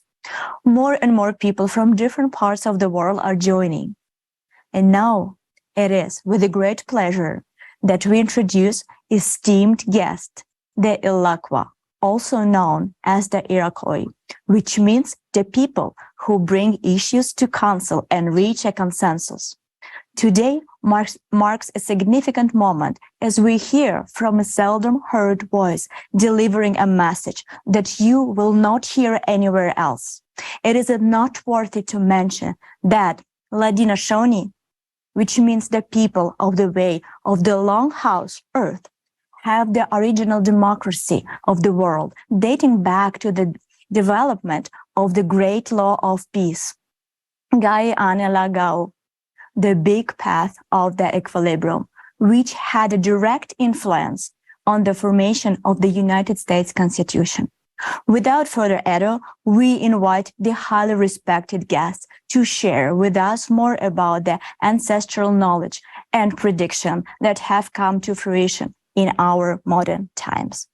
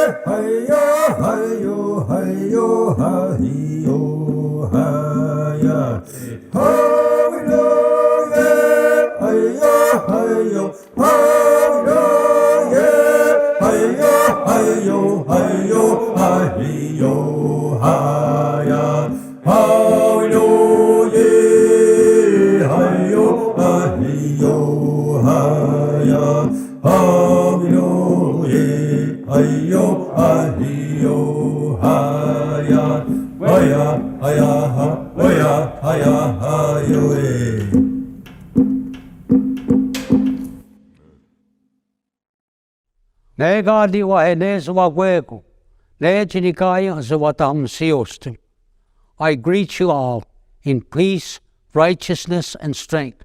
Welcome to the World Forum. We have some words we like you to listen to. Greetings to all the men and women of the universe. Hanyo, Tesuanung. Sego Seguego. Sagoya Danta Yunga. My name is Sangoya Danta. I am Ongwehonwe, which means the real people from the Iroquois. French titled us the Iroquois. We are those who are responsible for bringing issues to council. The Great Spirit will hear everything I'm about to tell you. The destruction of all mankind may begin with our continent, because the covenants of our ancestors have been broken. The prophecy of the Ganya Gahaga states there will come a time when people will lose respect for the earth and for each other. Rivers and skies will be polluted. Bloody wars, crises, hunger, and pandemics will afflict the people of the earth. Snakes will appear and cause new destruction. Dragons with red eyes will spew their filth on the already suffering planet. The troubles that have befallen the earth will intensify and grow. The only unity and unwavering dedication of all people can withstand the beast that is destroying our lives and our planet. You and I are living in these times. This beast called the climate cerberus is now sucking the water out of our rivers, burning our lands, shaking them, and destroying our homes. My voice is seldom heard, and I do not speak much, but you are listening to me. Now for a reason. We, the Yalakwa, have lived by the teachings of our ancestors and preserved the foundations of unity since time immemorial. We knew that a time would come when we would need to act. The lives of all of us are in our hands, and we must unite our minds and our hearts in order to deter extinction. The direction of the seventh generation needs to be priority. That is why I'm here today. I speak on behalf of all of my family across the earth. I have come to show you my heart. I have come to remind you that we are all part of a single circle of life. We have only two paths: to be destroyed by a ruthless beast or to unite for the sake of our life. Our only chance to truly unite and preserve our lives is to live in a creative society. Why the creative society? Because it is the only opportunity for the people to live with dignity and in peace. We know this because the principles of the creative society is founded on the values and modernizes our message. We live in a natural world where there is no greater power than love. Do you know what made America great? It was the wisdom and principles of people who've already taken care of nature and her children, because the founding fathers of the United States borrowed democratic methods from the great law of peace, from the Iroquois people. We, the Iroquois, rightfully consider ourselves the true founders of self-government and democracy. It is said that our democracy surpassed the democracy of the Romans. Equality and self-government are the pillars of the creative society, which were also our original foundations. On these principles, our nation's unity was maintained for time immemorial. That is why we are pleased that the world is now talking about the creative society, and our foundations are returning and spreading across Mother Earth. Ladino Shoni, the people who follow the way of the real house, that we were all originally put here, which created consensus for all people to unify for Skana, or you would call peace. We all must remember that we all live in the same house, our planet. And today we all must unite to stop the beast and live long and happy lives. One of the core values of Iroquois is the seventh generation. This means caring for ourselves and each other and considering those who are not yet born. It is our duty and responsibility to leave them a better world, but the consumer society makes this impossible. We lost respect for each other. We fight. We are divided. The consumer society will take our lives one by one and leave only a lifeless desert where there will be no place for us or our children. In the consumer format, none of us have a future. If we do not change anything, the seventh generation will not come into existence. Are we going to put our heads down and accept it? Will we not fight for ourselves and those who are dear to us? The consumer society has taken enough lives, and we have endured it. Now it is ready to deprive all of humanity of its future. We can give up and lose, or we can join hands and unite and win. My duty and responsibility as Iroquois, I believe that the consumerist format needs to be eliminated. It is time to act. I call on all indigenous peoples of Turtle Island to unite as one creative family. I believe in humanity. I believe that together we will win. I am doing what I can. I came to this forum and expressed my position. All nations stand in support because the knowledge of organization stems from the Iroquois, and we all support the creative society. But this is not enough for our victory. We can survive only if everyone does everything possible to make the world aware of the creative society. Iroquois' responsibility stands for life, unity, prosperity, and peace, which means that we stand for the creative society. Without unification, there is no other way to avoid destruction, and we all lose. The Yolakwa will once share the knowledge passed down that united vast clans, families. Still, the time has come for us to unite the nations of 6 continents. If we humans do not unite today, we will not have it tomorrow. This is precisely what our prophecy says. Today, we are creating what will be our tomorrow. Let us build the creative society today to have a future tomorrow. May this be a reminder to all that we are all one family.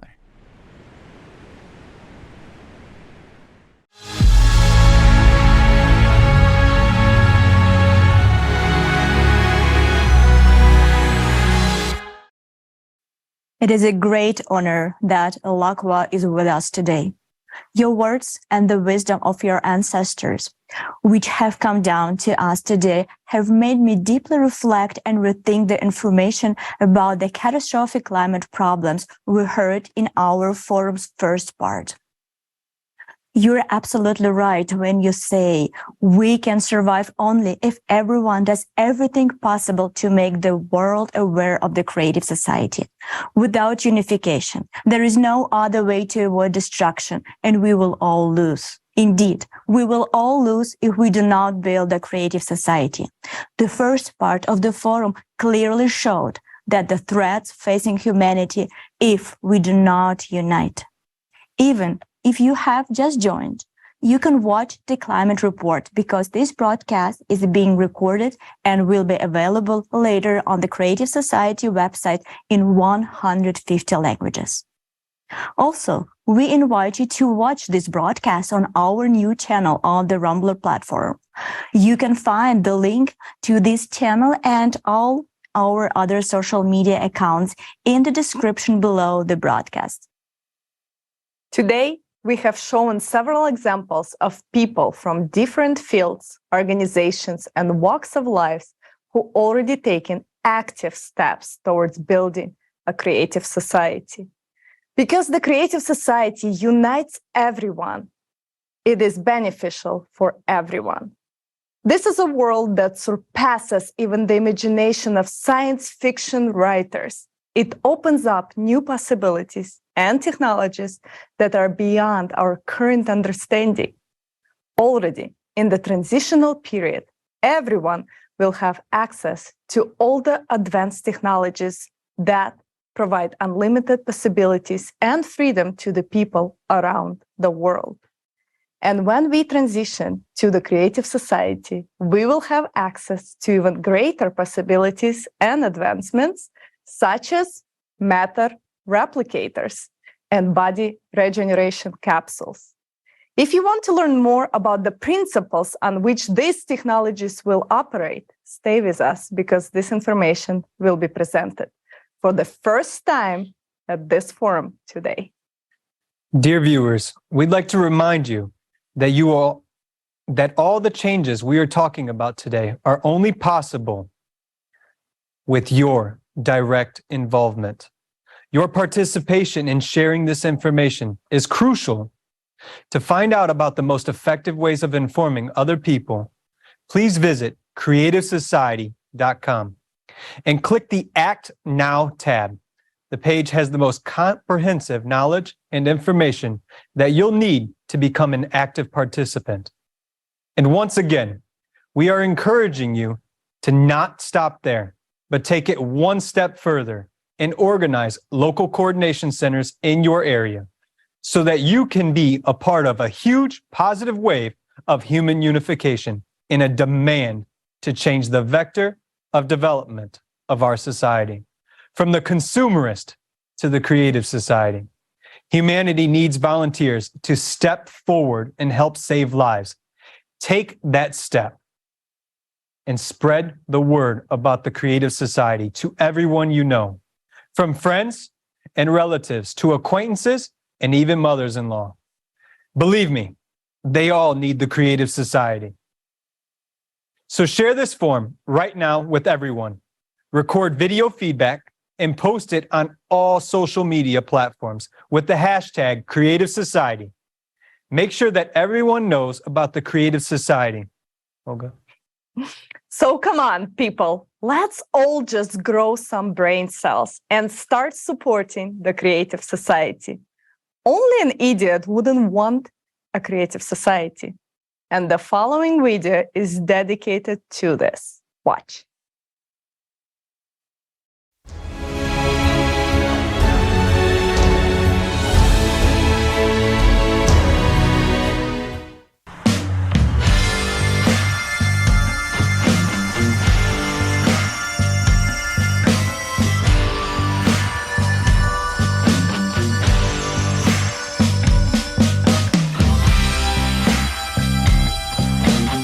Okay, so I come in and I tell them,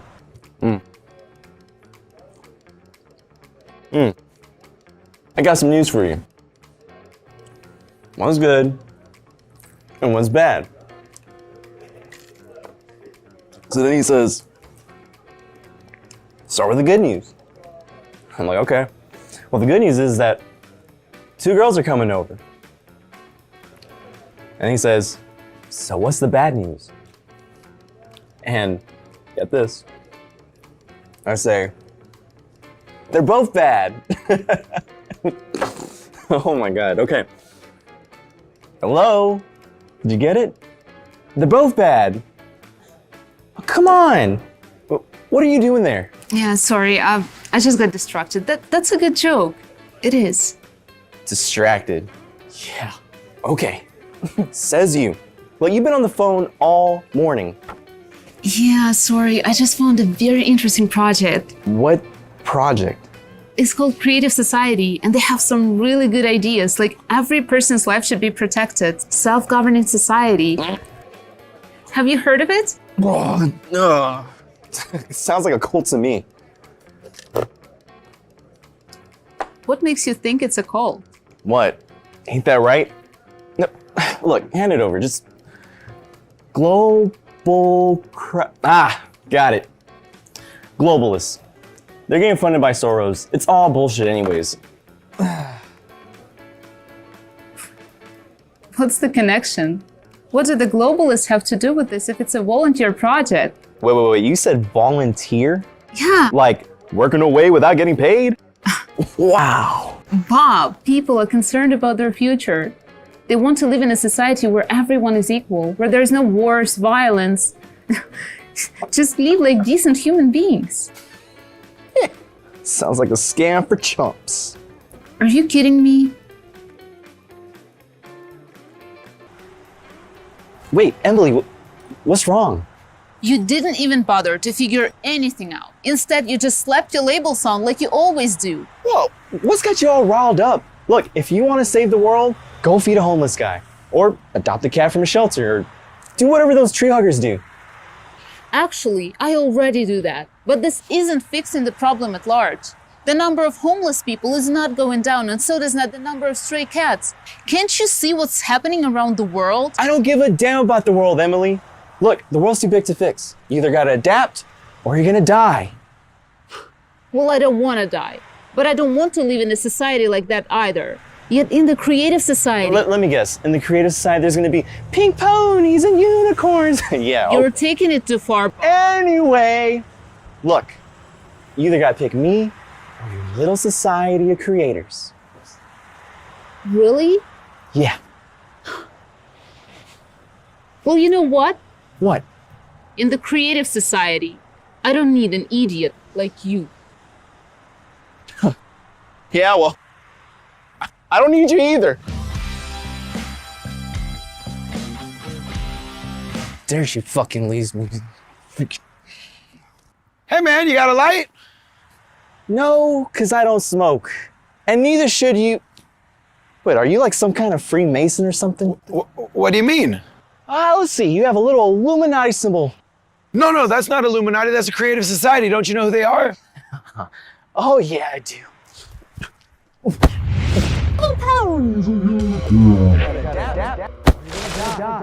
Hey, you okay? Man, you must be an idiot or something. I could have really hurt you. I got great reflexes.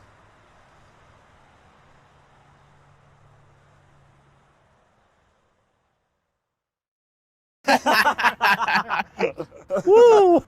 Oh, man. Yo, who gave you that shiner? You mean this shiner? Yeah. See, earlier this morning, I came up to a Freemason. Yeah. And all I did was ask him for a light. But then he scowled and hit me when I wasn't looking. And you know what I gave him? A punch right to the face. Well, it gets better than that. See, when I hit him, he was out cold for 5 minutes. Couldn't even get back up. And you know what I did about that? Give him a little taste of the foot to the face. Oh, come on, stop telling fibs. What? You feeling lucky? Well, do ya? Punk? Go ahead.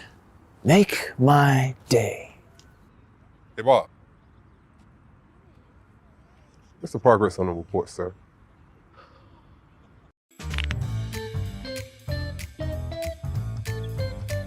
Your bunch of assholes. You all are fooling everybody. Globalness, cutness. Your society is impossible.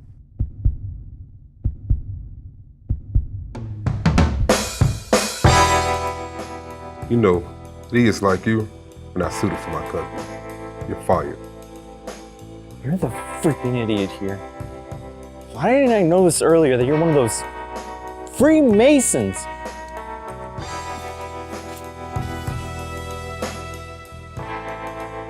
Oh, come on!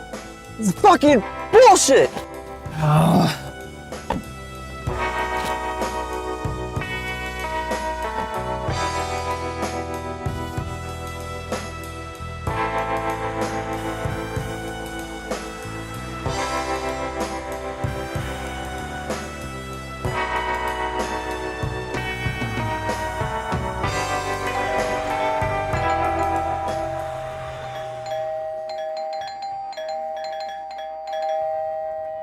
Oh, hi. Where's Emily?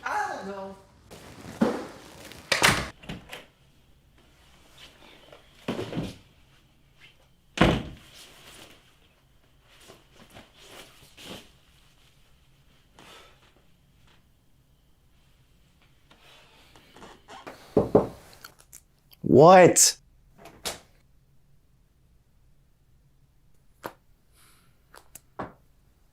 Did you two break up? Never mind about that, Mom. Why? Because of the Creative Society. Ugh.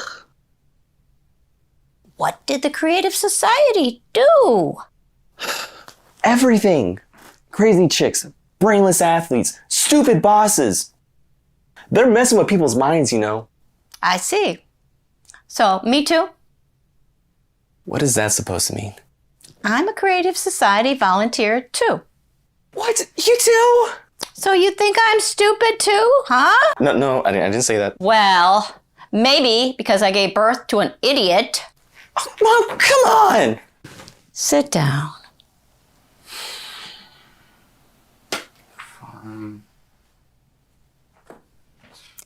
I'm sure it's not about the Creative Society. Definitely is. Hey, Bob, what's going on? Well, haven't you heard? Our mom's gone completely nuts! She's volunteering for the Creative Society. Bob, are you stupid? I guess it's you who's nuts. As usual, though. The Creative Society's awesome. What? Why are you looking at me like that? Look! I can't believe you two are part of the Creative Society. Traitors! Look, there's gonna be a replicator in the Creative Society. Every month, you're gonna get 10,000 bucks on your account. Nope. How cool is that? Not cool. Everyone's gonna get their own free, high-class apartment. You know, you can only get free cheese from a mousetrap. Come on, you're not a mouse. You gotta have more brains than that. You wanna know something? What? I wanna go to Japan and study fashion design. My dream is to have Yoda Miura perform in one of the outfits I made for him. And what am I supposed to do there? You'll finally buy yourself a decent car. No more driving around in your piece of junk. And you can even get your own health capsule to cure your nasty pimples. And your tangerine allergy? long gone. But most of all, you'll finally take Emily to the Maldives and buy her a brand new massive ring. Yeah, I'm not gonna buy her anything. Oh, come on. Now, seriously, the situation in the world just keeps getting worse and worse every day. We had a pandemic. Now there are wars. People are going crazy with hatred toward each other. And the climate? Have you seen the kind of earthquakes happening lately? Fake news. Nowhere is safe now. Bob, I'm so tired of being scared all the time. Imagine a sustainable, safe world. The world where I could send Vicky to Japan and wouldn't have to worry about her. Where all borders are open and there are no wars. I'll finally have peace of mind. And for you too, Bob. By the way, where did you get that black eye? Oh, this black eye? Well, I just happened to have a nice talk with some of those friends of yours. Bob, any sane person would want to live in a society like that. What's wrong with you? Nothing's wrong with me. Only a person who doesn't get the essence of the project would not support the Creative Society. Or a total idiot.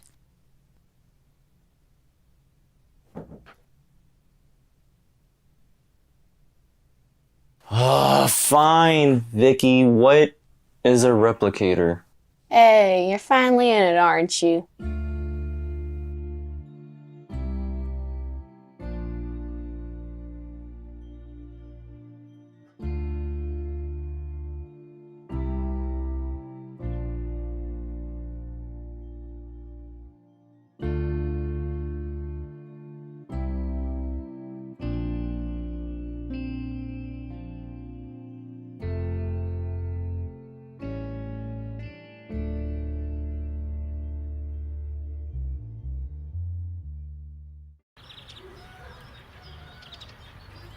And you didn't believe it. Hey, come on. You didn't believe it either. Nice. What brand is that? This is the Creative Society. Why would we advertise any other brand? Gotta support that's gonna benefit us. Are you Freemasons or globalists? All right, pal, look. I used to be just like you myself. Let's have a talk. All right, you see, every human's life is to be protected as one's own. That is the principal idea of the Creative Society. There's gonna be a replicator too. Oh yeah! What's that? Well, see,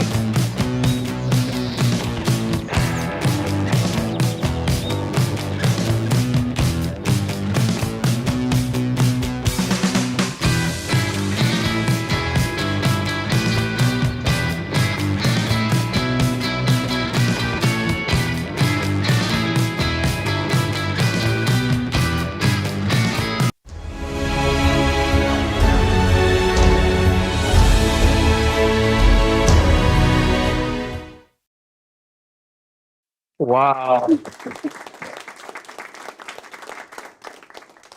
What a great video, guys. Now we finally see who writes those nasty comments in the comment section under the videos.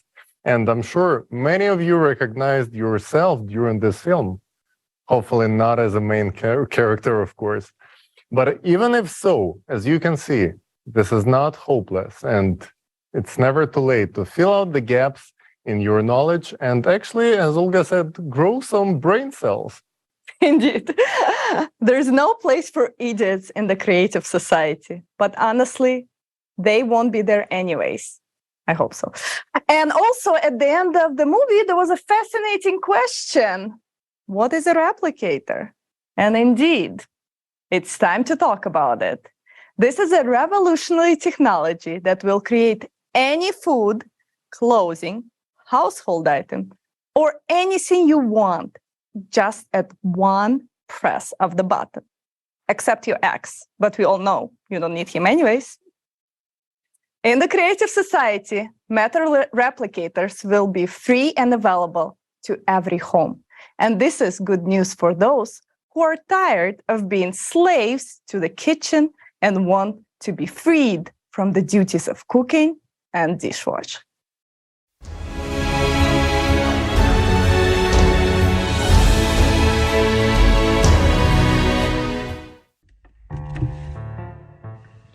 Dear kitchen, I have a confession to make.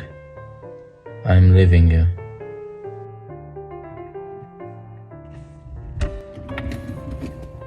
I'm tired of constantly double checking to make sure the dishes were properly washed. I have better things to be doing with my life. Anyways, I can't cook. I always pretended it was homemade food. But it was delivered. Now, I have him. I cannot do this anymore to get upset over molded cucumbers.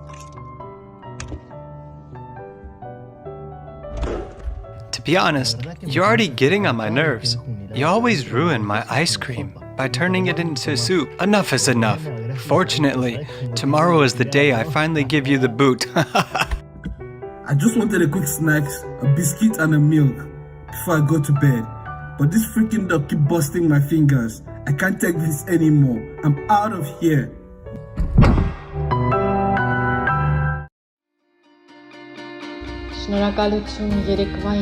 Thanks for that Indonesian gado-gado treat last night. Today, let's make my all-time fave, carbonara. And let's try some African cuisine with kamba vanasi tomorrow.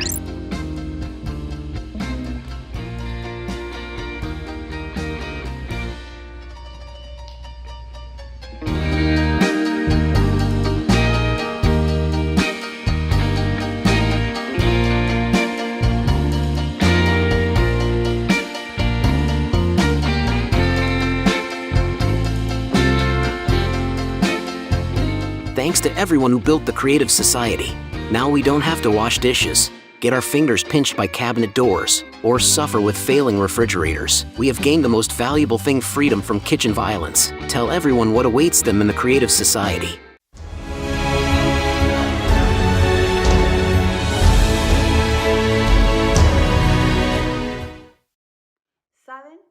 You know, I'll happily say goodbye to the kitchen. I'm not gonna miss it. Greetings, friends. My name is Paulina Herrera, and this is my daughter Javiera. We are from Chile, and our whole family supports the Creative Society. I'm glad to welcome everyone to the forum, Global Crisis, There is a Way Out. As any other sane person, I want to live in the Creative Society, and I want my children to live in the Creative Society. And together we talk about the incredible technologies that will be available to everyone. Most of all, my daughters are looking forward to the Matter Replicator. They already love it so much, because they can take their favorite treats and any toys out of the replicator and change their beautiful dresses every day to look like princesses. And honestly, I admit that I'm looking forward to the replicator. No more worrying about whether there is food in the house. No more grocery shopping. You will no longer need to spend time on cooking, as it will no longer be necessary thanks to the replicator, which is guaranteed to every family absolutely for free. Imagine, you just open the menu, choose any dish you want, and it's ready in a matter of a second. The Matter Replicator is not just about food. It's anything you want. Any clothes, a vase of flowers for your table, a spinning tackle. It can be even a blanket tucked into a duvet cover. We will become free. We will stop worrying about material things and about where to get them. Is the way we live today normal? Today, billions of people work hard just to have food and clothing. In the Creative Society, all of this will be available to you at all times, absolutely for free, simply because you are a human. we will finally have time for our loved ones, for self-development, for travel, for whatever we want. It used to be only our dream, but thanks to the Creative Society, it may become a reality in the near future. My daughters are always asking the question, when will the replicator become available? But we understand that everything depends on each and every one of us. When you and I build the Creative Society, then we will have the replicator. But there is one more question that they are very concerned about. How does the replicator work? And I'm sure many of you have the same question. So, together with my family, we decided to make a film to answer this question for both adults and children. And the participants of the Creative Society project from different countries helped us to implement this idea. This gift is for all of you, my dear friends, from the bottom of our Chilean heart.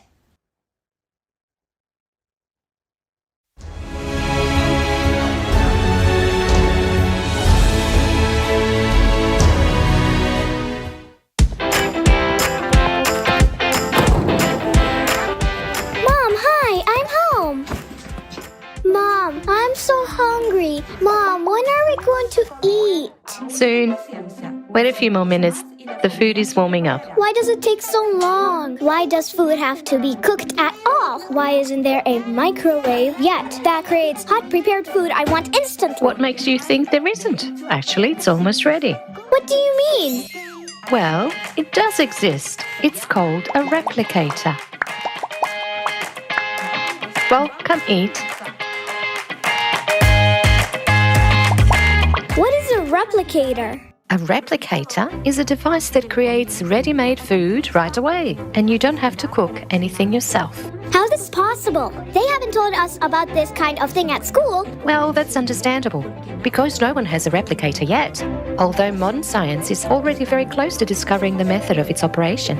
But in the Creative Society, everyone will have a replicator. So will we have one too? Of course.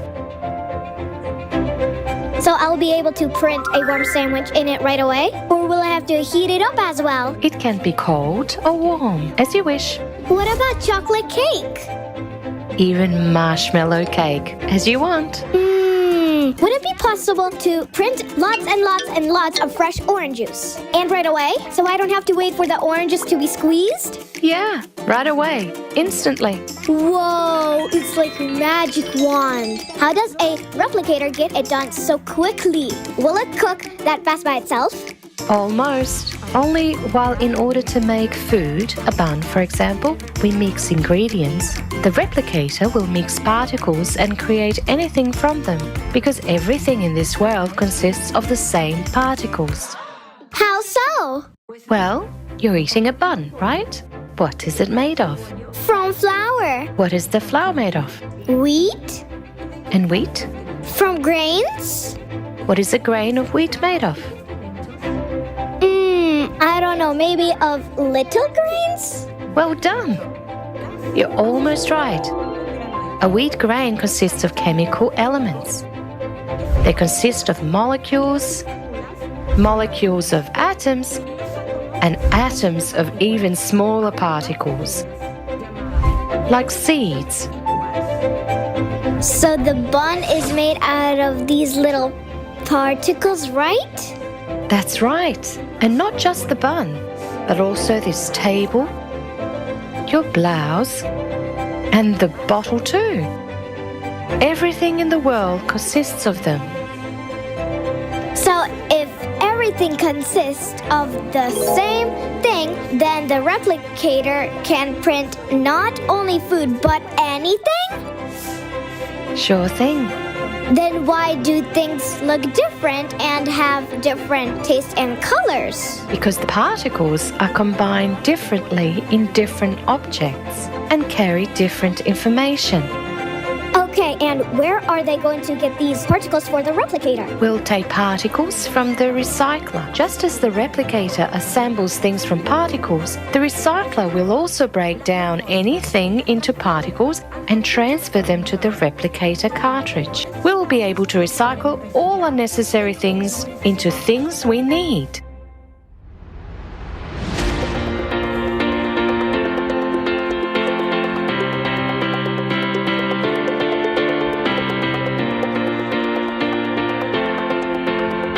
It turns out we could recycle all the trash on the planet. There will be no more garbage. We can break it into particles in the replicator too. Yes, sure. Anything you don't need, garbage, waste, dust, broken things, dirty shoes, you just put into the recycler.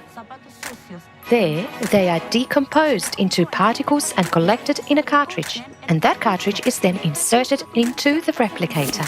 Oh, wait, does that mean we're going to eat food made out of garbage? We already eat it now. For example, you ate an apple. You left the rest of the apple in the garden on the soil. Over time, the apple decomposed into elementary particles and became part of the soil. Thanks to this, the grass grew, which the cow ate. These particles became the nutrients for the cow and come to our table already in the form of milk or yogurt, and we eat them. These particles have no properties of the object they form. They have no odor, they cannot be harmful or inedible, they are neutral. This is why you can reassemble anything from the recycled particles, and even tasty and healthy food. And when there's a replicator, can I print myself a dog? No. A replicator cannot create a living organism, neither a dog, nor car, or even a mosquito. But why? A replicator simply reproduces any object consisting of the same particles, but it can't create life. It can print a cooked fish or chicken, fried or cooked according to any recipe. But that chicken or fish was never born, never lived, and no one ever killed it. It is simply a collection of particles. To replicate any dish endlessly, all you need to do is prepare it once using our regular method, and that's it. From there on, you can copy it as many times as you want. Yay! Thanks for the replicator, the animals won't die. No one will kill chickens. So great! Replicators, great! So, when we have a replicator, will we have to stuff a blanket into the duvet covers? No, you can get a ready-made blanket with a duvet cover from the replicator right away, even a new one every day if you like. And the dresses too? Yes, lots of different dresses. And you won't even have to iron and wash them, because every particle of dirt will serve as a refiller, and you'll even have more particles on the dirty dress to print a beautiful new one. Wow, Mom! It turns out I'm not the only one who can print whatever I want in the replicator, but everyone can? Yes, in the Creative Society, everyone will be able to print whatever they need for themselves. And that means everybody will have nice clothes and good food. And that means there won't be any poor or hungry people. That's right. Everyone on the planet will be fed and clothed. Then nobody needs to buy anything. And there's no more need for stores anymore. If we don't have to buy anything, we don't need money. If we don't need money, no one will fight. And if there's no money, we won't have wars. Everyone will live happily ever after. Come here, my dear. What a smart girl you are. Yes, there will be peace everywhere. Everyone will live happily ever after. Happily ever after.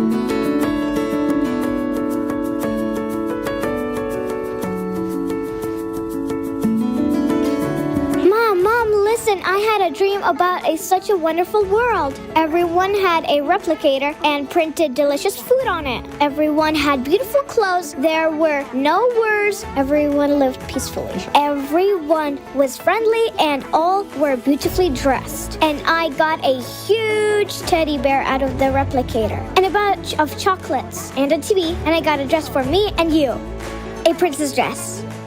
And my friends and I were inventing what else we could get out of the replicator. And it was so much fun. Mom, I really want such a wonderful world. Oh, sweetie, I know. I want that kind of world too. And we're doing everything we can to make it happen faster.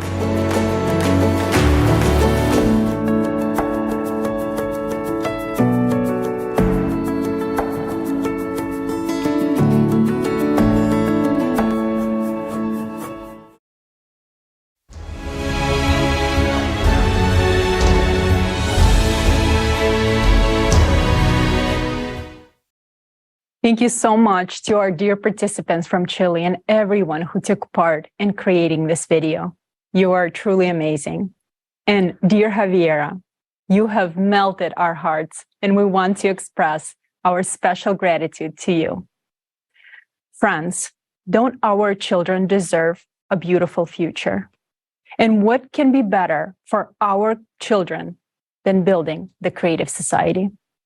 It is crucial that this life-saving knowledge, which we hear today at the forum, reaches every single person on this planet.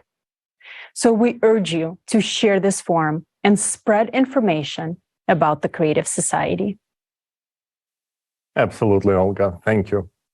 And friends, finally, the wait is finally over. The information we're about to present to you right now is about to revolutionize the future of our civilization. Today at this forum, we have unveiled incredible technologies that will be available to everyone in the creative society. These are the technologies that will certainly improve and make your life exciting and worry-free. The body regeneration capsule, matter replicators, and other incredible inventions we've presented are the reality of the creative society. Most importantly, scientific knowledge behind all of these inventions will help us to overcome the impending climate cataclysms and will allow us to survive the climate cerberus. We will present to you this epic knowledge that is being shown for the first time in the history of humanity. Alexei, the floor is yours. Dear friends, next we want to present a scientific hypothesis. It will open your eyes to the world.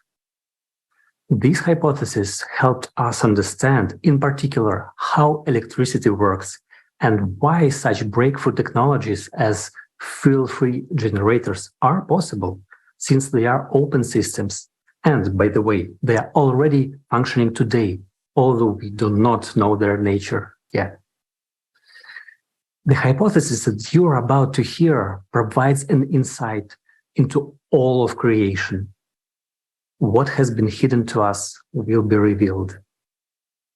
By uniting and studying this scientific hypothesis, scientists will be able to understand how to stop the influence of outside forces on our planet. And that means saving all of humanity from an impending climatic catastrophe.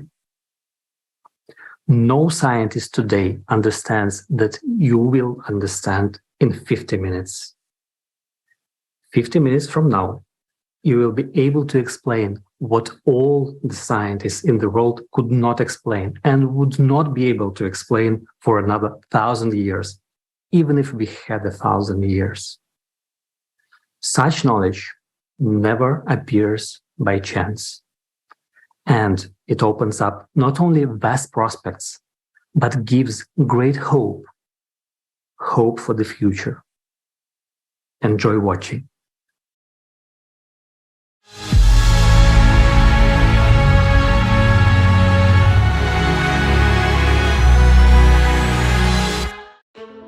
We live in a unique era where two doors are open in front of us. One leads to our extinction, while the other one leads to a potential future full of fantastic opportunities. Today, we would like to present to you a hypothesis that can become a foundation for such a future. Our survival and the prospects of humanity, including even manipulation of matter, depend on its implementation. To solve this task, we have an understanding of the overall picture, but there are many unexplored islands in it. In order to explore these unknown islands of science and build a unified theory capable of saving humanity in the shortest possible time, the scientific potential of our planet needs to be united. Today, humanity possesses only 6 types of energy, but thanks to the new hypothesis, we can gain access to 32 types of energy.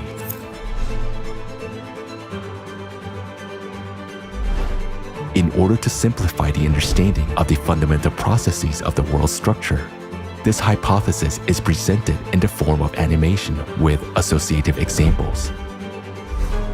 For intelligent people, it includes everything they need to make breakthrough scientific discoveries.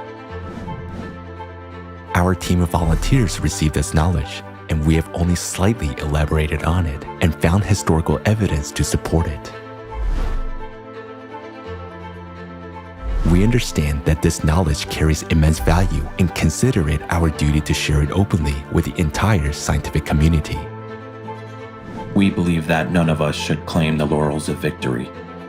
After all, no individuals may be considered winners since a huge team from around the world worked on this hypothesis. Starting a new world requires honesty. Deserved recognition should be given to those scientists who will be able to explain, thanks to this hypothesis, what electricity is, how many types of it exist, what radiation is, what the electromagnetic field is, and most importantly, recognition should be given to those who will be able to find a way out of the climate crisis. For us, that's the most important task because it's a chance to save all of humanity.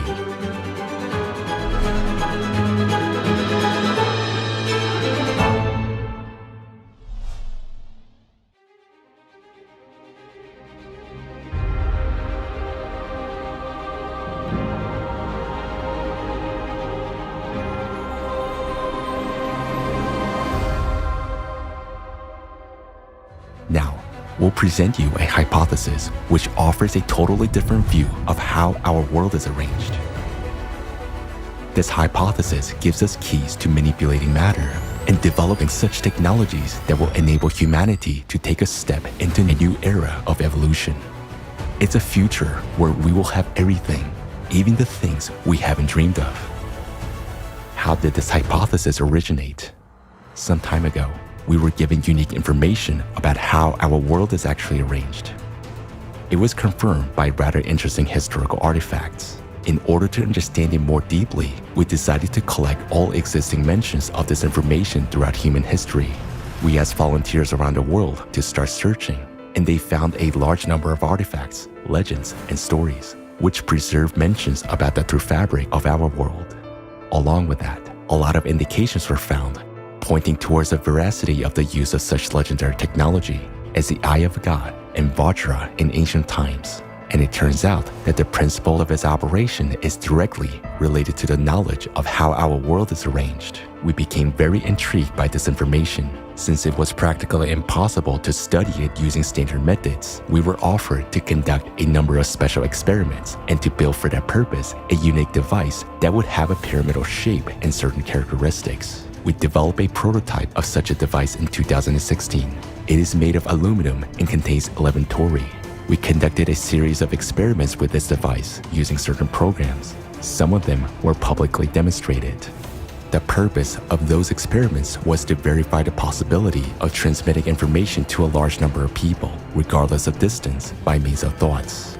The operator, an experienced person, transmitted information remotely, a symbol or a number, while being inside the pyramid. Meanwhile, participants of the experiment who were in various countries of the world received this information through their thoughts. They sent their answers with a symbol and a number they received to an email address that had been given before the experiment. It's important to point out that the symbol which the operator transmitted was picked randomly during the experiment. Nobody knew what exactly was going to be transmitted.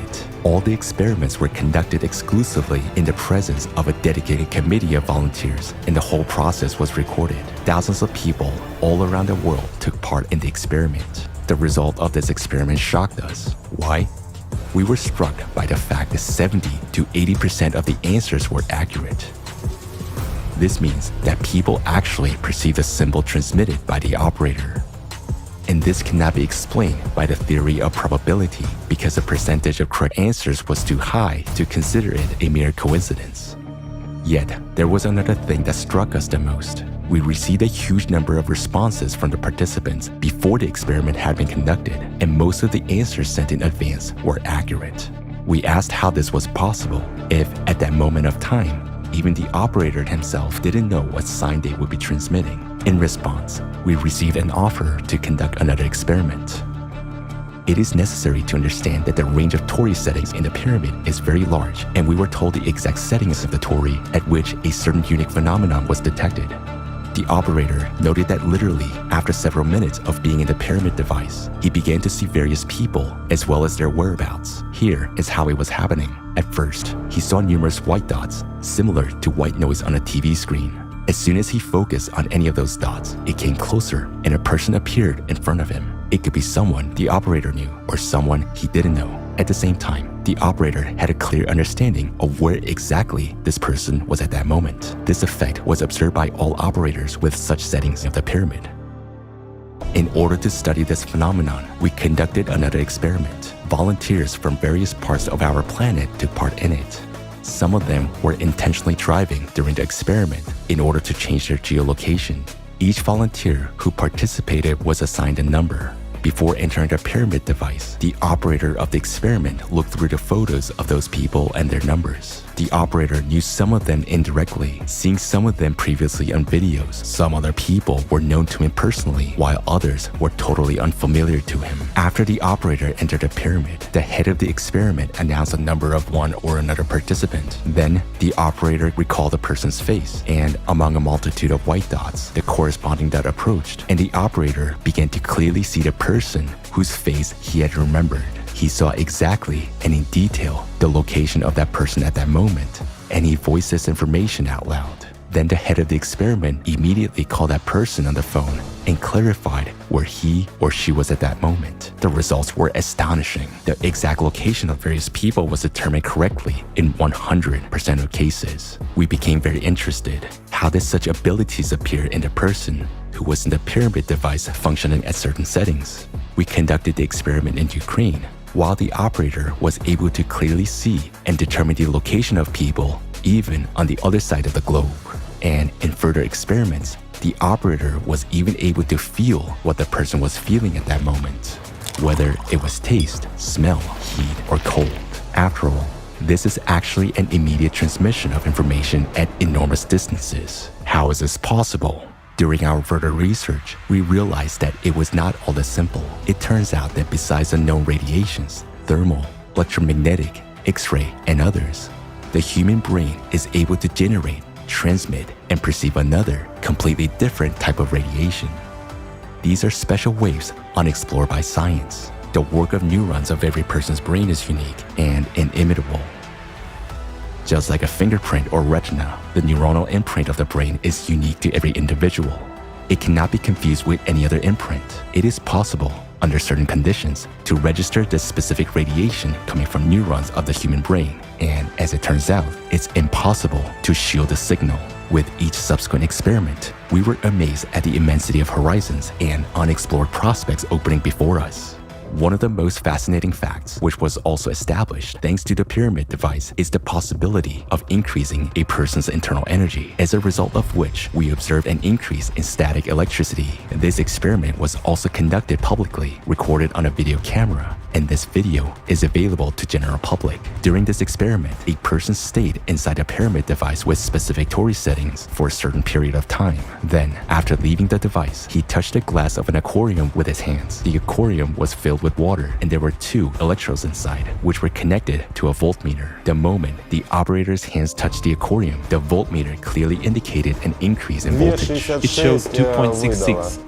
From the point of view of modern physics, this is impossible, but dozens of people saw that, and it was recorded on a camera. This experiment has been repeated many times, but here it should be noted that not all people could show such a result. We came to the conclusion that personal qualities of the operator can affect the results. The person touched a glass, which is an electrical insulator. The electrodes of the voltmeter were confined in water, and yet we all observed the result. The laws of physics also say that the human body is not capable of accumulating electricity in such quantities. But what we have recorded is a fact. We were offered a hypothesis that fully explains all this phenomena. We invite you to take a look at several artifacts that our volunteers have found. These are the best known and simplest examples. As you can see, this clearly illustrates the discreteness of our world and what the world is made of beyond the quantum level. Nothing special. Well, it's nothing special until you know the details. So now, let's go through it in order. What is our hypothesis of the world structure?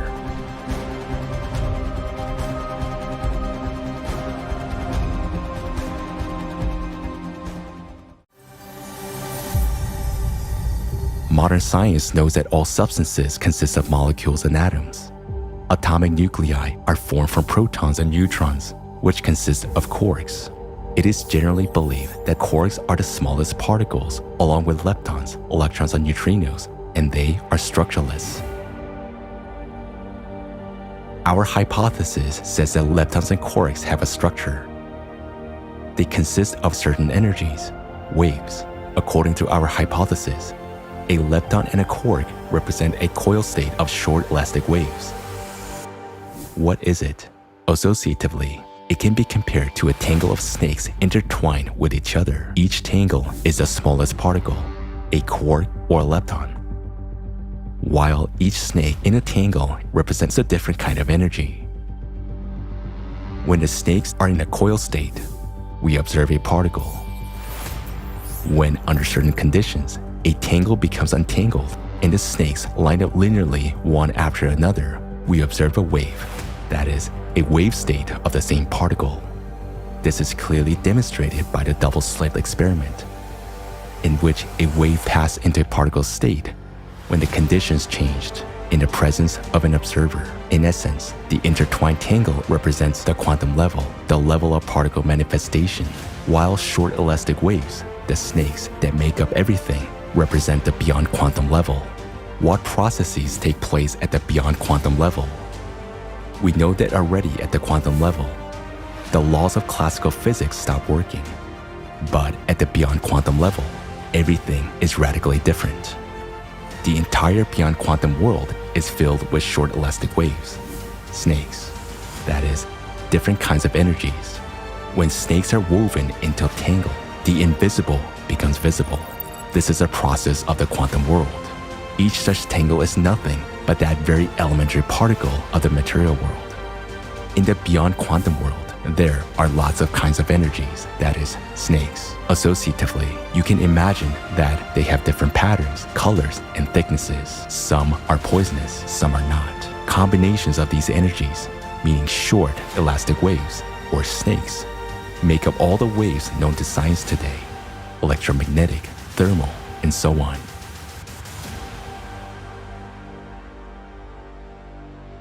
In other words, any wave is discrete in its true nature because it consists of a multitude of short elastic waves, snakes.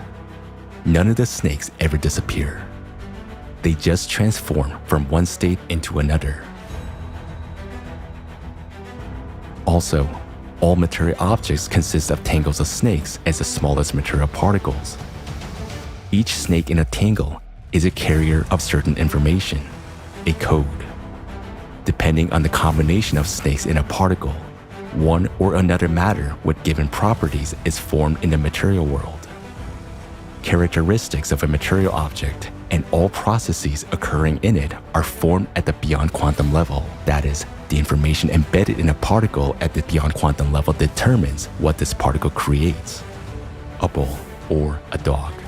If we decompose a snake tangle into a linear state, all the snakes will line up in a strict sequence. And this sequence is very important. Just like in DNA, every fragment is in its place. The first snake in the sequence has a specific role. It is a carrier of information about the whole tangle and carries the main code of the program. Understanding how the world is arranged at the beyond quantum level and that everything is made up of short, elastic waves has led us to an obvious fact that there are many more types of energy in the world than is commonly believed nowadays. Modern physics identifies only 6 types, while we have come to the conclusion that there are at least 32 of them. Interestingly, this is also supported by historical facts. Our volunteers found ancient references to the use of at least 32 types of energy. As paradoxical as it may sound, all this information, which is new to us, was known in ancient times, and many artifacts from around the world prove this. Let's have a look at some of them.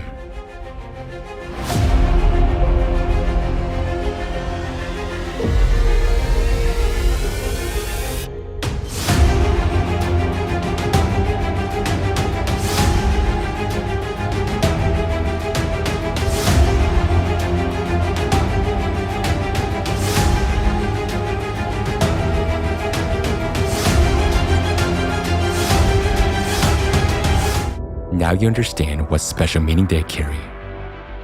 Snakes and snake tangles were not coincidental depictions. They were an associative example to explain the structure of matter at the beyond quantum level, as well as the ways to manipulate it. We will talk about that too, but a little bit later.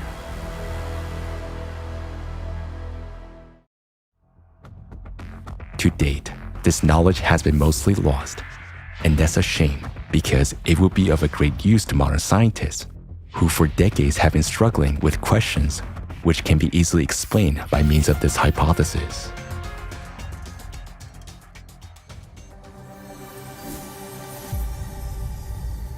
As an example, let's take the Large Hadron Collider, the most powerful particle accelerator in the world. What happens there? In order to study processes in the microworld, scientists use electromagnetic fields to accelerate 2 beams of charged particles, such as protons, at enormous speeds in the collider, and then they collide them. As a result, after the collision, scientists observe the formation and dispersion of much larger particles with a much greater total mass than they had before the collision. And science cannot explain this phenomenon. It is as if 2 tennis balls collided with each other, and their collision would produce a bunch of scattering basketballs. How can this be possible?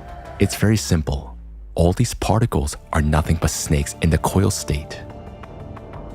The energy that accelerates them, the electromagnetic wave, is also snake-like, only not in the coil state, but in the linear one, in the state of a wave. Thus, not only 2 particles collide in the collider, but billions and billions of snakes in the state of waves, which are transformed into coil state during the collision. These coil states are precisely what we capture as a bunch of scattering particles. Thus, the hypothesis gives an answer to how 2 small particles can form new ones that surpass them in volume, size, and mass. In our regular logic, it seems impossible that something larger could emerge from something smaller. It is like Jesus Christ feeding over 4,000 people with just 7 loaves of bread and a few fish, and there were even some leftovers. He made more out of less to us. It is perceived as a miracle. But our hypothesis explains exactly how this happens at the quantum and beyond quantum levels. The mysterious birth of virtual particles in the physical vacuum can be explained in a similar way.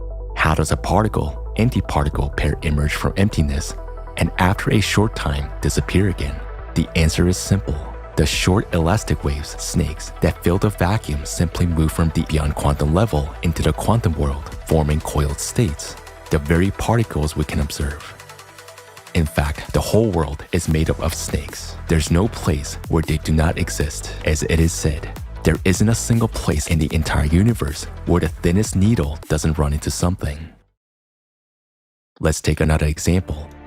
In quantum physics, there is a phenomenon known as entangled particles. Two particles can be at different edges of the universe and interact with each other without loss of time.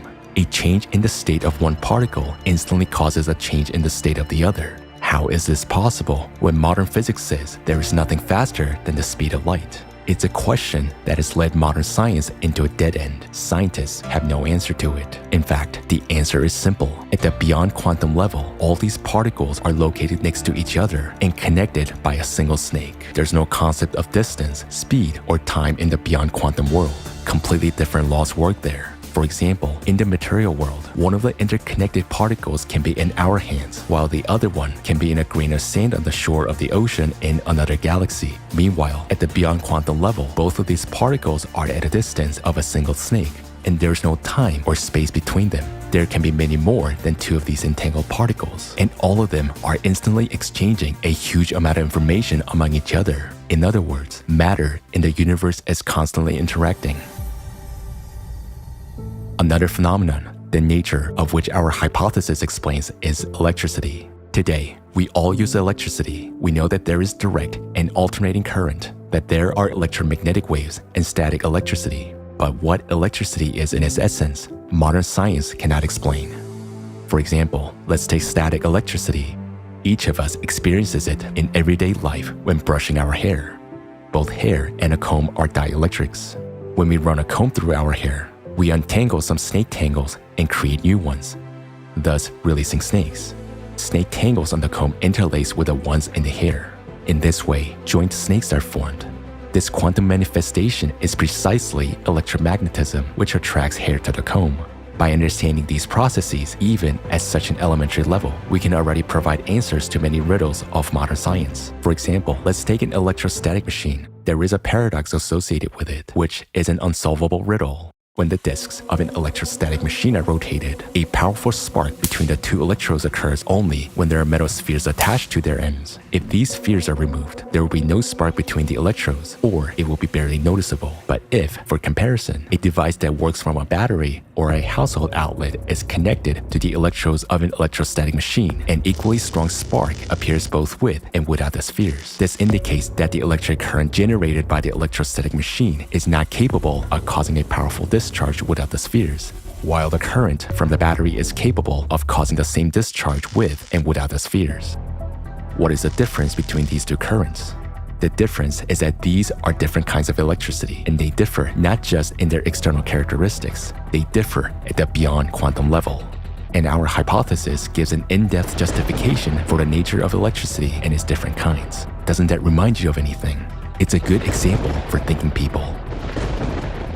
Thanks to the hypothesis of a coil state of short waves, we understand that electricity is the same snakes in the coiled or linear state. There are many kinds of electricity. They're determined by the predominance of one or another type of snakes in their linear sequence. For example, when you comb your hair, static electricity is generated, which is represented by a certain predominant type of snakes. When magnets rotate, it's another type. In household outlets, alternating current is a third type of snakes. In batteries, the energy of chemical reactions is the fourth type. In an electrostatic machine, it is a fifth, and so on.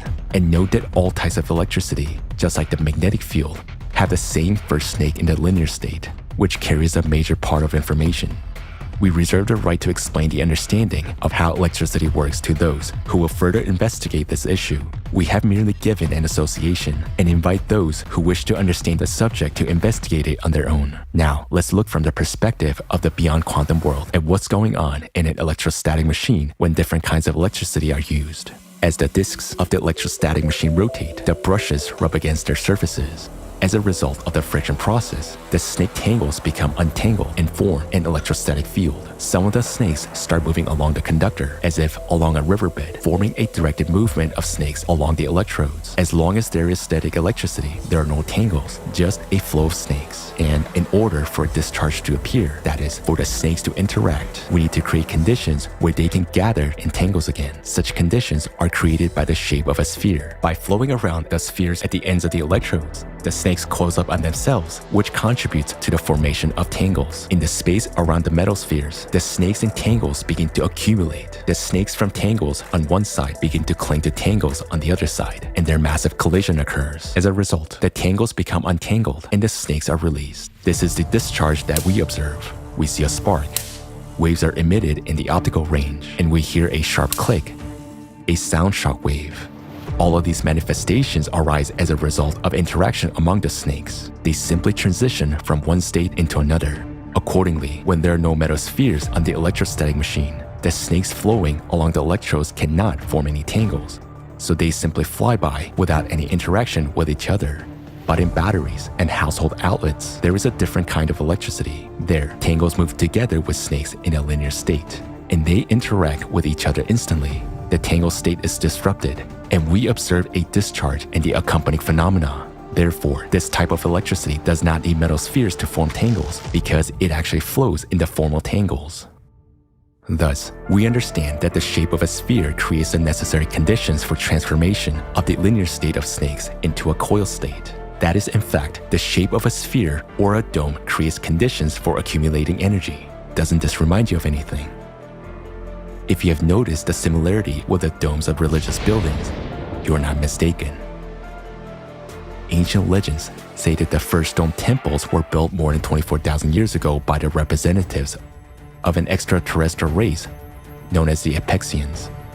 They also created the first religion in the first dome-shaped structures for the purpose of collecting energy from humans, which is known as vril. People gathered in those temples and prayed to the Apexians as gods. This was a process similar to what we have seen in the spheres of the electrostatic machine, where static electricity accumulated. In the temples, people's energy, vril, flowed through the building into the domes, accumulated there, transformed into a coil state, and was transmitted to the Apexians. The Apexians built structures of various forms in order to collect energy. Those could be pyramidal structures or towers with pyramidal or dome tops, ending with a pyramidal spire. Many such ancient structures are considered to be places of power. The paradox is that those were places where power was taken away, not given. It is also quite interesting that to this day, such shapes of structures are mainly used for places where mass gathering of people, decision-making, and emotional outbursts take place. If you wanted to tell the story you just heard as a comic strip, how would you draw it? We will show you an ancient artifact that depicts this process as a comic strip. We see a temple structure with a portal above it, and a flying saucer at the top indicates that it is extraterrestrial. In those times, people couldn't know about such technologies. On the left, we can see people and an indication that they're giving away their energy. This is shown in the form of snakes flying away. On the right, we see two planets, and below them, representatives of an extraterrestrial race, the Apexians, who receive energy from humans. And it is clearly shown that humans fed not only the Apexians, but representatives of other extraterrestrial races as well. To this day, through our temples, we feed unknown creatures in the universe. If any of you doubts that we still worship them to this day, you shouldn't. What is unknown to us is not unknown to the priests. And this information has nothing to do with any religious feelings or emotions. This information is about the physics of processes. Thus, our hypothesis opens a new approach not only to physics, but also to the history of our humankind, and reveals certain cause and effect relations of the processes taking place in society nowadays. Radiation. The second riddle of the electrostatic machine is the radiation background that is recorded near its brushes during operation. Where does the radiation come from?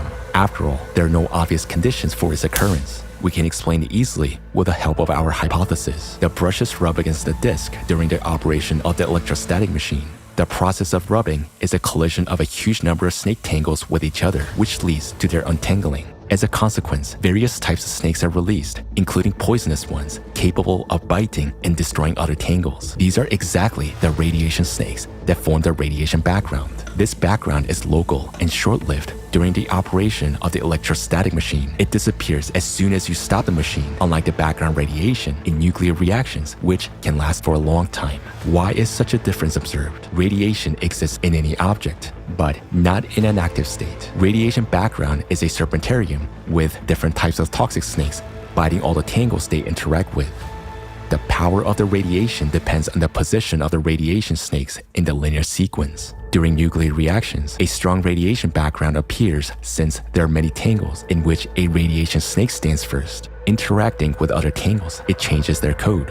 It pulls the radiation snakes in them to the first position, while losing some of its own energy. Therefore, the farther away from the center of contamination, the weaker the radiation background. Meanwhile, during the operation of the electrostatic machine, short-lived radiation appears because when the tangles become untangled, radiation snakes that were not in the first place are released. Such single snakes biting another tangle very quickly lose their energy and transition into another state. That is, they quickly lose their toxicity. Radiation snakes can penetrate anywhere, but there are exceptions. For example, lead is good at shielding radiation because the viscosity and the density of its tangles are very high, so it's not easy to destroy them. Figuratively speaking, tangles of lead consist of small sticky snakes. Interacting with them, radiation snakes quickly lose their toxicity and power. It is important to note that the position of radiation snakes in a tangle determines the strength and durability of materials. The closer these snakes are to the beginning of the linear sequence, the stronger the interaction exhibited by the tangles they're part of. Of course, this is all a figurative comparison, simple associative examples to explain what happens at the beyond quantum level. And it gives an understanding of what processes actually occur during a nuclear reaction and what radiation is. Taking this hypothesis as a basis, it is up to scientists to discover this. Understanding the structure of the beyond quantum world, even at such an associative level, already opens up possibilities that seemed science fictional not so long ago. Manipulating matter, creating material objects, using elementary particles, prolonging human life for at least 1,500 years, rejuvenating cells in the body, and completely revitalizing it at any stage. How will the technologies work that will allow us to do it all? The replicator and the health capsule. Replicator.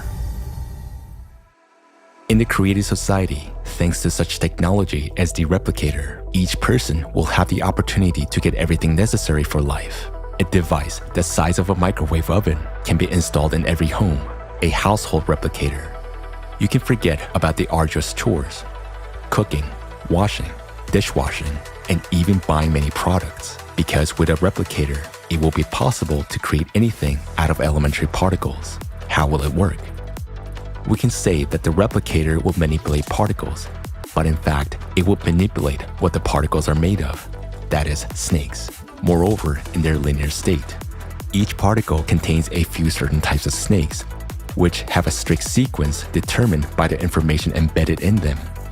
Thus, by replacing one or several snakes or their sequence in a particle at the beyond quantum level, we can create a new particle, and thus a new material object. After all, the difference between a ball and a hamburger is only in the characteristics of the snakes that make up their particles. This is a principle of how the replicator works. In order to create something from particles, we need particles themselves. Where can we get particles from? And in quantity to ensure the creation of different kinds of food and clothing for each person throughout their lives. From the particle recycler. After all, if we know how to create objects out of the tiniest particles, we will know how to disassemble those objects. That's what the recycler will do. It will disassemble your dirty clothes, for example, or dirty dishes into particles. After disassembling the unwanted matter into particles, the recycler will pack them into a nano cartridge, which will then be used in the replicator to create new objects. Naturally, in the cartridge, the particles will be stored in a coiled state of snakes in the form of leptons and quarks. Since snakes in linear state cannot be held, they're constantly in motion, whereas in the form of particles, that is, in the coil state, under special conditions, they can be stored in the cartridge without loss of properties and power infinitely long, up to billions of years. What size should this cartridge be to store such a large number of required particles? About 1 million nano cartridges can be placed in one human hair. 1 centimeter of a nano cartridge can contain about 10 to the 36 quarks.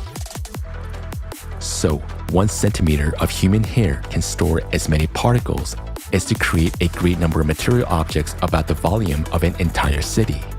Thus, a cartridge the size of a human hair is able to serve a person for a lifetime and much longer.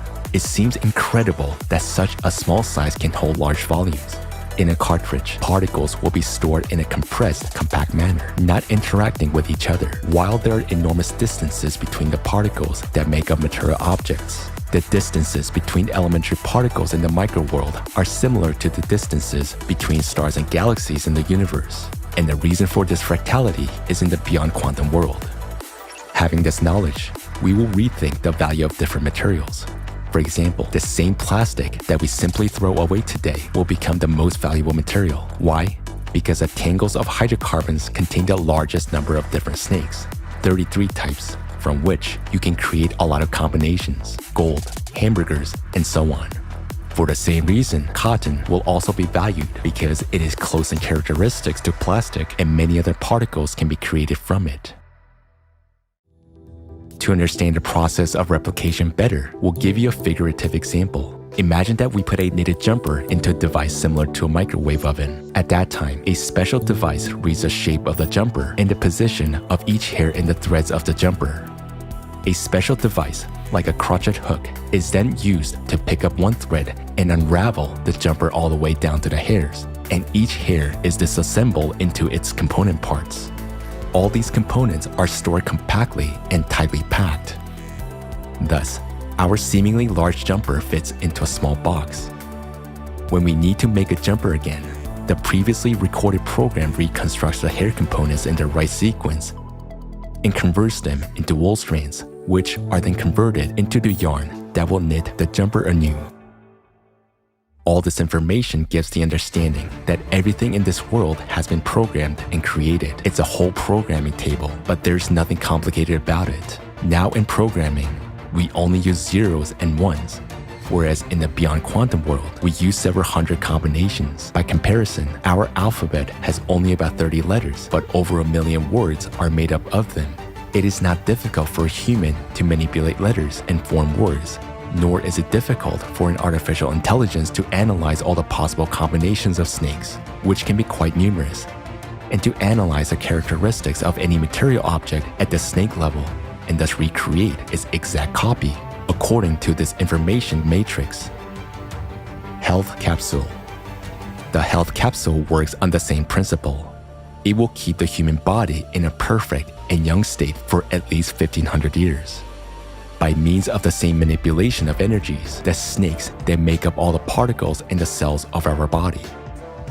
From the perspective of modern healthcare, the only way to help a person whose organ, for example, has failed is transplantation. The organ has to be taken out and replaced. Meanwhile, the health capsule will restore the working organ inside the body simply by changing the states of its cells at the beyond quantum level. There are about 30 trillion cells in the human body. In its complexity, each of them is like a galaxy. If we zoom into a cell 8 billion times and look inside, we will see that it resembles a colossal automated factory, performing almost as many unique functions as all manufacturing in the world. Moreover, this factory would possess a characteristic that none of the most modern machines have: the ability to reproduce its own structure in its entirety in a matter of hours. A cell is such an interconnected and fine-tuned system that if even one of its components fails, the cell will die. Therefore, manipulation of a living cell at the level of molecules and atoms is impossible. It's like trying to fix the engine of a car at full throttle. Meanwhile, at the beyond quantum level, everything is simple. It is necessary to add snakes where they're missing, or remove the excess ones, and the condition of an organ will return from pathological to healthy. Rejuvenation of the body and prolongation of human life will take place according to the same principle. Information code. We can make an analogy with the program code of a website. In order to change something on a web page, we don't make changes on the website itself, but we go into the code and write what we want. For example, we change the font color and the code, and this is immediately displayed on the website itself. We can write a different picture address, and the picture that we see on the website will be replaced. That is, we make changes in the code, and they are displayed on the page of the website. This is how the health capsule will work. We make changes at the beyond quantum level, at the code level, and they're displayed here in the world that is visible to us. The knowledge about the control and manipulation of matter has been known since antiquity. That very caduceus symbol is a symbol of human power over matter, not a human over a human, as it was later distorted. Our hypothesis confirms that alchemy is not a fairy tale because it is possible to change one state of an object into another by simply changing its characteristics at the beyond quantum level. Also, our hypothesis gives an understanding on what principles the exchange of information between entangled particles takes place, which means that the same principle can be used by humankind in technologies. All this is available already at the first level of civilization development. And we become a civilization when we enter the creative society. From that moment, completely new technologies based on the understanding of the beyond quantum world will be available to us. What technologies open up before us? Today's technological development is hindered by the limited speed of information transfer. But using the principle of instant interconnection of entangled particles removes any limitations. We cannot even imagine the amount of information which all matter in the universe exchanges every moment. We, humanity, only need to fit harmoniously into this flow, and then our lives will change tremendously. How exactly? Information exchange. First, the internet. The speed of information transfer will increase billions of times. Across the entire planet, data exchange will be instantaneous without loss of time, no longer requiring satellites, TV towers, or wires. In just a few years, an ordinary wristwatch will be able to process millions of times more information than the most advanced supercomputer nowadays. Compared to the future technology, today, we're like primitive tribes, transmitting signals using smoke from campfires. This also reveals enormous opportunities in human communication, instant connection, and communication in the form of the most realistic holograms, simulating the full presence of a person. Being thousands of miles away, we will be able to see each other and communicate as if we were in the same room. Or we will be able, without leaving our home, to be at the seashore or on a fishing trip, experiencing all the sensations. The Eye of God, Vajra. Secondly, guided by the hypothesis presented, humanity will be able to use not 6 but all 32 types of energy as in ancient times. This means that such legendary technologies of ancient times, which we have already mentioned, Vajra and the Eye of God, will become available to us. How do they function, and what opportunities do they open? The Eye of God makes it possible to see and identify a person by their individual neural signal, no matter where they are, while Vajra makes it possible to remotely influence the operation of neurons. In essence, these are two components of a single technology that work with neurons of the brain and the entire human body. During their work, neurons produce a certain radiation, a signal which is yet unknown to science and which is unique for every person, like a fingerprint or a retina. This is a kind of individual neurocode that remains the same from birth throughout life. The kind of energy that Eye of God and Vajra operate with is impossible to shield. Those are signals that instantly reach each other across all galaxies. And the same kind of signals are perceived and emitted by the neurons of the brain, which has already been experimentally proven. This gives the understanding of why we actually need so many neurons and what their true function is. The Eye of God and Vajra technologies, introduced already in the transition period to the creative society, open up many prospects for us. How will they improve our lives? Safety. Thanks to the Eye of God technology, not a single person in the world will go missing or be kidnapped without a trace. Today, millions of children disappear without a trace every year, while the Eye of God is able to locate any person anywhere, anytime, no matter whether they're in a cave or in outer space.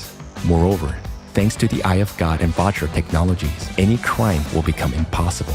A person intending to commit an unlawful act will be instantly identified and immediately held accountable. It's important to note that Vajra cannot read thoughts, but it can read emotions, such as fear or aggression. For example, if aggression is recorded in a group of people and a person close to them experiences fear and the threat of violence, it is evident that this person is in danger and needs help. Immediately, the appropriate measures are taken to ensure that person's safety.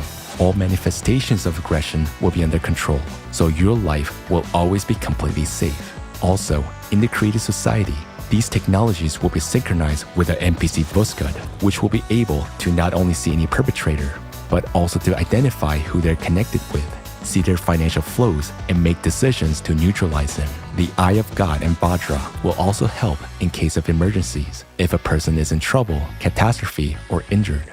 Suppose there is a major earthquake, and many people are trapped under rubble. The Eye of God technology will instantly indicate exactly where a living person is, whereas Vajra technology can remotely make changes to their body that will allow them to survive. For example, by interacting with a person's neurons, Vajra will instantly stop their bleeding, eliminate the painful shock, and if necessary, put them into an artificial controlled coma. As processes in the body slow down in a coma, rescuers have more time to get to a person and save them. By the same principle, in case of an accident, Vajra will help a person before the ambulance arrives. And these are just a few striking examples of the use of these technologies to ensure people's safety. There will be no more accidents on the road due to drunk driving. Vajra technology will simply not allow a person under the influence of alcohol or drugs to get behind the wheel.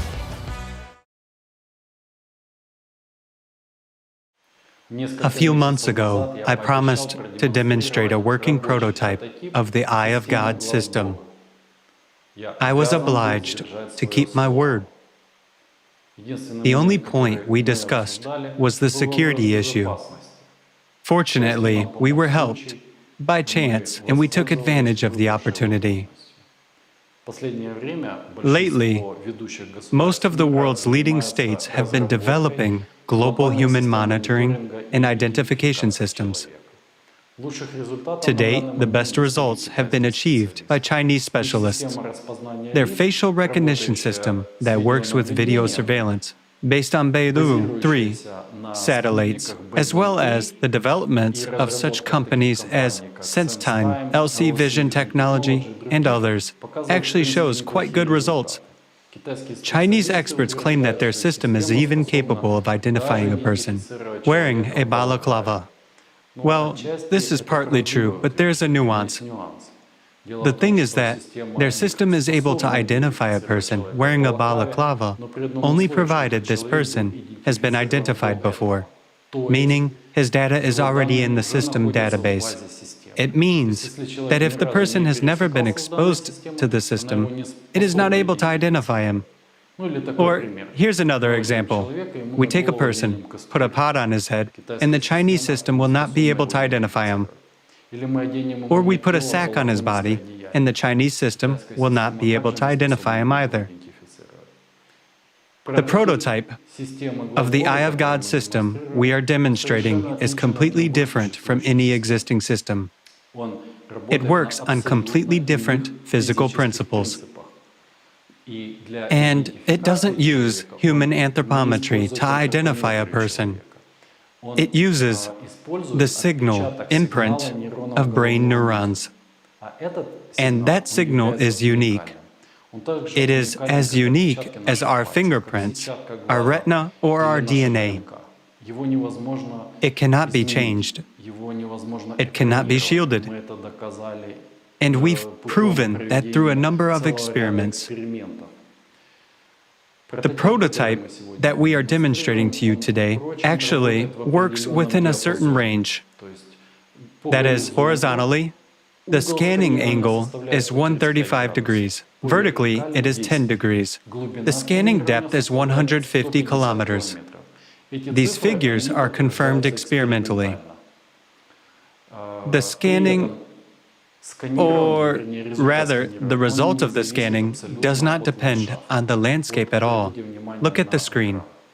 The white dots you see are the people who are in the scanning cone of our prototype.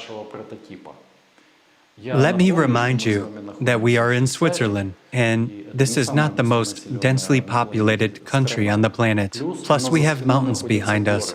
So the population density here is quite low. So if we were to hold this presentation somewhere, let's say in Tokyo or, for example, in Beijing, of course, the result would be completely different. Also, I think you noticed the linearity of the signal reflection, which is merely a result of the vertical fan-like operation of the prototype. What does this mean? It means that our prototype is unidirectional and unilinear. In other words, there is a constant vertical scanning. This is why there is a 0.3 second delay.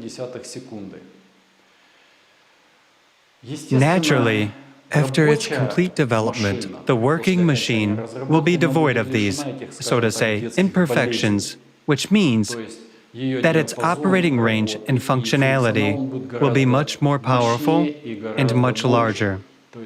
Thus, when the development is complete, the system will not only be able to identify all living people on planet Earth, but it will also be able to determine in real time the location of a person anywhere on the planet.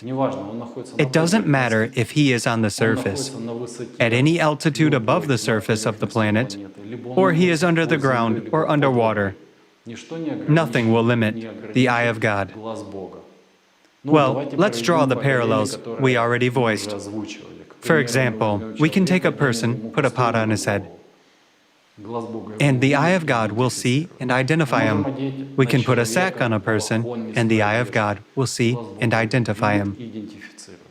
We can even take a person, give him plastic surgery, and completely change his appearance. Or we can even, pardon me, do surgery to change his gender. Still, nothing will confuse the eye of God. It will accurately recognize the person by verifying their true identity. Talking about the work of our prototype and the fact that its functionality is somewhat narrower than that of the future working machine. Still, we can place it in the center of a large city. Let's say Abu Dhabi, for example. So, being in the center of Abu Dhabi, this prototype will not only be able to identify all the residents and visitors of the capital of the United Arab Emirates, but it will also control the territory within a radius of 150 kilometers. This means that it will also cover cities such as Dubai and Sharjah. If we talk about the future, about a working device, it will have to work, or let's say it can work together with existing satellite systems such as GLONASS, GPS, Galileo, or the Beidou 3, which we have already mentioned. At the same time, it can be combined with all the existing databases, and it can be combined with video surveillance systems. Thus, the system will not only identify a person and determine their location, but it will also permanently record a data file on each person. We would also like to draw your attention to the screen. Now, you can see how the system works when connected to video surveillance. And this is how it works without being connected to it. Here's an interesting fact for thinking people. Our prototype consumes 2.8 volts when receiving a signal. It only needs 1.2 volts to send an outgoing signal. Just think about it.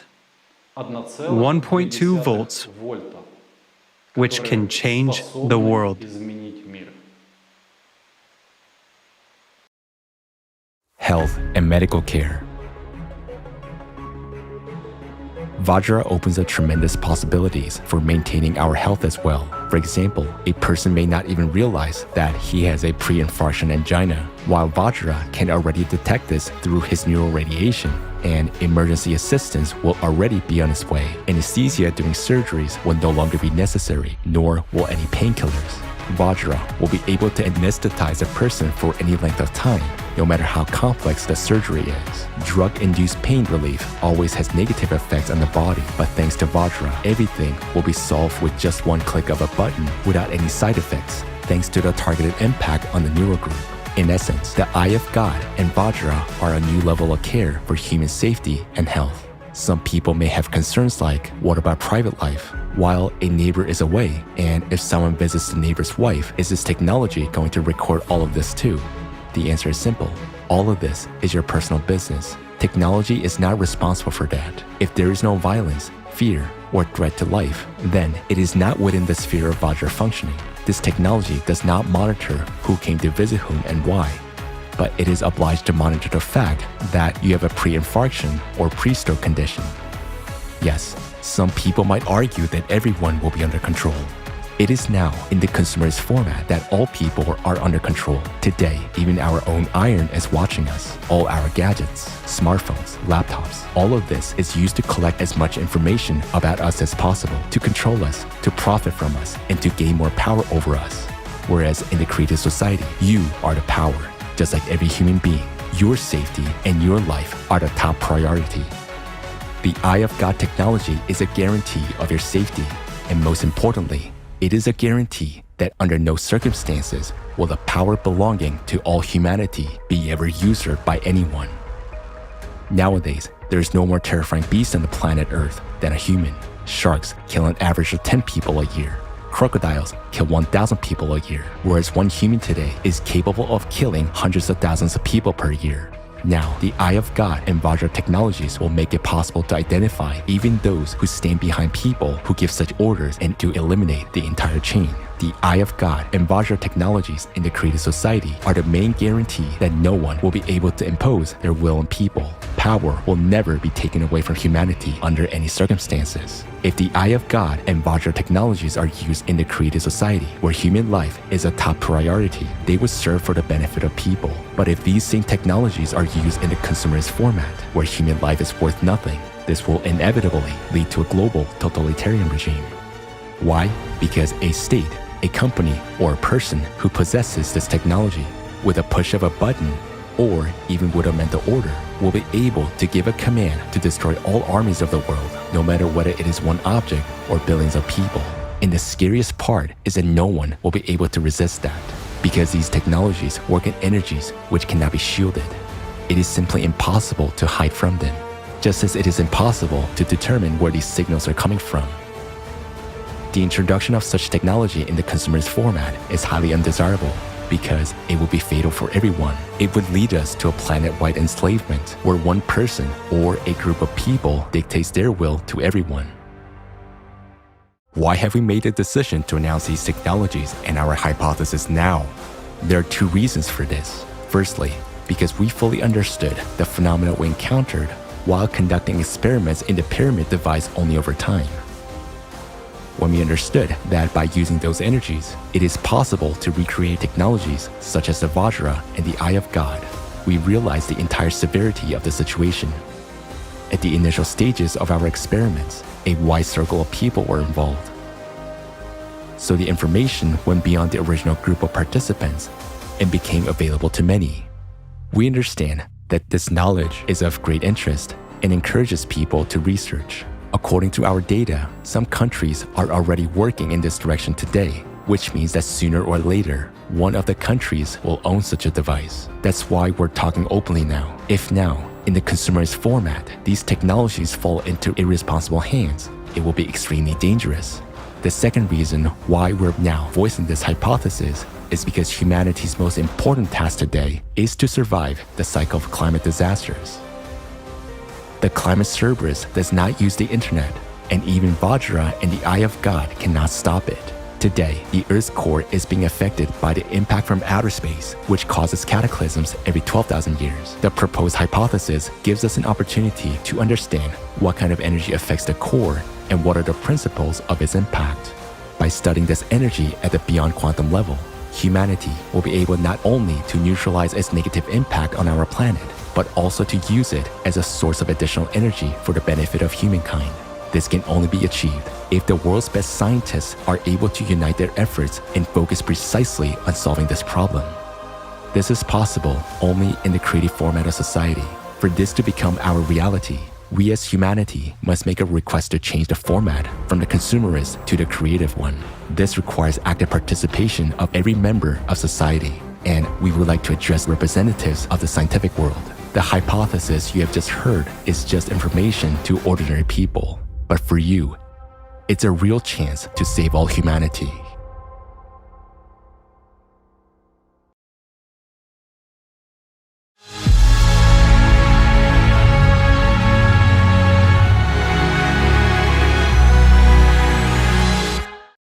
Now, after watching this, you know the laws of the universe. You know how your thoughts work, what they are made of, and you understand the complexity of this world. Yes, you have understood a lot, and so have we. But we still have unexplored areas that we have yet to explore so that we can truly save the planet. Now, you know that we are exposed to cosmic rays and that we will have to confront them in order for us to stop processes that are destructive to all humankind. We need to fill in the gaps and explore the unknown. There is not as much time for this as we think. And we are honestly saying our knowledge is not enough for this. We need the whole world. We need the collective potential to become a united civilization, and only then will we succeed. If we are divided, there's nothing we can do. And this is true. It is now a question of the survival of all humanity, and everyone must put their hands to it, their time, their efforts. Then we will survive. But if we don't make efforts, if we do not unite, if we stay divided, we won't succeed. So, dear friends, people of the world, join the creative society. Dear scientists, you have spent your entire lives studying science. Make an effort now to save all the people. There's only a little that is required of you. Remember Archimedes, who once said, "Give me a fulcrum and I shall move the world." We have provided the most important thing, the fulcrum. And thanks to this, there's now a real chance to change everything.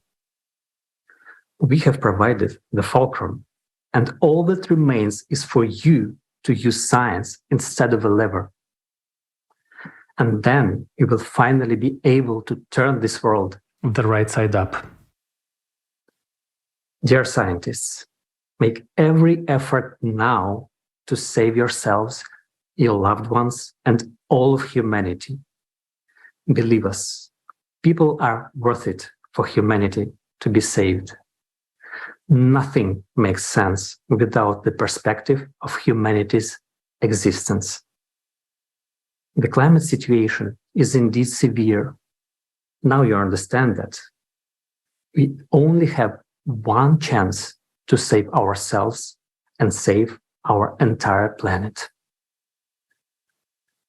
The situation is extremely difficult, and today many could feel hopelessness. But believe us, there is a way out, and we have voiced it today. People, unite. You are all sane, responsible adults who have witnessed the reality that awaits us. Make the right choice and build a creative society. Please do not deprive me of my future.